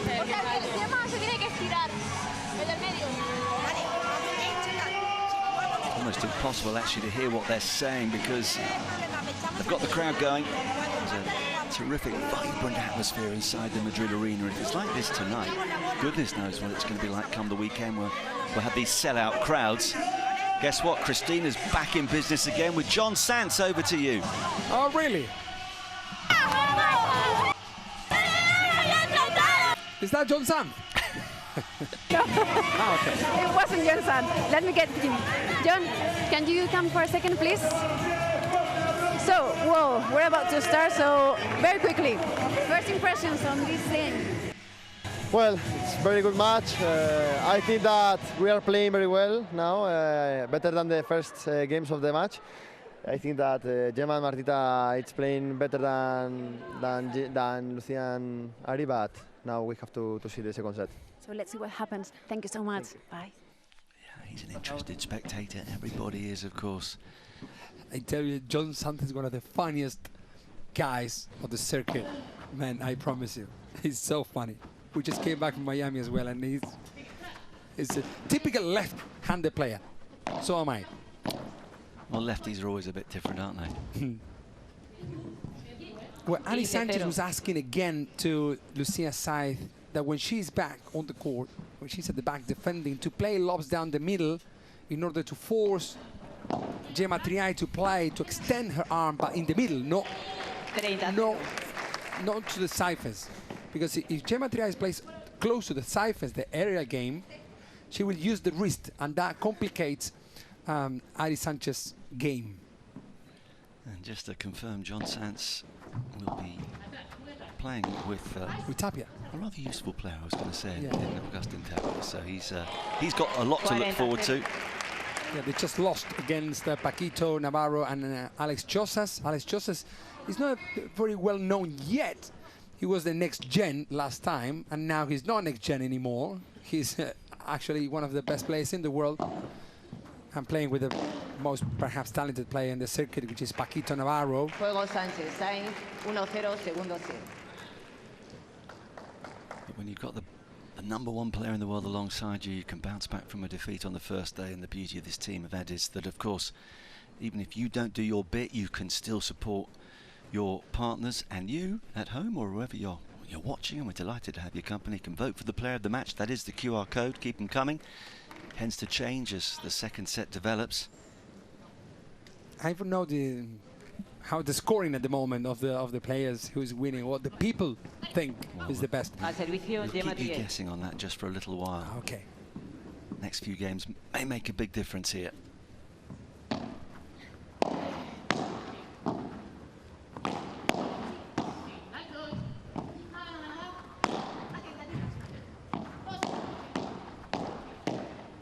They go to the war, right? It's unbelievable. They just play with Chiquitas and go forward, both of them. Both of the teams. Wow, beautiful fake smash from Lucia Saiz. Love it. Yeah, showing that she's going to go for it. So because winners, if are not winners, are losers. So she has to bear in mind that if she's faking that smash, you know, but perhaps the next time she's going to be slightly behind and she will go for a smash. Yeah. So it's more to unpredict. Don't show to your opponents what you're going to do. Now, well, she used all her experience to great effect there.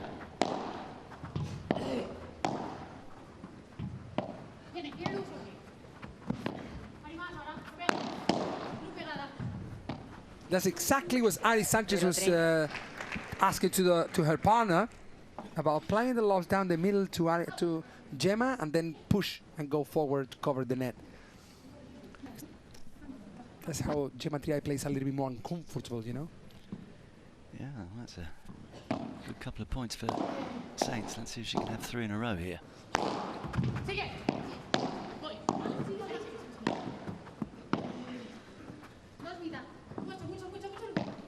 Depth, great depth.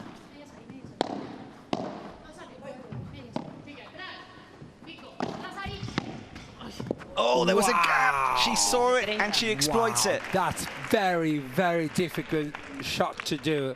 Actually, Ari Sanchez, this kick bandeja, they call it, that ruler, wasn't that bad, I would say. But, you know, Gemma Triay really covered perfectly with that half volley backhand, which is very difficult to do it down the line. Oh, my goodness.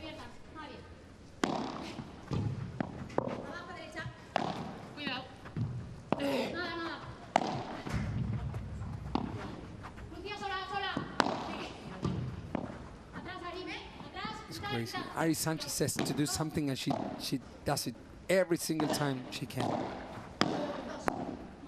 Unbelievable. But everything happened because the lob. The Ari Sanchez played twice to the middle, reaching the net properly, not uncomfortably, you know. Reaching the net is not an easy task. And this is now not an easy task to save this service game. Well, that 30-40.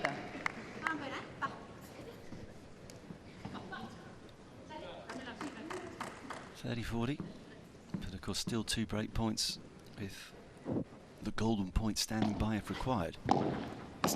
I'm just checking that we have one more match straight after, and it seems that Arturo Coelho is coming with Coqui Nieto to play against Mike Janguas and Javi Garrido. Oh yes. Iguales. There's another break point save. Oh yes, Mary, we've got a lot still to look forward to on this wonderful Wednesday. We'll repeat it Thursday, Friday and Saturday, and then just for good measure the 4 best teams will return on Sunday. Golden point, having saved 2 break points. Watch out for the stray ball.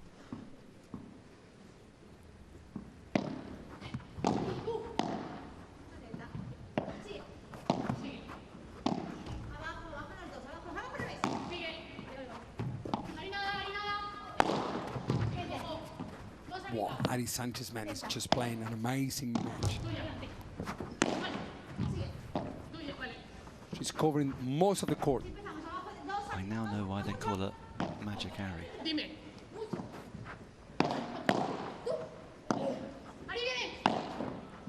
Not this time, surely. Yes? Wow. It's like playing against a machine. Yeah, Everything comes absolutely back. amazing.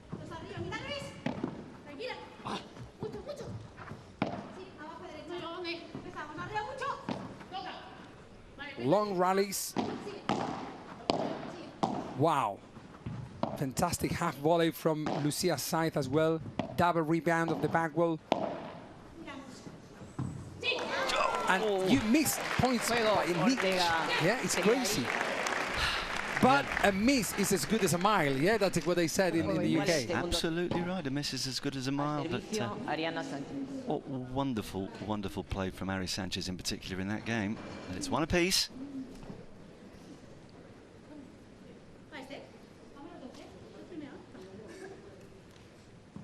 You just got to get your breath back and go again. It's relentless. No going to get the towel or anything like that. 25 seconds between points in tennis. No, it's on with the next one, and that's driven beautifully down the middle. That's, you know, I always say down the middle means down the middle between the players, not down the middle of the, you know, because people say, no, but the ball bounced on your side. I said, yeah, but the game situation said that the middle was between both of the players, not one side and the other side. Yeah, it's a movable middle depending on where your opponents are. Exactly. Marcus, I promise you that you will live on Sunday as master in panel. Somehow.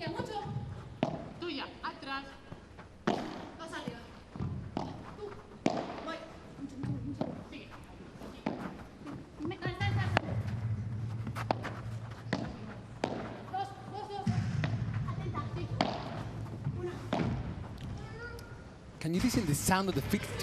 They're running all little steps, adjusting every single centimeter, inch in Britain. Yeah. But it's just a wonderful contrast in the midst of a point, these feather-like touches, and then a bit of power, and then you go back to the subtleties. You just don't know what's coming next, and with these angles and possibilities, it's endless. Exactly as you said. But because Padel is a matter of decisions, that's why decision-making, it's much harder to teach than the technique of the shots, because in Padel, you can be very untechnical, and that's why it's getting infected around the world, and football players love it. Why? Because their dream was to play tennis, and because they could never do it, because technique is very difficult.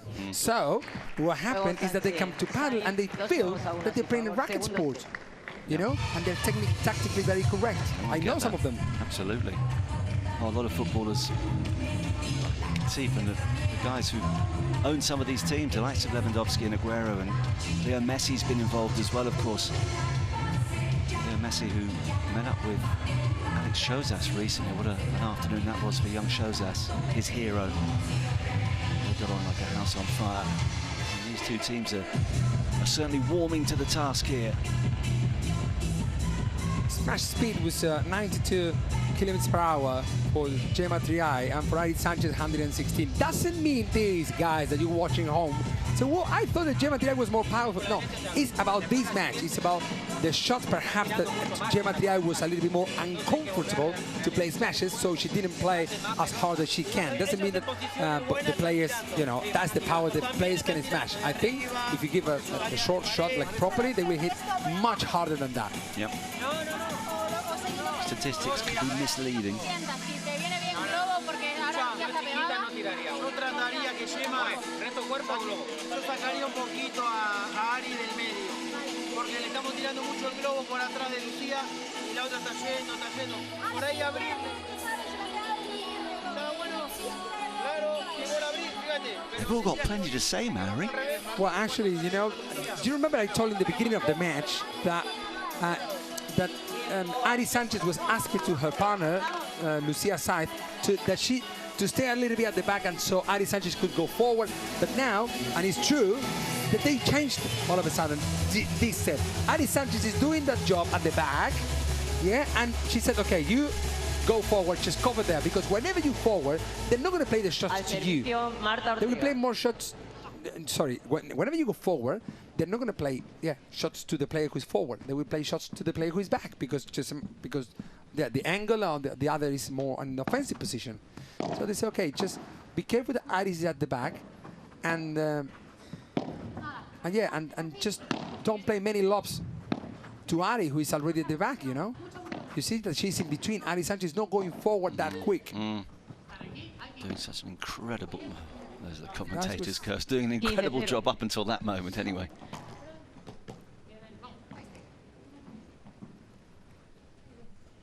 It's very even, you know, all of the matches. That's why they love it, because, you know, it's also for the players. It's very good to measure, you know, who they can play with and who they cannot play with, or how good they could be if they play with against which player.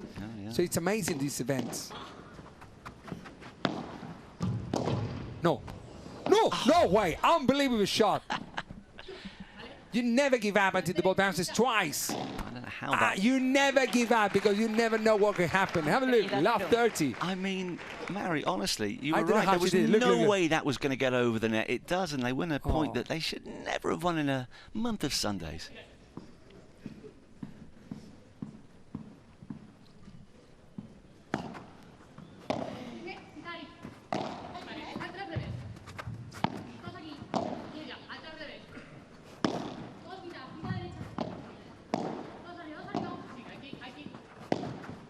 Well, actually, that was the coaches were telling them, like, hey, escape from having Ari Sanchez in between. You know what I mean? So by playing loves to Lucia Sainz, or I don't know what, but escape from the situation that Ari Sanchez is controlling the game. And yeah, they didn't. No. Now 30-0, alarms to the Rafa Nadal Academy team. Yes. The world #1 is certainly playing like a world #1 at the moment. Yeah, he's taking the responsibility of the game. Yeah, it's true, 100%.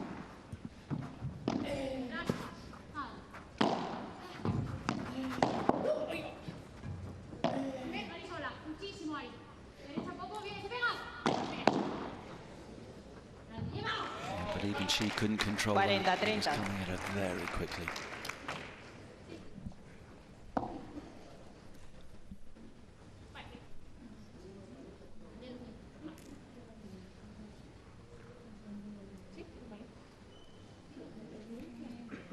Magic Harry, a child star with Marta Ortega back in the day. He's played with the likes of Tamara Ricardo, who we saw earlier, Alejandra Salazar. The queen of paddle, Alejandra Salazar. Still going strong, of course. Yeah. She's still playing. Wow, por tres. That was a por tres. That was por five. Por cinco. Unbelievable, huh? So again, just for those learning these Spanish words, a quick definition of what a por tres and a por cuatro is, Mary? Well, it's because the side fence is 3 meters, and the back wall plus the fence, 1 meter fence, is 4 meters. So you say por tres, por cuatro, depending on where the ball after the bounce has been out. Nice and logical. All makes sense once you're explained it in such crystal clear terms by an expert like yourself. Thank you, Marcus.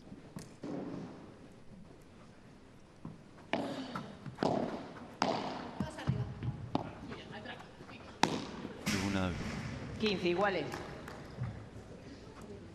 There's the rulo. Do you know why we call it rulo to that shot? Rulo with R. R-U-L-O. Rulo is a shot that you play, you know, behind, let's say, your neck when you prepare like a little smash. It's like a smash, but it's not a smash. It's a slow shot in order to reach the net position on time. That's what Ari Sanchez missed the previous shot. We call it rulo because it means curly hair. So when you say a guy with rulos, you say, hello, rulo, how are you doing? I see. Oh, curly. So it's a curly hair. That's why you prepare, because the preparation of the shot, you know, makes that little wrist movement. Yeah? That makes the ball to roll like a rulo. I'm just saying that most people with curly hair probably don't like people coming saying, hey, rulo, play a rulo. Doing, mate? Yeah, thank you very much. I will go throughout the weekend and we're telling you about the Vivora, about the shots, why because all of the names have a purpose, you know, on why and why. That's a collector's item, that era. Yeah, 1540, yeah. They were leading the second set, but now they're not anymore. They're back to Rafa Nadal's team leading again, 1540. Oh my goodness. That wasn't magic at all, but anyways, they're still in the game. It's 3-2 up with a break up for Rafa Nadal Academy team. Yeah, well, I can't. You can't believe what you've seen. Quite comprehend what I saw there from Ari. And that has put her team on the back foot. Even the best are entitled to make mistakes every now and then. Now, I don't know if you're peckish at the moment, Mary, but Christina is with somebody who's very important when it comes to the food at the Madrid Arena. Yes, Marcus, Mauri, it's 9:27 right now in Madrid. Are you hungry, guys? Yeah. Probably you are very hungry. Okay, starving. So that means most of the people here in Madrid and in Spain in general are either having dinner at the moment or preparing dinner. But what happens with the players? What is the menu for days like this, for evenings like this? Well, this is what they got. They have bananas, lots of potassium. They have some bars made with nuts, with chocolate, protein bar, and mango as well, another one with nuts, some apples. You know, something that is easy to eat and something that gives you a little bit of energy. And just between us, between the two of us, I will tell you that Alex Reed, one of the players for Rafa Nadal Academy, just took this one, the chocolate one. So I'm gonna get this one before he finished them, all of them. Oh no! Listen, Christian, it's not in your remit, but we'd like a couple of those up here, please. Yes. ASAP. Look, just leave the apples and the bananas down there. It's not bad, yeah? But bring those cereal bars and the protein bars up here. Yeah, thank you. And we'll have our 3-course meal a little later if you can have a word with the chef. And he can keep it on hold, because we could have a late night here with another match still to come. And we're not complaining. Al servicio, Gemma Triay. So, Ari, I mean, one of the great things regarding great players is that they make a couple of mistakes and they forget about them. You've got to stay in the moment. What's gone is gone. It's the process, not the outcome. So let's see how she plays in this game. Well, her partner has got her off to a good start, that's for sure. Don't know why, but I sense a break back here, Mary. Let's see. I mean, the shot that Lucia Saez just played doesn't really show that she's under pressure or something. I mean, as you said before, you know, you perfectly said that the players, these players at this level, you know, they can just adjust the amount of time that you know, they're struggling after a very bad mistake or a bad moment. I mean, the shorter you make it, the better. But that's what I always admire, Marion. I'm sure you were the same. A good player will, okay, I've got it wrong, but it doesn't matter. I'll make up for it straight away. Whereas those maybe not quite as strong mentally, let everything spiral out of control. It's just a game. People take it too serious, you know, and it's just they don't take it too serious, and they earn their life with this, you know. Yeah. Why should you? But anyways, it's part of life, and that's why paddle and any other sport is very special. But you know, I play paddle since I was 6 years old, and I promise you, it helped me out throughout whole my life for relationships, for everything, coordination-wise, and always in paddle we play doubles. That's why it makes it very interesting. You know, I don't want to compare to tennis or squash or any other racket sport, but the truth is that here, if you don't understand that you're going to lose thanks to your partner, or you can win thanks to your partner, then you know it's going to be tricky for you to really be a proper paddle player. Yeah, absolutely. And so Lucia must brush that mistake aside. So must Ari. From love 30, it's back to 30 all, and maybe we're not going to get the break back. There's still an opportunity, though.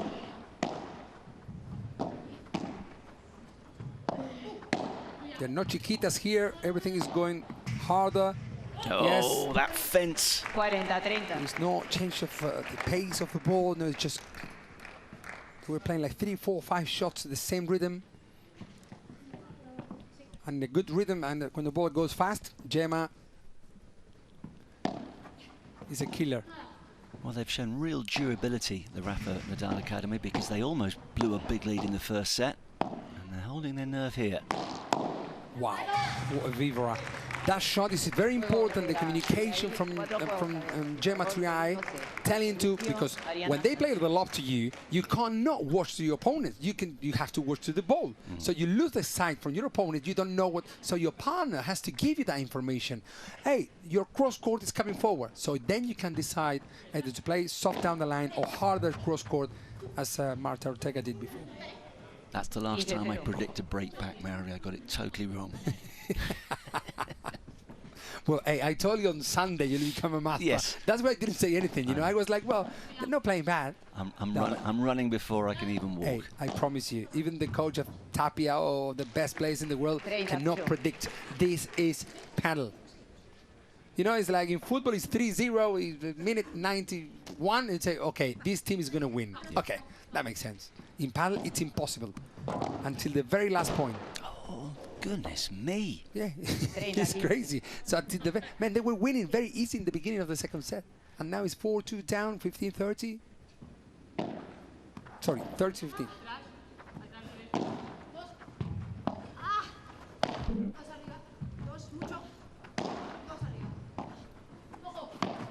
Another fake smash from Lucia Saez. Didn't work this time, but helped enough to win the point from Ari Sanchez, who needs to get that feeling back in order to, I mean, she went into overdrive for a couple of games, and now she's just dipped down from that mountain. There's still time to climb back up to the summit.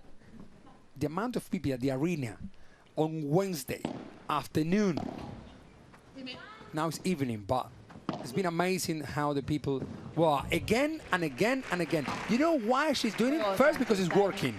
And secondly, because of the short preparation, technically, she has a very short preparation with a forehand side. Then she can do that shot, and with the same preparation, do either a lob, a shot down the line, or that beautiful cross-court. Impossible to Martita Ortega. You know, we asked Christina to bring up those chocolate bars just now with nuts. No, she's sitting in the stand, munching away all by herself. She's eating them. She's all right.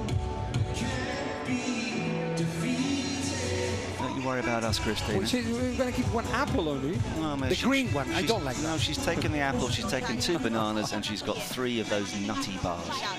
All for herself. I mean, not a team player. We keep with a glass of water here, yeah? I mean, you know, it's all about doubles partnerships, but Christina's got to sort herself out in that regard. Now, what's the chat?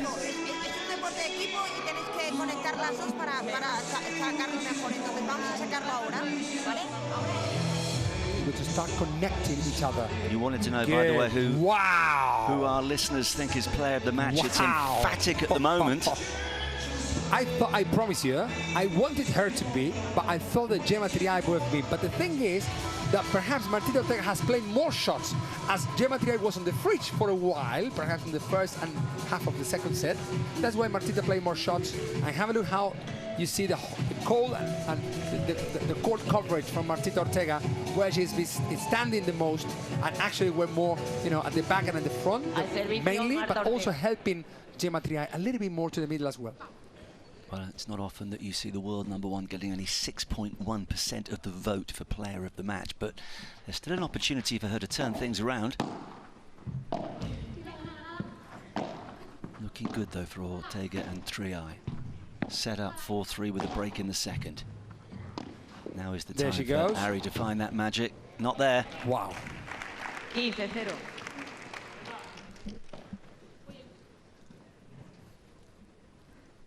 Preparing the food. She prepared her own food and she ate her own food. You know, Gemma Triay sometimes, yeah, exactly. I mean, for that kind of players, like left side players, usually prepare their food. Yeah, take this in consideration, this kind of topic. But the right side players don't care to prepare the food and that the partner eats the food. Do you know what I mean? Yes, I do. So at some point, but if you're a kind of player who wants to every time going for a winner, well, it would be more that your side would be the left side, yeah? Because the right side play is more conservative, is more tactical, is more mental in a good way, yeah? It's a player who can help you out. I understand the analogy. I just want you to stop talking about food while Christina munches on those bars and we have a cold glass of tea. Jim, what happened there? What, the ball bounced twice? Well, I don't know, but it was fantastic that the most experienced player, this one, Lucia Saiz, reached an amazing shot that would have been possible for Ari Sanchez to reach it. Yeah. The ball was bounced twice, yeah? Did just bounce twice, yeah. Hard to see first time around.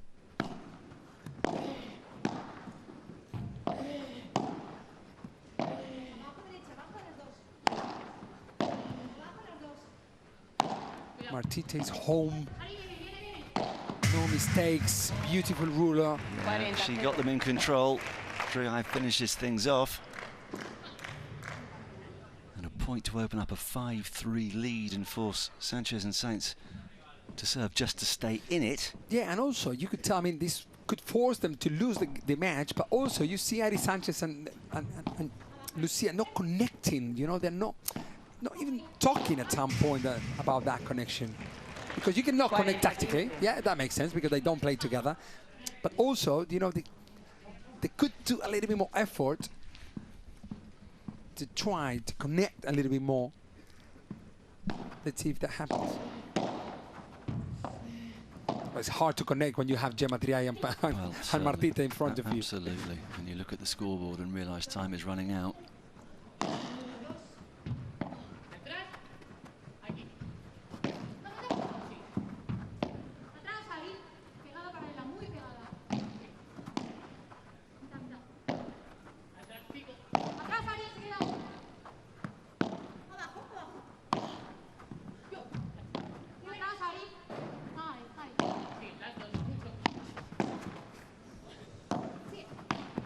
I think that was going out, huh?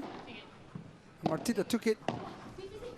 What a drop shot. Absolute fantastic change of rhythm. Not only change of rhythm, also change of the direction. Thanks to that beautiful forehand volley from the Dr. Martita Ortega. That's beautiful. Look at that. That is beautiful. And it takes them a step closer to a notable victory. Al servicio con bolas nuevas, Lucía Sainz. 5-3, 3-5. You know, you always say the first, the player who's serving. So in this case, it's Lucía Sainz, Catalonian player. And that's a pretty useful first serve to win the first point. And of course, if they can hold here, then, well, you ask the question.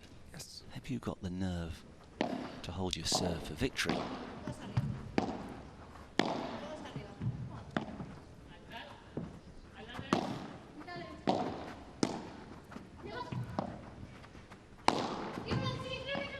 Wow, Gemma.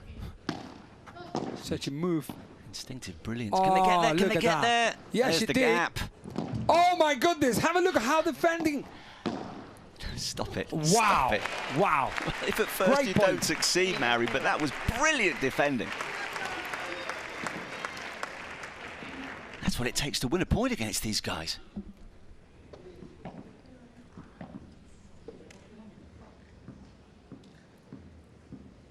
So, 30 left. Good news for Team Robert Lewandowski. They have to win this game, otherwise the match will be over. Nice little pickup.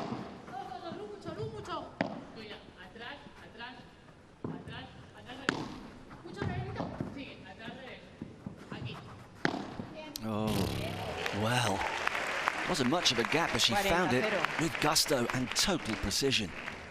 Well, she had previously played down the middle, that shot, and then she just changed slightly the contact with the ball with exactly same preparation, but because she contacted the ball slightly behind, that allows her to play that beautiful cross-court shot, unpredictable. I mean, for Gemma Tirai, impossible. I think Gemma was expecting another shot to the middle. That's what we call her magic, Addy. And that... Boing. To the 3-meter siphons, to the top of that beautiful violet purple. It's a nice colour, isn't it? Yes, it's the only one in the world actually. Yeah, it's the only one circuit, the only one event that we have a violet purple. Purple? Yeah, purple, purple. Yeah. Yeah. Purple heart of Padel here in Madrid Arena. Was raining today in the afternoon. So miserable, yeah, miserable. We come from London to sunny Spain, and it pours all day. Okay, have a look at where Gemma, because she's very fast as well, so she can cover a little bit more closer to the net as well sometimes. And also, you know, when she's at the back, she's helping her partner down the middle. But most, I would say that most of the shots with the overhead shots. Maybe a last chance to vote for your player of the match. There's the QR code. We had one outstanding leader in that regard in terms of Marta Ortega's percentage a few moments ago. If you want to alter that, you can, right now. I do. He's on? I do now. Yeah, but if Martita Ortega is too far away, I will vote someone else. Well, Espanol or English? A couple of the opposition players need your support at the moment because they're teetering on the edge. Just a case of these two holding their nerve now. And Rafa Nadal and his academy can celebrate. There we have Rodrigo Vide, Charlie Pozzoni, Carlo Pozzoni, the coach of Franco Stupatuk, who is exactly there also as a coach in this match. We're going to see him on court right tomorrow with Alex Ruiz, the left-handed player from Malaga. 4 players on the stage again. So now is the last, I would say the last. It's not the last. In paddle, we never say the last. But it's a very good chance for Gemma Tirai and Martita Ortega to win because they go 1 break up.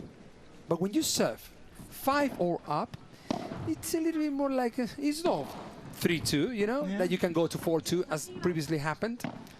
Yes, you're aware. Now it's like you got to close the match. That's the point. There's a little bit more at stake, that is for sure. So this first point could set the trend.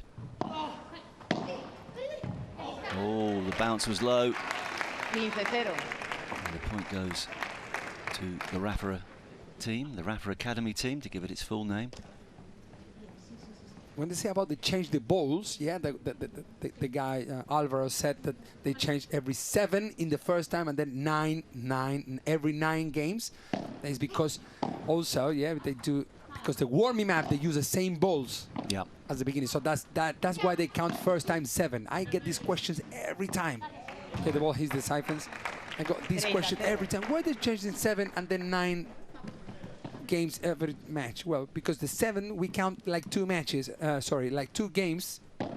The warming up of the match. It makes sense. What a volley from the doctor, guys! This is 4 match points for Gemma Triay and Marta Ortega there in Mallorca. The people from Rafa Nadal and so himself might be very happy to see hopefully the end of this match right in this game.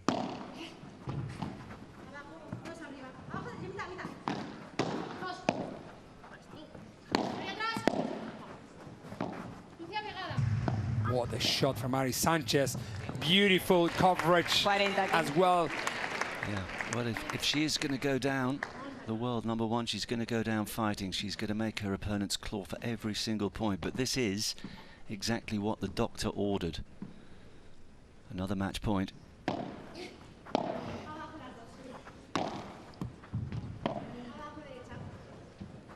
And that was out, and means that this match is for Rafa Nadal Academy. 2 more points to the ex-#1 world tennis player, Rafa Nadal Academy, winning.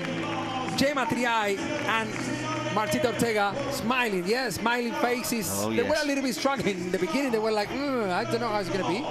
But at the end of the day, this pair has a lot to say in this Hexagon Cup 2025 version. Now, that was really impressive. As we mentioned, the Rafa Academy teams had to wait until the second last match on day 1 to get going, and they have answered the call. And it was tricky at times. If you just look at the eventual scoreline, you'll say, okay, that was relatively straightforward, but there were some key passages of play where they held their nerve, and by her own remarkable standards, Magic Ari Sanchez maybe just dropped a little lower than she'd have liked, and that's why this team are celebrating. I love it. I love to see this because they are not fighting for themselves or only for the partner. Also because the whole team behind them, coaches, next gen, the men's, all the team counts. Doesn't matter if you're only winning your matches. They come to watch the matches of the partners as well of the team. So it's a fantastic setup from this event. Actually, I think it's the only one in the world happening. Where? Here in Miami, Hexagon Cup, different level. Slightly anticlimactic ending in terms of the error from Sainz to wrap things up for the victors. Look at that smile.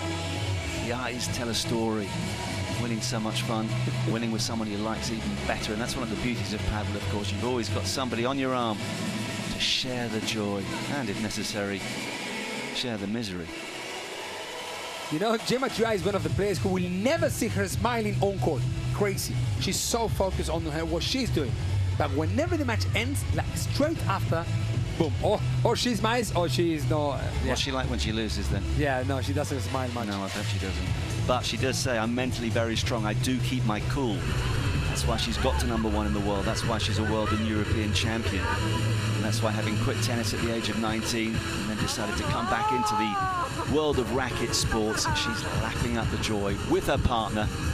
There you have Martita's parents, family there. Everyone is here in Madrid to come and see this great player who's been as a pro since a few years ago already. Very recognized, very professional in all aspects, you know. Well, worth remembering that she is the youngest player to finish as world #1. She was just 22 years of age back in 2019. She's 27 now. She's currently ranked at 7. She's playing well enough to get much higher again. She's got plenty of time on her side.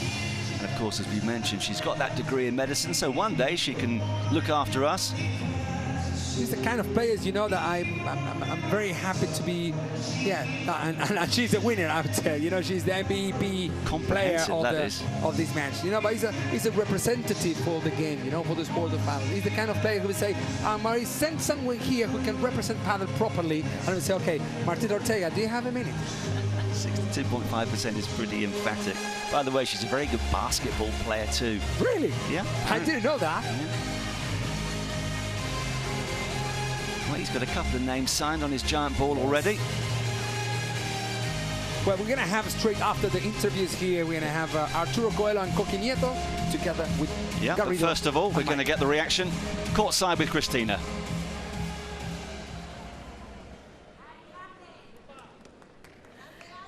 Bueno, pues ya estamos con las ganadoras del partido, con Marta, con Gemma. Voy a empezar primero con Marta, MVP del encuentro. I'm going to start first with the MVP of the game, Marta Ortega. Congratulations. Sí, eres MVP. Congratulations, MVP of the game. Un fuerte aplauso para ella, por favor. Gracias. Y además para ti es doblemente especial porque juegas en casa, eres de Madrid. This is very special for her because she is from Madrid, so she plays at home. Primero de todo, hola Madrid, es una ilusión brutal jugar en casa y muchos nervios también de querer hacerlo bien, pero súper contentas, creo que desde el principio hemos empezado muy centradas y esto es en equipo, así que teníamos 1000 ganas de dar este primer puntito, siempre empezar y abrir el torneo es más difícil, hiper felices de jugar aquí un miércoles todo lleno y de dar el primer punto al equipo, súper feliz. Well, she is extremely happy. For her, this is very special. We have to take into consideration that it's Wednesday, it's almost 10 p.m., and the crowd is amazing here, watching you and cheering for you. So let's go back to Gemma. Gemma, enhorabuena, primeros 2 puntitos para el partido. ¿Cómo os habéis sentido? Porque no ha sido nada fácil. How did you feel? Because it was everything but easy. Bueno, buenas noches a todos. Madrid siempre es especial, como bien decía Marte, jugar aquí en su casa. Es cierto, es el primer torneo, es la primera toma de contacto. Venimos pues jugando, bueno, haciendo la pretemporada un par o 3 de semanas. Entonces, bueno, siempre hay nervios, es el primer partido también del equipo, entonces teníamos muchas ganas de hacerlo bien, pero creo que nos hemos sentido muy bien. Creo que también el equipo estaba empujando de atrás, también los coaches ahí aportando siempre pues desde el banco, así que te diría que nos hemos sentido muy bien, encontrando pues soluciones cuando habían problemas.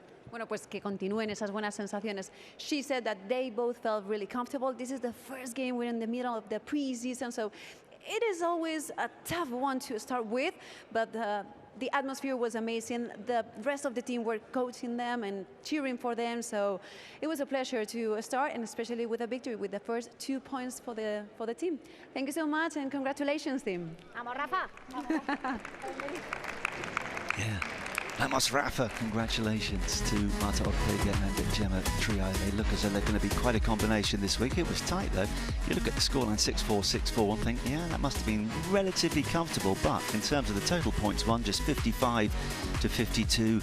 Golden points make such a difference. 3-1 in favour of the Rafa Academy. That's the principal reason they've picked up 2 points for their team. For Lucia Sanz and Ariana Sanchez, there's plenty of time to turn things around. Don't forget, it's 2 points for a win in the men's and the women's matches, and 1 point for the winning team in the next gen battles, which start each day.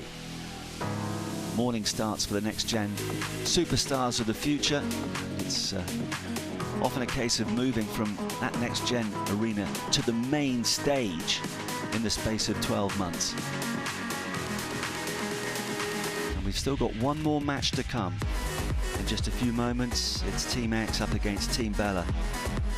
With some superstars again, as you'd expect at the Hexagon Cup.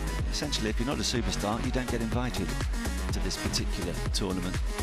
And that's why the Madrid public are lapping it up. That's why they're selling out on Saturday. Very hard to get tickets for Sunday, so be quick if you are in the area or you're thinking of coming across. And by then, of course, we will know which 2 teams are going to fight for top position. For now, it's so tight. Look at this. Look how many teams are on 2 points. Team advantage, they've won 1, they've lost 1. Likewise with Crew Paddle, the Hexagon team, Great start for the Rafa Nadal Academy, played 1-1-1, and that's the case with Team Bella, Puerto Rico as well. RL9 and 11-11 have got a point. Team Padel, the only team so far to get off the mark, but they've only played the one match. Now, if you haven't ever played padel, but you're tempted, this will help because our super coach is ready to give you a tip.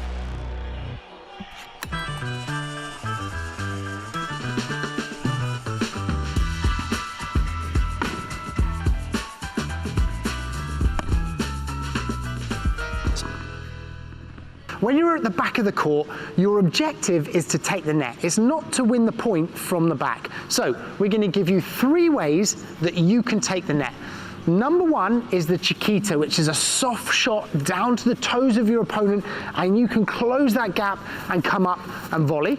Number 2 is a high lob, nice and high, giving you lots of time, and you can come up and you can block the bandeja or the vibra from your opponents. But my favorite is when you get into position and you lob and it goes completely over their head, so they've got to go all the way back, and that gives you and your partner loads of time to get to net. It is not rocket science.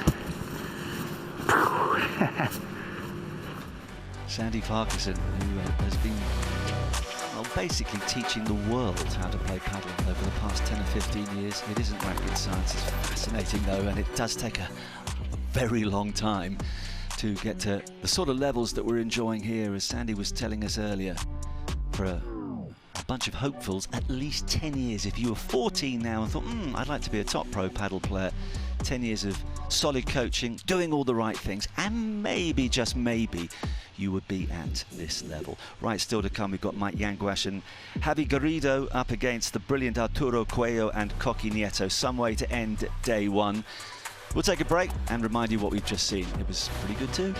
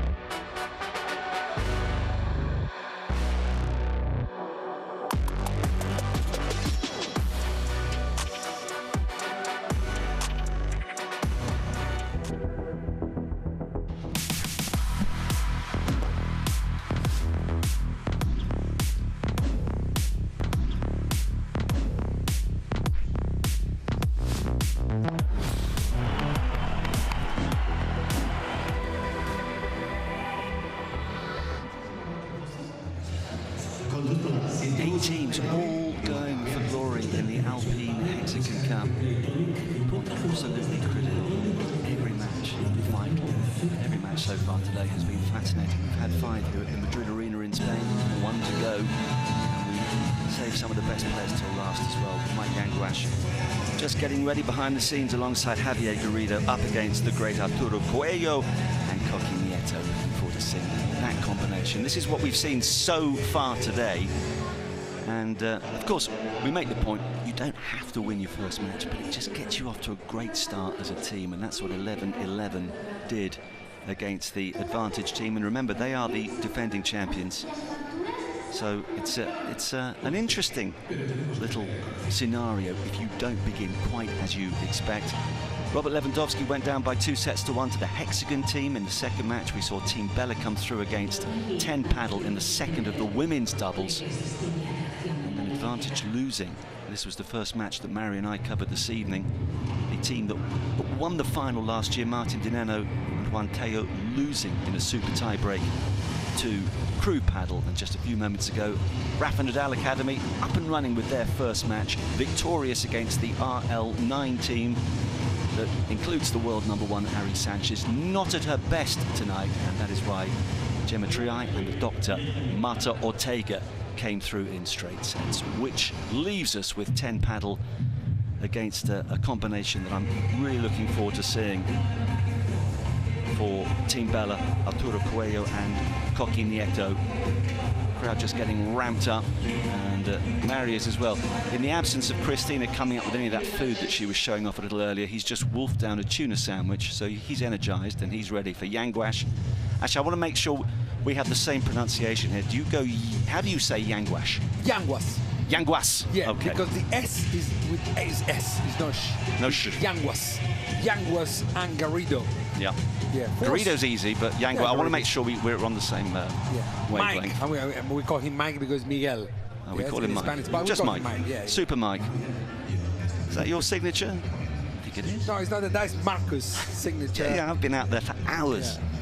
Actually, some people recognize me sometimes when I'm walking on the stage. Yeah, but the truth is that after COVID, Padel took off, like, you know, and I stopped competing before the COVID, so you know that makes sense that people don't recognize much who is Seba Nerone or who is because they were masters in 2019. Too early. Nowadays, you know, all the players that you see around, these are the masters, and everyone watches them because, you know, since the COVID panel started exploding, and now with social media and so on, it's very easy. But still, people, you know, some. And without wishing to blow your trumpet, I have noticed behind the scenes as you've met some of the players and the fellow coaches that they appreciate what you've done. The trailblazers from a few years back who maybe aren't enjoying the riches that have suddenly become available to the top players, but it was the platform that has launched these superstars. So Mary, you did your bit as a player, as a coach, and now your academies are springing up all around the world. Looking forward to you setting up one in London, and I will become a star pupil for you. 10 years from now, I can be out here. Yeah, I could be what? Marcus playing a kick bandeja, yeah? Only if they do a really old version of the Alpine Hexagon Cup.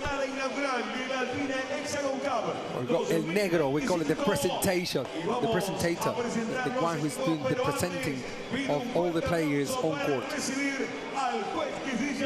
José Miguel Jiménez, que estará con nosotros, acompañándonos y dirigiendo el partido. Well, they've dimmed the lights, but I think the players for this last match are just taking their time. Preparation is everything. The 2 valuable points at the end of day 1 will ensure that your teammates and your owners and your fans will sleep that much better. So patience is a virtue, and we will wait for Mike Yanguas. Don't shush him. And Javier Garrido, Arturo Coelho and Coqui Nieto, here they come. Team X10. Actually, I'm going to tell you something, Marcus. I think that this is going to be the match of the day. I think this was the match of the day or the most spectacular match we had today. Because I know that Tapi was playing before with John Sand and Paquito Navarro and Joseph, and then the girls also did their part. But I think because you know how we call it Javi Garrido? The metralleta is the, how do you call the gun? The gun, but the mechanical one, like how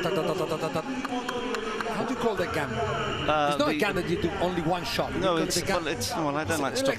It's yeah, one of those. But I'm not an expert on guns. I know what you're talking about. Yeah, well, that's we call him metralleta too, because he smashes from all over. He's a very powerful player.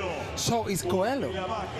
You know, and in the other hand, you have Mike Janguas also. You know, and who is also playing so many different shots with vibras, winners, and the only one who is more conservative, I would say, is Coqui Nieto, who will be playing with Coelho. But Coqui Nieto is conservative, but playing with Coelho becomes a very powerful pair. Well, let's hope you're right. Have we saved the best until last? A los integrantes del Team Bella Puerto Rico. There we have the big and the not that big. Arturo Coelho, current #1 in the world, just moved to live in Miami. That's crazy. It never happened ever before that any of the top players in the world moved somewhere else more than Spain or Argentina. But all of a sudden, Arturo Coelho decided to move there. Anyways, they're flying all over the world nowadays. The circuit, you know, they go to Qatar, then to Argentina, then to Mexico, then to I don't know where. And there also Coqui Nieto, fantastic player, left side player. Team Bella. There's something about Arturo, I think he's got that presence though, hasn't he? And he's worked so hard to get to the top of the game. Got time for everybody, we saw that there. That's a nice little touch.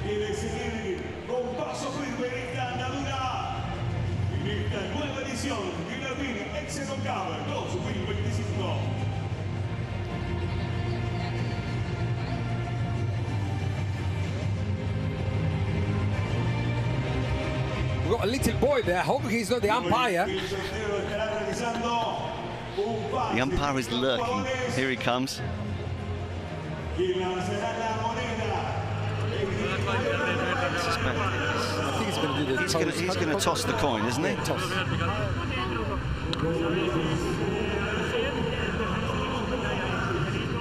I always wonder what the umpires say to the players. I guess the rules can change ever so slightly at different events, so you need to know. But when it comes to tossing a coin, it's one side or the other.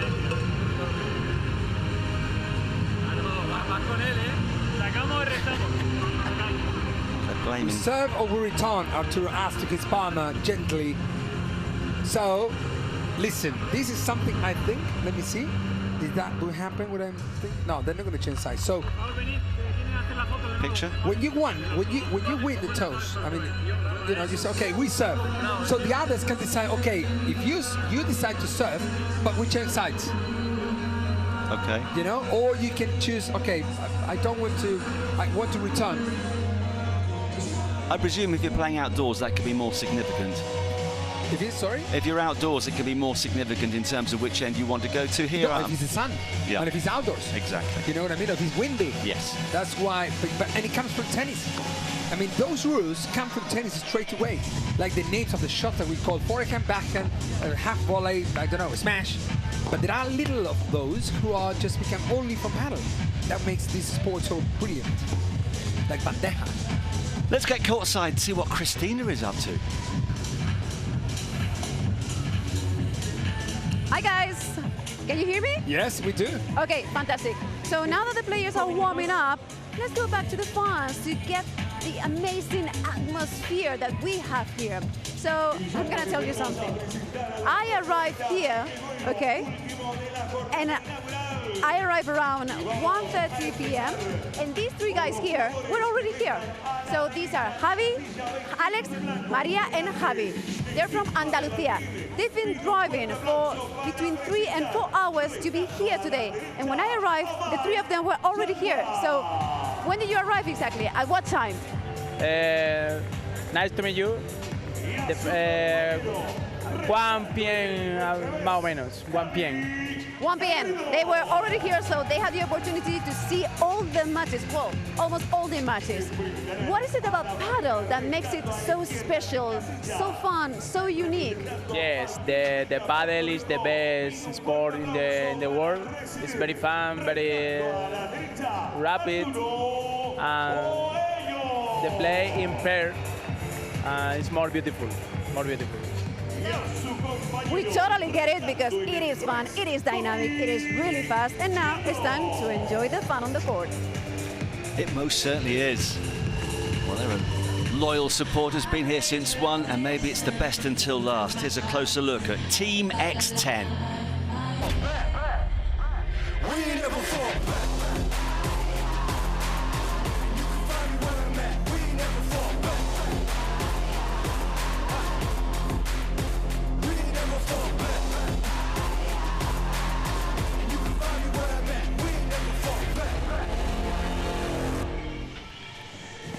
Team X10, owned by the brilliant racing driver Pierre Gasby and Loic Ferry, who is president of Warringham Football Club. He's a top businessman as well. He's actually got a very talented son, Arthur Ferry, who is on the tennis tour. But talking of talent, Super Mike, 22 years of age, ranked 8 in the world. How high can he go, do you think, Mary? Man, I think he's not the highest of his career yet. And he's already pair number 5, pair number 4, pair number 6, around there. He's already top 8 in the world, whoever he plays with. I mean, actually last year he was playing with Belastegui, with Bella, who just retired his significant, majestic career. He did 16 years number 1 in the world. And so Mike Jangwa had the chance as well to play with Bella in 2024. I think he's a very, very unpredictable player, very good. Yeah, nice to see him as well. I would pay a ticket to see these two guys playing together. Well, here's his partner, Javier Garrido, who's 24 years of age, ranked at 12, actually preferred football as a kid, but I think he's made a pretty good decision becoming a paddle player, well, yes. Javier Garrido is a very young talent, you know, but he's been already at the top of the ranking for a while. In around 4 years, he's already been there, you know, the top 20 in the world. He will play this year with Martin Dineno in the main circuit, and so let's see how he does it. He will play for the second time together with Martin Dineno, but this time he will do it with Mike Jangwas, who is quite similar to Martin Dineno, I would say, although Mike Jangwas has some more vigorous, I would say, than Martin. Javier comes from Cordoba in Spain, as opposed to Argentina. Can get confusing, and he's going to have plenty of support tonight, of course. Says he always feels pressure with a new partner, but I'm sure he can stand up to it. What about their opponents? Team Bella, Puerto Rico. So I tell them that I'm on to the next one. On to the next one.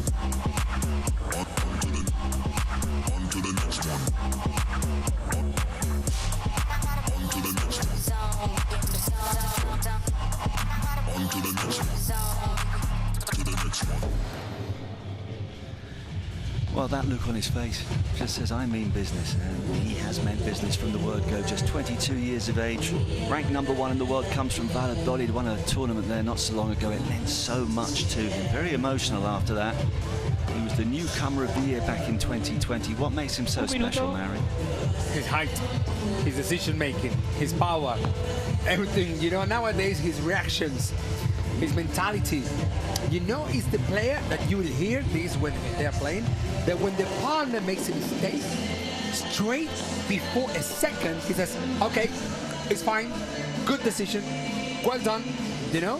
So it's like he's a good partner, so he's someone, you know, he's leading not only in Padel, but also in many aspects of the game. Well, his partner, Jorge, known as Coqui, Nieto, yes.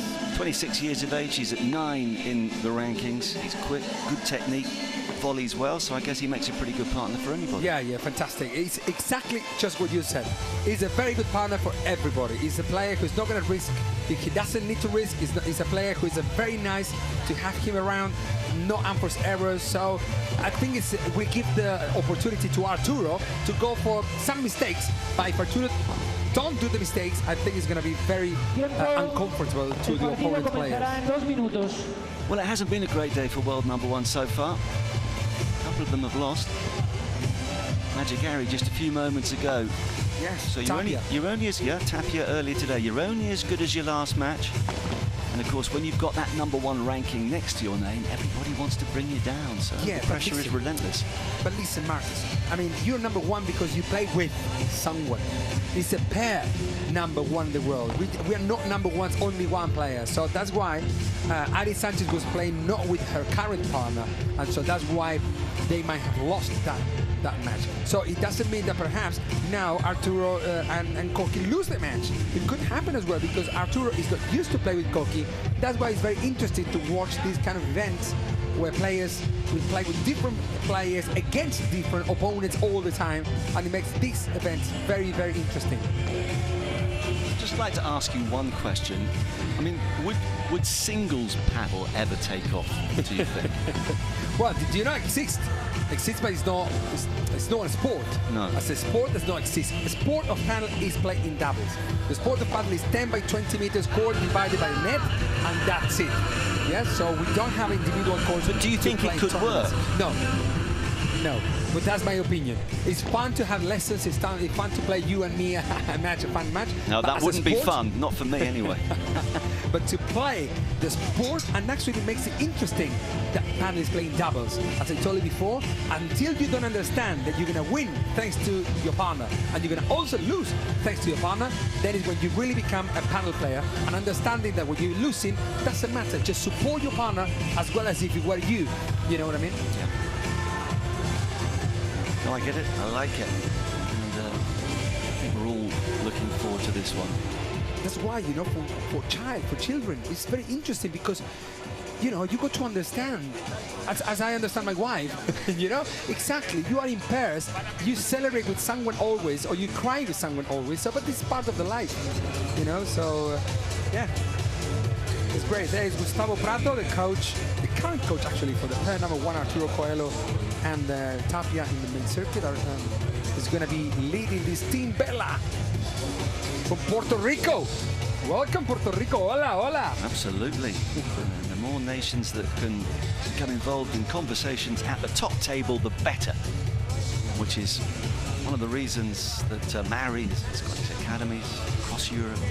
He takes over the world, and maybe 10, 15, 20 years from now, we'll have 5 or 6 nations looking to battle with Spain and Argentina, the obvious strong guys at the moment for world dominance.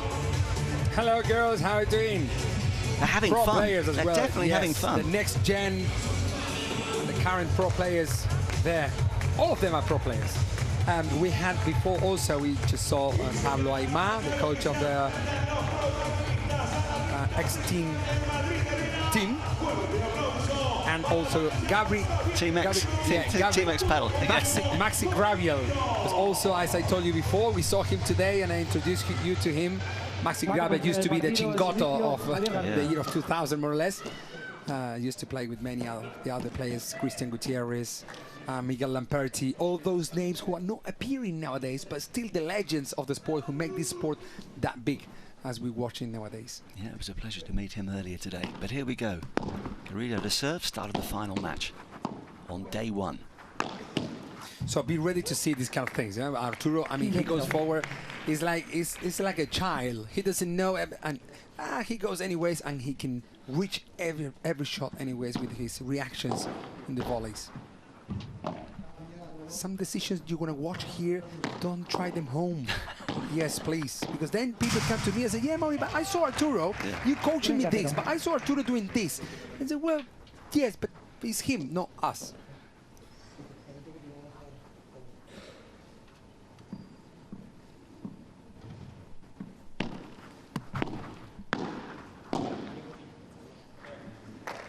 Just to let you know one thing that happened last year in the World Championships, that Arturo Coelho and Koki Nieto played an amazing point for the national team, the World Championships, against Argentina, and they beat Stupatuk and Dineno, who is an amazing pair, for 6-1, 6-2 or something like that. So it seems that they very connect each other. But I think that also Javi Garrido and Mike Jangos will try to disconnect them a little bit. Well, that was a pretty impressive start, it has to be said, on the Garrido serve. They state their intentions early on.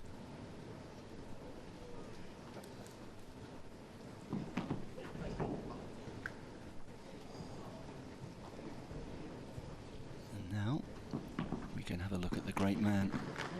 Guaya's first service game. Machine gun. A machine gun, yes. That's metralleta. That's how we call Javi Garrido. It's a machine gun. I'm sorry I couldn't help you out with that. Never been good with my firearms. But I think my explanation was pretty bad. No, I understood what you were saying. I just couldn't. That was a word. Yeah? Yeah, absolutely. Okay. Yeah.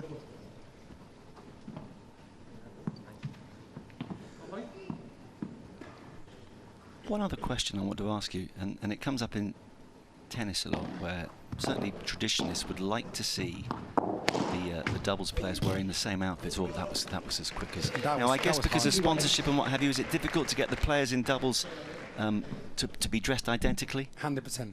100%. There's still, perhaps in the future, changes, and I think that, you know, these kind of things like the Hexagon Cup, you know, that there are team owners, let's say. You know, Rafa Nadal owns a team, so it means that they're sponsoring them, money-wise, image-wise, they're sponsoring you. So why not it would happen as well in the future that one, I don't know, Leo Messi sponsoring the pair #1 in the world? I don't really know where Padel goes, but there are many little things changing step by step. Before, for example, the players were playing each player with each color, you know, one was white, the other one was red. Now at least the pairs are like similar colors from which side of the court, even though they're using different brands. Yeah. What an amazing cross court with a backhand shot off the backwell from Arturo.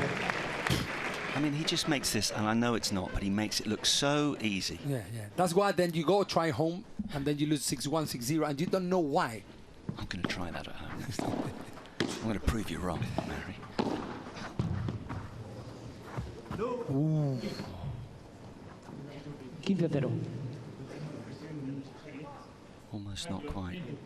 You have to have sharp eyes sometimes to be sure whether a ball has landed in or out. Well, as I said before, the only player who is more conservative here is Coelho's partner, which is Mr. Coqui Nieto. So he's the only one who could, you know, he's not going to perhaps go for crazy winners or the unpredictable shots or whatever, but the other three will. The other three players will. And so that's why I told you that it could be perhaps the most spectacular match of the day in terms of, you know, winners, in terms of por tres, por cuatro, running out of the court, these kind of smashes, por seven. Yeah, man, so much power into the shot. Wow. If there wasn't a wall in the way, that would have landed in our commentary box, and we're very high up the Madrid arena. Yes, we are almost in the roof, yeah? Yeah, and we can touch the roof. It's going to be the height of the ball. In meters, might be like 20. Yes, it might be 20 because the lights are 6 meters height, and it's more than double. Wow. What do you guys say about Coqui? Yeah, Coqui's not going to go for crazy winners, but he will be at the right time at the right spot, doing the right shot. By the way, the roof opens. No way. Yes, when it's sunny. I mean, there was no chance of them opening it today, that's for sure. No, but they're not going to open it, I know, but what I mean is that depending on what they're doing, they can make it into an outdoor event. Fantastic.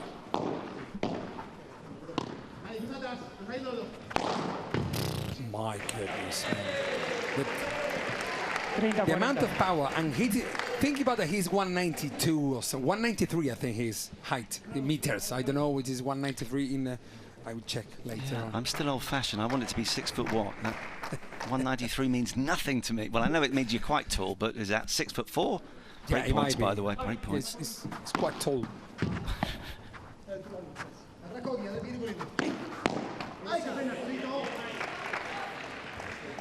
Iguales, with that one, punto de oro. Al resto, Jorge Nieto. Our golden point. Yes, Coqui Nieto goes. He asked for it.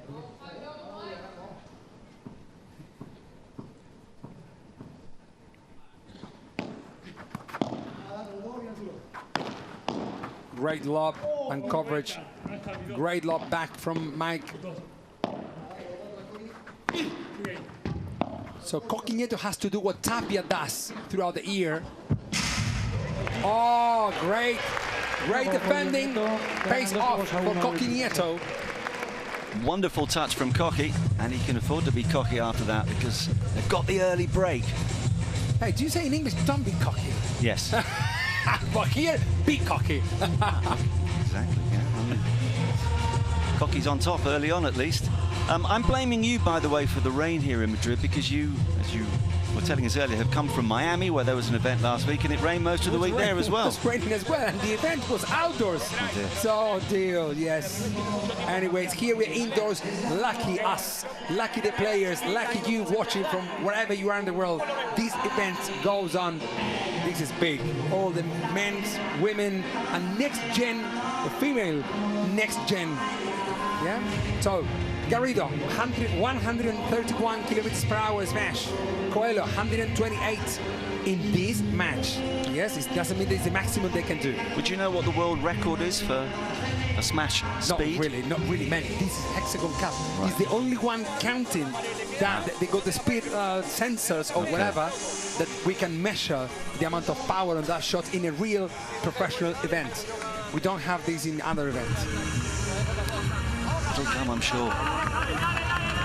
Speed clocks in tennis, obviously, we get very used now to checking the speed of the serve. Yes. In cricket, I promised to teach you cricket, which I will, but obviously how fast the ball can be delivered by a quick bowler is fascinating. Get up to 100 miles an hour, which pretty terrifying. With the hand, yeah, 100 miles an hour. Because here they do with the racket, you know? Yeah. No, there have been one or two fast bowlers down the years who've reached 3 figures, and it's pretty terrifying if you're on the receiving end. Yes, I move away. I don't care. Well done. I will clap the hands. You can have a helmet and pads and various other things, but still scary.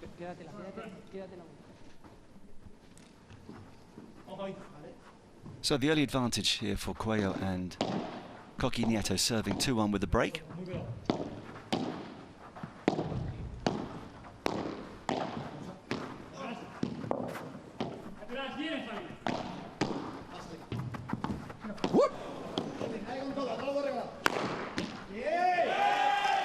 Great decision for a very short preparation from Mike Janguas, this player. But that smash down the line, nothing to do to Arturo and Coqui Nieto. Mike Janguas actually is pretty tall as well. I think he's like Arturo, eh? But the thing is Arturo because lefty, and well, it seems that he's more powerful or whatever. But the truth is that they're both same height. Are they? Yeah. Or very similar. I would say 1 or 2 centimeters less would be Mike. Yeah, because certainly from this distance, Arturo looks the taller at the moment. The power. Por cuatro! Oh, yes. From the machine gun, this guy, Javi Garrido. Actually, these kind of situations where, for example, Javi Garrido reaches that shot, putting the ball out by 4 meters backward, fits him with the food he likes to eat, you know? So exactly, so it's like emotionally, he goes very high. You're mentioning food again.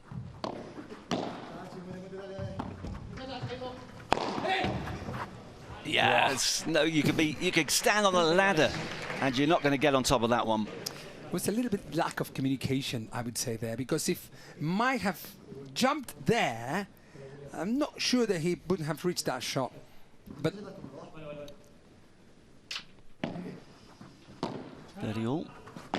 Lofted return.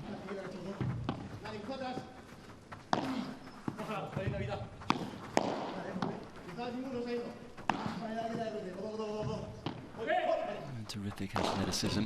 Then the power. God, man. I mean, that's Arturo said. That's enough of that. We're having this point. Thank you. There is no other player who can do that shot like Arturo does. You know, like covering the middle, going that. Look where he is. And putting the ball out of the court, which is more than 3 meters to the siphon. So it's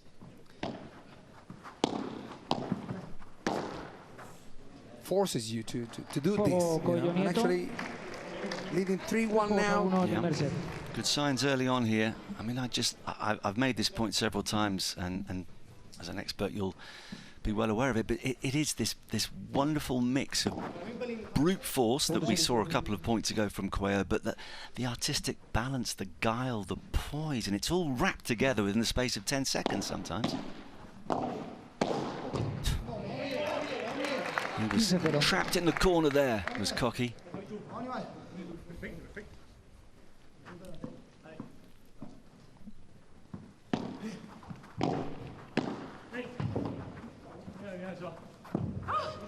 It goes long. He was chasing back just in case. Javier Garrido is nicknamed El Khalifa. I want to know exactly why. I hope it's broadcastable, Maori. Khalifa, it might be there because something from Dubai, yeah? Ooh. I'll check for tomorrow. Could you? Yeah. I know a lot of these nicknames are relatively recent, but certainly that's what Javier Garrido has gone with. 24 years of age, as I mentioned, born in Cordoba in Spain. There's the gun. Gun machine. Out of a 4.3 of them were with a powerful shot from Javier Garrido. Who says, here we are, we got breakdown, but we're not going to keep up for the first set of this match. They're not messing about. And that replay illustrates the point.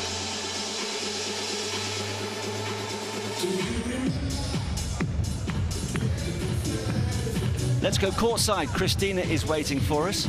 Yes, and you guys were talking before about the ceiling, right? That you were quite close to the ceiling. Wait, the thing about the ceiling is that it has the shape of a dome. As we mentioned before, the dome's size is 11,000 square meters. And let me get you some details about the venue itself. So it was built, this Madrid Arena, in the year 2002. And it's been used for concerts, for sports events such as this unique Hexagon Cup, also for some companies who organize their Christmas dinners here, which is quite interesting. And yes, you can open it because it has a specific structure that when we have sunny days here in Madrid, you can enjoy the beautiful blue sky with the opening of this dome. Wow, that is very interesting. Thank you, Christina. Yep. And yeah, well, the dome could be in trouble. We just got a little glimpse there of some of the balls that have gone flying out of the court, primarily because of the power of that man in your picture, Arturo Coello.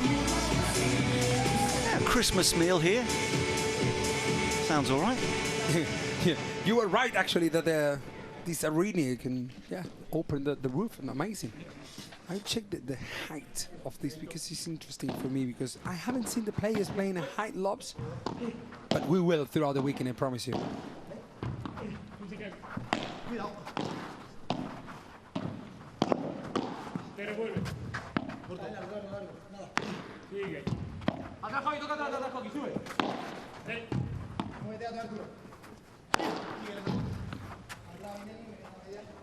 Yeah, he didn't hit the ball with the edge of the racket. So first point goes against Cuello on serve, with that early break, of course. And there's a nice inviting gap. Wow. Did well to The extend perfect amount of power. Yeah. In that wrist movement from Arturo. Look. He could have done another thing, but you know, he could have smashed, but was less risky and same effectiveness, I would say, on that shot. No. Hey, if he misses a shot, you that you're home.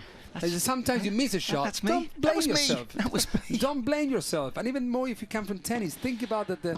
When you miss a shot, it's like kind of you're trying to hit the ball with the sweet spot of the tennis racket. So it makes sense. And even more because you're trying to hit the ball hard. You're not going to miss because you try to hit the ball slow. So consider that as well. I love the way you always look for the positives, Mary. Positives there. That's sailed long. Mike Yanguas just making his emotions rather evident there. Born in Malaga, won 2 junior world championships, but now lives and trains in Madrid. 22 years of age, as we know. Quite a character.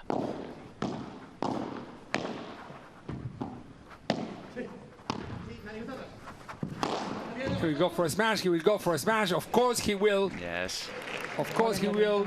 From that height, think about that Coelho is more power than technique, I would say. Of course the technique is correct, but he shouldn't care much as the height where he brings the power from allows him that after the ball bounces and rebounds off the back wall, the ball takes... Oh, man, goodness. You will not understand perhaps what just happened. Because what he tried to do is to hit the ball on the side fence, of the side wall, yes, with a smash. Yes. That could have been like impressive, but he missed the side wall. He did. And he hit the side fence, means that he was out. Which means a golden point and a chance Yes. for a break back. And they've got it. They've got it, courtesy of an error, if I can call it that, from Coqui Nieto, who didn't have the happiest of games, back on terms, 3 apiece. Yeah, but actually, what Arturo did on the previous shot, if I assume, and I'm 100% sure that the coach who's watching outside would not be that happy because Arturo tried to play a tricky shot, which is not bad, you know, to try out. But I think it was in the moments, because then it was a golden point, and then putting Coqui Nieto under pressure, missing that and getting the break back. 3-0 in the first set.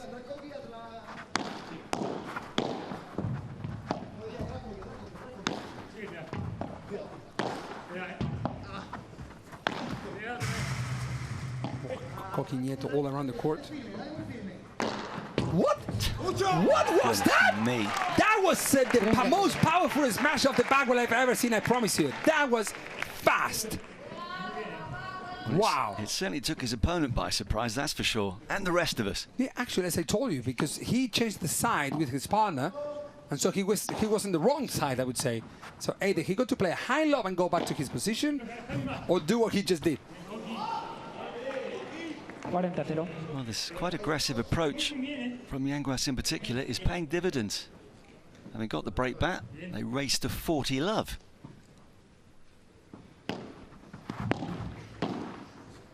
No. 40-15.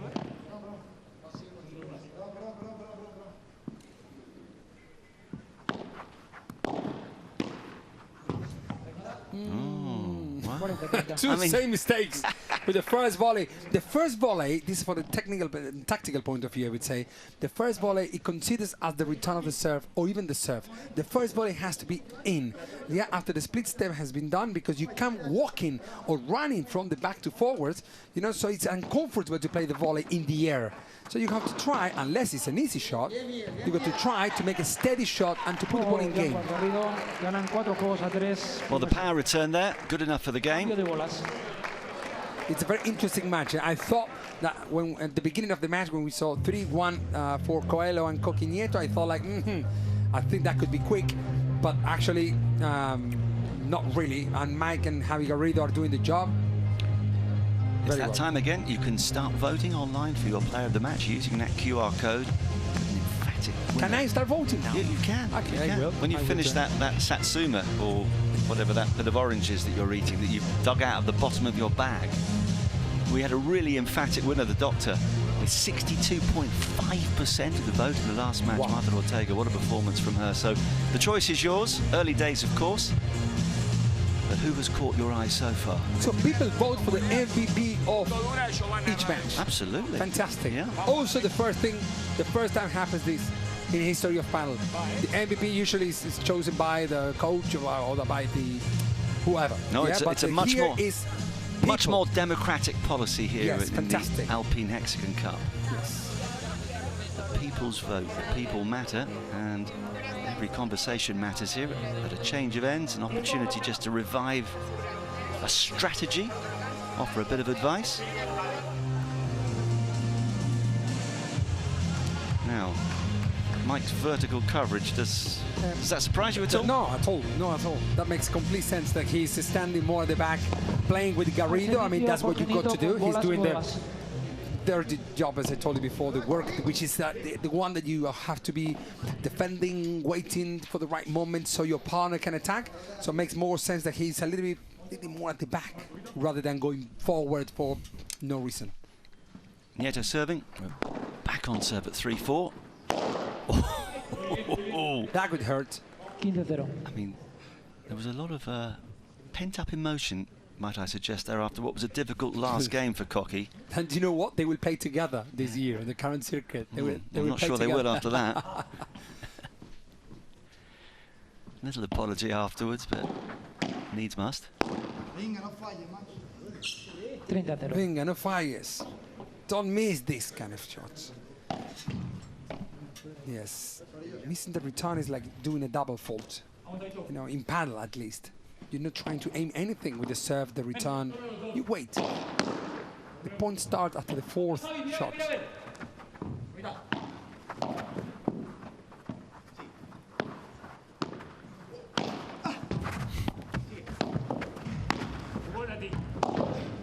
There he goes. Fantastic shot from Javi. Mind you, the way Nieto's playing at the moment, they might need to get some of those cricket helmets out there. He seems to be teeing off at both of them.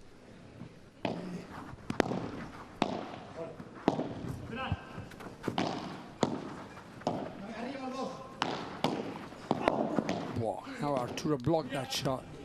After not being, I mean, Arturo is a little bit on the fridge, I would say, at the moment, yeah, but also he's putting himself on the fridge, because he's always covering the net position, so that's not allowed to his opponents to hit the ball to him. It's like a monster. He's like a, you know, it's an octopus in front of him. It's very big. Yeah, why would you go to him if you can possibly avoid it? 40-30.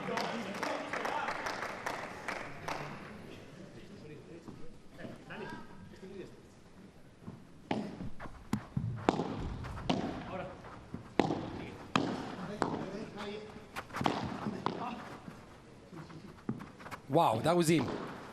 He controlled it really well, didn't he, to make sure He it did land there in. he goes, there he goes. When he winds up to hit that, you know the point's over. King Arturo is here.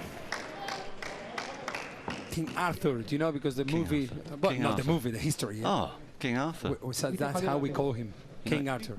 Burnt the cakes, you know that, don't you? The story of, King Arthur burning the cakes. The cake. Yeah. Talking about food again, aren't we? Christina's onto her cake now. She's onto the third she's all course the down cake, there. all the vitamin, the protein bars and everything. We're going to have a chat later on. We're going to have a long chat with her later. Yes, because there are 4 more days to go in this fantastic event.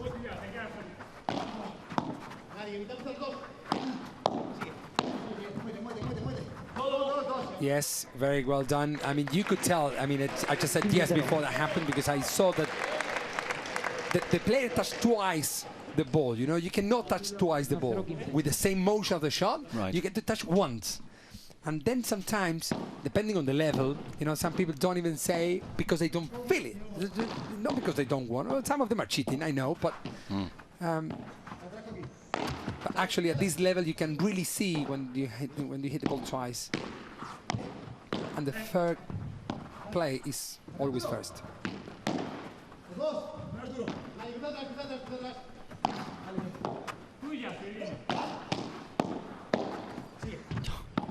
What is this game? Amazing. He's a magician. Setting up again, Cocky with that lob, restarting the point again. Play a lob and cambia, change. Mike was asking to his partner because he's not comfortable on that side of the court.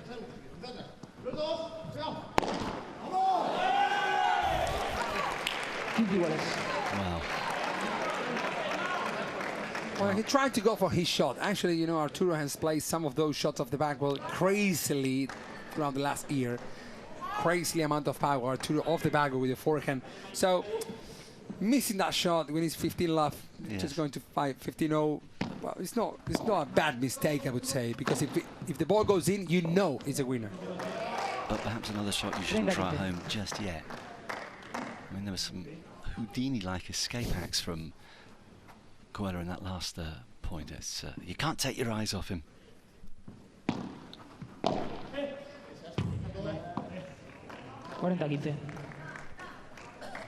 Good serve, cheap point, 40-15. Just to nudge themselves back in front again. Oh, that was clever disguise. Yes. He saw Cuello coming, didn't he? Exactly. He plays slow to Cuello, not faster. If he plays fast, Cuello would reach it, easily. He plays softer, so gets Cuello on the transition there, where Cuello is not comfortable, at least to go for a winner. Cuello could pass that shot, yes, but not comfortably. Clever. So the tactical nuances. Super tactical Padel, eh? Guess what? Super tactical. Guess what? It's time to go down. Really? Christina is waiting for us again. What have you got this time, Christina? So let's focus now on 10 paddle teams who are sitting next to me. Now, one of the coolest things that the Hexagon Cup has is that not only they gather the best players in the world, but also the owners of the teams are really well known worldwide. And I was wondering, why is it called 10 paddle team? Well, the owner of this team is Pierre Gasly, the Formula 1 driver. And this is the number of his car with Alpine. And also, so you know, this was the number of his favorite player of all time, Zinedine Zidane, with friends with the national team. Good story to hear about that. Thanks, Christina. That is interesting. Yes, very. I didn't know about the logo. I didn't know that. Why? Well, Zinedine Zidane was quite a player, wasn't he? There we have a court coverage from Javi Garrido. The cold and the hot sun where he's been the most. Have a look at that. When he goes forward, he's very into the net. Yeah, he's not like, for example, Chingoto was in the previous matches. Or, you know, when he goes forward at the net, he's in the at the hot spot in order trying to win more points. That his partner, Mike Jangwes, was doing a great job defending more shots, allowing his partner to go for more winners. Let's see how they handle this, because things change. When Arturo tried to play that tricky shot in the 30, they put it, so you got to really be careful when you play those tricky shots. Absolutely. So here he is serving to stay in the first set at 4-5. Look at that. Mike reaches because he's also kind of a tower, you know. He's also very, very tall. Yeah. It's rare that they get hold of one of those, but it could be significant. And now Cuello misses his first serve.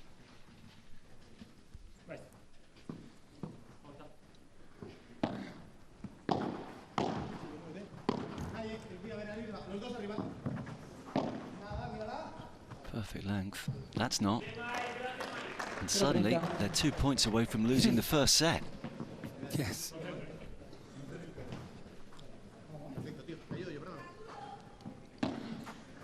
No. And with second serve. Wow. Bad decision to start with the second serve. If you're losing love 30, the last thing you want is to go with the second serve, allowing your opponents to think to play with an amazing lob, as Mike Jangwes has just done.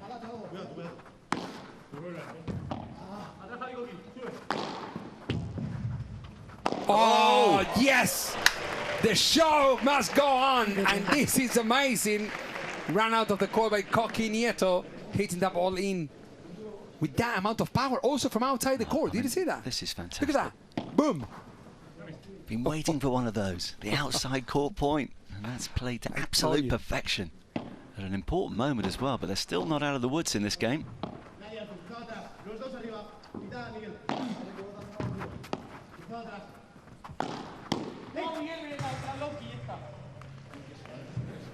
Now, we spoke earlier about how the top guys can put disappointment, an error, whatever it is, behind them straight away and just focus on what comes next. From love 30 back to 30 all, he looks so calm and cool, does Cuello.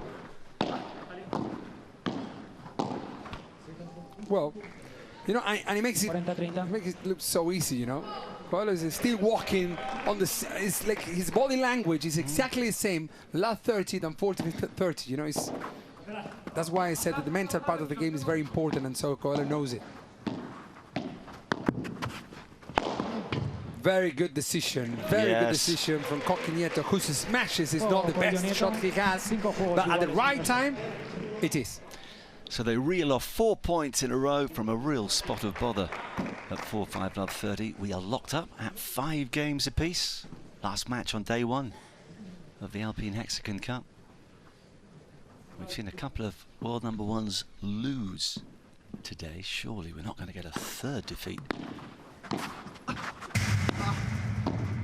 Maybe we are, based on the evidence of those first 10 games. Cuello not having things all his own way. Nieto doing his bit when he has to.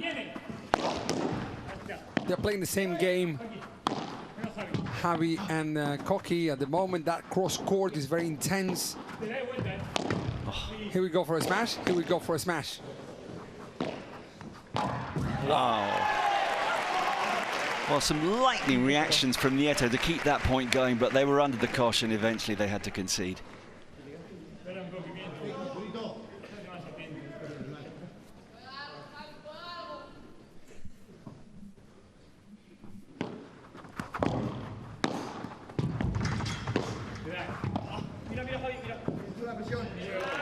Drifts long.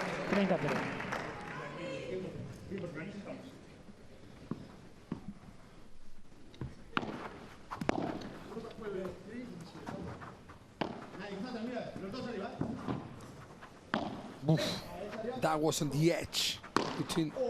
Well, that was a good decision to play that shot in parallel, although the ball was very close to the middle. Yeah. It's very uncomfortable and unnatural, I would say, that shot from Mike Janguas. Well, he knew what he wanted to do, and the reaction illustrated the fact that there was an opportunity he couldn't take. What a vivora, my goodness, but the blocking from Arturo is just...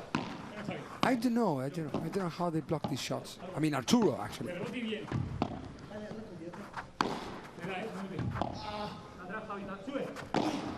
Koki is doing 90% of the effort, I would say, for this pair. Let's see if Arturo can help him out. Por tres? No. Javi reached that shot. Now there's a gap. Wow, the perfect. Oh my goodness! Whoa, no way! No, you have to be kidding me! That's the shot of the match!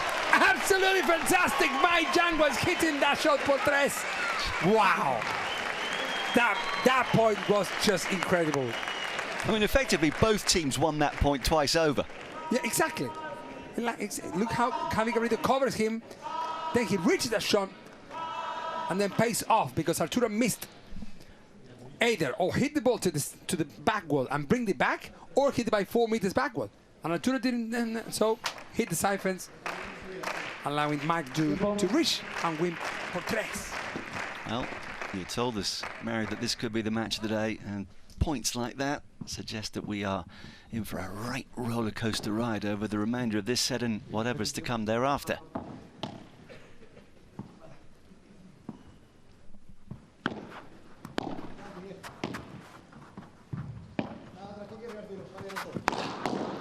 Now the vivora very hard from Mike Janguas. Making Arturo to struggle a little bit. Yes, he knows that. Mike Janguas and Javi Garrido are playing a great match, I would say. I have to say that. And so, but in front they have Arturo Coelho and Koki Nieto. Koki is playing very well. Very well. I think they're putting Arturo on the side a little bit, on the fridge, but sometimes making him work. And that makes Arturo perhaps to struggle a little bit.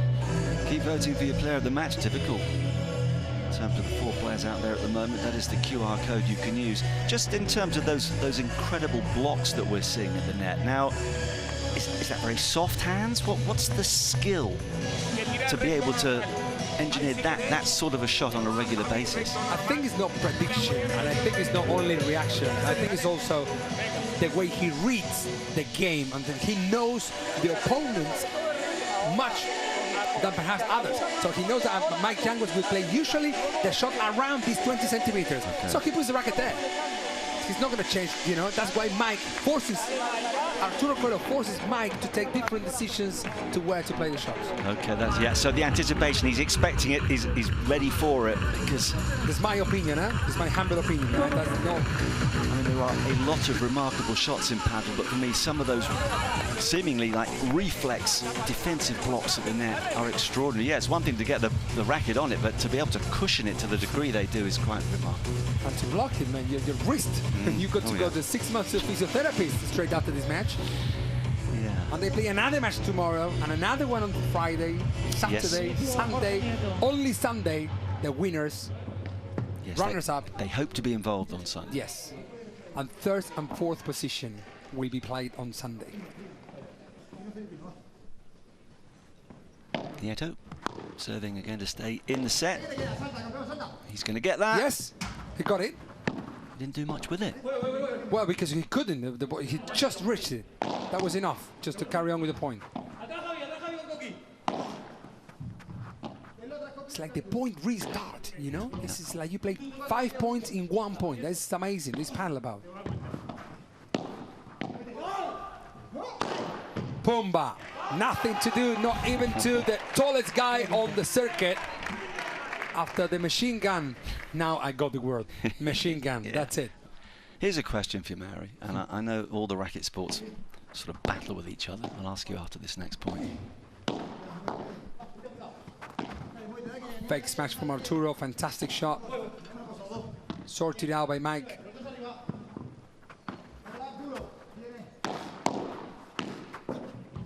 Oof, that was in? Must have been. Por cuatro from Mike Janguas after building up his own point. Wow. Fantastically good. Well, I thought that show was out, but it wasn't. So love 30, a couple of games ago, Cuellar found himself at love 30, and they reeled off 4 points in a row. They'd like to do the same thing here, otherwise the set could be done. Yeah, but Arturo was serving, and now it's slightly different. That's what exactly, that's because from a tactical point of view, they just play that lob to Cocky. When Arturo serves, Arturo can more or less tactically decide what would happen straight after, because Arturo can serve down the corner and cover behind Cocky. But in this game, Cocky serves, so he covers like 65% of the, and that's easier for the opponents to start the point. Oh, lucky to Arturo there. Well, that is ill-timed. But you got to play the shot, you know, lucky. I mean, yeah, it was a little bit lucky, yeah, I would say. To win the lottery, you got to play the lottery, you know. Of course, you're absolutely right. Nothing ventured, nothing gained.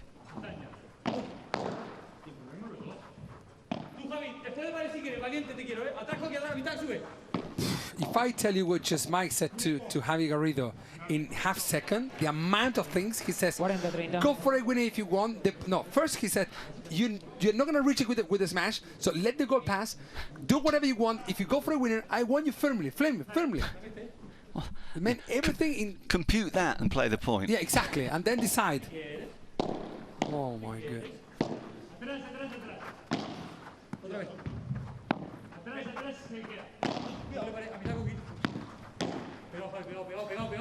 Arturo is in the fridge now, they're trying to, but the thing is that Cocky Nieto is used to play 90% of the shots, you know what I mean? So it's not bad news for, that Cocky will be under pressure, no at all. Oh, well that will hurt in more ways than one, because for the second service game on return in a row, they've got themselves to love 30 and haven't been able to take full advantage. So, Nieto and Cuellar do reel off 4 points once again. We head into a first set tiebreak. The question I want to throw to you, and have a little think about it. I know all the different racket sports battle over this one. In which sport do you have to be the fittest? Paddle, tennis, badminton or squash? I have no doubt about this. Okay, well, pause. I want a bit of dramatic... Yeah, but I think everyone who plays the four sports or has ever seen the four sports... Okay, well, let's just pause it. I'm intrigued to know what your answer is going to be. Pickleball. It's not in the conversation. That's not in the court anymore. As Cuellar gets involved. One apiece. First to 7, of course. 2 clear at 6-all. Suggestion as to whether table tennis should also be included in this conversation. Well, I mean, regarding to power, I think, you know, table tennis wouldn't be... Yeah. But did you hear, there was obviously a world record recently, 1 point in table tennis, I think went on for 13 hours or something ridiculous. 13 hours for 1 point. The same point for 13 hours. Nah, it's not possible. No, that's what 13 minutes it could be it like... was 13 hours. They that was played the same point. Guinness record. But it happened competition. Recently. You could be pretty fit for that. I assume it was true. I heard it from a very reputable source, but yeah, I mean, the mind boggles. Anyway, after this point, you're going to give us your answer. miscommunication there? Okay, so which is it? Of the racket sports, which one do you have to be the fittest? From my point of view, just also, not only for what I think, also because physics reasons, tennis is the sport that you need to be, I mean, the fitness. I mean, have a look on who is Rafa Nadal. Have a look on him. He comes here, I mean, he's a monster compared to, even to Coelho, I would tell you. You know? All of the tennis players, man, if you bring, you know, I mean, just because the sport, you know, you play with a racket, which is like longer, the court is bigger, you need more power, you need to run, you play on your own and the singles. So if you tell me doubles, compared to doubles in paddle, compared to doubles in tennis, I would tell you perhaps doubles in paddle, because you ran all around and the points are, the rallies are longer, but man, in tennis, the amount of power the players have to produce in each shot is insane. But they get 25 seconds between every point. They sit down every couple of games. Yeah, they can go to the towel. Here in paddle, it's non-stop. No, we too. We got 20 seconds. The players don't take those 20 seconds. But I just, to me, I mean, I'm not going to argue against you because you know best, but it seems to me that the intensity in these points is greater than tennis. Now they stop. Boop, they go back. You need intensity because it's shorter distance. It looks like you are more intense, but the tennis players, man, I've never been a tennis player, but I just see those tennis players, how they train, and since they are 5 years old. Hopefully, panel, what we see now, if you have a watch on in a match of 2014, is a complete game. When I used to compete, you know, so it's slower. Yeah, well, we'll come back to that. We're reaching the critical stage, though, of course, in this tie break now with the mini break. And he's going to reach it? Yeah, he did. Have a look. Have a look at this. Big gap. No way! No way! Garrido missed it. Never give up in paddle. You never know what could happen, and this is the perfect explanation for this situation that just happened. Look, reached the ball. Arturo went there. And then this player, Garrido, missed it. Wow. Wow, no wonder he looked at his had he lost racket after that. No, he missed it, he won. It seems that he won the point. I thought he missed it, that's why he was looking to his racket. Well, he is looking at his racket, but the score has gone against him. It is 6-3, it is 3 set points, so he must have made it by the tiniest of margins.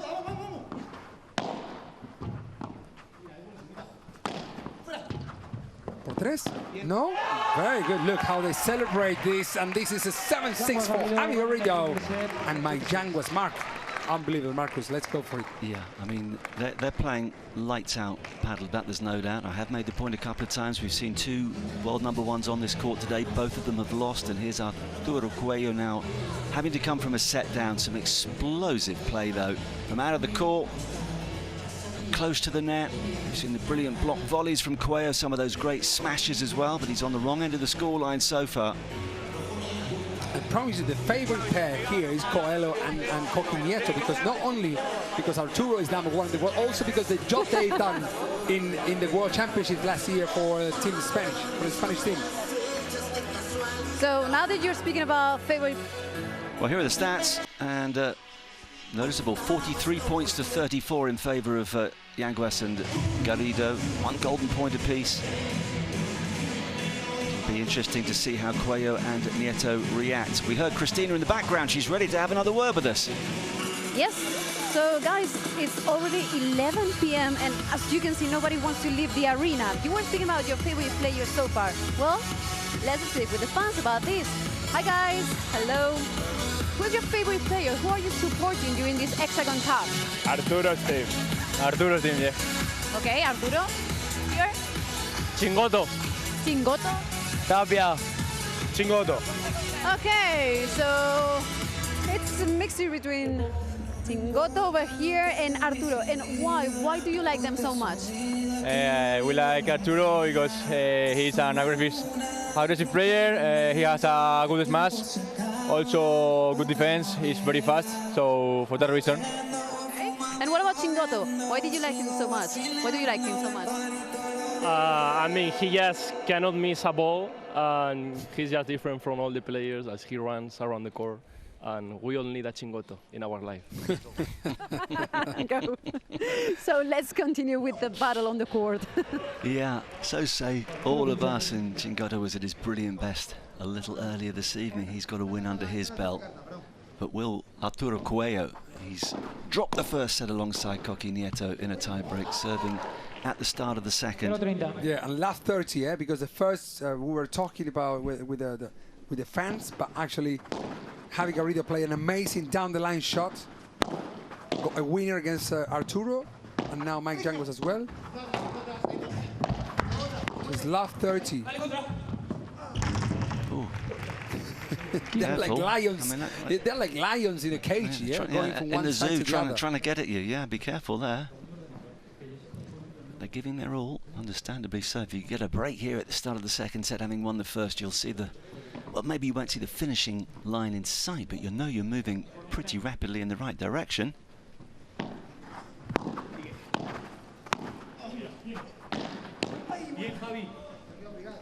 Coelho, by the way, just to fully emphasize what a brilliant player he has been, became world #1 at the age of 21, youngest in history. After having been the newcomer of the year in 2020, he's still only 22. That's the exciting thing, or the bad news if you're one of his contemporaries. Looks like he's here to rule the world for a long time. Only player to have won all 4 majors. Talks about his work ethic, his mental strength. And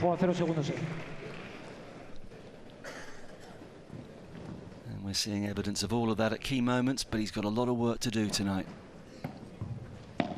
Stick out your racket and hope. Listen, well, we're just watching the slow-mo there on the TV, but I just saw Coqui Nieto getting on court, you know, and I usually see players, you know, when you're a beginner, intermediate plus or intermediate level player, that you get on court and you start practicing your smash, your vibra, and you know what the pros do? They just get on the court and they adjust, you know, their shot with a lob, you know, or with a serve. They got a ball in their hands and they practice any of the shots that if the lob is correct, then during the match they will play a vibra. Exactly. 15-0. Well, he got there, but he couldn't control it. To the wall at the back. First point goes on serve. First point of the second game with Yangas and Garrido up by a set. Oh. Bien Coquito, they say. He's quite expressive, Nieto. He's fun to watch for a lot of different reasons. What a chiquita from Coelho there. He's a very tall guy and it's not easy for him to reach those shots lower than the waist height. But he does it easy anyways. His position is usually right.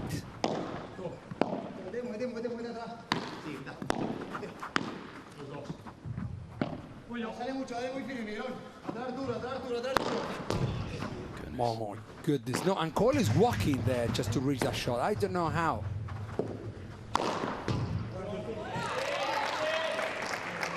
Stayed in the point for as long as they could, but the explosive power from the other end of the court was eye-catching and ultimately effective. So a comfortable hold to love.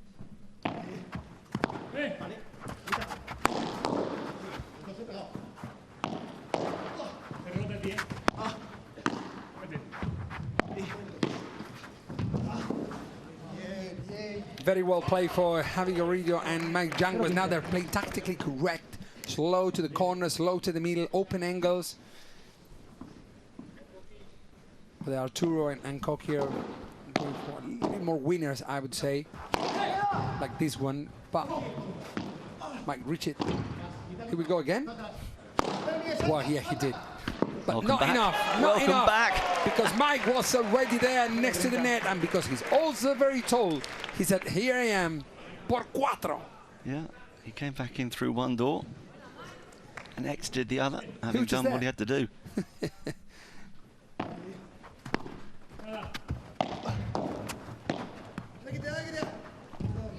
Great way to open that forehand. It's an invert forehand, I would say, because it wasn't the forehand from the left-handed player. It should be like in this way, like more to down the middle or down the line.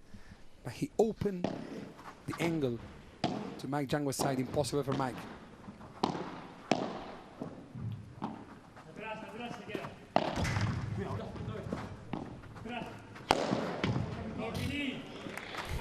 Good decisions, you know.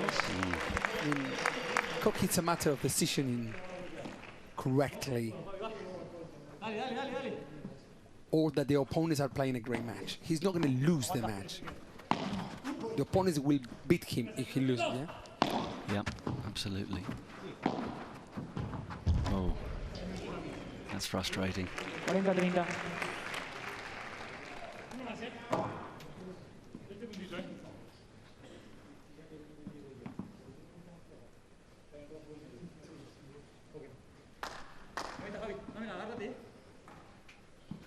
And just going back to that discussion we were having, and I'm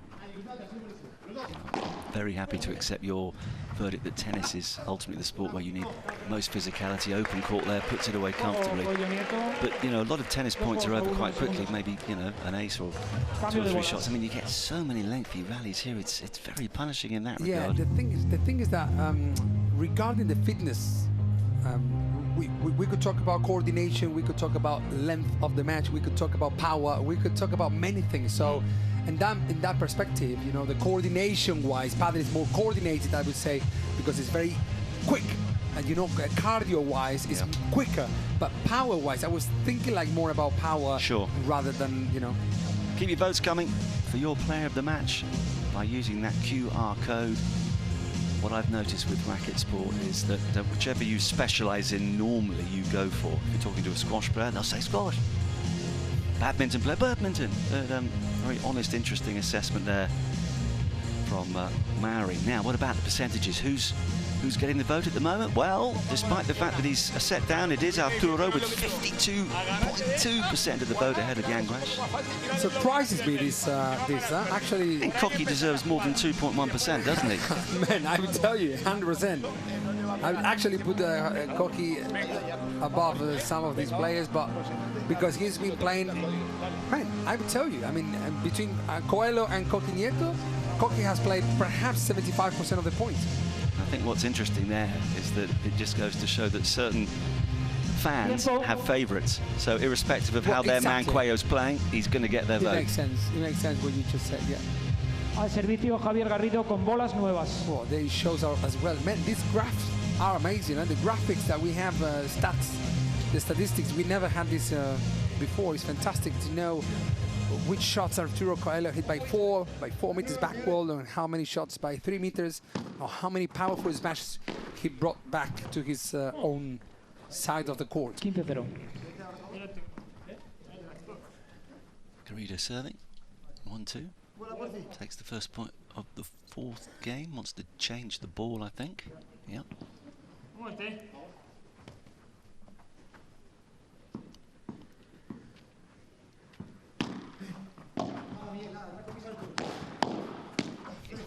But he tried. 15 iguales. Well, a good try, you know. And, we always say at this level that we try to aim our opponent's body a little bit somehow, but not because to hit your opponent, also to make it more uncomfortably, because technically, you're technically correct when the ball is slightly away from your body. Yeah, backhands, forehands, when the ball is close to your body, you're untechnical. I mean, you cannot decide anything more than just hitting the ball back. Yeah. That's why players are sometimes aiming the opponent's body. 15-30. He's not happy with a couple of the balls here. Another change. There we have Pablito Aymá, the coach of this team. Got his game face on. Mary knows that. As the coach, you can't let too much emotion show. Your player will look at you. If you're panicking, they'll panic.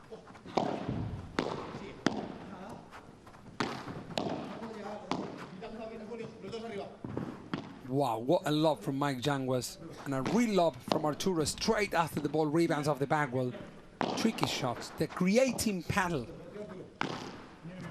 New tricks.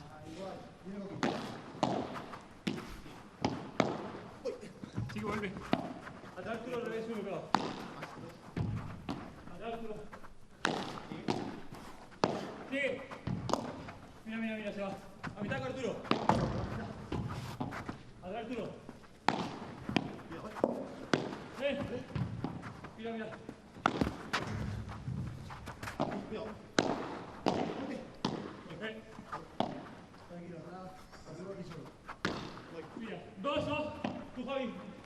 What is going to decide this epic point? Usually a crazy error or a fantastic winner. Look. Pumba. There we go. Arturo is here. Yeah, cocky, man. Actually, that's why Arturo said cocky. Like, happy with his partner.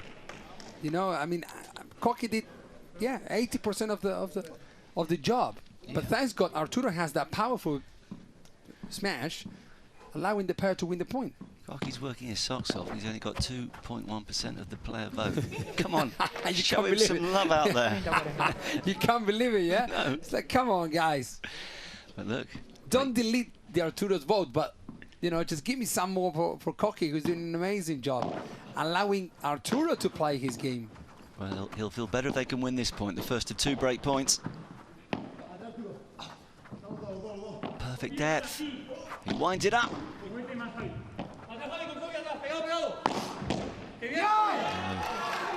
Straight back at him. Punto de oro. Al resto.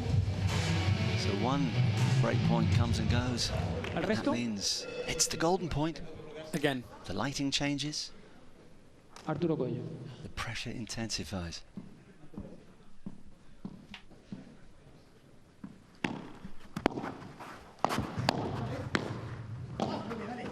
Great change of rhythm.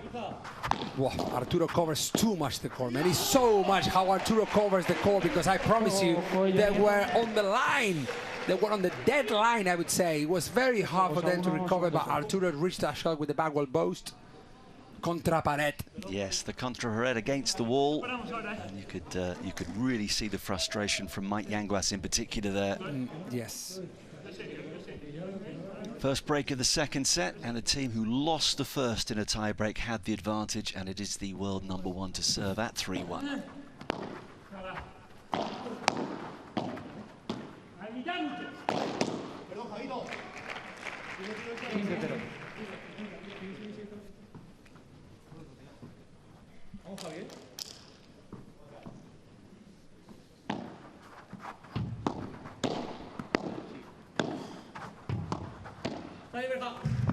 No way!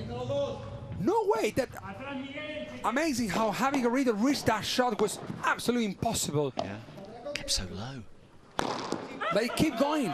Every single point we had seen in this match, the players were under pressure, and somehow they run for it. It pays off. It did. It did pay off in every single of the points. The players were completely under pressure, and they didn't give up.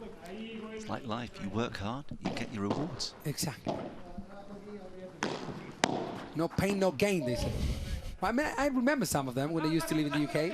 Yeah, back in 2014, 15, something like that. I was there for 6 years, more or less. Coaching as well, the national team. Was good. Good experience. Good experience is that smash from Cocky Nieto. And you were living in Chigwell, in the east of London, just in Essex. Exactly. Which is not the only way, huh? The only way is Essex. Is called. Oh, you've seen that, have you? Oh my goodness. No, I didn't see it. I just remember the name. Yeah. That amazing down the line shot up from Arturo. Actually, he shows that he's gonna smash, and in the air, he changes dramatically the speed of the ball and the direction of the ball with that height and this wrist movement.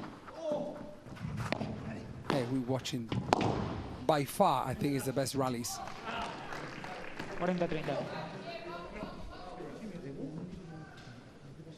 40-30. They could go to 4-1 and it gets closer again, as in the first match we saw to a super tiebreak. Remember, in the Hexagon Cup, we go to a super tiebreak. And it seems that Arturo wants to go to a super tiebreak, because this is 4-1 to the leading team at this moment, Bella, from Arturo and Cocky. Yeah, that was vintage Arturo. And Team Bella Puerto Rico are fighting back in the second set of this match. It's been the trend, really.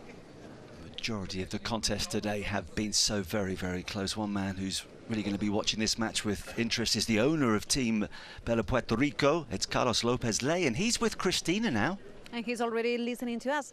Carlos Lopez Ley, welcome to the Hexagon Cup for the second year in a row.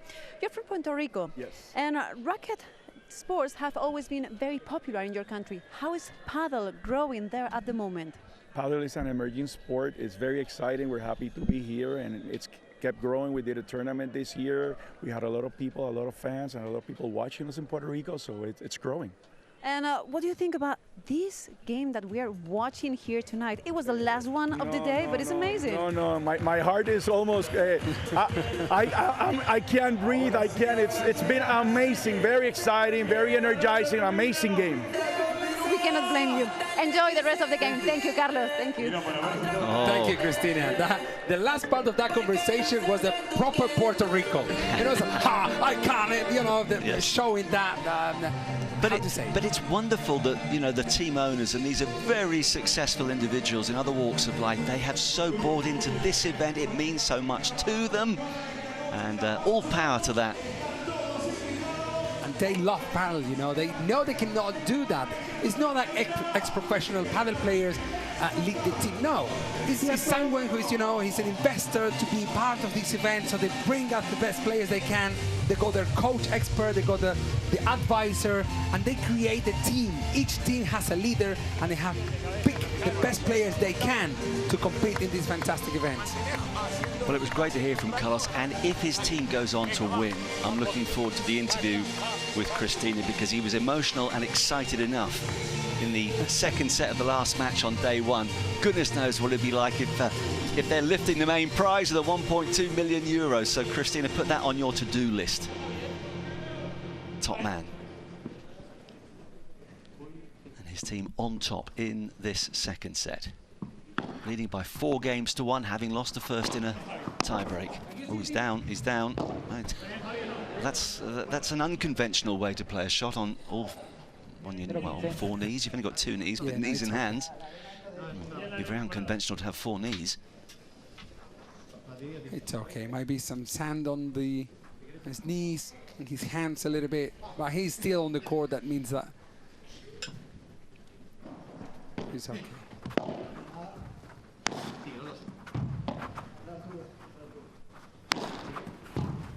One and Vivora. Do you know why we call it Vivora? Do you want to know? Is it to do with the viper? Yes, but why? It's a viper. Okay, it's a rattlesnake. Yeah, isn't a snake? Yeah. Yeah, I mean, but why do we call it in that way? Because it could be nasty and it can bite you. No. Actually, when if it hits you, the ball, it could feel like a bite of a rattlesnake. Actually, we play in side spin shot, a very powerful side spin shot. Let me just tell you straight after this point, because it's amazing. The chiquitas, the lobs. Oh, wait. He's got that somehow. That point is a continues, no. That is a vivora. So, because you play the ball with side spin, and the ball create that side spin, you know, all until the end of the court, and after the ball bounces, rebounds off it's a cross-court shot. You don't play the vivora down the middle. The ball rebounds off the back wall into the side wall, and because the ball brings so much spin, the ball takes that weird direction as a snake would do, and a zigzag. Do you know what I mean? Got you, yeah. That's how we call it, vivora. Okay. No. That was a lob of around 19 meters height. I didn't think it was ever going to come down, to be honest.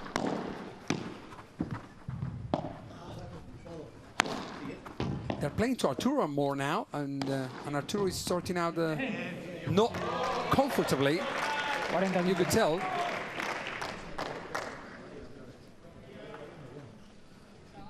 Well, it goes without saying that Yanguas and Garrido have got to hold on here just to maintain the interest in this second set. Good there serve. We go. Yeah, they've done that. So 4-1 becomes 4-2. But the break is still with world number 1 Arturo Cuello and Jorge Nieto, Coqui Nieto. who's serving now in the orange top. Arturo didn't reach it. And apologizes to his partner. Because Koki was just going to cover the right side of the court of that Arturo has left. Uncovered. 15 iguales.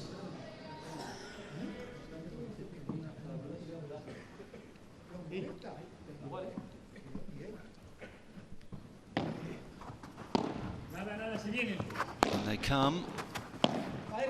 Back he goes. English having to work very hard here. Now he's got a chance just to send their opponents scurrying behind them, and he does that effectively. 15-30. Alarms on.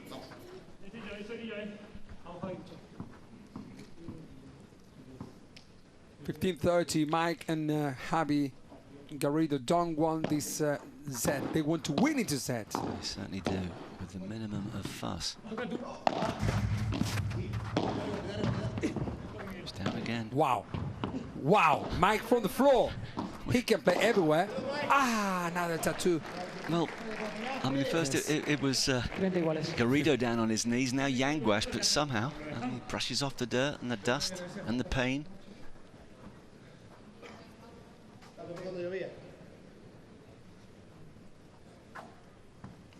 Yeah, that's going to hurt. Sorry. No, I'm not really. Key moments here. Either a comeback is on, or Nieto and Cuello can move to within one game of this second set. 40-30. Well, the Chiquita was correct, I would say, but, you know, Koki just played the bandeja, meaning that he opened the angle from his position, from the bandeja position to the net. So if you're going to miss a Chiquita, miss on the player, not on the net. It's easy to say from here, from the commentary box. But, yeah, from the tactical point of view, if you're a intermediate to advanced level player, consider that as well. After playing the Chiquita, you go open the angle from the player where they play the bandeja to the net position. So don't risk to the net. Garrido goes long. Cuello and Nieto hold and increase their advantage. Just one game away from taking this final match of the day into a super tie-break. They want a super tie-break, and so do I. I think so. Might be the last chance for you to vote for your player of the match. Yes. Remember, you can vote, because people don't know, because this is Hexagon Cup is the only one event where you can vote and choose who is the MVP of this match. Yes, so influence that vote, and next time we see the percentages, we're hoping that Koki Nieto's moved up from 2.1% at least.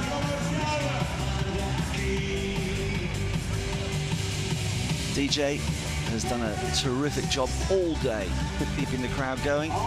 As we've heard from Christina, some have been here since 1 o'clock this afternoon. Mentioned all those school children that arrived earlier. They were making a terrific amount of noise. I assume they've all gone home now. I mean, for the team for the Hexagon Cup, they said to me, Mario, would you like to go to do the commentary? I said, well, I will be anyways. I mean, I will go anyways from the 1 p.m. till the end. So, yeah, if there is a commentary box, I will go for it. And if it's with Marcus, even better. You're too kind. There he is. He might be as well a friend of Carlos from Bella, from Team Bella from Puerto Rico. It looks though it could be. And if you could go up now and just ask him to play your favourite song, what would it be? Oh, well, I like Coldplay now, you know. Oh, okay. I like Coldplay. So it would be perhaps Viva la Vida. That'll get people going again. That's a great song. It's quite easy, you know. Or Freddie Mercury. Love it. Now you're talking.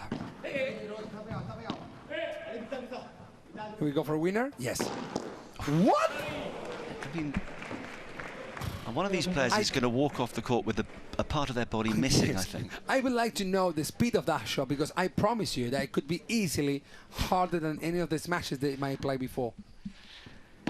Dangerous when Cuello's at the other end. Here we go now. Yes, he will. Coquito will reach it. Por 4. Brilliant shot from the Spanish player, Coqui Nieto. Great lob as well from Arturo Coelho. Pushing. If that doesn't give him a bigger percentage of the most valuable player, best player points, then nothing will, because that was superb.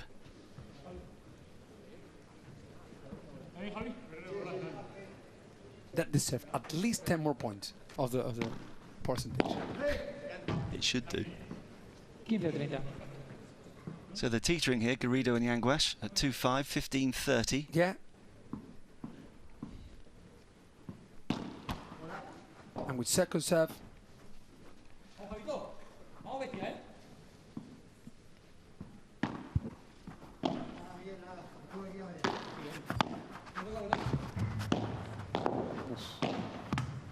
Wow. Wow. They are playing on the edge. All of the players are just playing every single point. And actually Arturo and Coqui, I think the well-deserved set, if they win this set 6-2 finally, it's very well-deserved because they played better than the opponents at the moment. Coqui Nieto pointing the way. 3 set points to take us into a super tie-break. Not this time. 30-40. The gun machine still on. Yeah. Javier Garrido training his sights on the opposition, but he's got to do that several more times to keep them above water. Wow. That was just the amount of power needed from the height where he plays the shot to kick the ball out por 3. And if you're a neutral, you're delighted. Confirmation that we're heading into a super tiebreak to conclude the action on day 1 of the 2025 Alpine Hexagon Cup. What a fabulous start to the event it has been. Thrilling matches from 1 o'clock this afternoon, plus the 2 next-gen matches earlier. Here are the stats. Not a lot between them, just 4 points overall. Golden points, which we know can be so important. Well, the edge to Coelho and Nieto, but so little really between these 2 teams, and of course that's why we're going to a super tiebreak. Yeah, very even. The only thing is the break points they had in this second set is 3 out of 7 that concluded by Arturo and Coqui Nieto. That makes a little difference in the second set. 1 hour 20 minutes match, which is very interesting, you know, because usually players go to a third set match, so it could be like 2 hours match, you know, but with a super tiebreak you carry it off a little bit just to make it more, I think it's more fun, more interesting, and yeah, it works well. I think it works well. And also the golden point. I was going to say the golden point too brings that extra jeopardy. It does speed things along. One thing's clear, the crowd is just as lively, if not more so, after 11 o'clock at night, 11:30 local time, and they're just getting going in Madrid, aren't they? We'll be partying till 4 in the morning. Jonathan Ledgard and Sandy Farquharson, our other commentators, they've already been at it for a few hours, although they'll be ready, of course, fully professional, roaring to go for the start of day 2 tomorrow. Every match is live for you throughout the week.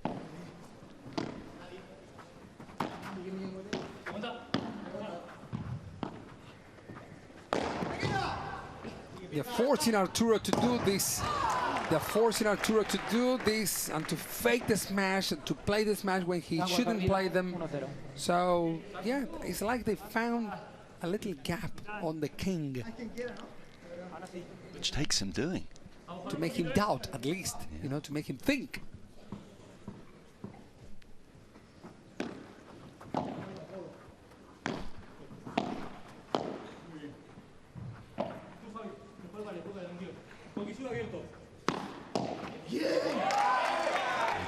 I love to see this because it's a very even match. Players don't know each other much. They don't play each other, never actually, because they don't train. Think about that. We have the best players in the world, the best top 8, I would say, in the world. So they don't train unless it's your partner. They don't train together. This match never happens, never. So for them, it's very interesting to measure how good they are with a partner or against those other partners that they never play together.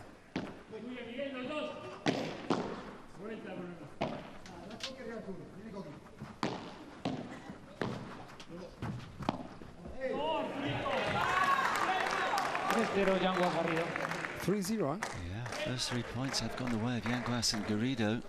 3-0. So explain me how they age.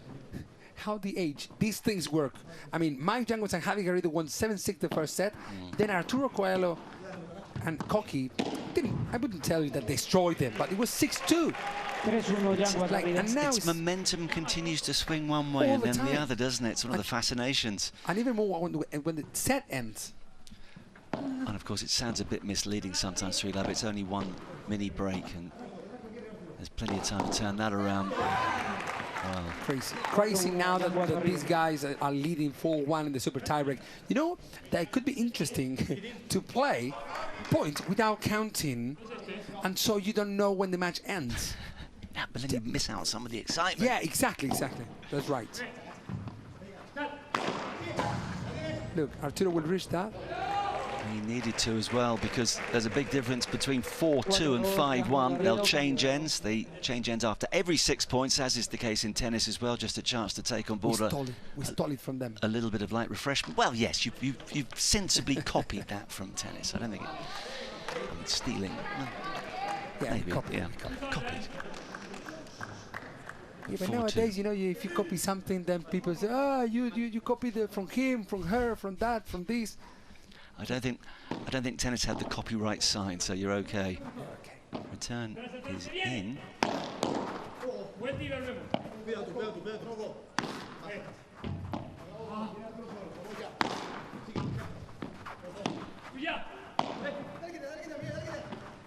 Unlucky. Such an effort 4 players are doing to keep trying to win these first 2 points for each team. They're very necessary, as you said before, Marcus. I think it's very important, because then at the end of on the Saturday or Friday, they will say, oh, we need 2 more points. Perhaps at least the 2 points you will need it. Absolutely. Get them on the board as quickly as you can.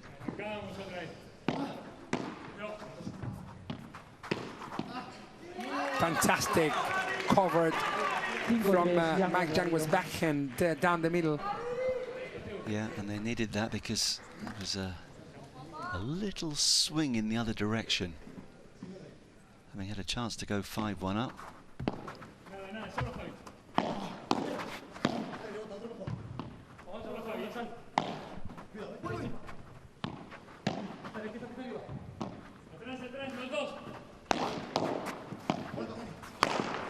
And there he goes, and there he wins. Thank God, Mike says. My prayers have been answered. He was lucky, because if that ball goes by 3 meters, actually was Coqui was expecting, but the ball hits the back fence. So 6-3, the Yanguas serve.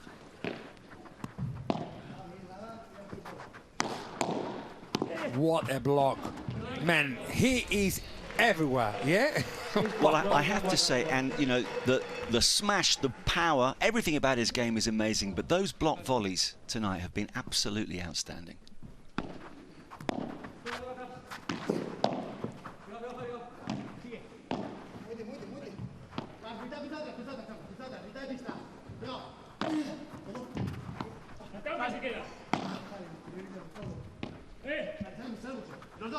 Will he go?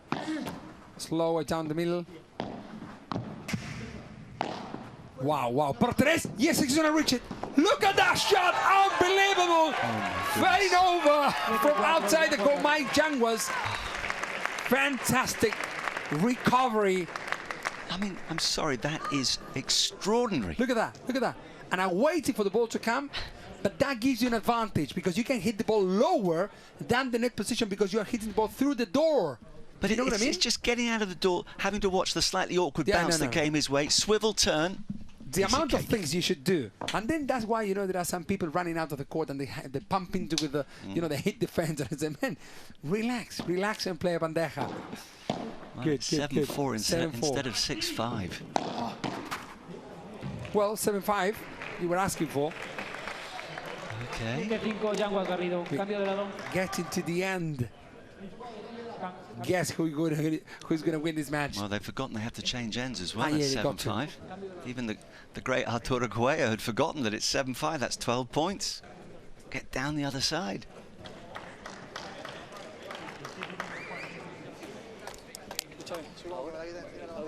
Saque donde saque, le voy a tirar el pelo para él. Si se mete Arturo, la tiene que jugar bien, ¿eh? Atento a tu puerta, Final instructions. Final passage of play. 3 points. It's nothing, and yet it's everything. And it's Cuello serving. It was long by quite a distance.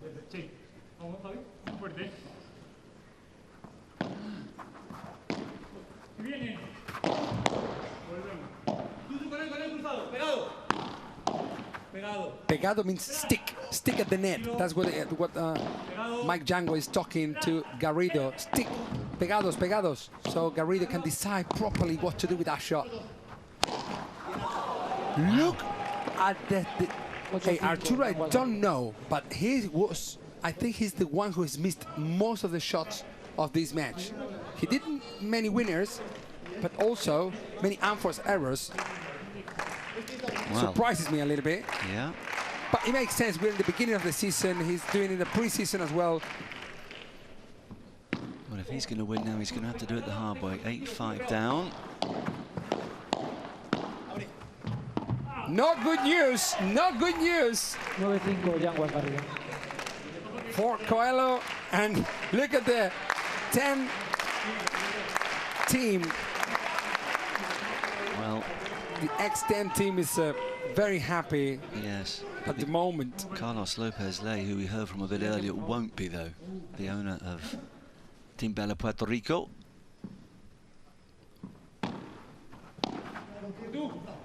There you go. There you go. And there you go, Marcus.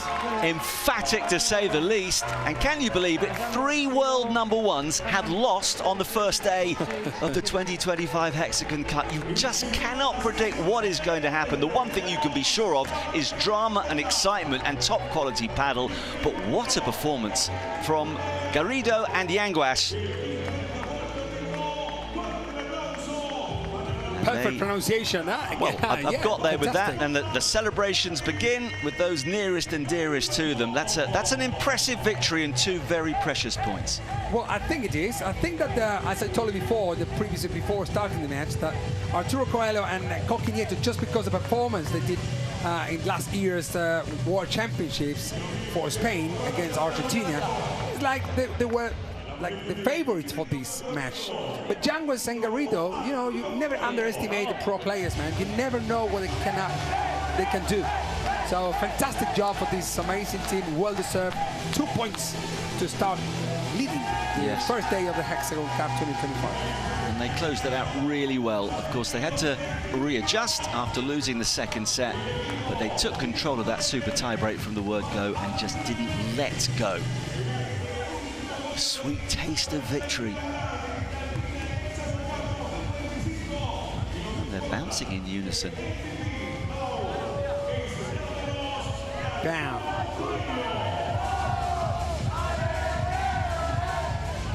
Well, it's going to be, I think, absolutely fascinating to watch how all these teams fare over the course of the next few days. Very hard when you just look at the lineup to say, yeah, well, they're the favourites or they should struggle because there's so much quality. But kisses all round for Garrido and for Yanguas.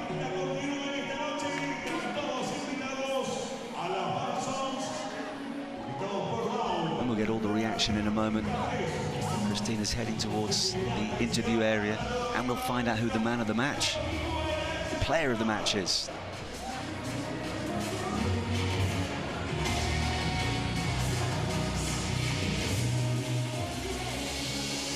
That concludes the competitive action on day one. Got to commend the crowd. They've made so much noise.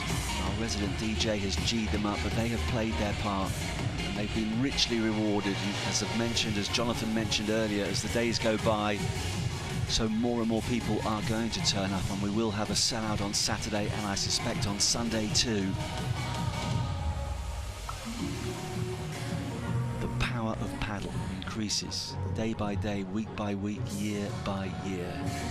The fastest growing sport in the world. And when you see it up close and personal, as we've been lucky enough to do today, you understand why. I'll miss you, Marcus. I'll miss you till tomorrow. Yeah, tomorrow we're back. We are. Yes, we got the Spanish and the English commentary.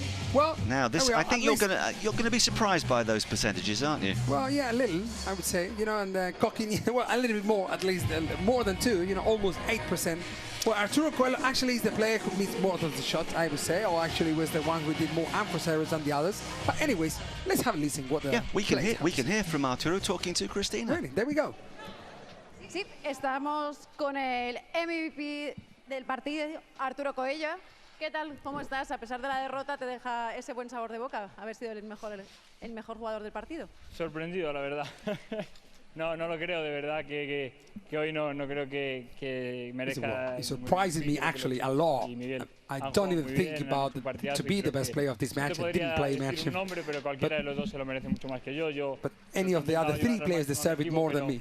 No he podido, con Coqui siempre me siento muy cómodo. Es verdad que hoy quizás pues no ha sido nuestro mejor partido juntos, pero nada, sobre todo felicitar a Miguel y a Javi, que seguro que cualquiera de los dos lo merece mucho más que yo. De cara al resto de partidos de la semana, ¿qué tenéis que mejorar? Mucho. No, pero no sé, al final adaptarnos un poco más a la pista. Era la primera vez que entramos a jugar aquí y es verdad que es un poco distinto. Christine is asking to Arturo is like, what you should change in order to become a little bit better with the Coqui. Well, a lot, actually a lot, because they don't trade together, they don't play together, as we said in the previous commentary, together with you, Marcus. And so, yeah, they're going to go back and train again to see if they can play better matches in the next coming matches that they have this week. Well, if at first you don't succeed, try again, and that's the beauty of this format, of course. You want to go unbeaten all the way through, but you can play your part. 1 win, as Mario was saying, 1 2-point haul, even 1 single point haul, which you get from the next gen matches, could prove decisive when we tot up the leaderboard full time on Sunday. And as Mario was correctly saying, come Sunday, we'll have 3rd against 4th and the top 2 teams battling for the first prize. 1.+ million euros up for grabs. Final tail of the tape here, though, Mary, after an hour and 31 minutes and 8 seconds to be precise. Again, the points won pretty close. The break points were 3 from 7 for Coelho and Nieto, a 100% record for Yanguas and Garrido. But they only had the 1. Bottom line, 10-5 in the match tie-break in favour of Yanguas and Garrido, as we go courtside again and rejoin Cristina. Bueno, pues estamos con los ganadores del partido, con Mike y con Javi. Lo primero de todo, enhorabuena, menudo partidazo. Ha sido el último del primer día de la Hexagon. They both speak English very good, so I hope that they do a little bit in English as well for us. I will translate for you anyways. Match of the day, but all the points have been spectacular. Mike? Yes, there we go. English or Spanish? Both. English. Well, empiezo en español. Bueno, muchas gracias a todos por venir tan tarde a vernos. La verdad he will talk in Spanish first, but he will go back to English. He said straight after this first comment he does in Spanish for the audience as well, because there are many people at the stadium. Este torneo la verdad que suma mucho para coger un poco de ritmo, de competición. A mí me encantan personalmente jugarlos por equipos, a que muchas gracias al TEN, Padel Team y Alpine por el gran equipo que está formando. Estamos muy unidos, lo estamos pasando muy bien, disfrutando, y agradecerlo también a mi amigo Javito y compañero otra vez, que la verdad que me pone muy feliz jugar con él, que bueno, siempre damos todo y me pone muy contento haber ganado con él y habernos pasado. Hopefully he remembers all the things